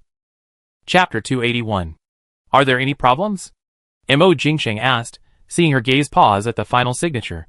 He had personally drafted and revised this contract, taking into account national interests, while also thoroughly guaranteeing Jiang Yan's present and future. After all, he had always emphasized that Jiang Yan's relationship with the state was a partnership, not a conscription relationship. She had been independent and free from the beginning.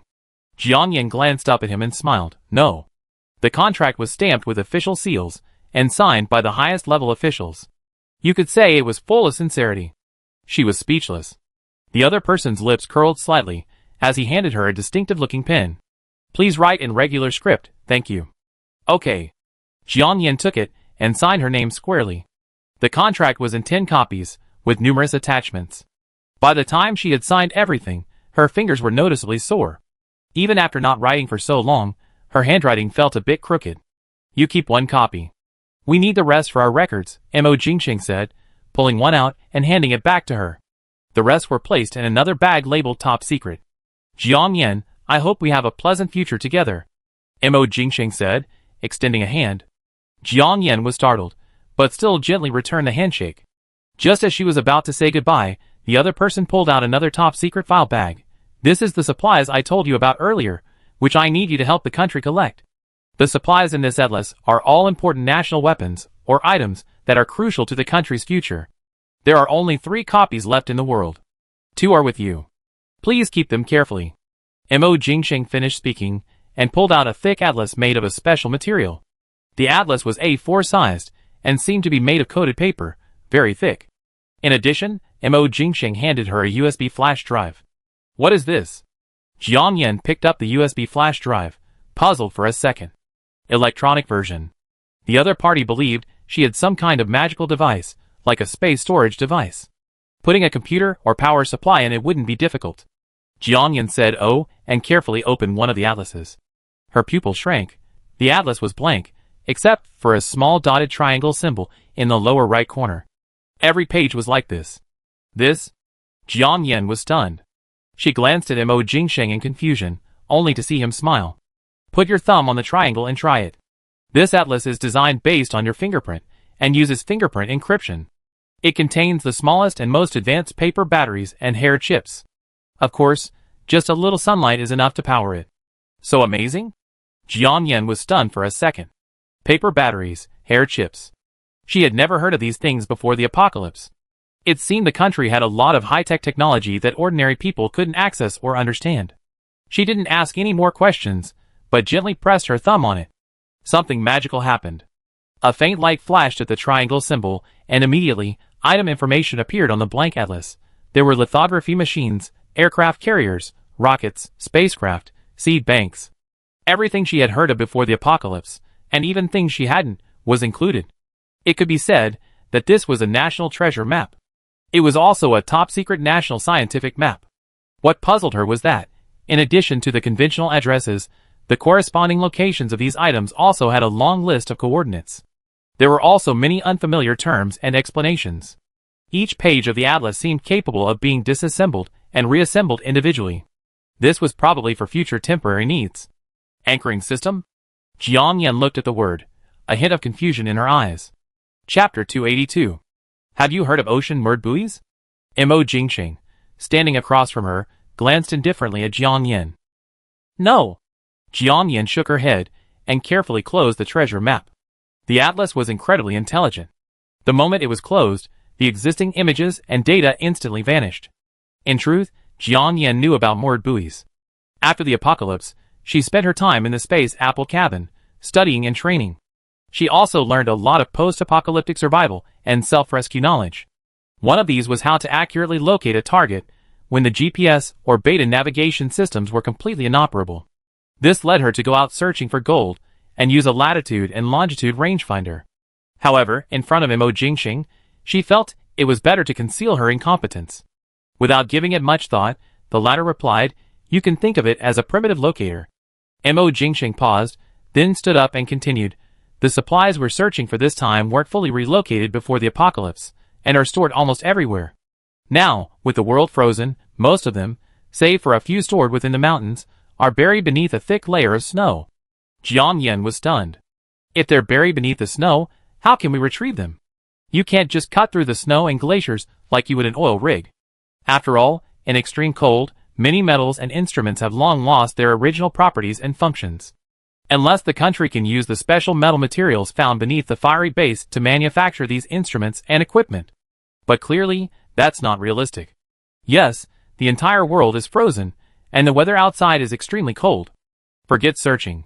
Besides, of all beings like Yi Qing, ordinary humans would be in danger of death if they stayed on the surface for even a short while." "So?" Jiang Yan's confusion grew. "I forgot if I told you that our entire search for supplies would begin when the extreme cold weather ends." Jiang Yan thought about it, but couldn't recall. "When will that be?" she asked. Mo Jingxing paused in front of a schedule and said, "According to our forecast for this meteorological disaster, it's expected to be 6 months from now. 6 months from now, the ice and snow will begin to melt, and we set out at that time. So, at that time, the moored buoys we deployed in advance will be needed. Once the ice and snow melt, finding these buoys on the water surface will make finding the supply storage site a piece of cake. As for the specific methods, you don't need to know too much. We have professionals to assist you." Mo Jingxing finished speaking, turned around, and glanced at Jiang Yan. Jiang Yan frowned. "So Yi Qing and Qin Lang aren't the only ones setting out with me to search for supplies?" Of course, Mo Jingxing nodded. "Most of the supplies are buried deep underwater, so specialized personnel and equipment are needed. Many high-tech weapons and products are beyond the reach of ordinary people, so they also require specialized personnel." Jiang Yan understood his meaning. "So roughly how many people are there?" Mo Jingxing narrowed his eyes. "The preliminary list is around 250 to 300 people." "So many?" Jiang Yan was secretly surprised for a second. "Well, but don't worry, 60% will be soldiers responsible for your safety. The remaining personnel will be technicians, 20%, logistics personnel, 10%, and the remaining core personnel, including you and some professional scientists, will be around 10%. Jiang Yan couldn't help but smile. "Why does this sound a bit like an Antarctic expedition?" Mo Jingxing, who usually had a solemn expression, also smiled. "What a coincidence. Considering that we need to set off as soon as the ice and snow melt, we will provide you with an icebreaker." Chapter 283. A research icebreaker used in Antarctica? Jiang Yan was secretly shocked for a second, her voice rising a few notches. "Yes. In the subsequent material collection process, technological means will be used in many aspects. This ship has many inherent advantages. In addition, additional defensive measures and weaponry will be necessary." Mo Jingxing paused, his lips curled slightly, his gaze fixed on her face. "So, are you feeling a little more excited about the mission 6 months from now?" Jiang Yan was slightly taken aback. "Captain Mo, what do you mean? I remember that before the apocalypse, when you were a travel anchor, your biggest anticipation was boarding the Antarctic research vessel," he said, glancing at her with interest. Jiang Yin was suddenly startled, but her expression remained unchanged. She smiled faintly and said, "Could it be that you're also a fan of mine?" "I suppose so," the latter nodded slightly. A hint of doubt flashed in Jiang Yin's eyes. "That's unlikely. During training missions, we're naturally not allowed to use electronic devices. However, there are always a few days every month that are exceptions." The other party didn't hide his words. After saying this, he looked at Jiang Yin again. "So, are you satisfied with this arrangement?" Jiang Yin couldn't help but smile. "Not really. I had previously wanted to board the Antarctic Expedition's Shuilong ship because I wanted to be a travel broadcaster. More importantly, it was a desire to travel, relax, and share. Back then, there were some extreme weather events in the world, but the overall environment was normal. There were no natural disasters, no so-called weather wars, and no evil practices that used humanity as experimental subjects." Now, she clearly felt a surge of responsibility and pressure. The other party didn't say much, simply saying, "We officially depart in 6 months. During this time, we complete the formation and training of the entire search and rescue team. You and your entourage will all have a very detailed training plan. As for the supply map you just saw, we develop independent search and rescue routes based on the evolution of the natural disaster outside." Jiang Yin, a master of key words, couldn't help but ask curiously, "What do you mean by evolving natural disasters?" "Right now, the entire world is experiencing extreme cold, but 6 months from now, after the glaciers melt, different regions will likely experience new, completely different natural disasters. In other words, you need to be prepared for all sorts of disasters in advance." Jiang Yan's heart sank. It looked like this national treasure hunt was going to be no easy task. Seeing her frown, the man asked, feeling pressured. Jiang Yan took a deep breath and nodded, a little. "Want to back down?" "Not really." Mo Jingqing smiled, a rare smile. "That's good. Never forget, the country is your solid support. Don't be afraid." He paused, then added, "You also need to participate in a space training program. The details will be provided to you individually after the plan is finalized tomorrow." "Okay." Jiang Yin took a deep breath. So, in the future, she'd be soaring into space? In fact, there was a faint sense of anticipation. She suddenly recalled the space dream she had at the Flame Base. In the dream, thousands of golden vines lifted her up, blowing up the control center of the Natural Disaster Simulation Laboratory located within the space station. Chapter 284. "Anything else you'd like to ask?" Mo Jingqing glanced at her, then glanced at the watch on his wrist. Jiang Yin frowned, thought for a moment, and hesitated. "How are they now?" "They? Who?" Mo Jingqing raised an eyebrow.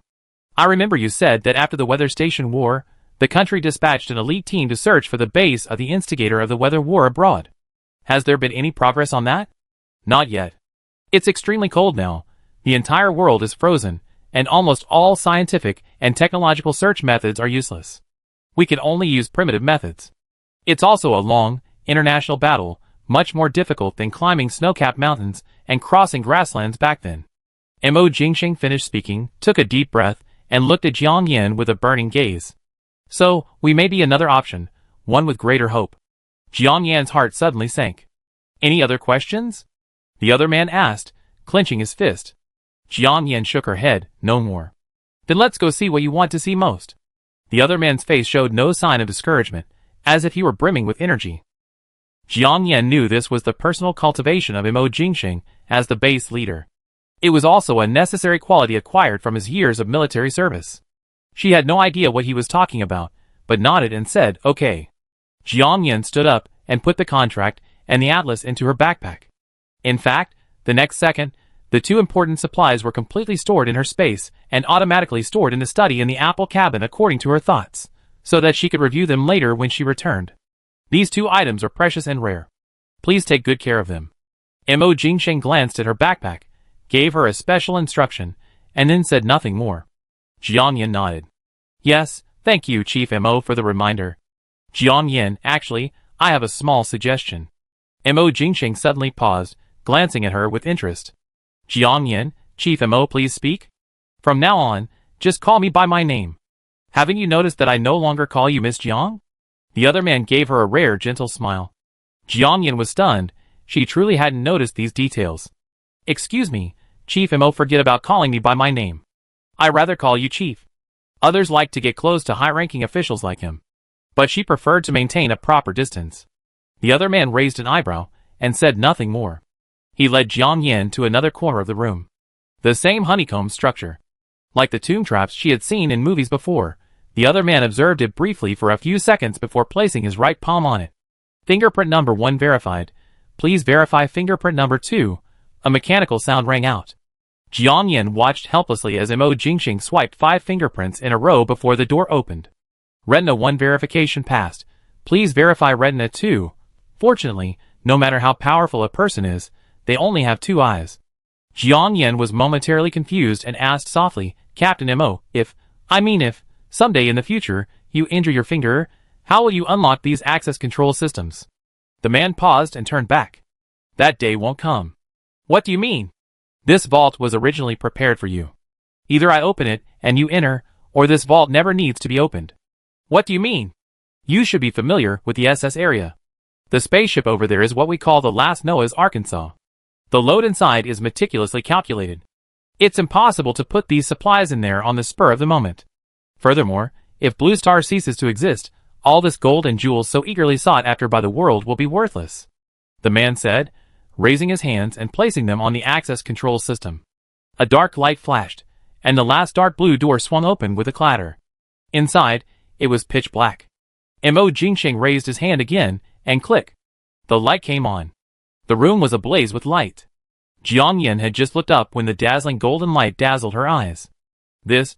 Her pupils shrank as she stared at the scene before her, and she was stunned for a second. It was a golden mountain, glittering, an endless hill of golden bricks. Chapter 285. Oh my god! Mom!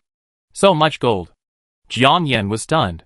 Hua Bao, lurking on her shoulder, licked his fangs with a scarlet tongue, as if he had seen a feast. He could no longer contain his excitement. His small, round eyes widened like bells. One of the vines cautiously reached out and probed. However, it only probed briefly before whispering back to Jiang Yan, Mom, these are all from the gold vault.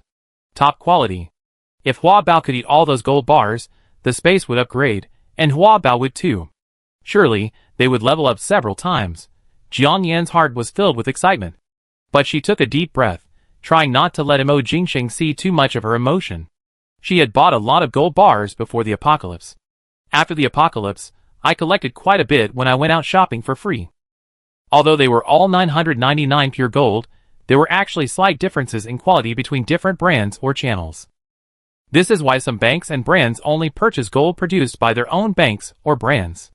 Of all the gold bars, those produced by the central bank are the best. Gold bars come in different sizes, 5G, 10G, 50G, 100G, 500G, and 1000G. Looking at the gold bars in front of me, they're almost all 1000G. It's fair to call them gold bricks. Although Dongshan is known for its abundant gold reserves, that only means they have a rich gold mine. The fact that they were able to provide so many gold bars must have been instructed by the higher-ups. From this perspective, Mo Jingxing is even more formidable. Jiang Yan, what do you think of my sincerity? Mo Jingxing spoke cheerfully. Jiang Yan couldn't help but smile, praising him sincerely. Commander Mo is truly generous. Seeing her calm expression, the other party continued, there's no surveillance from my room to here, so you can rest assured. Jiang Yan glanced at him, her lips curled. So, Commander Mo's statement means there might be surveillance elsewhere in the base? It's hard to say. The other party's face grew serious, but he didn't deny it.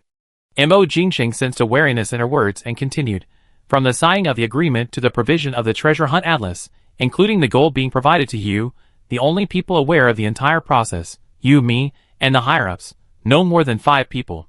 So you can take it normally. According to the agreement, it's all yours. Alright, all 500 tons of gold here are yours. Call me when you're done storing it, the other person said, gesturing to a red button on the wall behind him. 500 tons, Jiang Yan gasped. From what she remembered, the official gold reserves were around 2,000 tons. That meant they already had a quarter of it. Then you. Seeing him turn to leave, Jiang Yan was startled. You might not be able to handle it while I'm here. The other person's lips curled, and he turned and left. The door behind him slammed shut. Jiang Yan stared at the golden glow, her heart pounding. Although the other party didn't say much, it was obvious this was a test. A test, knowing full well, yet filled with sincerity. Whether the other party was observing her from behind the door was no longer important. After all, the agreement had been signed, and the people had already arrived. Thinking this way, she took off her backpack as usual and then, from inside, actually from the space, she pulled out an anti-surveillance detection device. She scanned the area but found nothing. But just to be safe, she pulled out a pair of protective gloves and a smoke helmet from her backpack and put them on. Finally, she pulled out a few more smoke bombs. After lighting the fuses, she had Hua Bao throw them into different corners. As thick smoke filled the vault, Jiang Yan held her backpack in one hand and placed her palm on the piles of gold bricks with the other. A minute later, the smoke dissipated, and the densely packed hills of gold bricks disappeared. Chapter 286. Mom, I cleaned up all the smoke bomb casings. Hua Bao hurriedly said, seeing Jiang Yan standing there. Yes, thank you, Hua Bao. Jiang Yan finished communicating with her consciousness and scanned the surroundings again. The entire gold storage vault was about 5 or 6 meters high. The ceiling was high, resembling a natural stone wall, but faint traces of metal gratings could be seen. Jiang Yan guessed that this was probably due to the special metal material used. There should be a smoke vent, so the earlier smoke dissipated quickly. However, there were no fire sprinklers. At least, when the room was filled with smoke just now, there were no sprinklers or water spraying. After all, real gold is not afraid of fire, and there's no way there would be enough water to put out a fire. After observing, she removed her protective gloves and smoke helmet and put them in her backpack.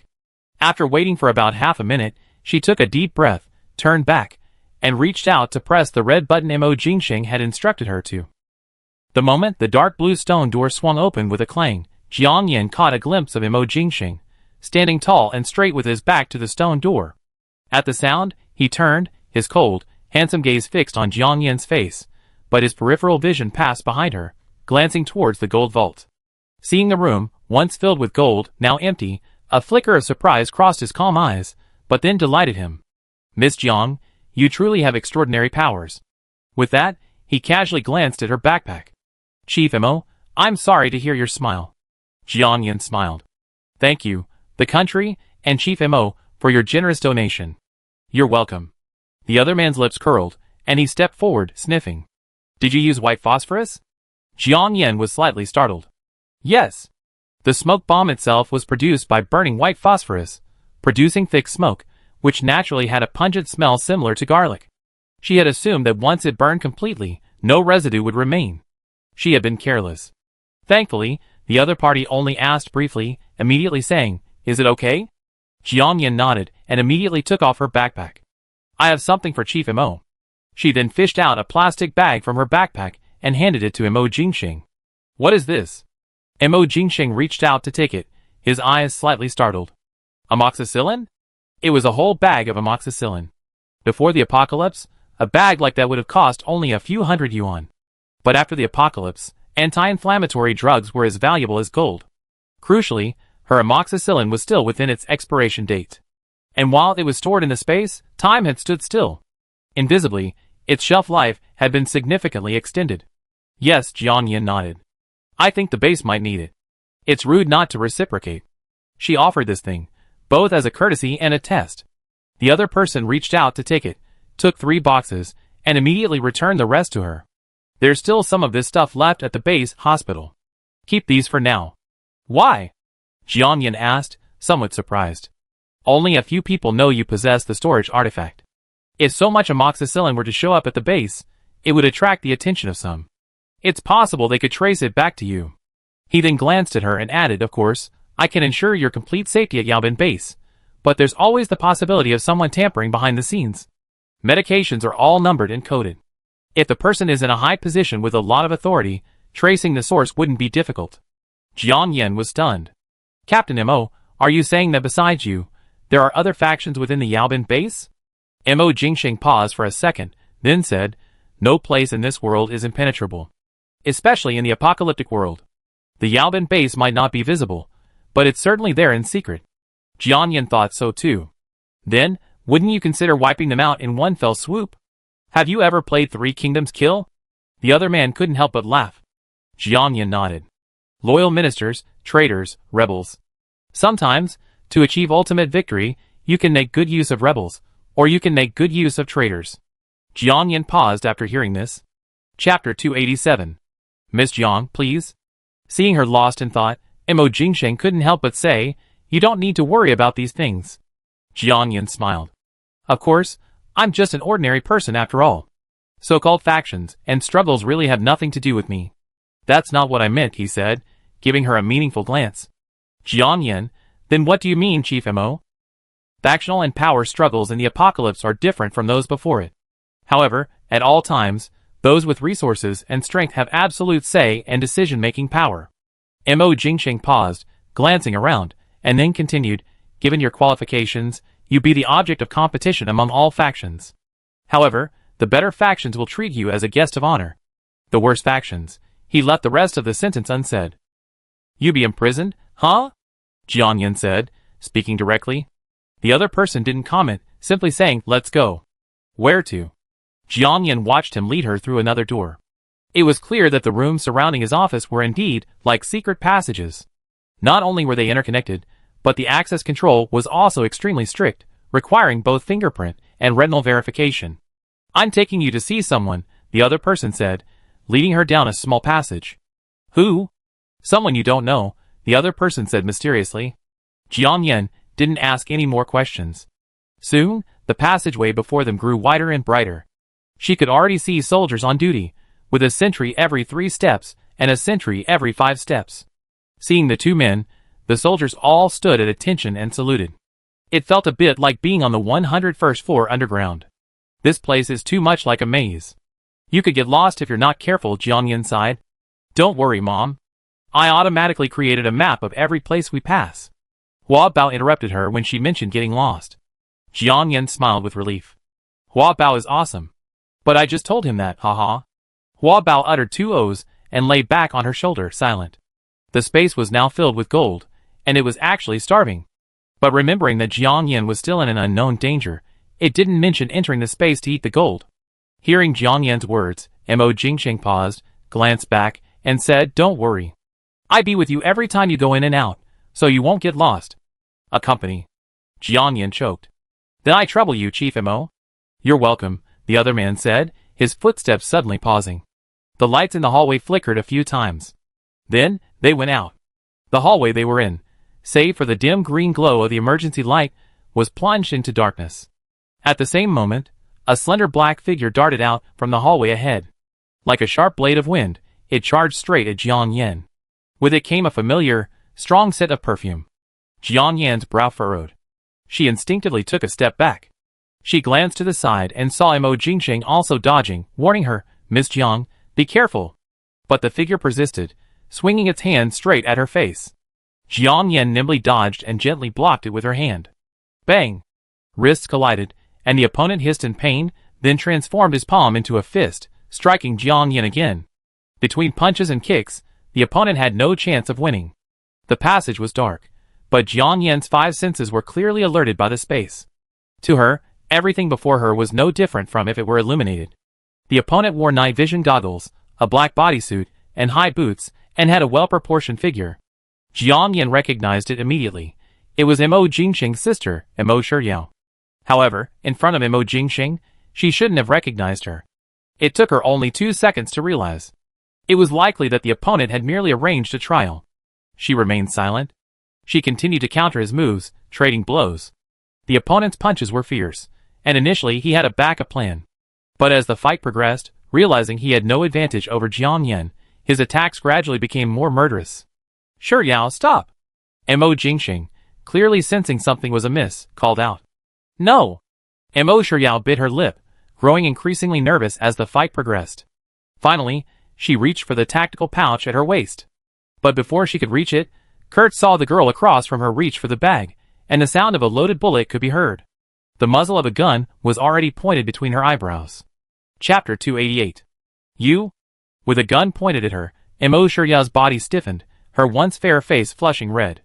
Mo Jingsheng, standing beside her, wasn't wearing night vision goggles, nor did he have Jiang Yan's excellent eyesight.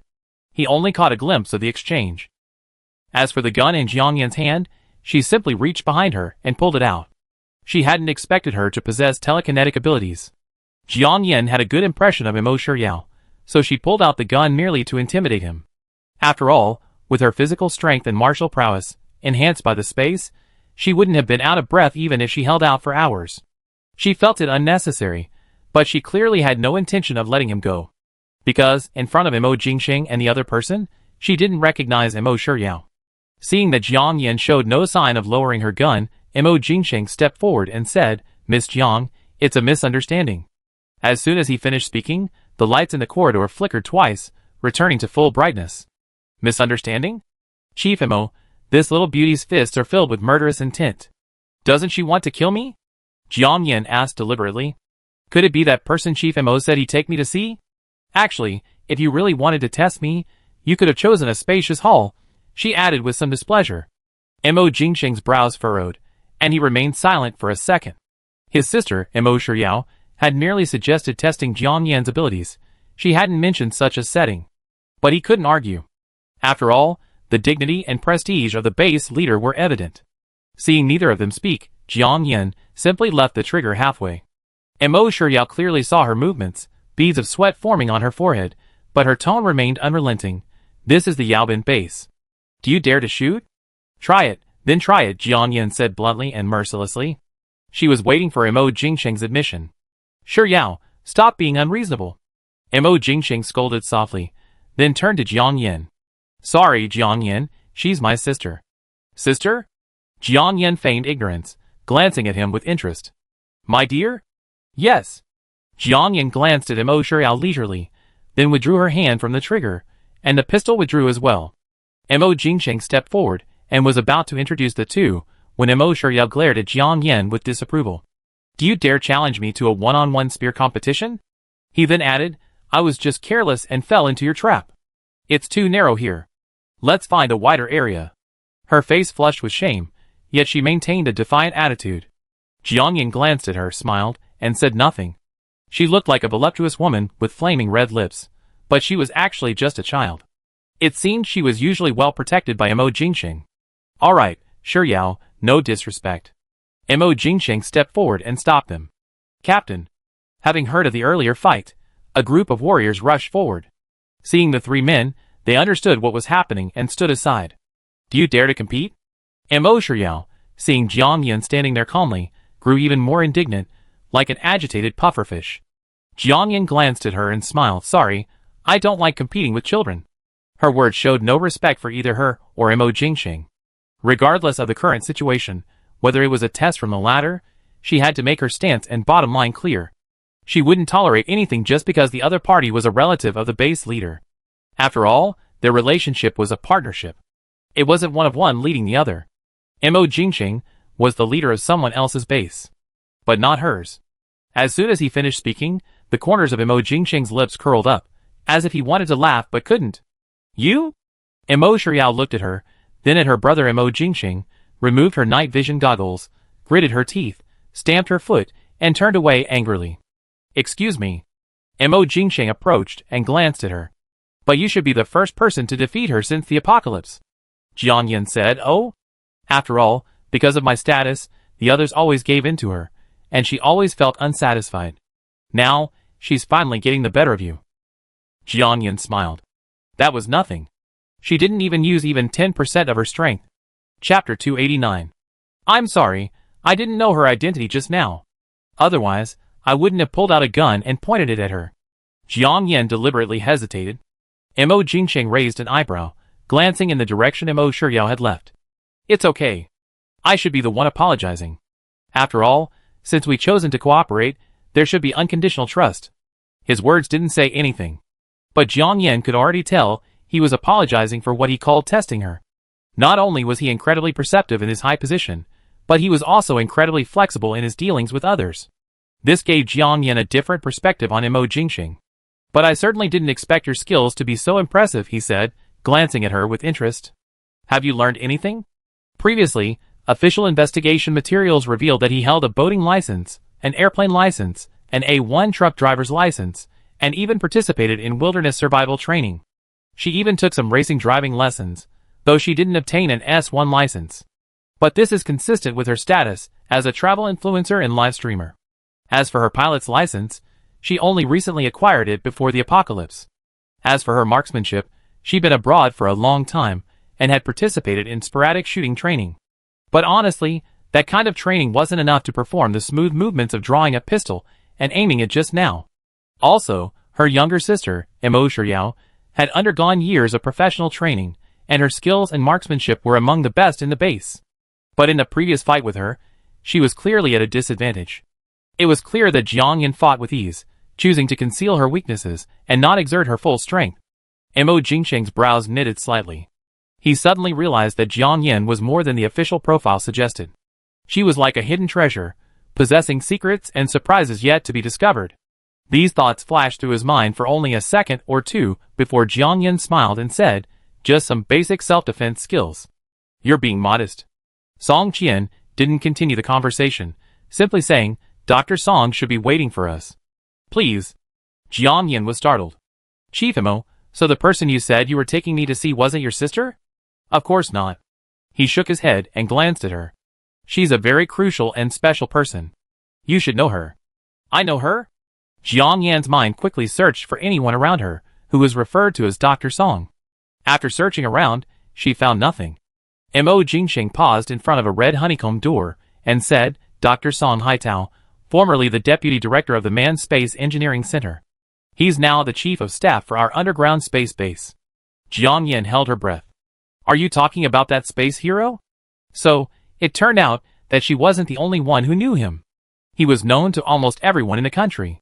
Yes, he'd be joining you on the Shuilong, participating in the treasure hunt in 5 months. Jiang Yan was stunned. "Are you sure you want to go with us, a national treasure like him?" The other person's expression grew serious.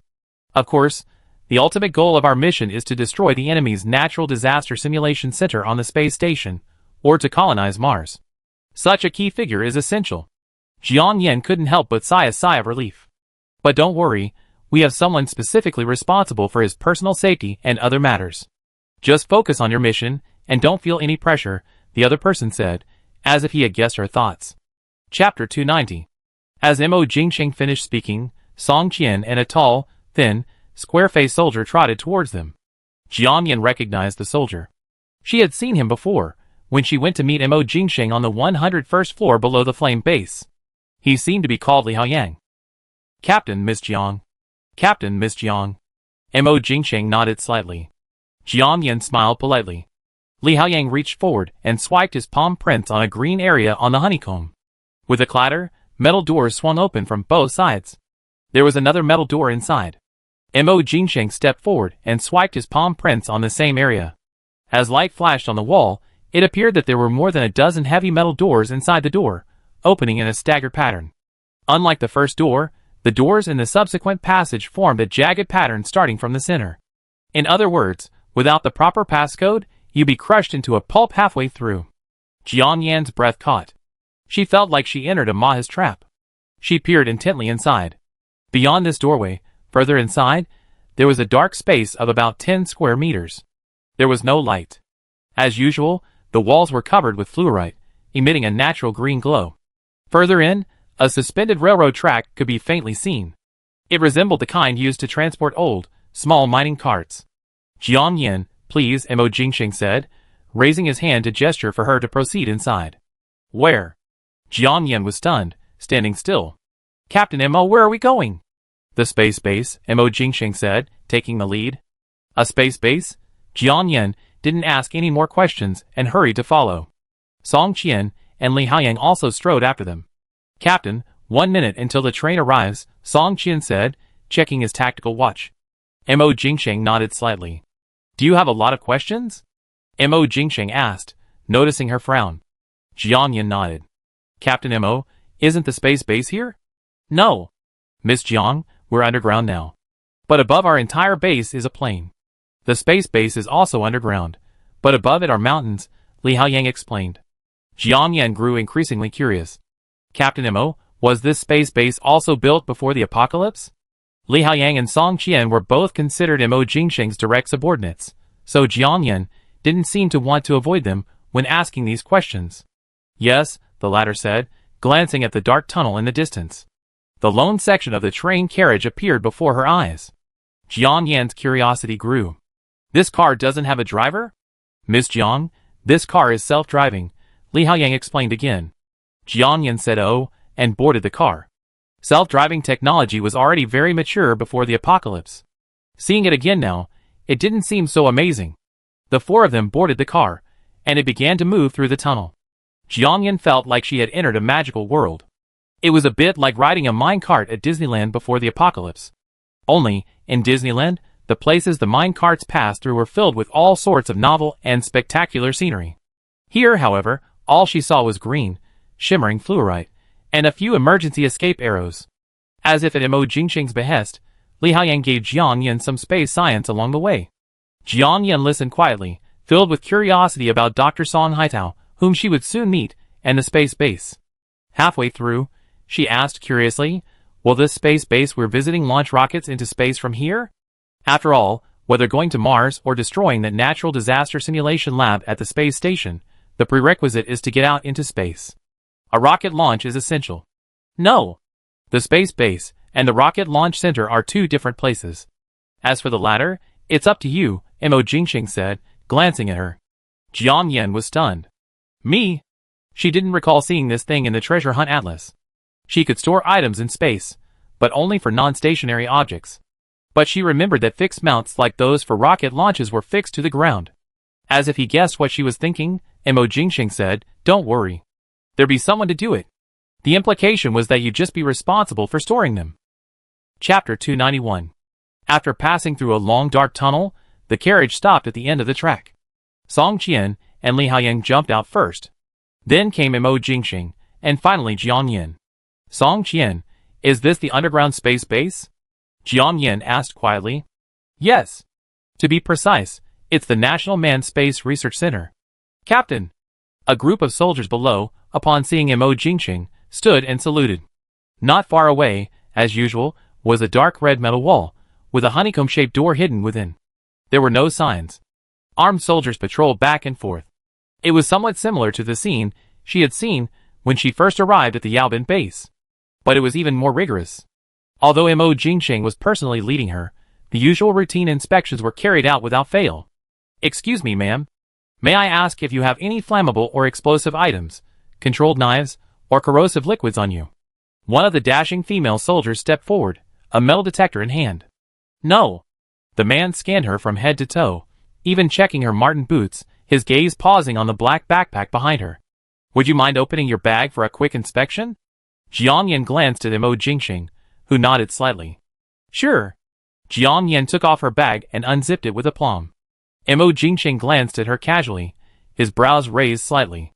The bag of amoxicillin she had put back earlier was long gone.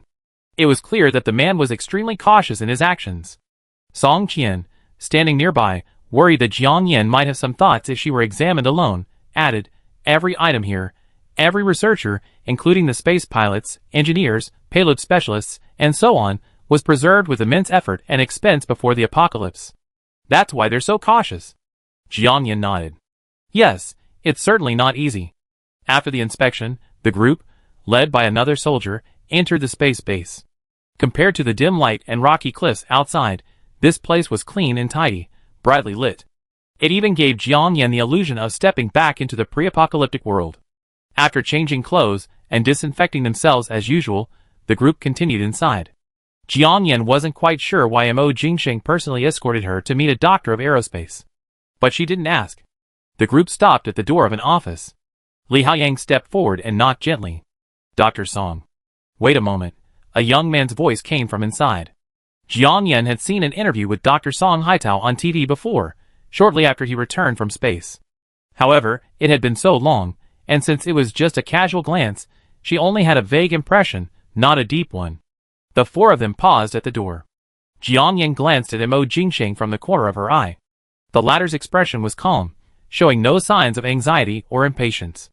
About half a minute later, the office door creaked open. A young man in a light blue work vest opened the door. He had single eyelids, small, slightly red eyes, dark-eye bags, and a scruffy beard, looking as if he hadn't rested in days.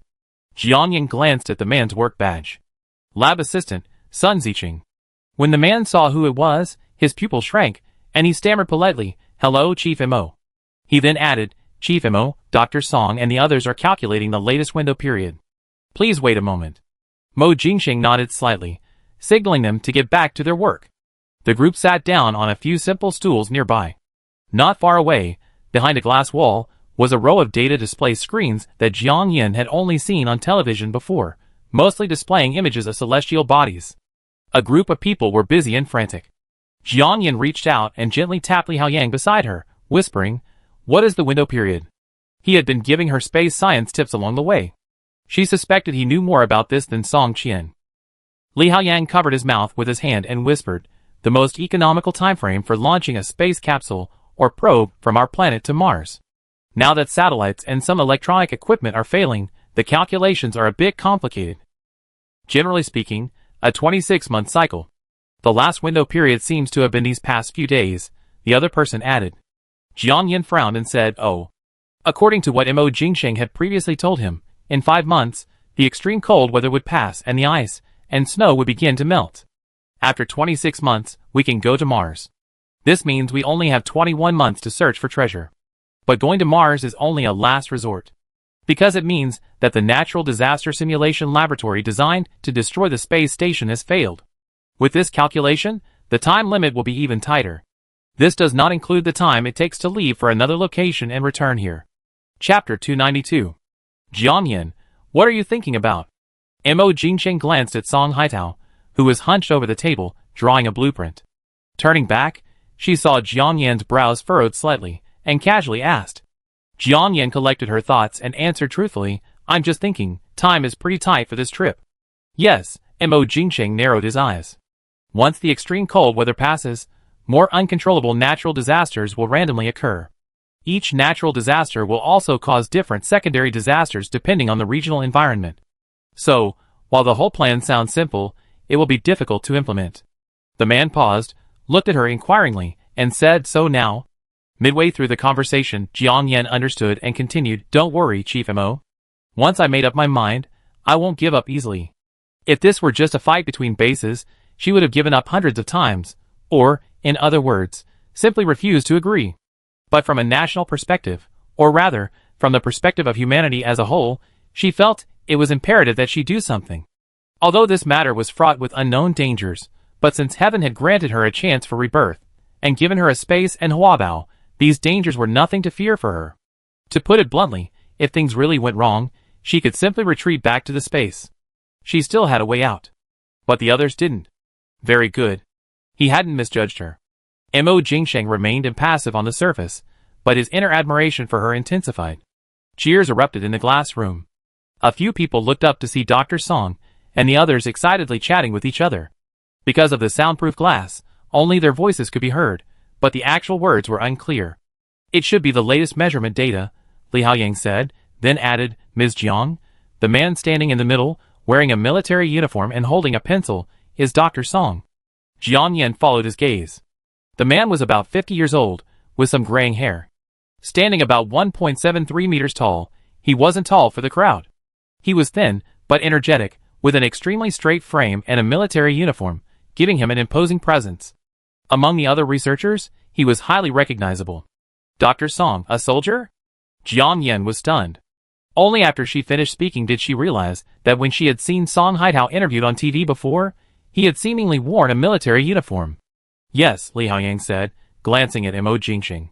Seeing the other man nod slightly, he continued, "In the early days, astronauts were generally selected from fighter pilots. Dr. Song started out as a fighter pilot." Li Haoyang paused, then added, "Our Chief Mo can also fly." Jiang Yin took a deep breath and said sincerely, "They're both geniuses." This was a compliment to both Song Haitao and Mo Jingsheng. After all, the latter was only in his early 20s. To call her a genius wouldn't be an exaggeration. Mo Jingsheng twitched his lips, glanced at her, and said, "Miss Jiang is also amazing. She can fly helicopters and excavators." Song Qian and Li Haoyang were stunned upon hearing this, their eyes suddenly turning to Jiang Yin. They had probably heard of her background. Before the apocalypse, she was the daughter of a wealthy family in Anming City and a popular travel blogger. Flying a helicopter is understandable, but flying an excavator. In one word, absolutely amazing. Jiang Yin smiled. "I've been brainwashed by Hongxiang driving school. I'm just learning for fun."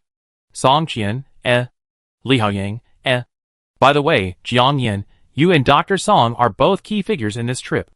However, neither of you, nor Yi Qing's name, nor even other key figures, will appear on the official list. Mo Jingxing glanced at her and suddenly said. Song Qian and Li Haoyang had been with Mo Jingxing for many years, and understood the purpose of this arrangement. Jiang Yin, perceptive, understood it instantly. She herself didn't really like these so-called titles. After all, at any given time, responsibilities, rights, and benefits are equal.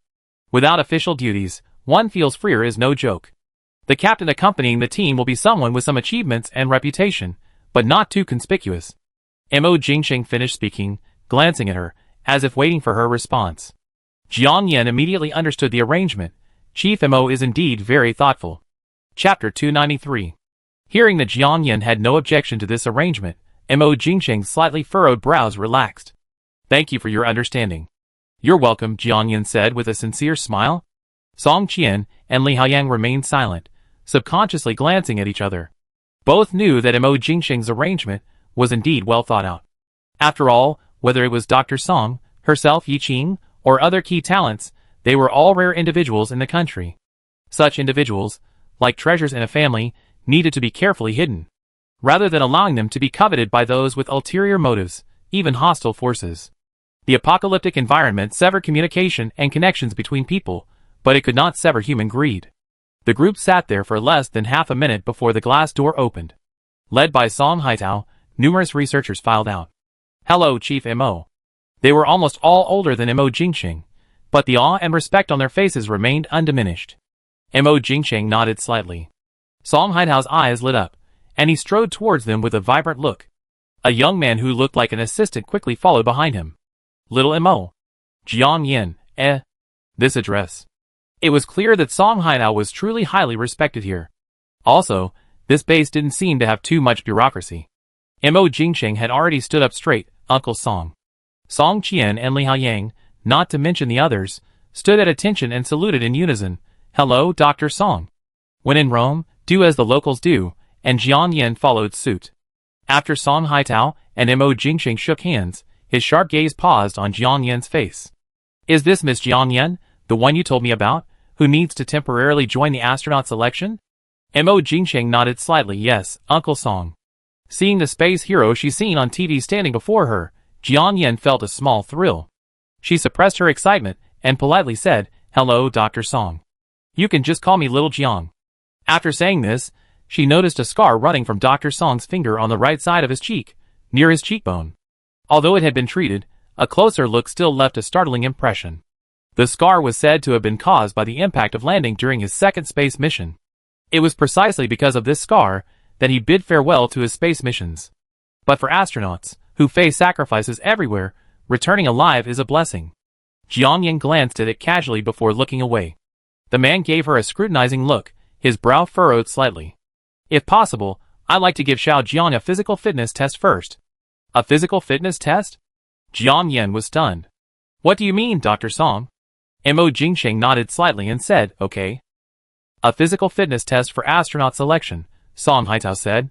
He looked at her seriously and said, Boarding a manned spacecraft doesn't require the same high physical fitness as a space pilot or payload specialist, but it's not as simple as flying an airplane either. The space environment is harsh, and any physical deficiency can have extremely serious consequences. Therefore, for your personal safety, I believe it's necessary to give you a physical fitness test in advance, and we can also do targeted training later. Jiang Yin, puzzled, turned to look at Mo Jingxing. The people in the SS area. She remembered that those qualified to enter the SS area would, in a desperate situation, escape to Mars aboard the final Noah's Ark. So were all those people physically fit? Yes, Mo Jingxing said, as if seeing through her thoughts. Those who can enter the SS area are those who meet all the requirements, including genetics, skills, merits, and so on, and whose physical fitness is suitable for space flight. In other words, even if one is extremely powerful and capable, if one is not fit for space flight, they are still ineligible to enter. Jiang Yin couldn't help but take a deep breath. Song Haitao turned his head to glance at the assistant beside him, and said, Get a copy of the astronaut physical fitness test guide, and give it to Xiao Jiang. Okay, the young man said, quickly flipping open the folder in his hand, pulling out a piece of A4 paper, and handing it to Jiang Yin. Ms. Jiang, please take a look. Thank you. Jiang Yin reached out and took it, glancing quickly at it. Centrifuge training. Simulator training. Simulated weightlessness water tank training. Swivel chair training. Electric swing training. Blood redistribution training. Impact training. Hearing test training. Jiang Yan quickly finished reading, a tinge of uneasiness rising within her. Her body had been enhanced by the space, and her 5 senses and physical fitness, not to mention her, could rival those of many ordinary people. But could she truly withstand these intimidating tests? She had no idea. Dr. Song, who only knew Jiang Yan's basic information, had even less idea. In his opinion, Jiang Yan's only qualifications for an astronaut were height and weight. Otherwise, he wasn't optimistic. Mo Jingqing, on the other hand, remained remarkably calm. He glanced at Song Haitao and Jiang Yan and said, "How about we give it a try?" Chapter 294. Well, you can try it first. Song Haitao nodded slightly, a hint of encouragement in his eyes, as he looked at the younger Jiang Yan. "Mom, you be perfectly fine." Hua Bao, who was lying on Jiang Yan's shoulder, listened to the conversation and, as if sensing her concerns, suddenly spoke up. Jiang Yan was startled, thinking, "Hua Bao, do you know my condition?" She didn't recall Hua Bao ever offering any advice regarding her health. "Well, go ahead and don't worry." Hua Bao rolled her eyes, then said confidently, "After all, I'm here for you." Jiang Yan smiled. Thinking about it, she felt less nervous than before. After all, these tests were originally intended for ordinary people, just with better physical fitness. No matter how terrifying it sounded, there would be temporary suspension measures. Not to mention, her own body had been transformed by the spatial enhancement. But even so, she didn't respond immediately. The concept of hiding one's weaknesses applies everywhere. When she communicated with Hua Bao through her mind, to outsiders, she looked more like she was deep in thought. When Mo Jingqing saw she didn't respond immediately, he thought she was backing out and said, "Don't worry, Jiang Yan. Let's test one first. If it works, we can continue. We don't have to do everything." Jiang Yan was about to agree, but when she heard him say that, she just followed his lead and said, "That's fine." Song Haitao, who was standing nearby, smiled with relief. "Captain Mo, Dr. Song, Ms. Jiang, this way please." Song Haitao's assistant gestured toward a nearby aisle. Jiang Yan glanced at Mo Jingqing and Song Haitao out of the corner of her eye, a flicker of doubt crossing her mind. "Are these two bosses accompanying me on this test?"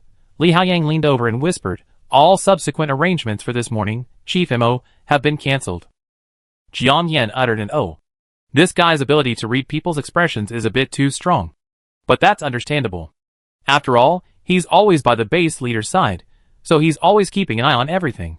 Song Haitao's assistant explained the situation to her as they walked.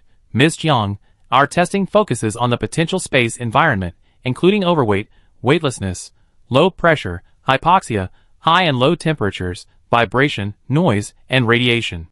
Radiation? Jiang Yan was stunned. "We're also doing this." The latter looked embarrassed for a second, then quickly realized radiation testing is a routine test, but unmarried and non-pregnant women aren't involved. As they talked, they arrived at a very empty room. The ceilings were high, comparable to the room where Jiang Yan had previously collected the gold. The only difference was that the area here was divided into different rooms. Some were open, others closed, but in each, you could see a busy staff. Jiang Yan spotted the room marked Centrifuge Training. "Captain Mo, Dr. Song, Ms. Jiang, shall we start with the centrifuge test?" the assistant asked. Song Haitao glanced at Jiang Yan and said, "Little Jiang, why don't we start with the simulated weightlessness tank training?" He was still a little worried that this slender girl wouldn't be able to withstand the high-load centrifuge test of 8 times gravity for 40 seconds, and eventually, a shadow of fear crept in. This weightless tank training didn't just simulate the weightless environment of space. More importantly, when the subsequent extreme cold weather ends, they'd likely face global oceanization first. Although they had to wear a 160 kilograms tank training suit, the overall test was much easier. Mo Jingqing remained silent. In the face of his profession, he was a diligent observer. Jiang Yan nodded. "Dr. Song, I follow your instructions."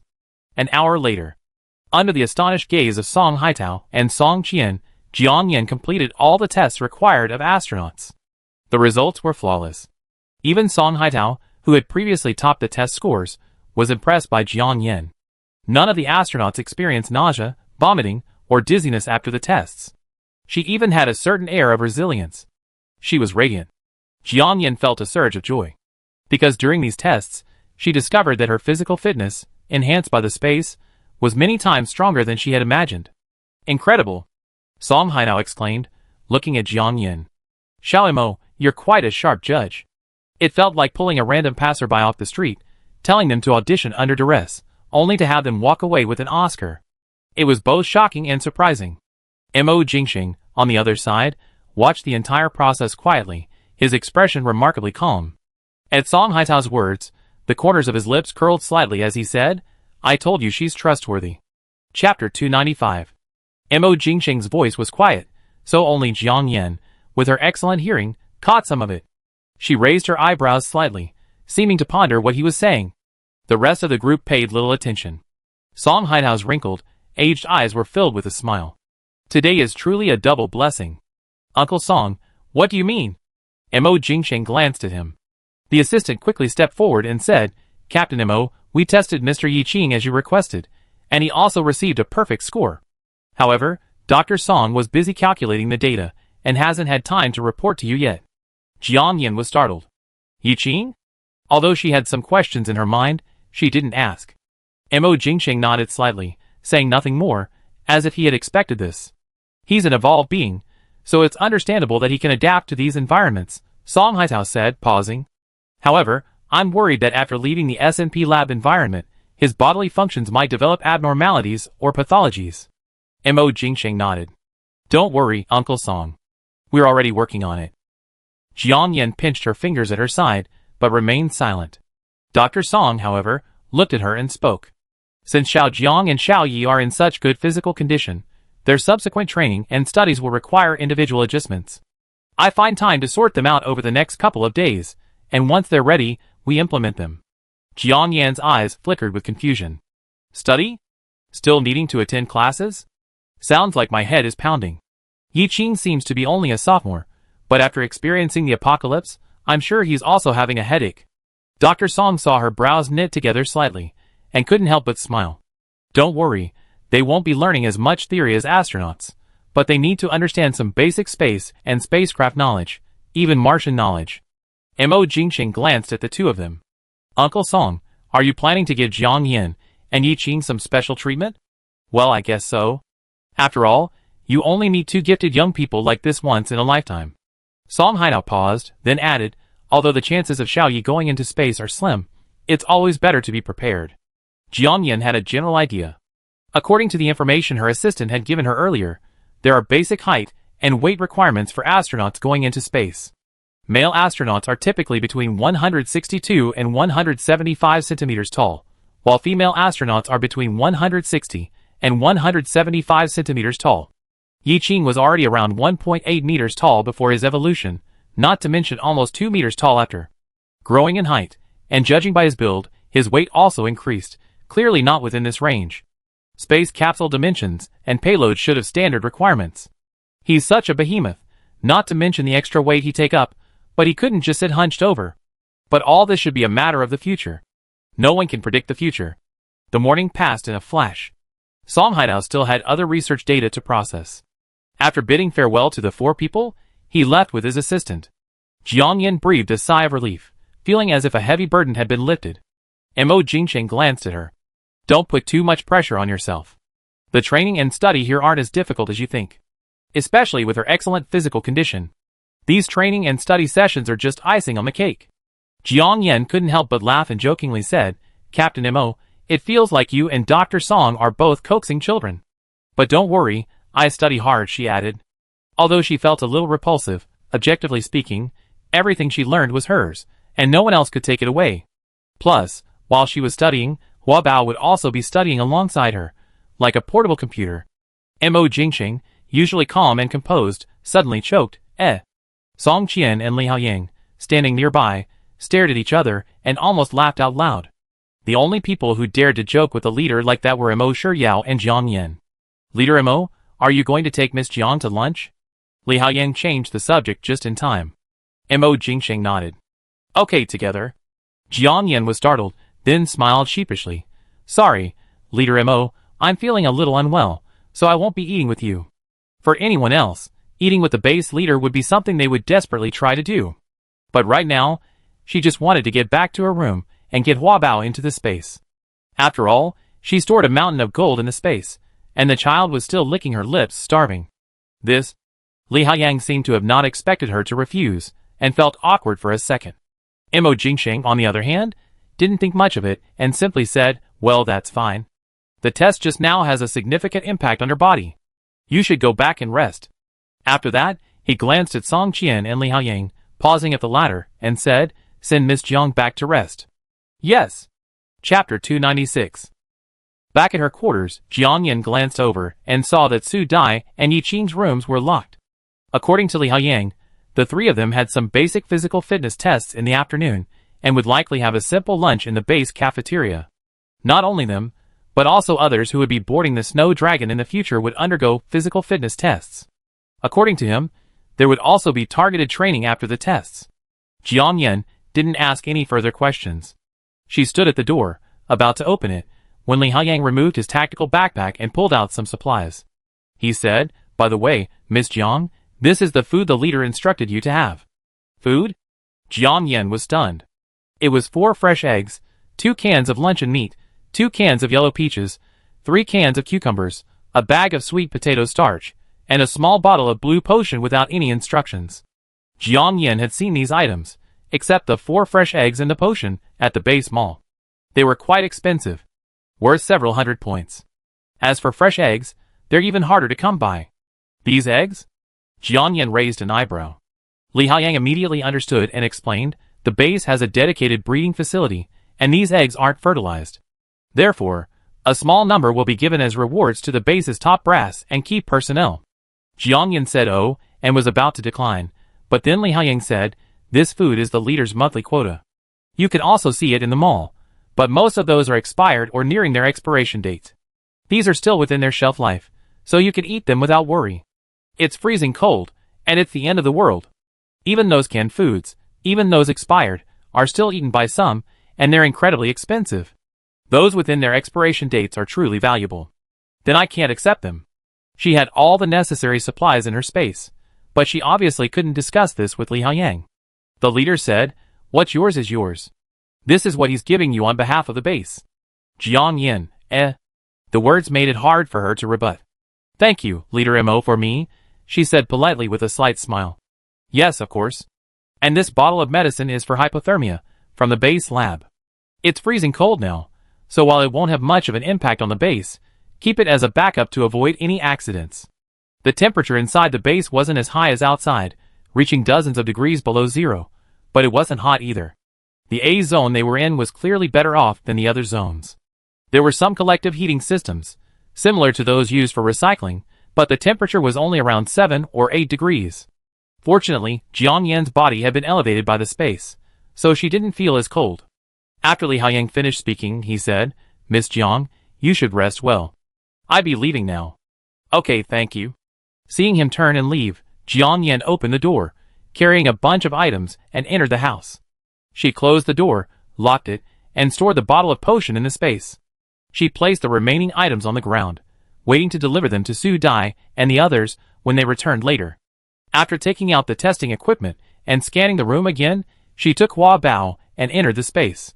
As usual, the space was bright and sunny. The light in the base was generally dim, and Jiang Yan felt a little uncomfortable. She closed her eyes for a moment to adjust, then slowly opened them. Hua Bao, who was lying on her shoulder, had already jumped down and let down 6 vines by the stream, playing with a group of fish in the water. There were no chickens, ducks, or geese in sight. It was probably their biological clocks for sleep. Jiang Yan prepared to incubate the ostrich and quail eggs. Not far away, in the meadow, the snow-white reindeer was grazing. Seeing her return to the space, it raised its head and looked at her, making a few ah-ah calls.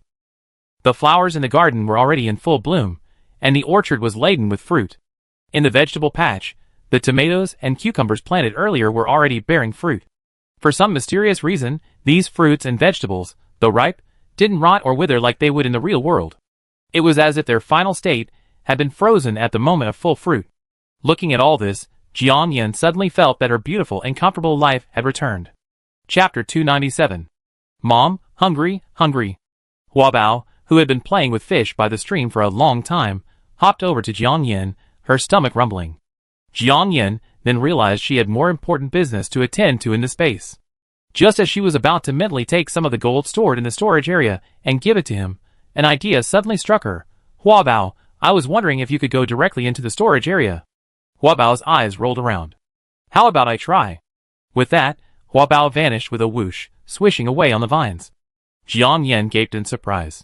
Although she couldn't see Huabao, she was connected to her mind, and could clearly sense that Huabao was somewhere in the storage area, where the mountain of gold was stored, feasting on it. So Huabao, is there anything else you know that I don't know? Jiang Yan couldn't help but smile. Huabao looked a bit like the space spirits from the apocalyptic novels she read before. Those space spirits were more likely to be nine-tailed foxes, or beautiful girls. This was the first time she encountered a piranha plant with such a snarling mouth like Huabao's. Mom, I don't know either.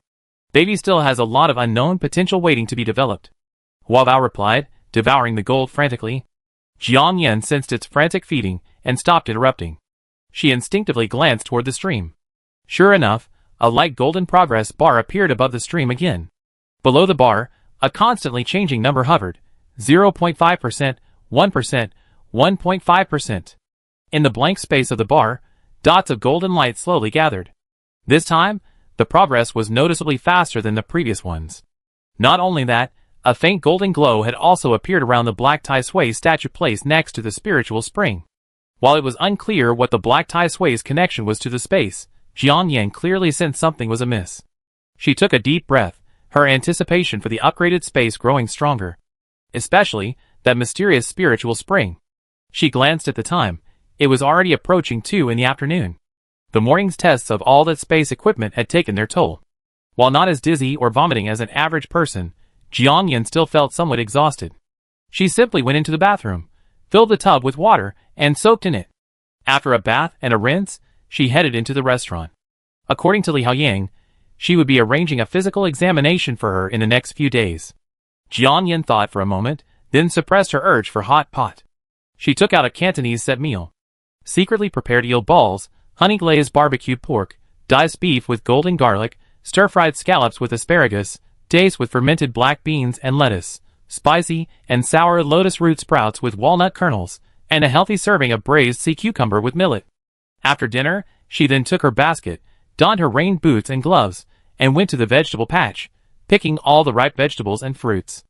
Although she wasn't sure if the food produced in the space had any special properties, she kept it in a separate area.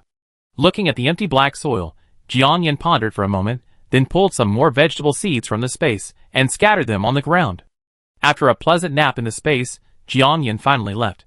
Before leaving, she deliberately glanced up at the sky above the stream. Huabao seemed to be working at full speed. The progress bar was soaring, and in just a few hours, it had reached 56%. The space upgrade was just around the corner. Chapter 298. Jiang Yan had just returned to her room when a rapid knock sounded on the door. Huabao had been staying with her in space, and she had no idea how long the knocking had been going on. For safety's sake, she turned around, ruffled the quilt on the bed, and ruffled her hair before standing and heading for the door. Jiang Yan, are you there? It was Yiqing. Yes. Jiang Yan opened the door, put her hand to her mouth, and yawned. The other person's frown immediately relaxed. Sorry, I thought you weren't home and disturbed your rest. It's okay. Jiang Yan nodded and glanced at him. Are you done with training? Yiqing said apologetically. Brother Song said you'd been back a while. I knocked on the door, but you didn't answer, so I thought you were at the base mall. I didn't realize you were on your lunch break. Are you okay? He and Su Dai had also learned that Jiang Yan had participated in the astronaut test. That test was not something the average person could endure.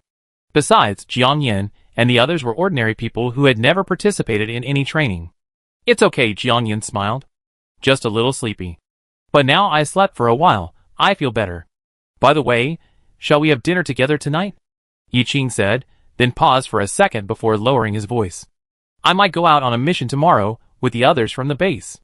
Go out on a mission? Jiang Yan was stunned. Off base? Yes, Yiqing nodded.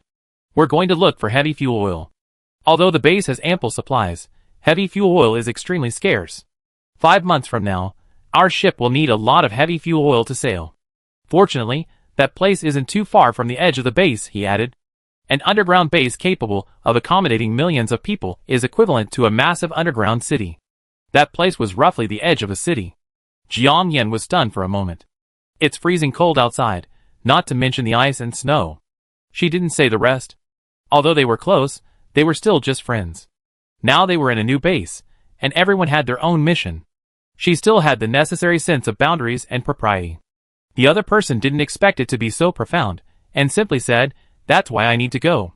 His physique, capable of withstanding both extreme cold and heat, was comparable to Jiang Yan's current physique. Besides, the base has temperature-controlled clothing, Yi Qing said, glancing at her. So, there's no need to worry too much. He had wanted to say that she didn't need to worry too much either. In the end, he didn't dare to say it. Jiang Yan smiled. That's good. Then, see you in Su Dai's room at 6? Okay. Yi Qing turned and went back inside. Jiang Yan closed the door. She checked the time. It was still 2 or 3 hours until 6, so she didn't feel like entering her space anymore. The temperature difference between the main space and her room was too great, and the constant back and forth was making her feel a bit uncomfortable.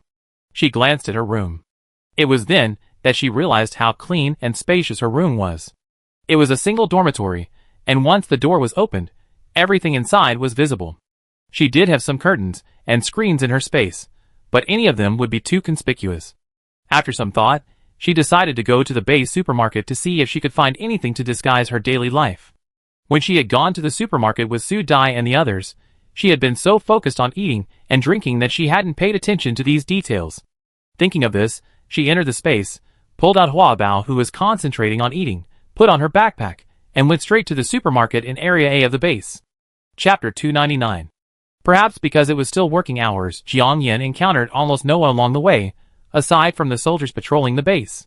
She quickly arrived at the supermarket in Area A. The barbershop next to the supermarket entrance was currently occupied by only a few people. Jiang Yan took a quick look and saw that they were all elderly, along with a few women and children. They were all thin, but in good spirits. After all, the people living in Area A were considered among the top-tier personnel in the entire Yaobin base. Judging from the low voices they were chatting, they must have known each other, most likely the families of high-ranking officials at the base. Seeing Jiang Yan approach from the passage, they paused, their gazes suddenly turning towards her. A flicker of surprise and envy flashed across the adults' eyes, but they quickly averted their gazes. Children, however, were free to speak without restraint and knew some of the rules of the apocalypse, but they weren't as sophisticated as adults. "Mom, that girl's dress is so pretty." A little boy with hair like a pot lid stared at Jiang Yan intently. "But why is she out alone?" Don't move, or you get your ears cut," the adult whispered, then gave Jiang Yan a sheepish smile. He felt a sense of embarrassment for having offended her. Jiang Yan was actually wearing only a very ordinary black down jacket today. At first glance, it was quite conspicuous. A closer look made it even more conspicuous. But it wasn't exactly beautiful. Compared to the others, who were wearing layers of strange, outlandish outfits, it was refreshing and attractive. Some people were also wearing down jackets and padded jackets. However, the extreme cold had been going on for quite some time. Most people's down jackets hadn't been washed in months. The surface was stained and greasy, a sight that was hard to describe. The smell was also unpleasant. But everyone had gotten used to it, so it wasn't that noticeable. Also, throughout the base, only the higher-ups had access to washing machines and dryers, and no shortage of clothes to change into. So, in their minds, someone dressed as refreshingly as Jiang Yan must be of high status.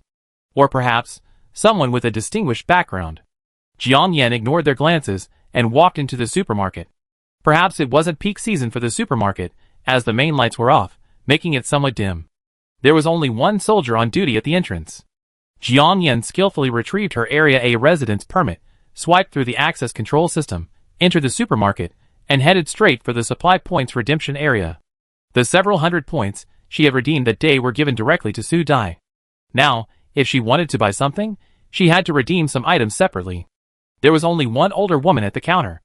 As usual, she was reading the domineering CEO novel with its tattered, curled cover. Jiang Yan suspected she'd been reading it over and over again. At the sound of someone speaking, she slowly raised her face. Seeing it was Jiang Yan, her previously dull and indifferent eyes suddenly brightened. "Little beauty. You're here." As if suddenly energized. Jiang Yan was startled, then said calmly, "Auntie, do we sell shower curtains or anything like that in our supermarket?" She planned to ask first if they did, it wouldn't be too late to exchange them later. The older sister, accustomed to being able to adapt to the situation at the base, was very enthusiastic. Do you want to buy one and hang it up in your dorm? Yes. Yes, it's at the very back of Area 3. The older sister poked her head out and pointed her in the general direction. Our shower curtains here have telescopic rods, so they're flexible and can be hung right away. However, we're running low on stock. The older sister continued, chatterbox-like, many couples live here, and no one wants to have everything visible the moment they open the door, right? Jiangyan glanced at her. How many points? I think it's around 300, but I can't remember exactly. I go check for you. No need, sister. I can do it myself. Jiangyan quickly interrupted her, then said, I exchanged some points first. The other person's face lit up at that. Okay. She glanced at her black backpack and whispered, by the way, pretty girl, do you still have the cigarettes you left last time? Jiangyan shook her head. No.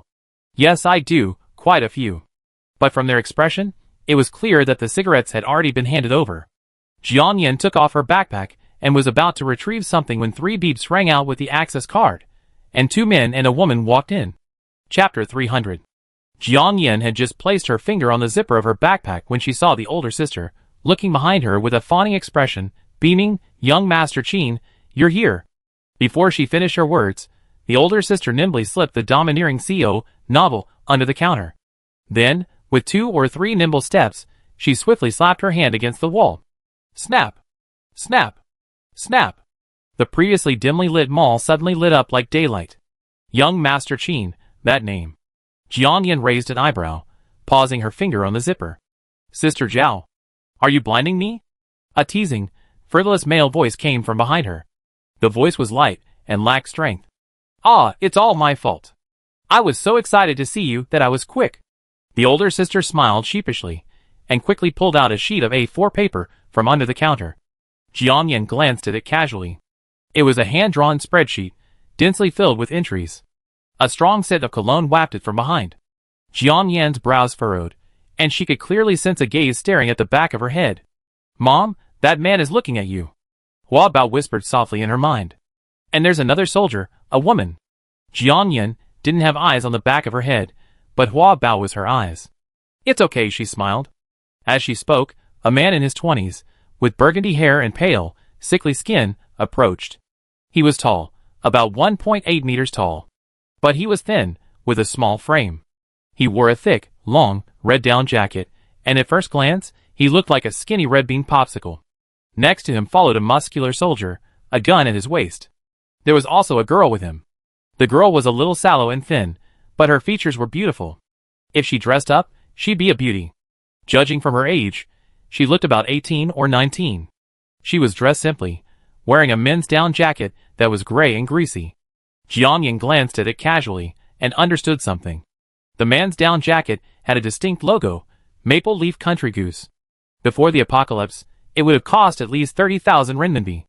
After the apocalypse, even in the current extreme cold, it was even harder to find. As for the burgundy foil curls, the color and curl started at the roots. You could tell they were freshly done. To be so flamboyant in the apocalypse, accompanied by soldiers, this young Master Qin must have quite a background. It seemed Mo Jingxing was right. It's impossible for everyone in the base to be pure and honest. But that's not uncommon. Yaobin Base was Mo Jingxing's base, and one of the largest survivor bases. It was normal for a few high-ranking officials and their families to be present. She simply didn't want to get involved with these so-called factions. After all, within the base, Mo Jingxing's circle was the largest. The man's gaze paused briefly, a flicker of surprise and curiosity in his eyes, but he quickly swallowed and looked away. Jiangyan wore a mask as usual today. But her thick, shiny hair, fair, delicate skin, clean, neat clothing, and relaxed demeanor were not typical of the families of high-ranking officials within the base.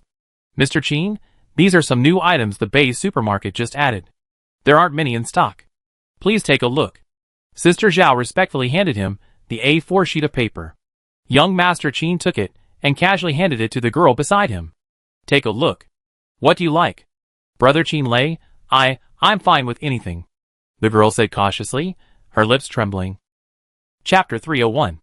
Watching Qin Lei and the girl enter the supermarket with a fawning look on her face, Sister Zhao suddenly remembered Jiangyan, who had been standing by for a long time. Oh, beautiful girl, I'm sorry for my inattention. You live in Area 2. I'm sure you know, we wouldn't dare offend a powerful figure like young Master Qin, she said in a low voice, glancing shrewdly at her backpack. By the way, what would you like to exchange for today? She wouldn't dare offend young Master Qin. She also wouldn't dare offend the girl in front of her, who could easily pull out a whole pack of huazi, and whose attire was so elegant. Although she had only managed to secure a lucrative and leisurely job at the base supermarket thanks to her family connections, the entire Yaobin base was filled with talented individuals. A little smooth talk wouldn't go amiss. Jiang Yan didn't ask about Qin Lei's background, but simply pulled out a perfectly packaged bag of Spring Light extra rich coconut candy from her backpack. This coconut candy was found in Anming when Su Dai and her companions were out searching for supplies after a heavy rainstorm. Although it's hard candy, it's still somewhat deformed after being subjected to extreme heat, but it's still edible for now. Now that it's extremely cold, sugary foods are also scarce.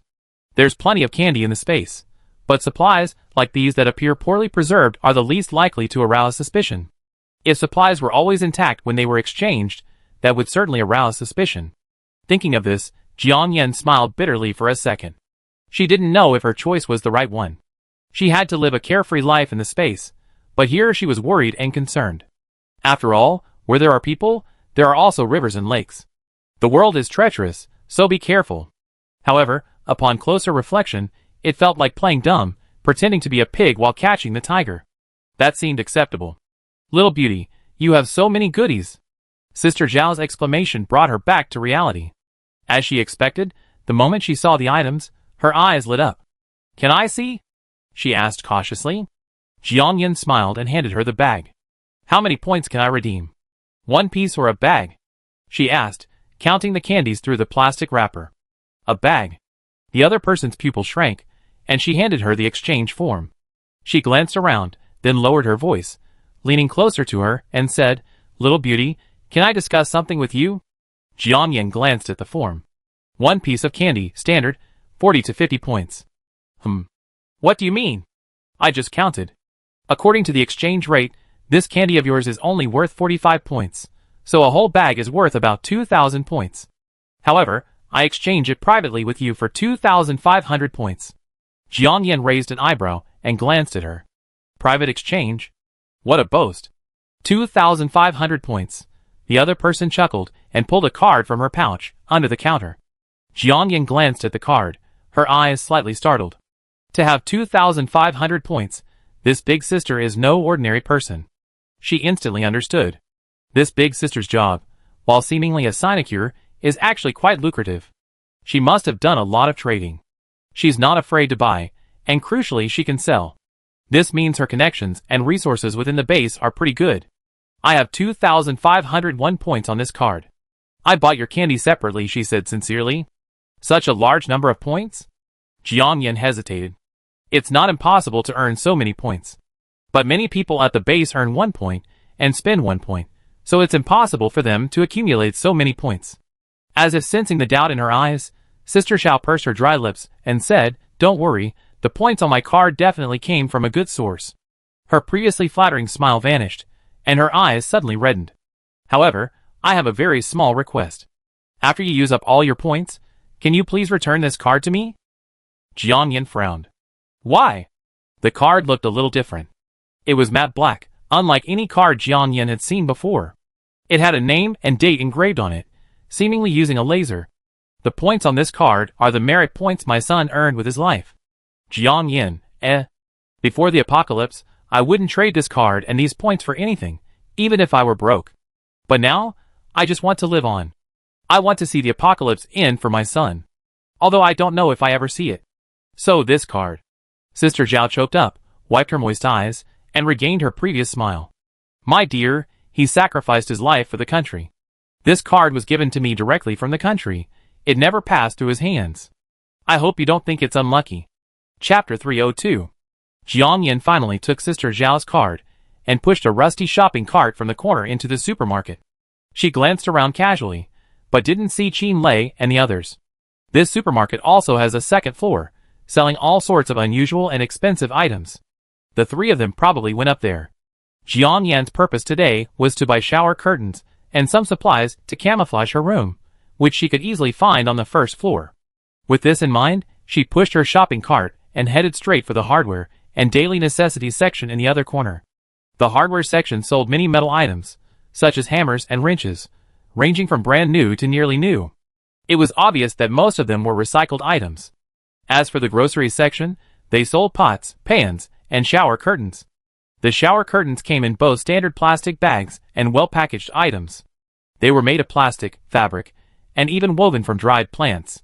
The temperature was too low, and plastic was brittle, so she simply bought a brand new floral shower curtain. Rules are rules, as long as they're practical. 10 minutes later, all 2,500 points were spent. The pots and pans didn't cost much. The floral shower curtain, with a telescopic rod, cost 500 points, and a sealed can of green tea cost 1,000 points. The sealed tissues and toilet paper were also expensive, so she bought 3 boxes for 500 points. For these items, she chose the best quality in the category. The prices were higher than regular items, so she spent quite a bit. She did see some seasonings like oil, salt, sauce, and vinegar. Jiangyan remembered that Dongshan was not only rich in gold, but also in rock salt. Before the apocalypse, it was one of the core salt-producing areas in China. Therefore, the salt sold here is all pre-apocalyptic stock. As for the white vinegar, it's produced at the base, blended with vinegar essence, and costs 100 points. The soy sauce is also a product of technological innovation and hard work, with only one standard size, and also quite expensive. The oil is animal oil, also produced at the base, derived from an unknown animal fat. Jiangyan didn't buy any of these things either. After paying, she handed the black card with her name on it directly back to Sister Zhao. She left the supermarket with a pile of items, a look of shock and emotion on her face. As she turned the corner, a flirtatious voice rang out from behind. "Beautiful lady, you bought so many things. Do you need any help?" It was that Qin Lei. Jiangyan frowned, pretending not to hear, and headed straight for the hallway where she lived. Heavy footsteps approached. As the strong scent of cologne wafted past, Jiangyan spotted a playful red bean popsicle, abruptly blocking her path. The soldier and the girl followed closely behind, trotting to his side. The girl had changed her clothes and looked much cleaner. But she was clearly weak. After just a few steps, she was already panting. The passage wasn't wide, but it could still accommodate a few people. Jiangyan ignored him, and simply walked towards him, carrying her things. The man made a psychotic hey, and blocked his way. Jiangyan paused and glanced at him coldly. The man folded his hands, and glanced at Jiangyan with interest. "Beautiful girl, I was calling you just now, are you deaf?" Before he could finish his words, there was a snap sound, and an invisible force from the void slapped Qin Lei's right cheek. The force was so strong that Qin Lei's thin, dog-like body stumbled. Ouch! Qin Lei felt as if his cheekbones had shattered, and he covered his face with his hands and screamed. "Young Master Qin! Brother Qin Lei!" The soldier and the girl nearby looked at Jiangyan, who stood still, a flicker of surprise in their eyes. They stepped forward, one on each side, to support him. Chapter 303. Hua Bao, well done. But just teach him a lesson. Hua Bao was about to extend her vine to smack Qin Lei on the other cheek, but Jiangyan stopped her. After all, this was Imo Jingxing's base. As long as he didn't push his luck any further, then, a modest punishment would suffice. If this happened outside the base, she would have shot someone so rude. Besides, she could see Hua Bao, but no one else could. The soldier and the girl, bewildered, supported Qin Lei. Steadying himself, Qin Lei glanced up and down, cursing, "Who dares to attack me?" He hadn't the slightest thought of Jiangyan, who was standing across from him. After all, Jiangyan's hands were full at the moment. That was why he suddenly dared to approach Jiangyan. When he first encountered the strikingly elegant Jiangyan in the Points Redemption area, he assumed she was the family member of one of the base's top brass, who had just arrived. So he had the will, but not the nerve. But just now, seeing that she wasn't heading in the direction of the base's top brass residence, and that she was carrying a bunch of things herself, his fears were instantly put to rest. Recalling his father Qin Haitian's mention that Yaobin Base had recently received a number of specialized personnel from Lion Base, he began to understand. A phoenix in the water is no better than a chicken. He raised his eyebrows, instantly feeling more confident. This led to the previous conversation. However, that powerful slap had come out of nowhere.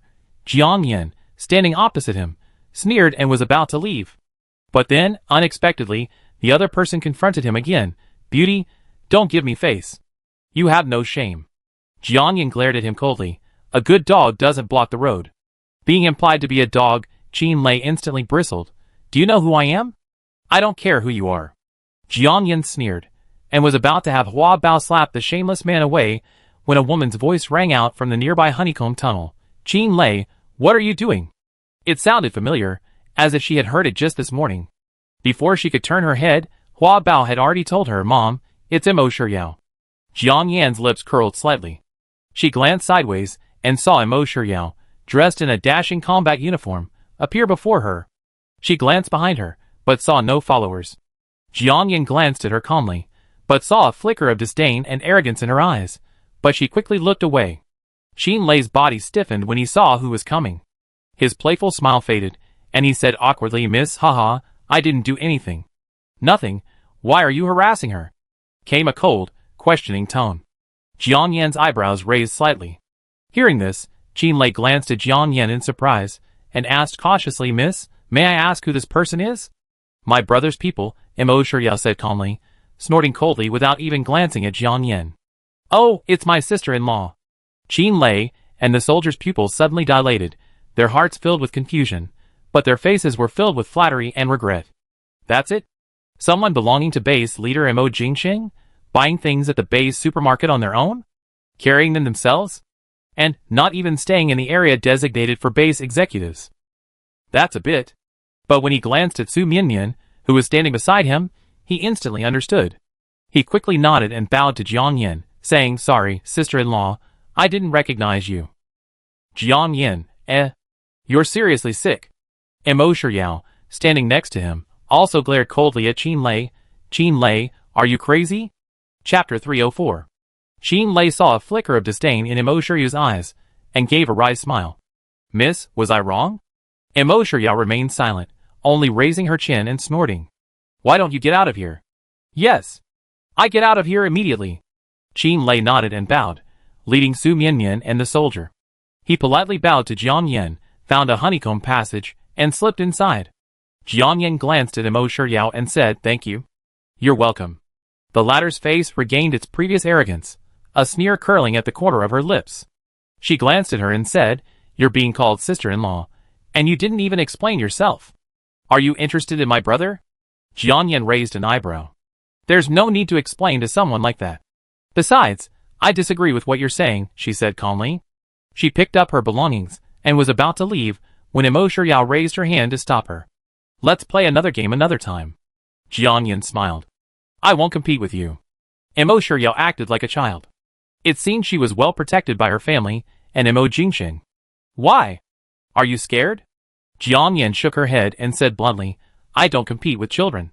You? Who's the child? I asked my brother, and you and I are clearly the same age.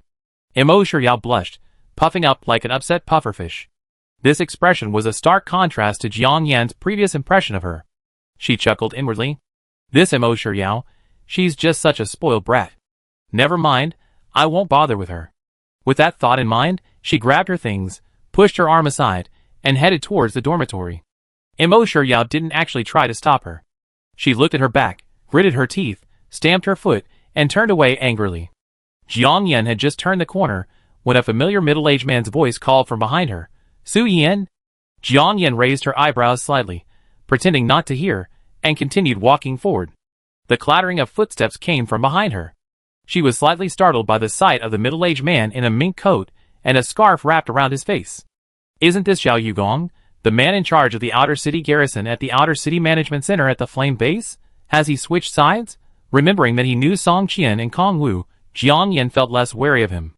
However, she didn't know how he had recognized her. After all, she had been fully armed at the Flame Base, complete with goggles and a mask. Su Yan, it's me. I didn't expect to see you here. Xiao Yugong saw her scanning him from head to toe without replying, so he quickly pulled off the scarf covering her face, and said with a simple smile. Oh, it's Captain Zhao. Long time no see. Jiang Yan feigned surprise, glancing at him before laughing. You have a rather sharp eye. Well, Captain is a thing of the past. Just call me by my name, Xiao Yugong said, chuckling. It's not that I have a sharp eye, it's just that your backpack, your figure, and your voice are so recognizable. Jiang Yan smiled, non-committal. Next to him stood a short-haired woman and a little girl, about 7 or 8 years old. Both had short haircuts. They were carrying something. They must be his family. Noticing Jiang Yan's glance, they smiled slightly. It was obvious that, like Zhao Yugong, they were both gentle people. Are you going back to the dorms? Zhao Yugong twitched his chin at the dormitories ahead. Yeah. Directly ahead was the area where Jiang Yan, Su Dai, and the others lived. It was a dead end. Further ahead, the road ended. You guys live here too? Jiang Yan looked at him. Zhao Yuong nodded yes. My brother is Zhao Jichao. He said Yiqing and the others live here, so he arranged for us to come here too. He said we were old acquaintances and would have missions together later, so we could take care of each other. However, he didn't mention you living here too. Jiang Yan couldn't help but smile. Jiang Yan and Su Yan were clearly two different people. If Zhao Jichao knew this, it would be too miraculous. Still, meeting him here was somewhat miraculous. So you and Song Qian and the others. She deliberately hesitated. Yes, we're all from Yaobin Base. We just ended up at Lian Base by accident. The other man, as if understanding the question in her eyes, nodded and explained. Chapter 305. By the way, Su Yan, this is my wife, Lin Xiaowei, and this is my daughter, Miao Miu. Zhao Jichao introduced Jiang Yan and said, we live in room 1106. If you need any help in the future, feel free to come to us. My wife is a doctor. Jiang Yan smiled and greeted Lin Xiaowei and Miao Miao again before saying, let's get to know each other again. Jiang Yan, the beautiful Jiang, and Kaiyan. She had a feeling that Zhao Yogong's placement of Zhao Jichao with Sun Jingtao and his group wasn't just his own idea. It was most likely Mo Jingsheng's secret instruction. Since they would have to meet sooner or later, they might as well tell the truth now. A flash of surprise flashed in Zhao Jichao's eyes, followed by surprise. I heard of you. I didn't expect we known each other for a long time. Lin Xiaowei, seeing her husband suddenly using honorifics for a young girl, reached out and gently tugged at the corner of his shirt. Don't use you, Jiang Yan said, smiling faintly. I had to use a pseudonym at the Blazing Flame base. Zhao Jichao smiled innocently. It's okay, it's normal. You should be more cautious when you're out there alone. Jiang Yan murmured a non-committal yes, then said, then I go back. Okay. Go back and get some rest. Jiang Yan returned to her room. She dumped the item she bought on the floor and, with Hua Bao's help, hung up the shower curtain. Then, she tossed Hua Bao into the space to devour the gold. She returned to her room and continued arranging the pots and pans. Once she was done, she glanced at the arrangement from the doorway, feeling quite satisfied. With the shower curtain obscuring the view, even with the door open, she couldn't see what was inside. After doing this, she glanced at the time. It was just before 6 o'clock. After a moment's thought, she retrieved a vacuum-packed bag of millet, a 500g bag of peanuts, and a 500g bag of almonds from her space. She also took the few fresh eggs Mo Jingsheng had given her, packed them in a non-woven bag, and then left, heading towards Su Dai and the others' room. Su Dai's door was ajar. As she reached the door, she heard the gurgling of water. White mist billowed from the makeshift stove they had built. Honey, turn down the heat. Shuya, go see if Jiang Yan's back? Su Dai instructed the two of them, tearing up some instant noodles. She had redeemed these noodles from the base supermarket yesterday using Jiang Yan's points card. Because of the purchase restrictions, she couldn't buy much. But it was enough for several meals. Knock, knock. Jiang Yan raised her hand and gently knocked on the door. The three of them turned around simultaneously. Jiang Yan, you're here. Yes. Yiqing stood up and closed the door, then said, Sister Dai, you can put in the seasoning. Jiang Yan glanced at the pot. Are you guys cooking instant noodles? Yes. Let's have a big dinner tonight, Su Dai said, putting the instant noodle seasoning packet in. In today's environment, you can either eat dry food with ice water. Those with better conditions can make a fire and cook a pot of mixed vegetable soup or instant noodles. After all, in Area A, their daily water supply is limited and free. As long as you save a little and don't wash your face or feet, it's basically enough. However, you need to buy firewood, alcohol stoves, and other things yourself. Not everyone has this kind of situation. Su Dai heard that Yiqing and Sun Jingtao were going on a mission tomorrow, so tonight's dinner was a farewell treat for them. Jiang Yan didn't notice much about the two of them going on the mission. However, Su Dai's eyes were clearly red. As if she'd been crying. They both had to leave the underground base and go outside. Although they had thermal suits, specialized equipment, and weapons. The weather outside was inclement, and no one could predict it. It was uncertain whether they could return. Chapter 306. Early the next morning, Yi Qing and Sun Jingtao left Yaobin Base with the team searching for heavy oil. The destination was not far from the edge of Yaobin Base. Before the apocalypse, a round trip of an hour would have been enough. However, in the current freezing weather, with heavy snow falling outside, the team's movement and orientation were extremely difficult. According to Sun Jingtao, if all went well, the round trip would take at least 10 days to half a month. In addition, they were not only searching for heavy oil this time, but also for food. Many animals had become extinct after experiencing natural disasters such as high temperatures, heavy rains, and earthquakes, but some had withstood the harsh weather and survived.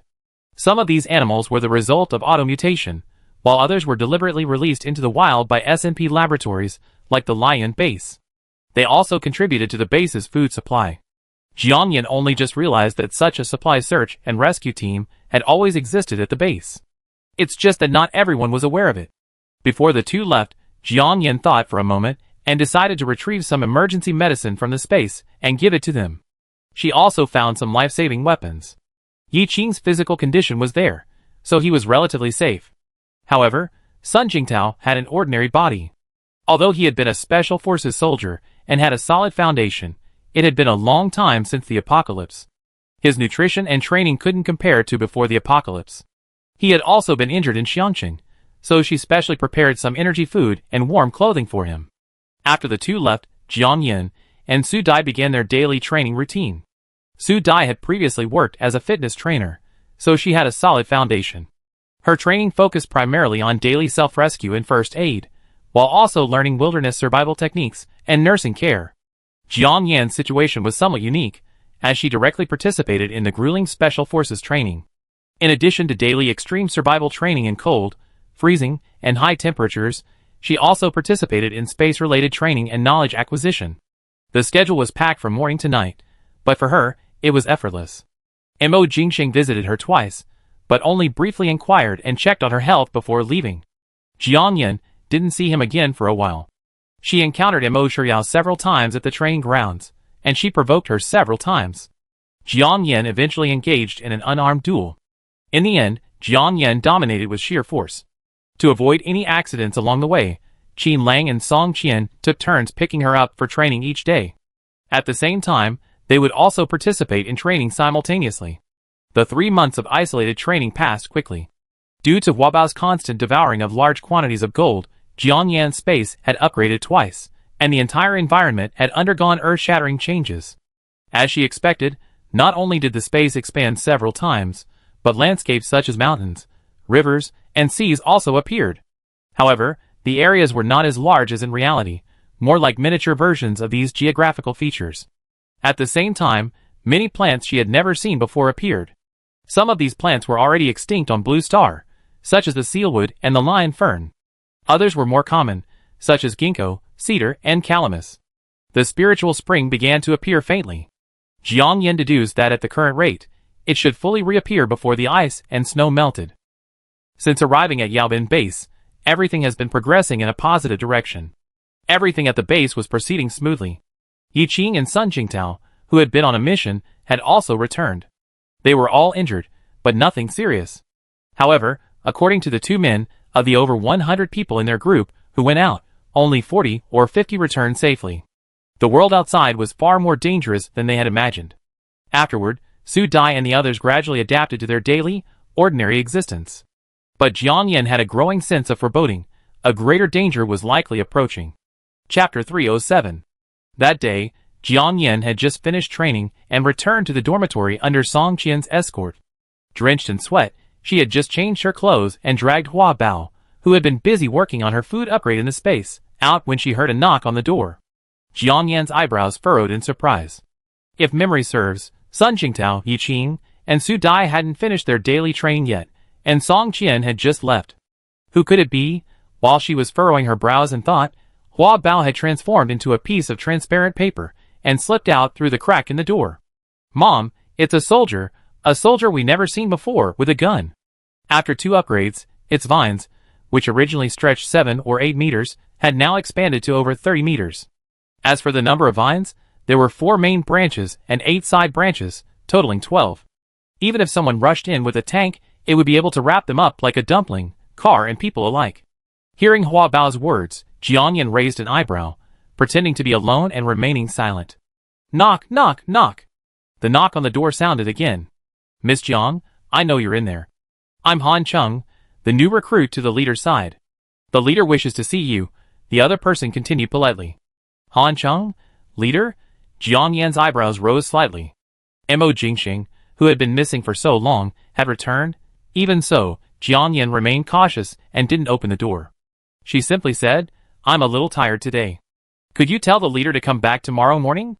I'm sorry, Miss Jiang, but the leader's situation is quite special, and he'd be leaving the base later, so he won't be able to see you very often. Also, he seems to have something important to discuss with you. The other person spoke slowly, but his voice was subdued, not too loud. Jiangyan took a breath. Where's Li Haoyang? Usually, whenever Mo Jingxing had matters to deal with, Li Haoyang would personally handle them. Recently, after Mo Jingxing disappeared, his personal assistant, Li Haoyang, also vanished. She had wanted to ask Mo Shiyao, but seeing her arrogant and conceited demeanor, she held back every time the words were on the tip of her tongue. After all, since Mo Jingxing hadn't told her he was going away for a while, it meant he had important matters to attend to and couldn't disclose them. As for Song Qian and the others, they also remained silent. She couldn't ask privately. The situation in Hancheng at the moment was a little strange, but nothing to be afraid of. Thinking of this, Jiangyan paused for a second before opening the door. In front of her was a tall young man with a signature buzz cut, wearing a camouflage combat uniform with the base's uniform logo, and carrying a submachine gun. Seeing Jiangyan open the door, the man gave a simple grin. Miss Jiang, I'm sorry to bother you. Jiangyan glanced at him. Are you from Yaobin base?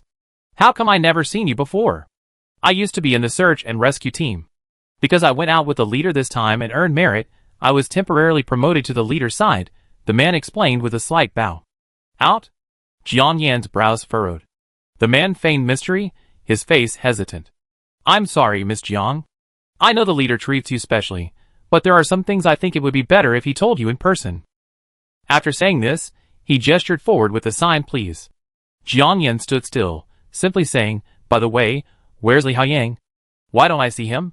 The man's expression grew graver, and with a slight sigh, he said, Brother Haoyang is injured. Chapter 308. Injured? Jiangyan was surprised, a flicker of caution and suspicion in her eyes. Is it serious? Yes, a little. Han Chung nodded, then looked at her anxiously and said, Miss Jiang, you know the details when you meet the leader. Should we set off? He reminded her. At this point, Jiangyan couldn't refuse any more. However, as usual, she remained cautious.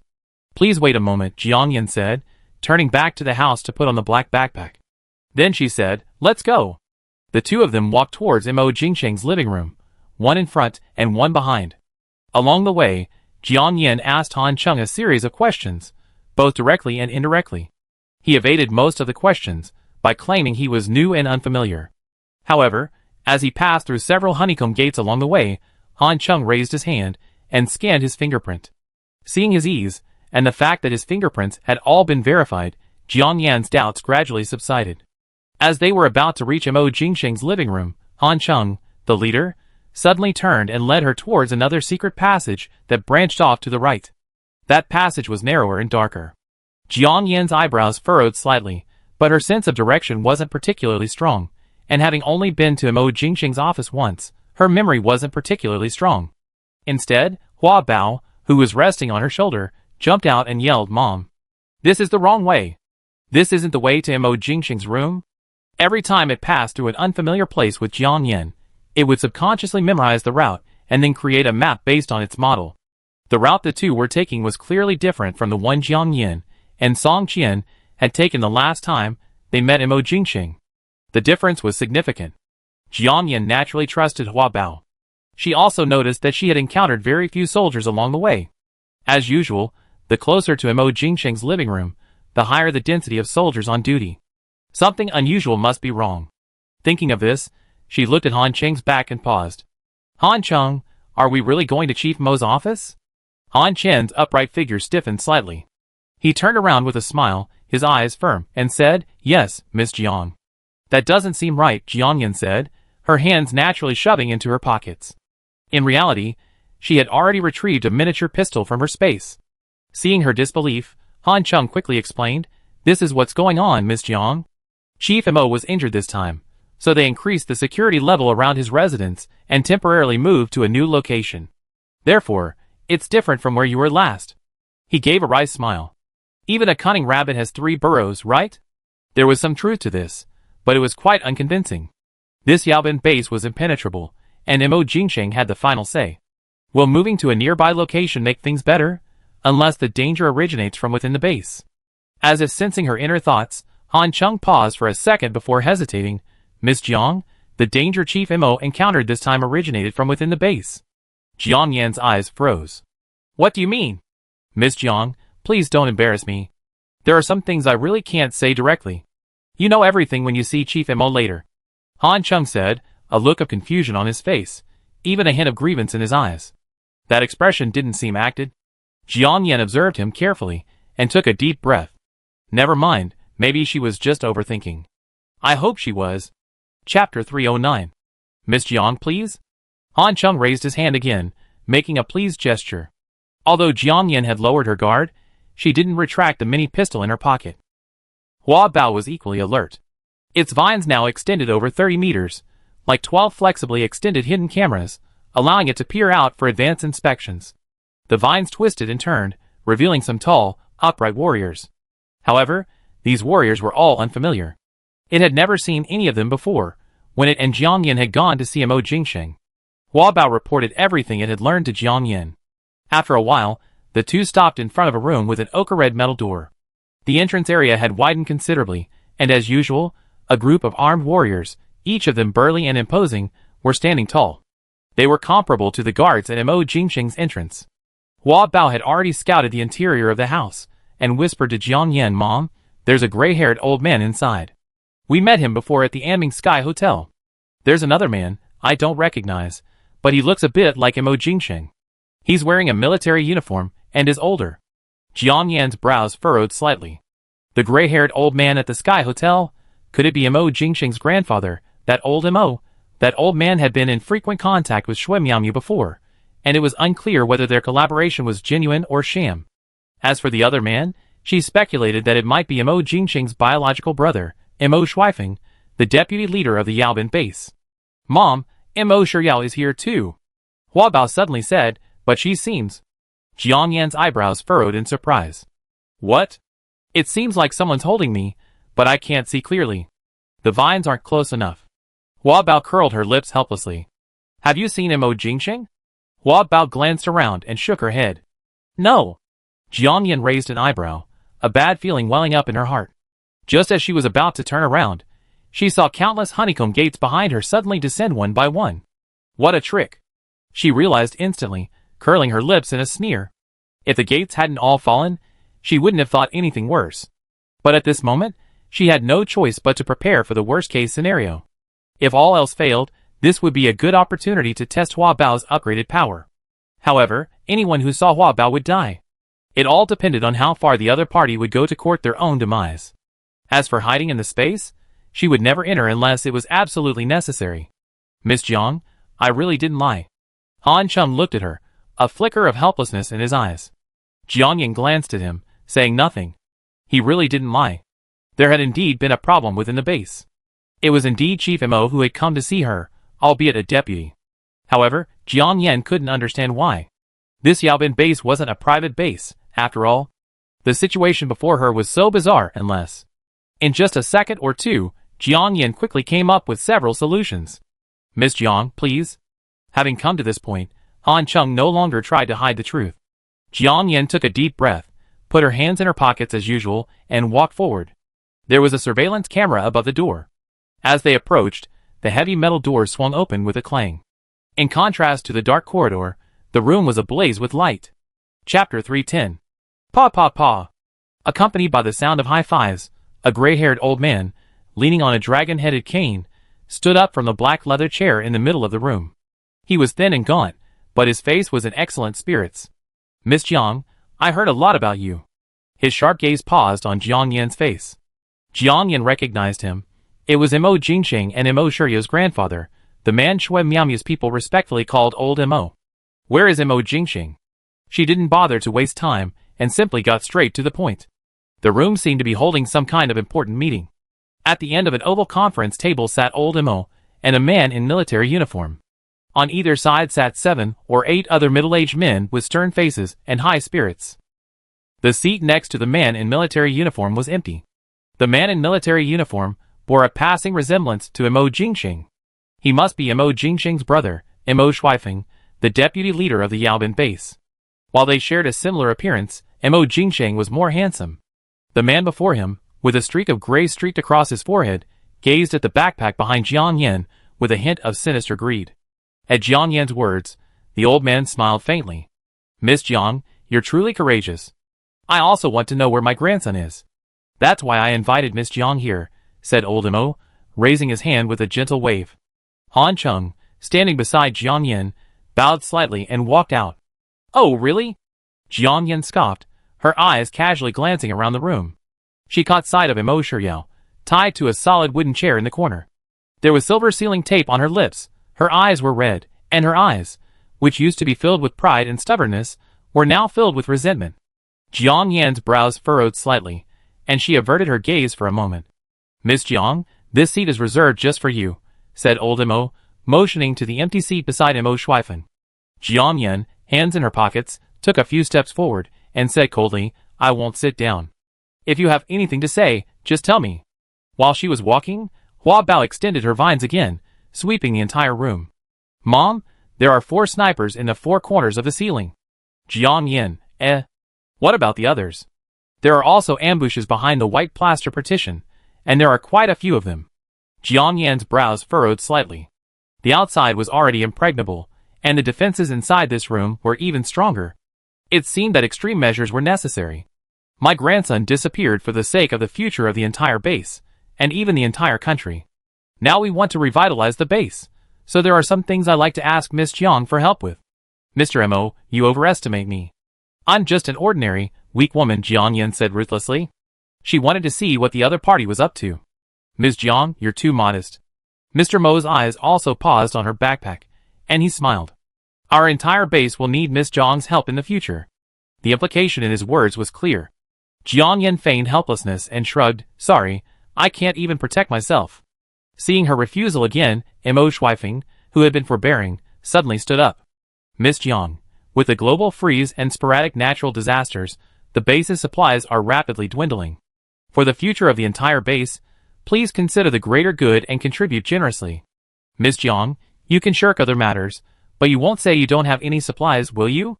Another imposing man beside him also stood up. Jiang Yan glanced at the others and said slowly, sorry, I really don't have any. Chapter 311. Jiang Yan, don't give me face, you're shameless. A burly man stood up at the end of the conference table, pulled out a pistol, and pointed it squarely at Jiang Yan's forehead. Girl, Mr. Mo, and the leader are speaking kindly to you because they think highly of you. Mom, can you please let me kill him? Hua Bao gnashed his blood-red fangs with rage. If Jiang Yan hadn't previously instructed him not to act without her orders, he would have already lashed out with a vine. Yu Zhenghua, stop it! Mr. Mo shouted, stopping the man. Yu Zhenghua sneered, Mr. Mo, you're just too sympathetic.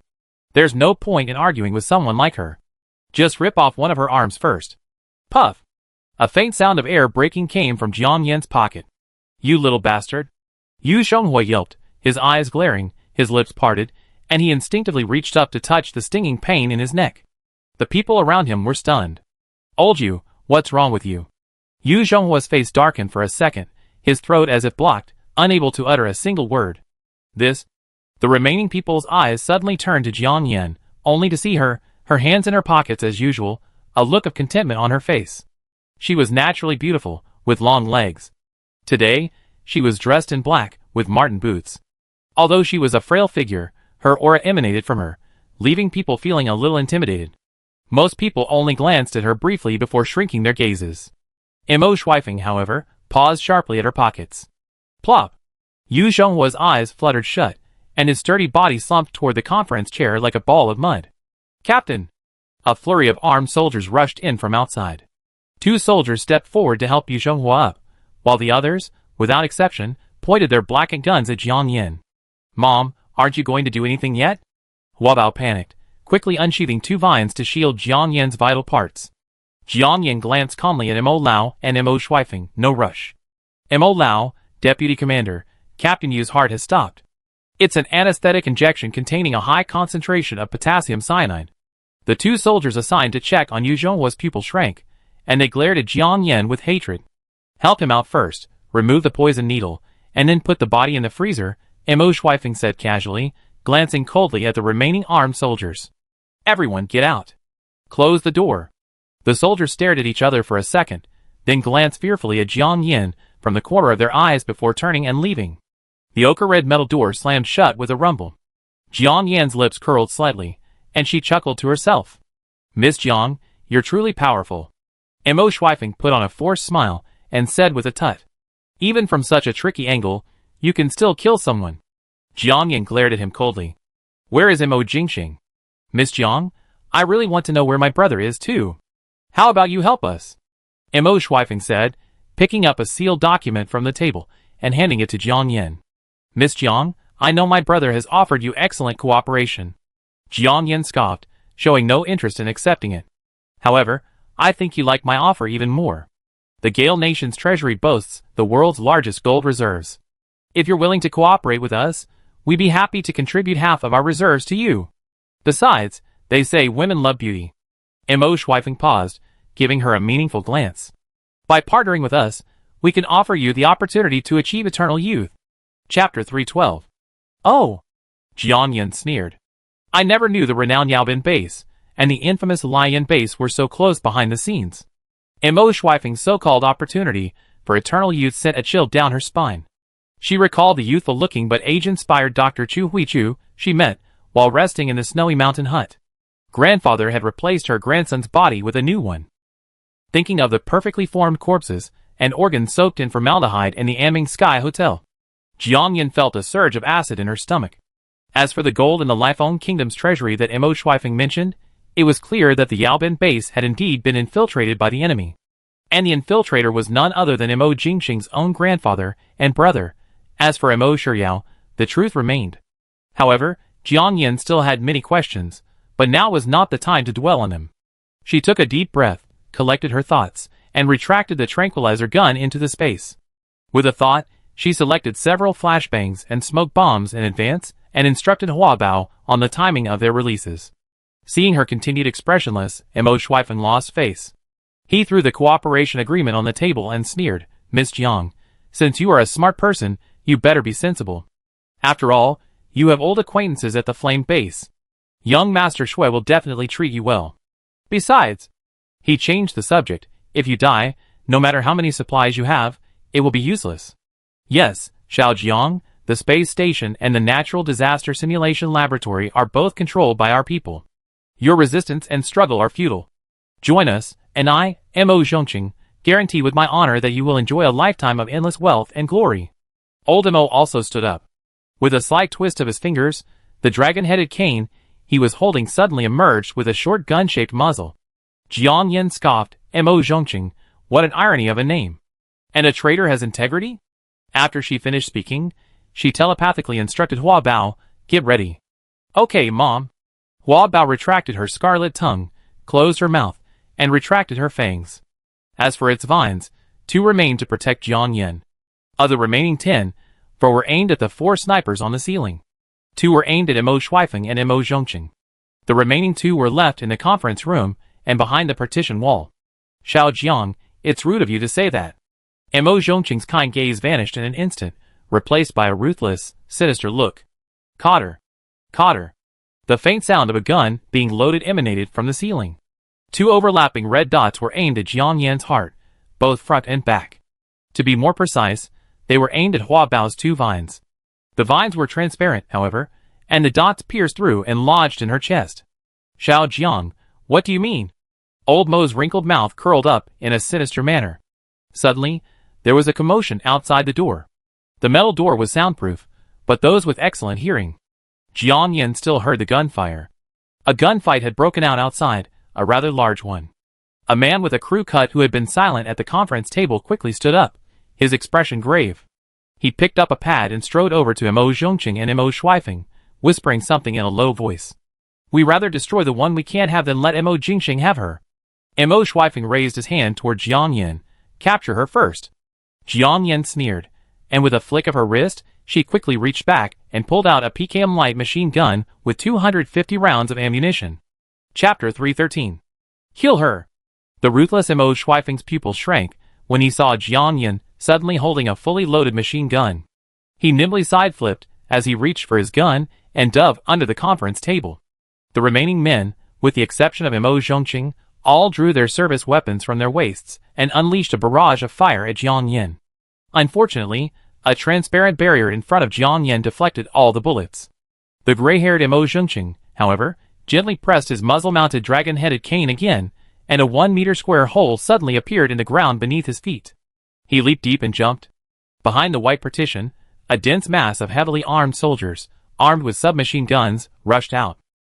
Before the 4 snipers on the ceiling could act, for metal vines, suddenly solid and virtual, snapped the 4 men's necks. Hua Bao, catch them! Jiang Yin thought, pulling out several flashbangs and smoke grenades from her space and handing them to Hua Bao. Everything happened in a flash. Bang! Several flashbangs were swept up by Hua Bao's vines and flung out with her hands and feet. After a blinding flash of light, a black, acrid cloud of smoke filled the air. Jiang Yin instantly crouched on the ground, gripping her machine gun tightly and unleashing a barrage of rapid-fire fire. Ouch! Ah! Oh my god! Cough, cough, cough! The sounds of bullets, screams of pain, the sounds of people choking on smoke, and the sounds of people being pierced by Hua Bao's vines, and their necks being strangled echoed one after another. The pungent smell of white phosphorus and the thick scent of blood filled the room. The soldiers and the few survivors at the conference table retreated, fighting as they did so, all taking shelter behind the metal bunker. The flower vines were limited in length, preventing them from immediately following, so they first protected Jiang Yin. Jiang Yin, lying on the ground, fired a burst of shots. With a thought, she quickly retrieved a pair of protective goggles and a helmet from her spacecraft, donned them, and donned a bulletproof vest. She then switched to a fully loaded submachine gun and inched forward. What the hell is that? Mo Shuifeng, having found the metal bunker, glanced grimly at the bleeding wound on his arm. The wound looked as if it had been torn open by a rope passing quickly across it. Captain, I think I saw golden vines. What new weapon is that? And where did she get her light machine gun? The remaining 2 men, gripping their pistols tightly, glanced around with lingering fear and whispered, Captain, this Jiang Yin is far more formidable than we imagined. Mo Shuifeng sneered. No, it's this Jiang Yin who's far more useful than we thought. Bang, bang, bang. The sound of bullets rang out again from the front. A woman, you can't handle her? Mo Shuifeng shouted. The soldiers hiding in the bunkers had no choice but to charge out again, rifles drawn. Ah! Ah! Bloody bodies fell to the ground one after another. Captain, she has an unlimited supply of ammunition. This is simply a cheat. Isn't she a mutant? Unkillable, absolutely unkillable. Shut up. Watching the tall, slender figure in the smoke, approaching like the Grim Reaper, Mo Shuifeng frowned. He fished a black box from his inner pocket and pressed a red button. If she can't be killed, then I give her a big gift. In 3 seconds, the side door will open. Let's charge. He said. Yes, Captain. AS Zone Self-Destruct Sequence activated. Evacuate immediately. As Zone Self-Destruct Sequence activated. Evacuate immediately. A cold, mechanical voice suddenly echoed above the house. Jiang Yin, who was walking forward, suddenly heard the rumble of thunder from all directions. Soon, the metal floor began to vibrate violently like a sieve. Chapter 314. AS Zone Self-Destruction Program activated. Please evacuate immediately. As the final, chilling warning rang out, the ground began to vibrate with increasing frequency, like a landslide. Crackle. Jiang Yin thought she heard the sound of oversized screws loosening. She struggled to steady herself, her mind racing over what the so-called AS Zone Self-Destruction Program might be. The decision to enter the space depended on a single thought. 3. The mechanical sound echoed again. The blood-soaked corpses on the ground began to thud and bang around in the room due to the ground shaking. The entire all-metal room was now a shaky, sealed box. At first glance, the walls were covered in red bloodstains and shredded flesh, the stench not only unpleasant but also shocking. Jiang Yin then noticed that the conference table and chairs were welded to the floor. Bang! Bang! The light bulb exploded, and the light inside the room suddenly dimmed. 2. Screams echoed from outside the metal door. It sounded like someone being crushed to death by a heavy object. Mom, there's a massive earthquake. Get into the dimension. Hua Bao hurriedly retracted the vines chasing Mo Shuifeng and the others. With a few swooshes, they wrapped around the metal beams hanging from the ceiling. Then, several vines wrapped around Jiang Yin like cocoons, steadying her. It's not an earthquake. Jiang Yin took a deep breath and decided not to enter the dimension for the time being. The uncontrollable factors outside were too powerful. She was afraid that if she went in, she might never get out. Hua Bao looked at the ground, which felt like a sieve, and asked in confusion, "What is that?" Jiang Yin frowned but didn't answer. If she was right, this hive area was about to break away from Yao Ben's base. But once it did, where would it go? She didn't know. 1. The final countdown ended. Jiang Yin glanced around the room with alarm. She saw a few feet protruding from behind the metal wall not far away, ready to fire. Boom! Clang, clang! The entire room suddenly shot upwards like an arrow. A strong feeling of being pushed back hit Jiang Yin, and her body stiffened reflexively. Ah! In the corner, a man beside Mo Shuifeng was thrown out by the force. Ouch! The man's burly body slammed into the metal wall, his brain splattering and his limbs folding. He was dead in a split second. Bang, bang, bang. Another sound of bodies crashing against the wall. Jiang Yin gasped as she watched the bodies and broken limbs that had crashed into her being plucked away one by Hua Bao's vines. Mom, are we still going to chase the bad guys? Hua Bao asked. Not for now.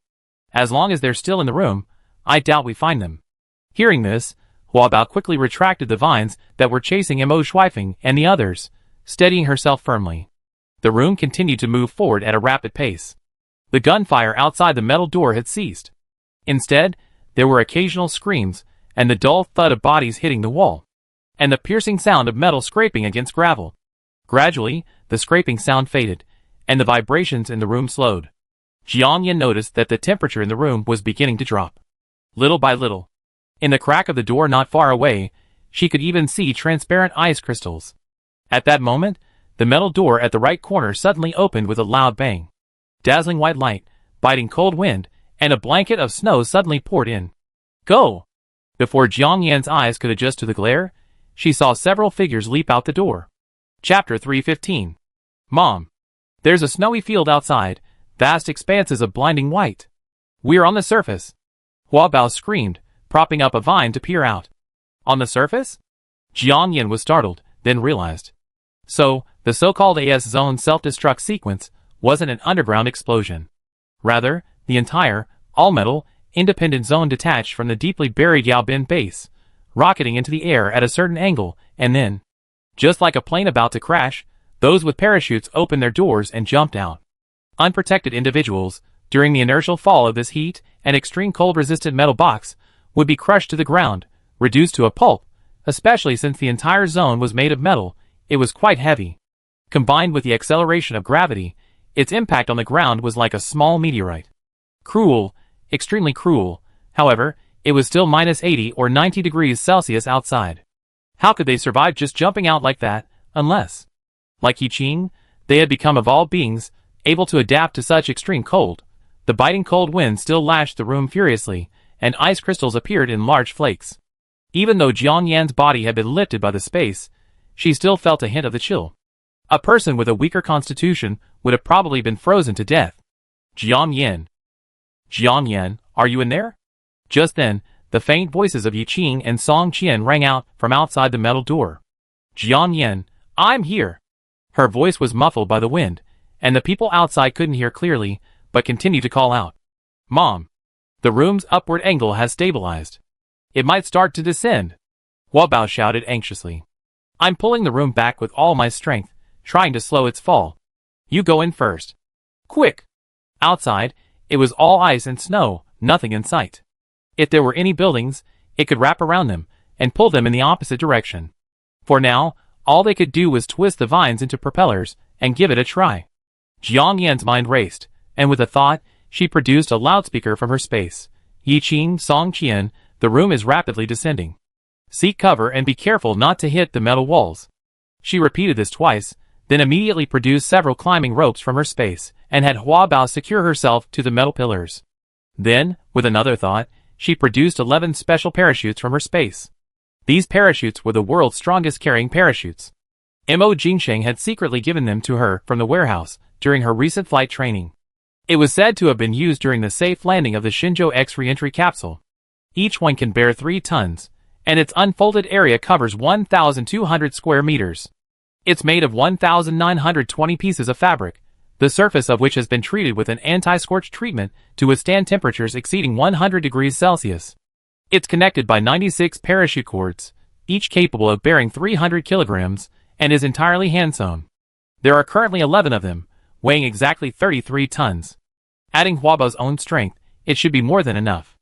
Of course, if it weren't for a critical situation like today, she would have absolutely refused to use it. But now, she had no other choice. "Hua Bao, I leave it to you," she said. "Mom, just watch."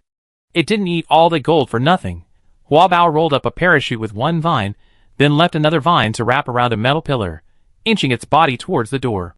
The door wasn't large, so it pushed it through one vine at a time. The blizzard continued to roar, and Jiang Yan could clearly feel the room begin to plummet. Then, that roller coaster-like feeling of a heart half suspended in midair returned. Hua Bao, peeking out of the room, like an octopus, glanced outside and instantly grimaced in anger. This metal room is quite large, almost as big as a football field. Luckily, Mom had given it a parachute. Rapidly recalling the information it had learned from its computer, it secretly estimated the height of the room above the ground, subtracting the powdery snow on the ground. When it felt like the time was right, it stretched a vine into the air. Bang! Bang! Bang! Amidst the snow, 11 brilliantly colored flowers suddenly blossomed above a massive ochre-red honeycomb house. Chapter 316. "Mom, we have 5 seconds left before landing on the snow." Hua Bao gritted his teeth, pulling on 11 parachutes and reminding Jiang Yan with his mind. 5, 4, 3, 2, 1. The moment Jiang Yan saw the dazzling white snowfield, she flashed into the space with a thought. Bang! A deafening crash echoed through the snow. Snowflakes flew up from the sky. The entire metal room roared with a piercing roar as it clashed with the icy snow.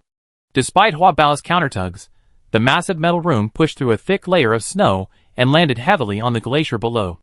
As the ice cracked, the metal room fell slowly. After a long tremor, it finally came to a stop. The splashing snowflakes once again blanketed the sky.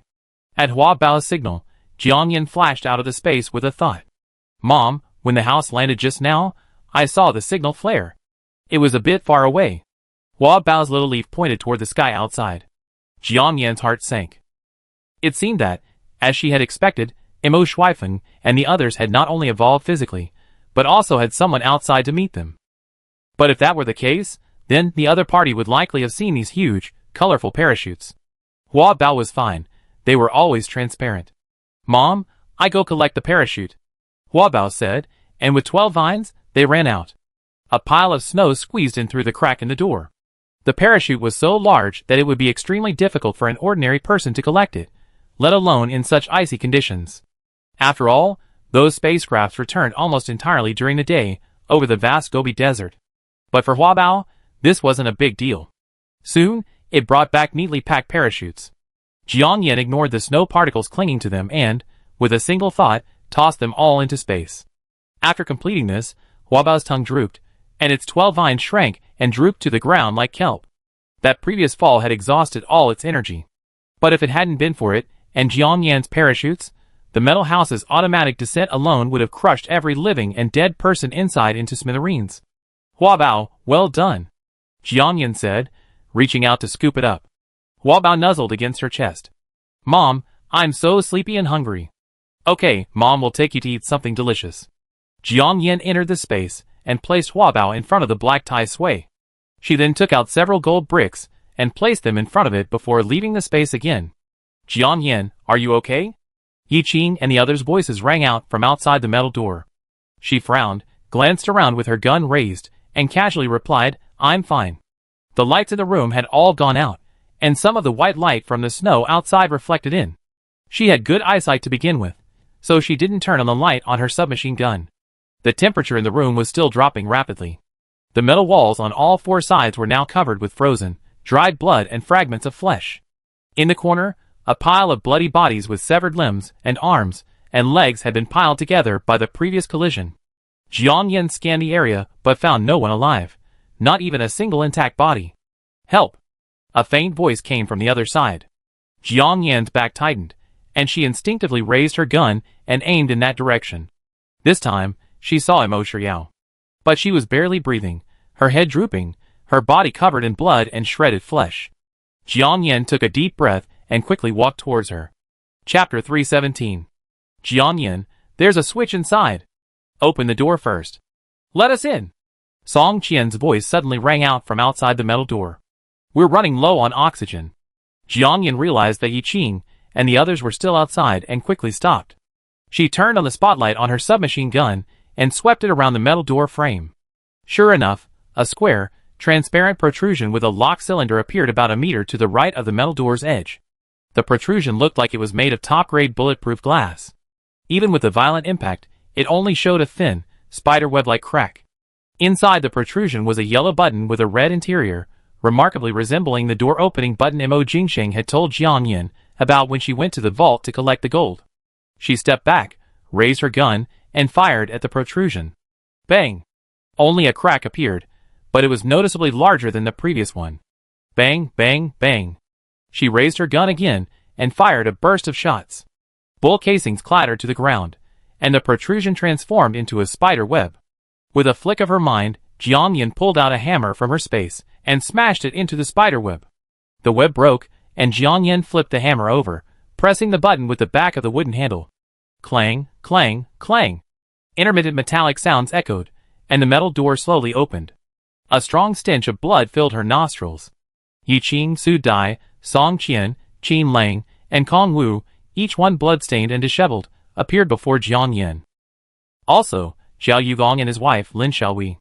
Behind them, 7 or 8 other soldiers scattered around, and a pile of bodies with severed limbs. Su Dai and Kong Wu, likely seriously injured, sat on the ground. The others weren't in much better shape. Jiang Yin. Are you hurt? Yi Qing and Song Qian strode in, glancing cautiously around before asking from left to right. Jiang Yin shook her head. I'm not. Yi Qing and Song Qian then noticed the snow-filled opening outside. Have we fallen to the surface? They were stunned, gasping for air. After being underground for so long, the air was murky and low in oxygen. Breaking into this fresh air, they both felt instantly more alive. But they soon realized something was wrong. The temperature was too cold, and it was dropping rapidly. The cold wind was still gusting into the room. Yi Qing's physical evolution wasn't noticeable, but Song Qian shivered suddenly. Jiang Yin. Su Dai. Jiang Yin walked over, and noticed that one of Su Dai's arms was dangling in midair. Jiang Yin. Su Dai bit her lip, her eyes suddenly reddening. I'm sorry. I just wanted to come with Sun Jingtao and the others to rescue you, but I didn't expect to hold you back. It turned out that shortly after Jiang Yin escaped, Qin Lang and Song Qian also received some news. Just as they were about to return to inform Jiang Yin, they learned that she had been tricked out. Without giving it any time to think, they rushed forward with their weapons drawn. Xiao Yugong and Lin Xiaowei had met up along the way and joined forces. Some of the soldiers who had been guarding outside had not defected, and with the help of the internal and external forces, they quickly dispatched the outsiders. Don't say that, Jiang Yin said soothingly. What happened to you? I dislocated my wrist during the collision, Sun Jingtao said, adding, it's not too serious. We'll be able to fix it soon. By the way, Jiang Yin, are Mo Shuifeng and the others still alive? Sun Jingtao glanced around the room, seeing nothing. Seeing the gaping hole, a flicker of surprise crossed his eyes. Jiang Yan's brows furrowed. They escaped. Chapter 318. Escape? Kong Wu rushed into the house, gun in hand. He reached a gap filled with ice and snow, and like Yi Qing and Song Qian, was forced back by the biting cold wind. In just a few seconds, frost already covered his eyelashes and eyebrows. Bang! Kong Wu angrily slammed his fist into the wall. Damn! That ***** and that bastard. When I catch them, I beat them to a pulp. Jiang Yin, Song Qian glared at him. Okay, getting angry won't solve the problem. Let's see what to do next. Su Dai was about to cry. Yeah, what do we do now? In this icy weather, if we don't freeze to death, we starve to death. I suggest we split up. Jiang Yan stood up and glanced around. The AS zone we've broken away from is quite large. Since we've been able to break away, I imagine they must have some backup supplies. Just like the SS zone that can enter Mars. This AS area was probably the isolated area where the base leader resided. No one would build themselves a metal coffin. If she was right, this might be a small, independent base. But that was just her guess. Thinking of this, Jiang Yan realized that there was another person, Mo Shiyao, in the room. Perhaps, she might know something. She hurried towards Mo Shiyao, who was in the corner. She still had her head drooping, her cries for help growing fainter and fainter. Jiang Yan reached up and touched her forehead. It was icy cold. Someone, come quickly, help me get her down. Okay, Sister Yan. Kong Wu and Qin Lang hurried over. Seeing that it was Mo Shiyao, their pupils trembled. Miss Mo. Mo Shiyao was released, and the carpet tape on her mouth was torn off. The skin around her lips was red and swollen, probably from being stuck there for too long. Jiang Yan's breath caught. Ouch! Su Dai, whose wrist was dislocated, was forcibly twisted back into place by Sun Jingtao. Lin Xiaowei quickly bandaged her with a few strips of cloth and walked over. Jiang Yan, how about I take a look? Jiang Yan remembered she was a doctor. Okay. Hypothermia, muscle stiffness, dilated pupils. Lin Xiaowei finished her initial examination, frowning deeply. She's probably suffering from hypothermia, and it's progressing from moderate to severe. She's likely developing cardiopulmonary dysfunction. If she's not given fluids in time, respiratory failure is likely. Everyone was stunned. If this were at the base, she might still be saved. But here, hypothermia was a death sentence. Jiang Yan glanced around the room. Start the fire and raise the temperature. She then pulled a palm-sized piece of aluminum foil from her backpack. She unfolded it, revealing a sheet about the size of a quilt. She quickly wrapped it around Mo Shiyao. A thermal blanket? Lin Xiaowei was surprised for a second. Before the apocalypse, this thing only cost a few dollars on Taobao, a dozen or so. I hadn't expected to see it now. Bang! Zhao Yugong, holding a fire axe, chopped at the solid wood conference table and chairs. Kong Wu and two other soldiers were using windproof lighters to light the fire. I have a bottle of medicine here, Dr. Lin. Give it to her first. Jiang Yan remembered the bottle of medicine Mo Jingxing had given her for hypothermia. With a thought, she pulled it out of her backpack. It was a small rectangular box containing a bottle of medicine and a syringe. This medicine, my goodness. Lin Xiaowei was startled. She reached out to take it, but quickly tucked it away inside her clothes. This medicine has a high freezing point. Wait until the fire is on, or else, at the current temperature in the room, it will freeze quickly. Jiang Yan frowned and stood up. Well, I suggest we divide the work now. One group will search the entire area for survivors or enemies. It's best if the searchers aren't seriously injured, Jiang Yan said, removing her backpack and pulling out 3 walkie-talkies. Everyone was stunned. They also had backpacks, but they only contained weapons, a small amount of food, and water. What they didn't expect was that Jiang Yan had not only taken out medicine and a thermal blanket, but also walkie-talkies. Brother Song and I will go, Yi Qin volunteered. Jiang Yan glanced at him. I suggest Qin Lang and Song Qian go, and you take a few more soldiers. There were several other soldiers on the scene who could help. Although Yi Qin obeyed Jiang Yan's instructions, he was still a little confused. Jiang Yan said, you are resistant to the cold. I suggest you guard the door to prevent the enemy from returning and catching us in a trap. Qin Lang and Song Qian nodded. Okay. The other group, clear this place out. At the same time, look for a more suitable room to rest. If possible, find some supplies and block this door, Jiang Yan added. It's still daylight, and it's so cold. This night will be very difficult. She does have a space, but with so many people, some of whom she isn't familiar with, she can't send them all into it. I agree with Jiang Yan.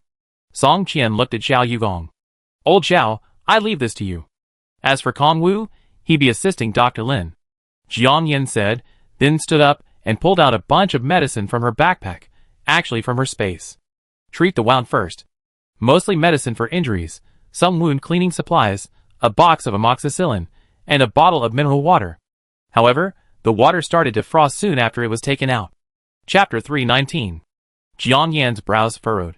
Do you have any pots or heating utensils in your backpacks? The temperature was dropping incredibly fast. The metal used to build the base was made of a special material, resistant to extreme cold, high temperatures, and both cold and heat. If it were conventional metal, it would have become brittle and broken into a pile of slag during the fall. Or perhaps, due to the metal's conductivity, the temperature had already reached the same level as outside. No! Zhao Yugong and the others looked at each other for a second. In their haste to rescue Jiang Yin, they habitually grabbed their weapons and tactical backpacks. No one had imagined that this AS zone would be ejected from a base thousands of meters underground into the icy snow. Not even science fiction films would dare depict such a scene. Not to mention facing a wilderness survival environment. And survival in extreme cold. Only this. Kong Wu raised his ordnance shovel. Before the apocalypse, Wenli went to a well-established restaurant and had a dish served on a shovel. In special circumstances, a shovel can indeed be used as a cooking utensil. But the military shovel in Kong Wu's hand, as if it had hit someone on the head, was covered in blood and some white residue. It looked like brains. Even after having experienced many bloody scenes, Jiang Yan couldn't help but sigh. If I had known you had this, I'd borrow it. Yi Qing saw this and strode over, reaching out to take the military shovel from Kong Wu's hand. He walked to the door and quickly formed a wall of snow from the pile at the entrance. With the snow wall as a shield, the biting cold wind was much less severe. Jiang Yan suddenly remembered the ice brick walls of the flame base, and couldn't help but say, Yi Qing, you used local materials. Well done. Hearing the compliment, Yi Qing couldn't help but raise the corner of his mouth. Thank you for the compliment. Elsewhere, Song Qian and Qin Lang adjusted their intercoms and left with a few soldiers. The remaining seriously injured soldiers remained where they were. Most of them had external injuries, 2 had gunshot wounds, and 3 had internal injuries sustained during the rapid descent from the AS zone. They were all waiting for Dr. Lin to finish treating Mo Shiryao before she went to give them a simple cleaning of their wounds. Dr. Lin, can I give Mo Shiryao the injection now? Jiang Yan reached out and touched Mo Shiryao. The thermal blanket, made of thin aluminum foil, couldn't heat the body, but it could retain body temperature. With the fire already burning in the room, her body temperature didn't drop any further, but she was shivering violently. Not yet, Lin Shelby said, then sighed. It would be much better if we had hot water. Drinking hot water would quickly get the blood flowing throughout the body, and then injecting the medicine would be much more effective. Hot water? Yi Qing glanced at the bloody shovel in his hand. I go get some snow and clear it. Jiang Yan frowned, took off her backpack, and fished out a pink thermos. I still have half a cup, hot? Everyone was shocked. Lin Xiaowei was equally surprised.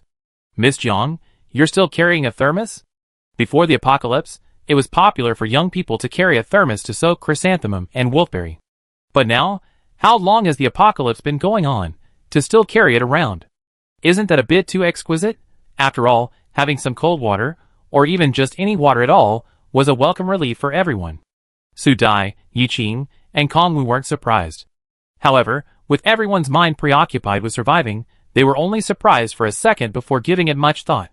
Lin Xiaowei took the thermos and unscrewed it, a thick cloud of white mist rising into the air.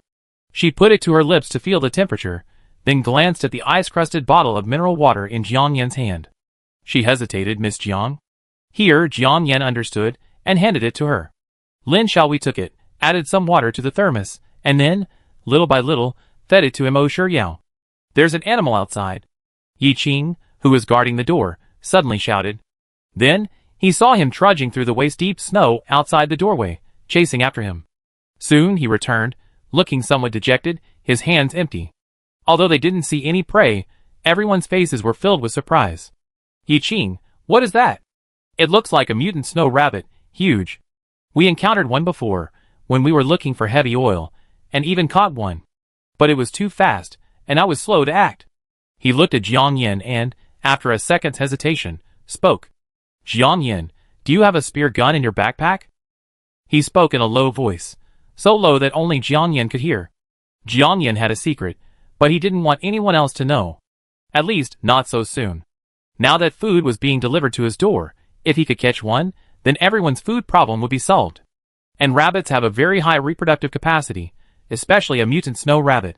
If he could catch one, at least they wouldn't starve to death for the rest of their lives.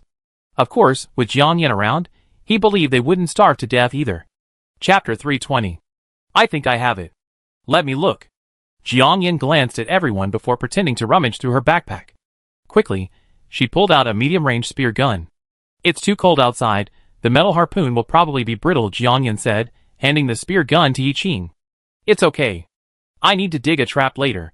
Just wait for the roast rabbit, Yi Qing said with a carefree smile. He slung the spear gun over his body, picked up the ordnance shovel, and was about to leave when Jiang Yin stopped him. Here you go. Jiang Yin fished out a pair of men's snow goggles from her backpack. It was all white outside. Looking at it for too long would definitely ruin your eyes. A warm feeling welled up in Yi Qing's heart. Thank you. The others were busy with their own things and hadn't noticed Jiang Yin pulling out these things from her backpack. As Yi Qing left, Lin Xiaowei stood up and walked over. Jiang Yin, I injected Xiao Mo with the medicine. Her muscles are softening and her temperature is rising. As long as she makes it through tonight, she shouldn't be seriously injured. Thank you, Dr. Lin, Jiang Yin said. Seeing Lin Xiaowei purse her lips, as if she was about to speak but hesitated, she couldn't help but ask, Dr. Lin, is there anything else? Lin Xiaowei's eyes reddened slightly. Jiang Yin, will we return to the base? Old Zhao said, only you can lead us back to Yaobin base. Jiang Yin was startled, then remembered that she and Xiao Yugong had a daughter. Meow meow. We arrived in a hurry, so we asked old Zhao's brother to take care of her temporarily. Now that things have happened at the base, we don't know. Lin Xiaowei choked up. Mo Shuifeng and Mo Lao were both leaders of the Yaobin base. With the people at the top falling out and unrest erupting, the situation within their respective factions below was likely no better. She now felt a little regretful. If she had known, she would have brought her daughter with her when she left. However, if she had brought her daughter here, her daughter would probably have been in a much more difficult situation. Dr. Lin, we must return. Jiang Yin paused for a second before reassuring her. Here is no long-term solution. We must return to the Yaobin base. At least until the extreme cold weather passes, it's a good place to stay. As soon as she finished speaking, the intercom in her hand rang. Song Qian's voice came from inside. Jiang Yin, we found the AS zone layout and the supply warehouse, but the warehouse requires a password and fingerprint. Would you like to take a look? After the AS zone fell into the snow, much of the original equipment had become inoperable, and communication was significantly reduced. The walkie-talkie Jiang Yin gave them was military grade, and the signal was intermittent. Where are you? Jiang Yan's eyes lit up. Song Qian gave their approximate location. Supplies? The others also heard the key word, and several soldiers stood up excitedly. Having found the supply warehouse, they were saved. They all rubbed their hands eagerly, saying, Miss Jiang, we go with you. Jiang Yin, I go with you. Sun Jingtao also stood up and handed the walkie-talkie to Su Dai. Jiang Yin looked at Sun Jingtao and nodded. She said to the others, the supply warehouse is locked. We don't know if there's any supplies inside, and what they are. There's no point in sending so many people. I go check it out first. Okay then. The soldiers looked dejected for a second. Husband, Jiang Yin, be careful. Su Dai looked at the two of them, her eyes filled with worry. Okay. Jiang Yin nodded slightly, and pulled 2 pairs of night vision goggles from her backpack. She handed a pair to Sun Jingtao, then put on her backpack, gripped her submachine gun tightly, and walked into the deepest secret passage on the right. Chapter 321. The passage was dark and gloomy, interconnected in all directions, like a honeycomb maze. Luckily, Song Qian and Qin Lang had marked the walls as they went. However, the further they went, the thinner the air became. Jiang Yin, the passage ahead is a bit complicated. Go to the back. After walking for a while, Sun Jingtao frowned. He could faintly smell the scent of blood and even saw several strangely shaped, fresh corpses tucked away in corners. They were likely injured during the rapid fall from the AS zone.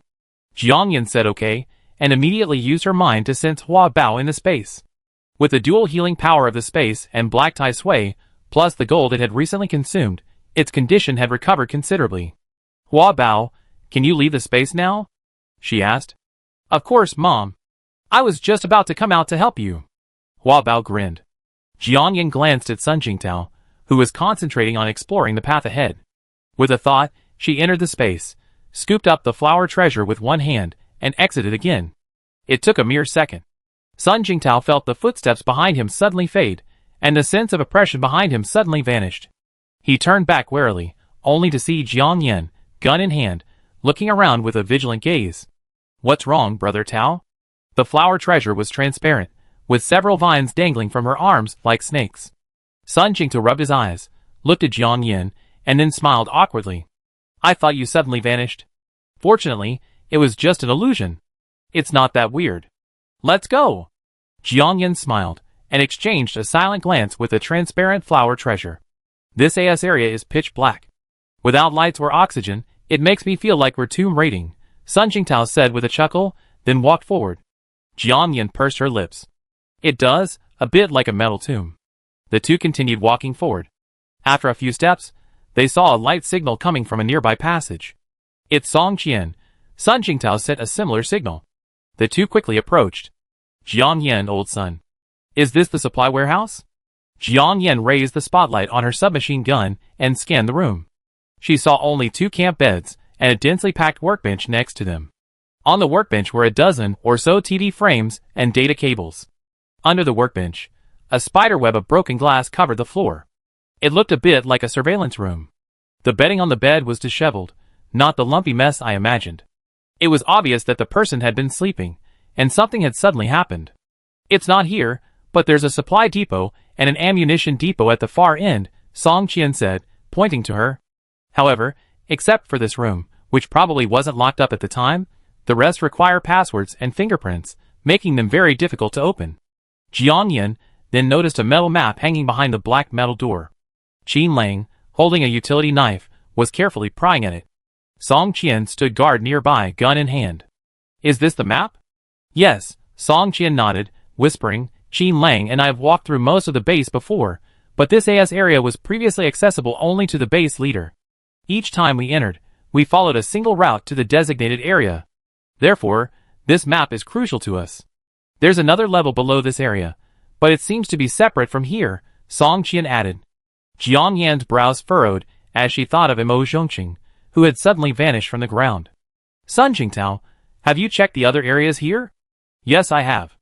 Many people died, including Imo Shuifeng and Chief Imo. Some were seriously injured and had no chance of survival, so we sent them on their way. Song Qian finished speaking, and Qin Lang's map was also pried off. Jiang Yan gasped. The small AS area was, as she had expected, a small safe zone reserved for the base leader. It had everything: a supply depot, ammunition storage, a medical area, and even a kitchen and a bathroom. Let's go check the supply depot, Jiang Yan said, and then the intercom buzzed. Jiang Yan, Imo Shiryu's awake. Chapter 322. Imo Shiryu is awake? Song Qian and Qin Lang were stunned for a second, then a flicker of surprise flashed in their eyes. Imo Shiryu should be aware of the situation. If she's awake, then the situation of Imo Jingxing, Imo Shuifeng, and the others should soon be clear. Sun Jingtao also came over and leaned over to Jiang Yan's intercom. Su Dai, how is she now? Su Dai glanced at Imo Shiryu, whose eyes were vacant. She turned down the volume of her intercom, stood up, and walked to a nearby corner. Then she whispered, I feel like she's a little depressed right now.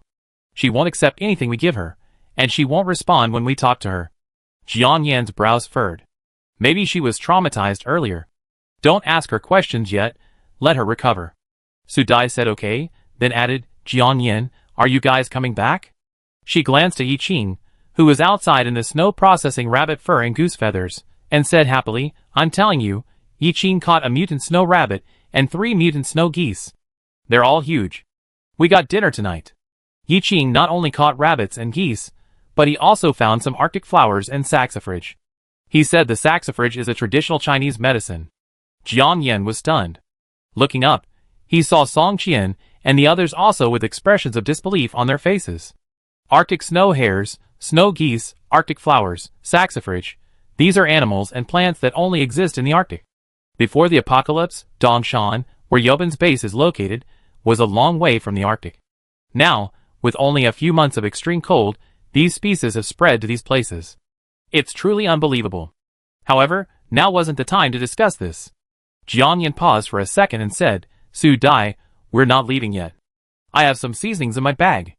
I give them to you when we get back. Jiang Yan put the walkie-talkie back on her waist and held the submachine gun in her hand. She glanced at Song Qian and the others and said, let's go check out the supply depot first. Okay, Sister Yin, I got the map down. I lead the way. Qin Lang strode forward and walked to the front. Halfway through the walk, Song Qian suddenly spoke up, Jiang Yan, what happened when this metal house fell? Did you know from outside? Jiang Yan shook her head. Imo Shuifeng, Imo Jingxing, and the others parachuted out and fired flares. I don't know the rest. Sun Jingtao was stunned. Fired flares? It seems they were well prepared, Qin Lang said, gritting his teeth. I never thought Mo Shuifeng and Mo Lao were the ones who betrayed the base. Song Qian ignored Qin Lang's words and continued, looking at Jiang Yan. The AS area has a power system on its base, just like the SSS area. However, we were able to survive such a heavy object falling from such a high altitude. There must be some kind of protective device. He then glanced at Jiang Yan. Seeing she didn't seem to want to explain, he held back the rest of his words. He believed in Jiang Yan's abilities. After all, they still vividly remembered how they were all knocked unconscious by tranquilizer darts when they were traveling from Lian Base to Yaobin Base, and how they woke up only to find themselves at Yaobin Base. This time, it's probably not the protective gear. It's you, Jiang Yan, performing another magic trick, right? He couldn't help but ask.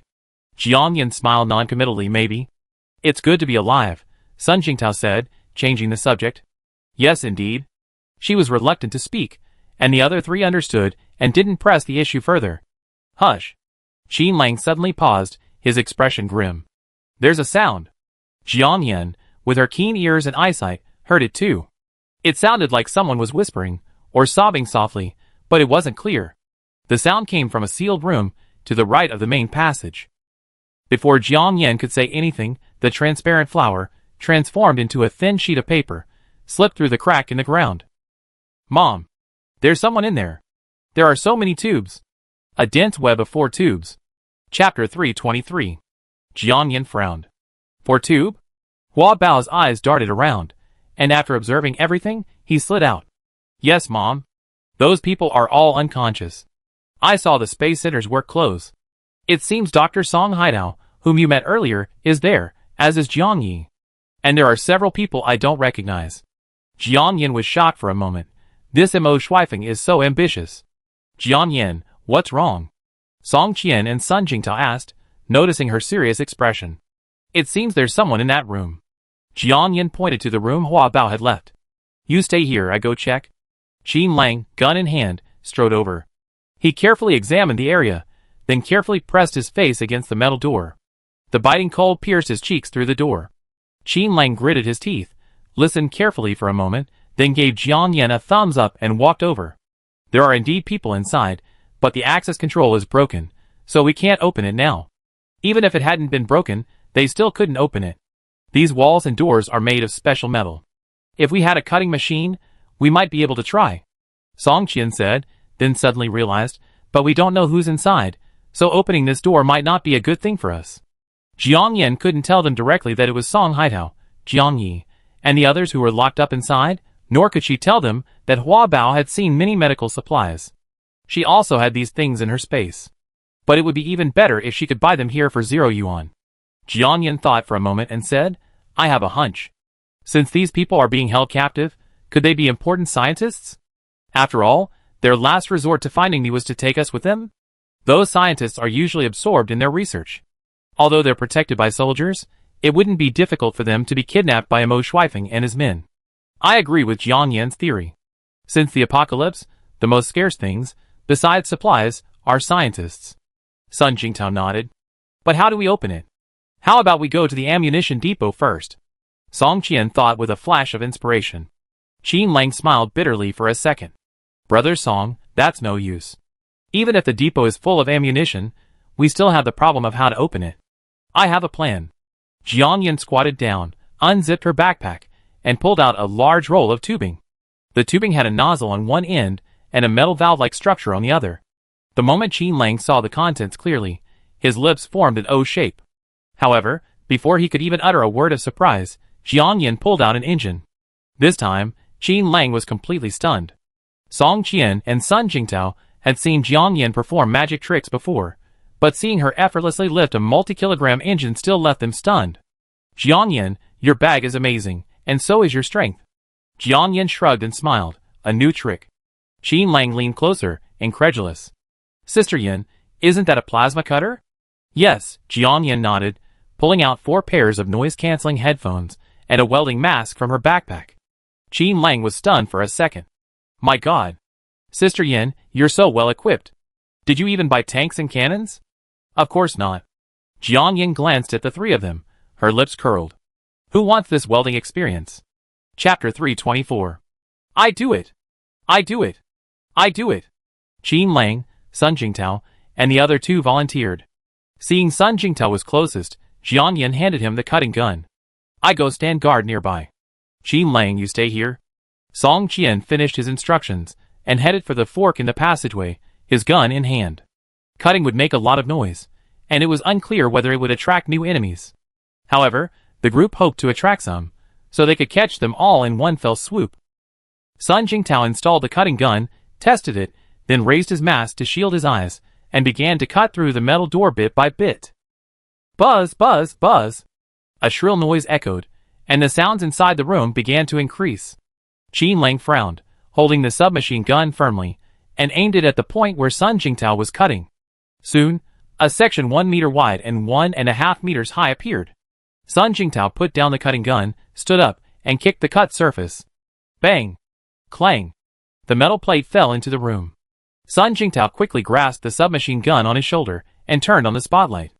Qin Lang had already shone the light into the room before him. Looking at the dense rows of things that looked like hibernation pods inside, several people's pupils shrank. Dr. Song, Jiang Yi, Xiao Sun. The two did not enter immediately, but stood at the doorway and observed for a while. The hibernation pods were double-layered vertical structures. Each one was vertically suspended in a light blue liquid. The liquid was so thick that it was impossible to tell what it was. Each person was placed in a separate box. There were densely packed 4 tubes in his nostrils and wrists. Song Qian, upon hearing this, strode over. He also held his breath. How could they be like this? I don't know. Jiang Yan frowned. Brother Tao, how about making the entrance a little wider? The previous cut was small because we were worried the situation inside would get out of control. Now that we know, making it wider would be more convenient. Sun Jingtao nodded. Okay. Or, I call a few more people to help. Song Qian glanced at Jiang Yan. They had originally brought a small team of soldiers, but when they called Jiang Yan over, they sent a few soldiers back. After all, some secrets were known only to them. Okay. Jiang Yan handed him the walkie-talkie. With Dr. Song here, finding the base will be much easier. Song Qian breathed a sigh of relief after calling Su Dai and the others. Qin Lang was puzzled. Why? Dr. Song can calculate the distance and direction to Mars without the aid of high technology, so locating the Yaobin base in the vast snowfield should be a piece of cake. Jiang Yan nodded. Half an hour later, everyone in the hibernation chamber was rescued. These suspended liquids protected them, Yi Qing said, glancing at the pale blue liquid. Sun Jingtao glanced at him. Xiao Yi, what is this? I don't know, but I've seen it before in the S&P lab. It should be able to release impact force. Yi Qing's brows furrowed. I never thought Mo Shuifeng and the others were colluding with the Lion base. Song Qian and Qin Lang also frowned, glancing at Jiang Yan simultaneously. Jiang Yan remained silent. She knew the truth and the secret behind it. Be it the Lion base, Mo Shuifeng, or Mo Zhongqing, they were all mere pawns of the enemy forces. But she was puzzled. Could it be that Mo Jingsheng, such a clever and vigilant man, was completely unaware of his own family?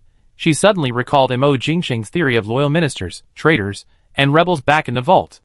Chapter 325. Jiang Yan regained her composure and glanced at Song Haitao and the others, who lay unconscious outside the hibernation chamber. Dr. Lin, are they all right? Wait a moment, I checked them again. Lin Xiaohui examined each of them, felt their pulses, and then retrieved a jumble of equipment from a nearby wall cabinet. This room had an emergency backup power supply, and it was all functional. After examining the men, Lin Xiaohui frowned. Jiang Yan, Lao Zhao, these tubes can't be removed for now. Although she didn't understand their function, the dense network of tubes connected them to the hibernation chambers. Considering their previously sealed environment, they were likely used to deliver oxygen and nutrients. Sun Jingtao and Song Qian were stunned. Doesn't that mean they can't leave here? Lin Xiaohui didn't answer immediately. She frowned and thought for a moment before saying, no, they just need to adapt to the current environment. They've been in this place for a while, and their bodies are weak. If they were suddenly moved to a new environment, their functions would likely be severely damaged. Jiang Yan's heart sank. She had been insisting on doing all kinds of training recently. But it had indeed been a while since she'd seen Song Haitao and the others. At the time, she thought he'd gone out with Mo Jingsheng and the others, but she hadn't expected him to be imprisoned here. As for Jiang Yi, she hadn't heard from him in a long time. It seems we can only wait until they wake up to learn the truth, Jiang Yan said. Leave 2 people to guard this place, and the rest, led by Dr. Lin, will pack up the medical supplies and take them away. Jiang Yan finished speaking, then pulled another walkie-talkie from her backpack, adjusted it, and handed it to Lin Xiaowei. If anything happens, call us immediately. Okay, Jiang Yan. After making her arrangements, Jiang Yan looked at Song Qian and the others. Shall we go to the ammunition depot? Okay. Song Qian bent down, removed the cutting gun from the engine, and took it in his hand. He reached for the engine again, realizing that it wasn't large, but it was very heavy. It felt at least 50 or 60 kilograms, very heavy. Recalling how Jiang Yan had just pulled it out with such ease, he was momentarily surprised. Sun Jingtao noticed the effort on his face. I do this. Normally, Song Qian would have no problem carrying 70 or 80 kilograms. But he had been bruised and battered before, and after a long fight outside, he hadn't fully recovered. Zhao Yugong looked at the equipment in the 2 men's hands and asked in shock Xiao Song, "Where did you get this plasma cutter?" "I found it nearby," Song Qian smiled. Yi Qing picked up the heavy metal door panel and said to Sun Jingtao, "Brother Tao, give me some cold weapons like this when you break down the door later." Sun Jingtao was stunned. "You already have a gun and a knife, so why would you use this? It's too heavy." After saying this, he suddenly realized that Yi Qing's body had been modified, giving him immense strength. The 70 or 80 kilograms of metal plate before him might have weighed no more than a fire axe to him. The temperature outside is too low, and conventional cold weapons are too fragile. As for the gun, we have to keep it, Yi Qing said, easily picking up the metal plate. Okay. Song Qian, Sun Jingtao, and Jiang Yan continued toward the ammunition depot. Yi Qing and the other 2 soldiers grabbed some carry-on supplies and equipment and quickly returned outside. In the outer room, only Mo Shiyao, 2 soldiers, and Kong Wu remained.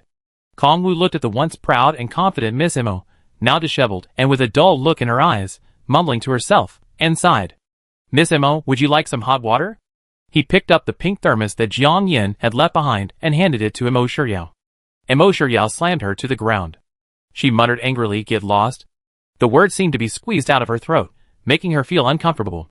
The thermos rolled to the ground, and the spilled hot water instantly froze. Kong Wu quickly stood up and picked it up, his brows furrowing even deeper. Heavy footsteps echoed from the passage. Just as Kong Wu was about to speak, the bright light at the crack of the door leading to the snowy plain suddenly went dark. Chapter 326. Crack, crack, crack. The sound of a large animal treading on the snow, accompanied by heavy breathing, echoed densely from outside. Kong Wu glanced over his shoulder warily, his pupils shrinking sharply. An indescribable, gigantic animal had appeared outside.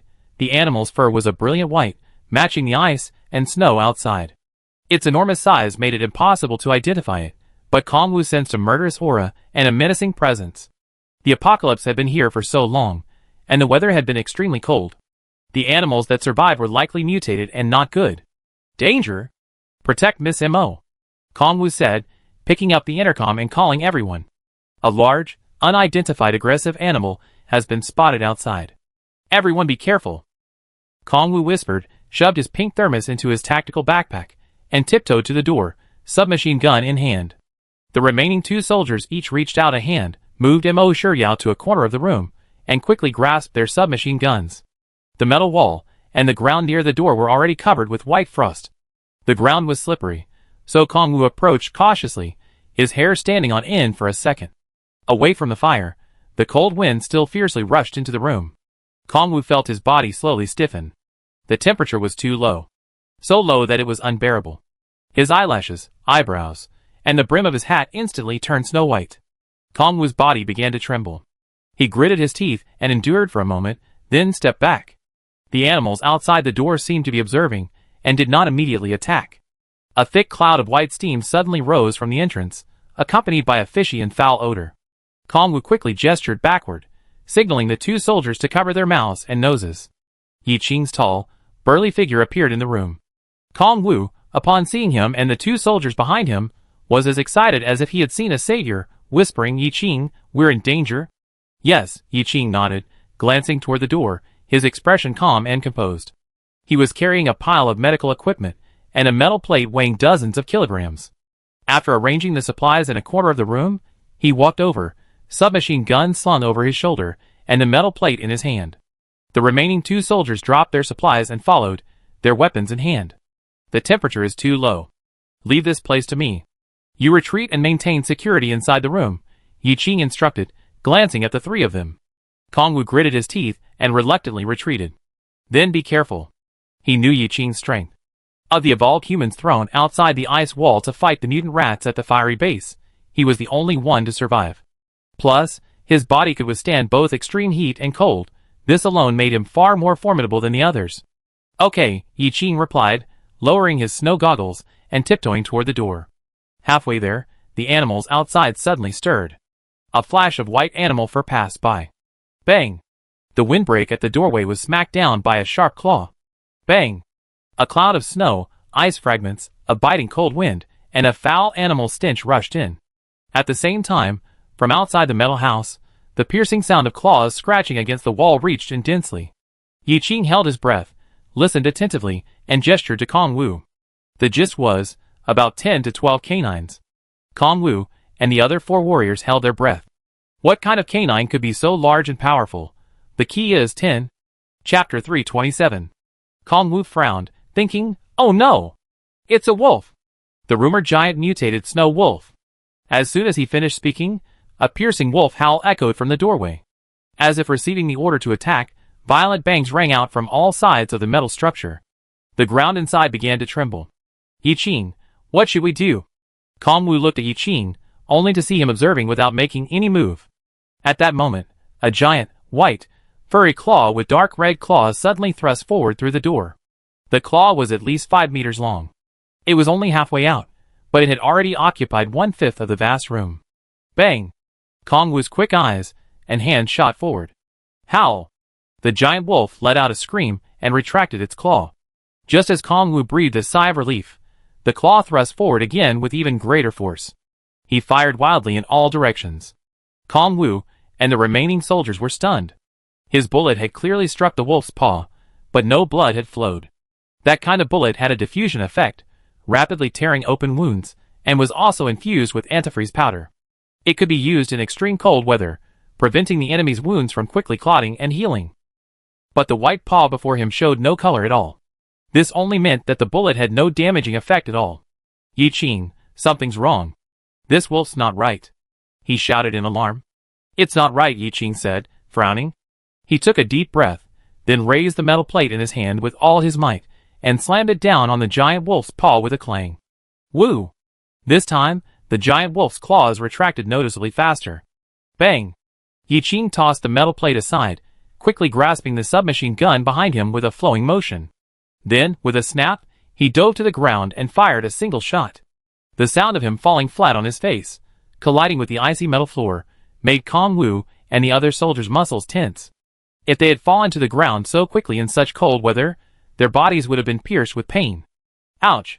A giant wolf's scream echoed from outside. The light at the doorway reappeared. The wolf, one of its eyes blasted with bullets, finally left the doorway in a huff. Ouch! Ouch! 2 consecutive wolf howls echoed, and the surrounding attacks suddenly ceased. Kongwu and the remaining 3 soldiers stared at each other for a second. So we've been repelled? Yi Qing, you're incredible. Kongwu stood up excitedly, only to see Yi Qing's expression grow increasingly serious. Bang! A thunderous crash echoed from all directions again. This time, the ground shook even more violently. Oh my god, these wolves are so aggressive. What should we do? Should we rush out? Yeah, sitting here and waiting for death isn't an option. If I remember correctly, there's ice beneath the snow, and beneath that is a deep river. If they keep crashing down like this, the ice below will crack, and the metal house will fall. We'd be finished. The 4 soldiers, anxious, wanted to rush out with their guns drawn, but Kongwu temporarily stopped them. These wolves aren't afraid of bullets. Can you shoot them in the eye like Yi Qing did? No, but brothers, we can't just sit here and wait for death. As they argued, Yi Qing raised his submachine gun and fired a fierce barrage of bullets at the door. Then, he quickly bent down to pick up the large metal plate on the ground, took a running start, and rushed out. Chapter 328. Song Qian and Sun Jingtao were concentrating on cutting through the metal door of the ammunition depot when Kongwu's intercom signaled a danger. The piercing buzz buzz buzz ended, and with a bang, the large, heavy metal door fell to the ground. There's another door inside, everyone be careful. Qin Lang raised the searchlight on his gun and swept the entire ammunition depot. After confirming that no one was there, he ducked in first. I stay outside on guard. Song Qian, as usual, shouldered his gun and remained outside. If you have any useful weapons, leave them for me. Yes, I check for cluster munitions, Sun Jingtao joked, then followed in with his cutting gun. Jiang Yin entered last, stashing the rectangular metal plate back into the room. Buzz buzz buzz. Another piercing roar, and the inner door was also cut open. Looking at the dense pile of guns and ammunition inside, Jiang Yin was secretly surprised. This ammunition depot was comparable in size to the warehouse, where the gold bricks were stored. It was vast, divided into 5 sections by color: firearms, ammunition, equipment, and cold weapons. If Jiang Yin had mistaken the ammunition for products, she would have thought she had arrived at a large supermarket. Gunfires, from small to large, were available, but all were locked with multiple locks. Crates of ammunition, small and large, were stacked, surrounded by spiked fences. Above the explosives section, a pile of red skulls was intimidating. As for the equipment section, she spotted 2 tanks and several rocket vehicles. She wondered if they were small missile launchers. Looking at the dense array of firearms and ammunition inside, Qin Lang and Sun Jingtao's eyes lit up. "We gotten rich," Qin Lang exclaimed in surprise, but soon realized something was amiss. The bullets here are all stored in boxes resembling safes. This means they have to unlock them again to get to the ammunition. And with so much, they can't take it all away. Sun Jingtao glanced around. A regular arsenal requires a second unlock. This one should have higher levels of security, including anti-theft, earthquake resistance, and fire protection. Jiang Yin nodded. The security measures in this area must have taken into account the previous high-speed drop. Even without a high-speed drop, storing so much ammunition in the base is like having a large time bomb. And this time bomb is in the base's highest-ranking officer's quarters. You can imagine the security level. We have guns but no ammunition. What do we do? Qin Lang envied the numerous firearms, unable to use them, feeling a little frustrated. Jiang Yin, do you have a solution? Sun Jingtao looked at Jiang Yin. Qin Lang was stunned and looked at Jiang Yin. Yes, Sister Yin, I almost forgot, you can do magic. Jiang Yin smiled. You two go out first, I give it a try. Qin Lang asked worriedly, Sister Yin, aren't you in danger in there alone? Sun Jingtao punched him on the shoulder. You kid, do you really need to worry about your Sister Yin? With that, he dragged him out. Song Qian, standing at the door, watched the 2 people emerge, one happy and the other frowning. He was puzzled for a second. Just then, the ground suddenly shook. An earthquake? Qin Lang was startled. Jiang Yin, Brother Song, there's a mutated giant snow wolf attacking. Kong Wu's voice came over the intercom. Soon, the ground began to shake violently again. Oh no! Jiang Yin still in there. The 3 of them reacted and were about to rush back inside, but they saw Jiang Yin, carrying several full metal axes and long-handled maces, striding out from the inner room. Qin Lang instinctively shone his gun into the room. The densely packed ammunition depot was emptied in an instant. Chapter 329. Sister Yin, all that ammunition? Qin Lang was stunned for a second. I tell you more later, Jiang Yin said, casually tossing him a metal axe. Take it. These cold weapons are made from the same material as the base walls, with other rare metals added. They're perfect for this kind of extreme cold. She then handed the remaining axes and maces to Song Qian and Sun Jingtao. She herself kept a long sword with multiple blood grooves running down its middle. The hilt of that sword was densely engraved with the characters Yao Bin. Seeing her effortlessly carry these cold weapons on her shoulders, the 3 reached out to take them, only to feel their palms suddenly sink. Sister Yin, how do you know everything? Qin Lang couldn't help but sigh. Jiang Yin smiled. After all, I've been through intensive training at the Yaobin base. Song Qian and Sun Jingtao, knowing her formidable skills, reached out to take their weapons, not forgetting to glance back at the inner chamber of the ammunition depot. Only then did they realize that the walls of the inner chamber had vanished, only a dusty mess remained on the ground. So, the so-called inner chamber was more like an integrated warehouse, completely housed within the ammunition depot. And then, Jiang Yin and the shell were taken down in one fell swoop. The 2 were secretly shocked for a second, before suddenly realizing it was Kong Wu's warning. Song Qian hurriedly said, Jiang Yin, we're being besieged by giant mutated snow wolves. Let's go check it out. Jiang Yin's heart sank. The intensive training at the base had discussed the mutated plants and animals that might exist after the apocalypse. Blood mosquitoes, leeches, rats, and scorpions were all early mutations. These mutations are caused by both human factors and natural disasters. They are primarily manifested in body size and environmental adaptability. As time goes on, the mutated plants and animals will become increasingly powerful. Mutations in animals are not only manifested in body size, but more likely in aggressiveness and intelligence. Mutated plants are more of a biologist's theory. No survivors have yet encountered them. Mutations are primarily manifested in environmental adaptability and anthropomorphic characteristics, such as significantly enhanced senses of smell and touch. Among the mutated plants, the most noteworthy are dodder, Venus flytrap, sheep-eating tree, and cobra pitcher plant. Among the mutated animals, the mutated snow wolf is the most likely and most difficult to deal with. Wolves have a keen sense of smell, well-developed hearing, and well-developed teeth. They are also adept at running fast and long distances, and prefer to live in groups. If humans encounter them, without suitable weapons, their chances of success are slim. While pondering, the four of them hurried back to the cabin. Zhao Yugong, Lin Xiaowei, and the others also returned. Aside from a few soldiers, Lin Xiaowei and Zhao Yugong, the remaining soldiers were nowhere to be seen. Mo Shiyao, still huddled in the corner with a glazed look in her eyes. The bonfire, which had been burning earlier, was nearly extinguished. Zhao Yugong's eyes bulged, veins popping from his hands. He tried to rush out to help, but Lin Xiaowei held him back, sobbing, "Old Zhao, you can't go. Miao Miao can't live without her father in the apocalypse." A soldier's eyes shrank, and he stood up and said, "Sister Yin, Brother Song, Yi Qing wouldn't let us go." But Kong Wu and the others were afraid he couldn't handle it alone, so they followed him out. Those wolves aren't afraid of bullets. Jiang Yan's brows furrowed. Not only were the wolves unafraid of bullets, but the temperature outside was so low, and everything was covered in white. Even if they weren't attacked by the wolves, they wouldn't feel any better.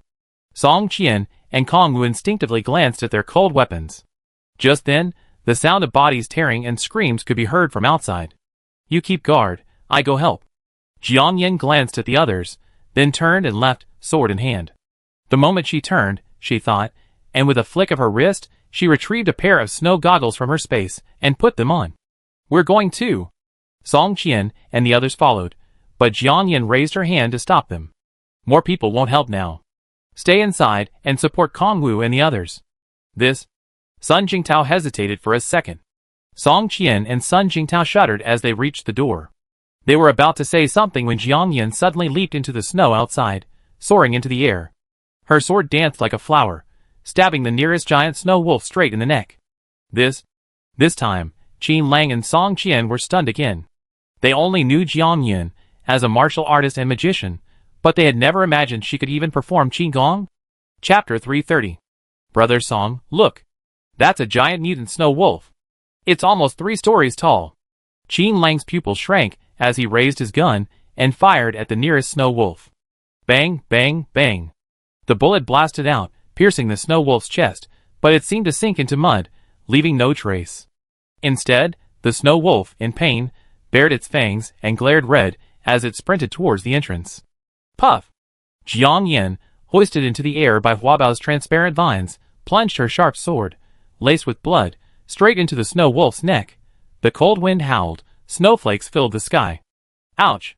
As the snow wolf screamed in pain, Jiang Yan's wrist, gripping the hilt, flexed, sending warm, smelly blood gushing out. The temperature was so low that before the blood drops could even hit the ground, they had already transformed into dazzling rubies in midair. Jiang Yan. Be careful. This snow wolf is invulnerable except for the sides of its neck and underarms. Yi Qing, who was riding a snow wolf, grasped the long fur tightly with one hand. With the other, he raised a heavy metal plate with all his might, and smashed it against its head. Bang! The snow wolf's eyes shone with the blow. Also, be careful of its breath, it can corrode your skin. Yi Qing warned again. Okay. Jiang Yan, sword in one hand and axe in the other, didn't dare to slack off even a bit. The snow wolf before her was several times larger than the mutated giant rats she had seen before. Its height alone was 5 or 3 stories high, and with its body, it was larger than a basketball court. The blood-drenched fangs were each 2 or 3 meters long. The moment she emerged, she witnessed a snow wolf's sharp fangs pierce a soldier's chest. Puff! Jiang Yan drew her sword and thrust again. After repeating this several times, The 3-story-tall giant wolf beneath her kicked its 4 legs and perished. Boom! The snow wolf's body collapsed with a thud, sending up a shower of snowflakes. Elsewhere, Kong Wu and the remaining soldiers were cornered by 3 snow wolves. A headless corpse lay in the snow nearby. Although the corpse was headless, the gun in its hand was still tightly gripped. Whoosh! A snow wolf lowered its head, snatched up the corpse in its mouth, and swallowed it. Meat and blood dripped from its sharp teeth. Come on, you beast! I fight you! Kong Wu's eyelashes and eyebrows were covered in white snowflakes, and his skin was red from the cold. He discarded his empty submachine gun and brandished a tactical dagger, his eyes blazing with rage. A minute ago, one of his comrades had been ripped apart by the snow wolf, another devoured in one gulp, and there was also the headless corpse from earlier. Kong Wu's eyes were filled with despair, wishing only to perish alongside the hungry wolf before him. Jiang Yan's breath hitched as she caught a glimpse of their precarious situation. Yi Qing, catch her, Jiang Yan said, then telepathically instructed Hua Bao, take me over. Hua Bao wrapped a transparent vine around Jiang Yan and leaped into the air. 2 other vines quickly woven into a small platform, supporting her as she quickly moved to Yi Qing's side. Jiang Yan handed the metal axe to Yi Qing and directed Hua Bao to rush towards the snow wolves in front of Kong Wu. 3 snow wolves bared their fangs and claws, ready to pounce at Kong Wu and his companions, when they suddenly felt their throats tighten. Snap! Before they could scream, the 3 massive snow wolf heads were instantly severed by sharp weapons, and red liquid gushed out like a flood. Puff! The foul-smelling blood splattered all over Kong Wu and his companions' faces and bodies. Instantly, a thick layer of red ice quickly formed on the stunned men. Before they could react, they felt themselves being swept up by a strange force and flung back toward the door. Shocked and terrified, everyone inside hurriedly stood up and helped the men inside. Zhao Yulong took a deep breath. Quick, make the fire bigger. Elsewhere, Yi Qing's snow wolf finally died. He raised his axe and helped it to meet God. There were 12 snow wolves at the scene. Yi Qing had killed 3 earlier, and with the 4 killed by Jiang Yan and Hua Bao, there were still 5 left. The 5 snow wolves paused their attack, glaring fiercely at Yi Qing and Jiang Yan, their bodies simultaneously and rapidly retreating.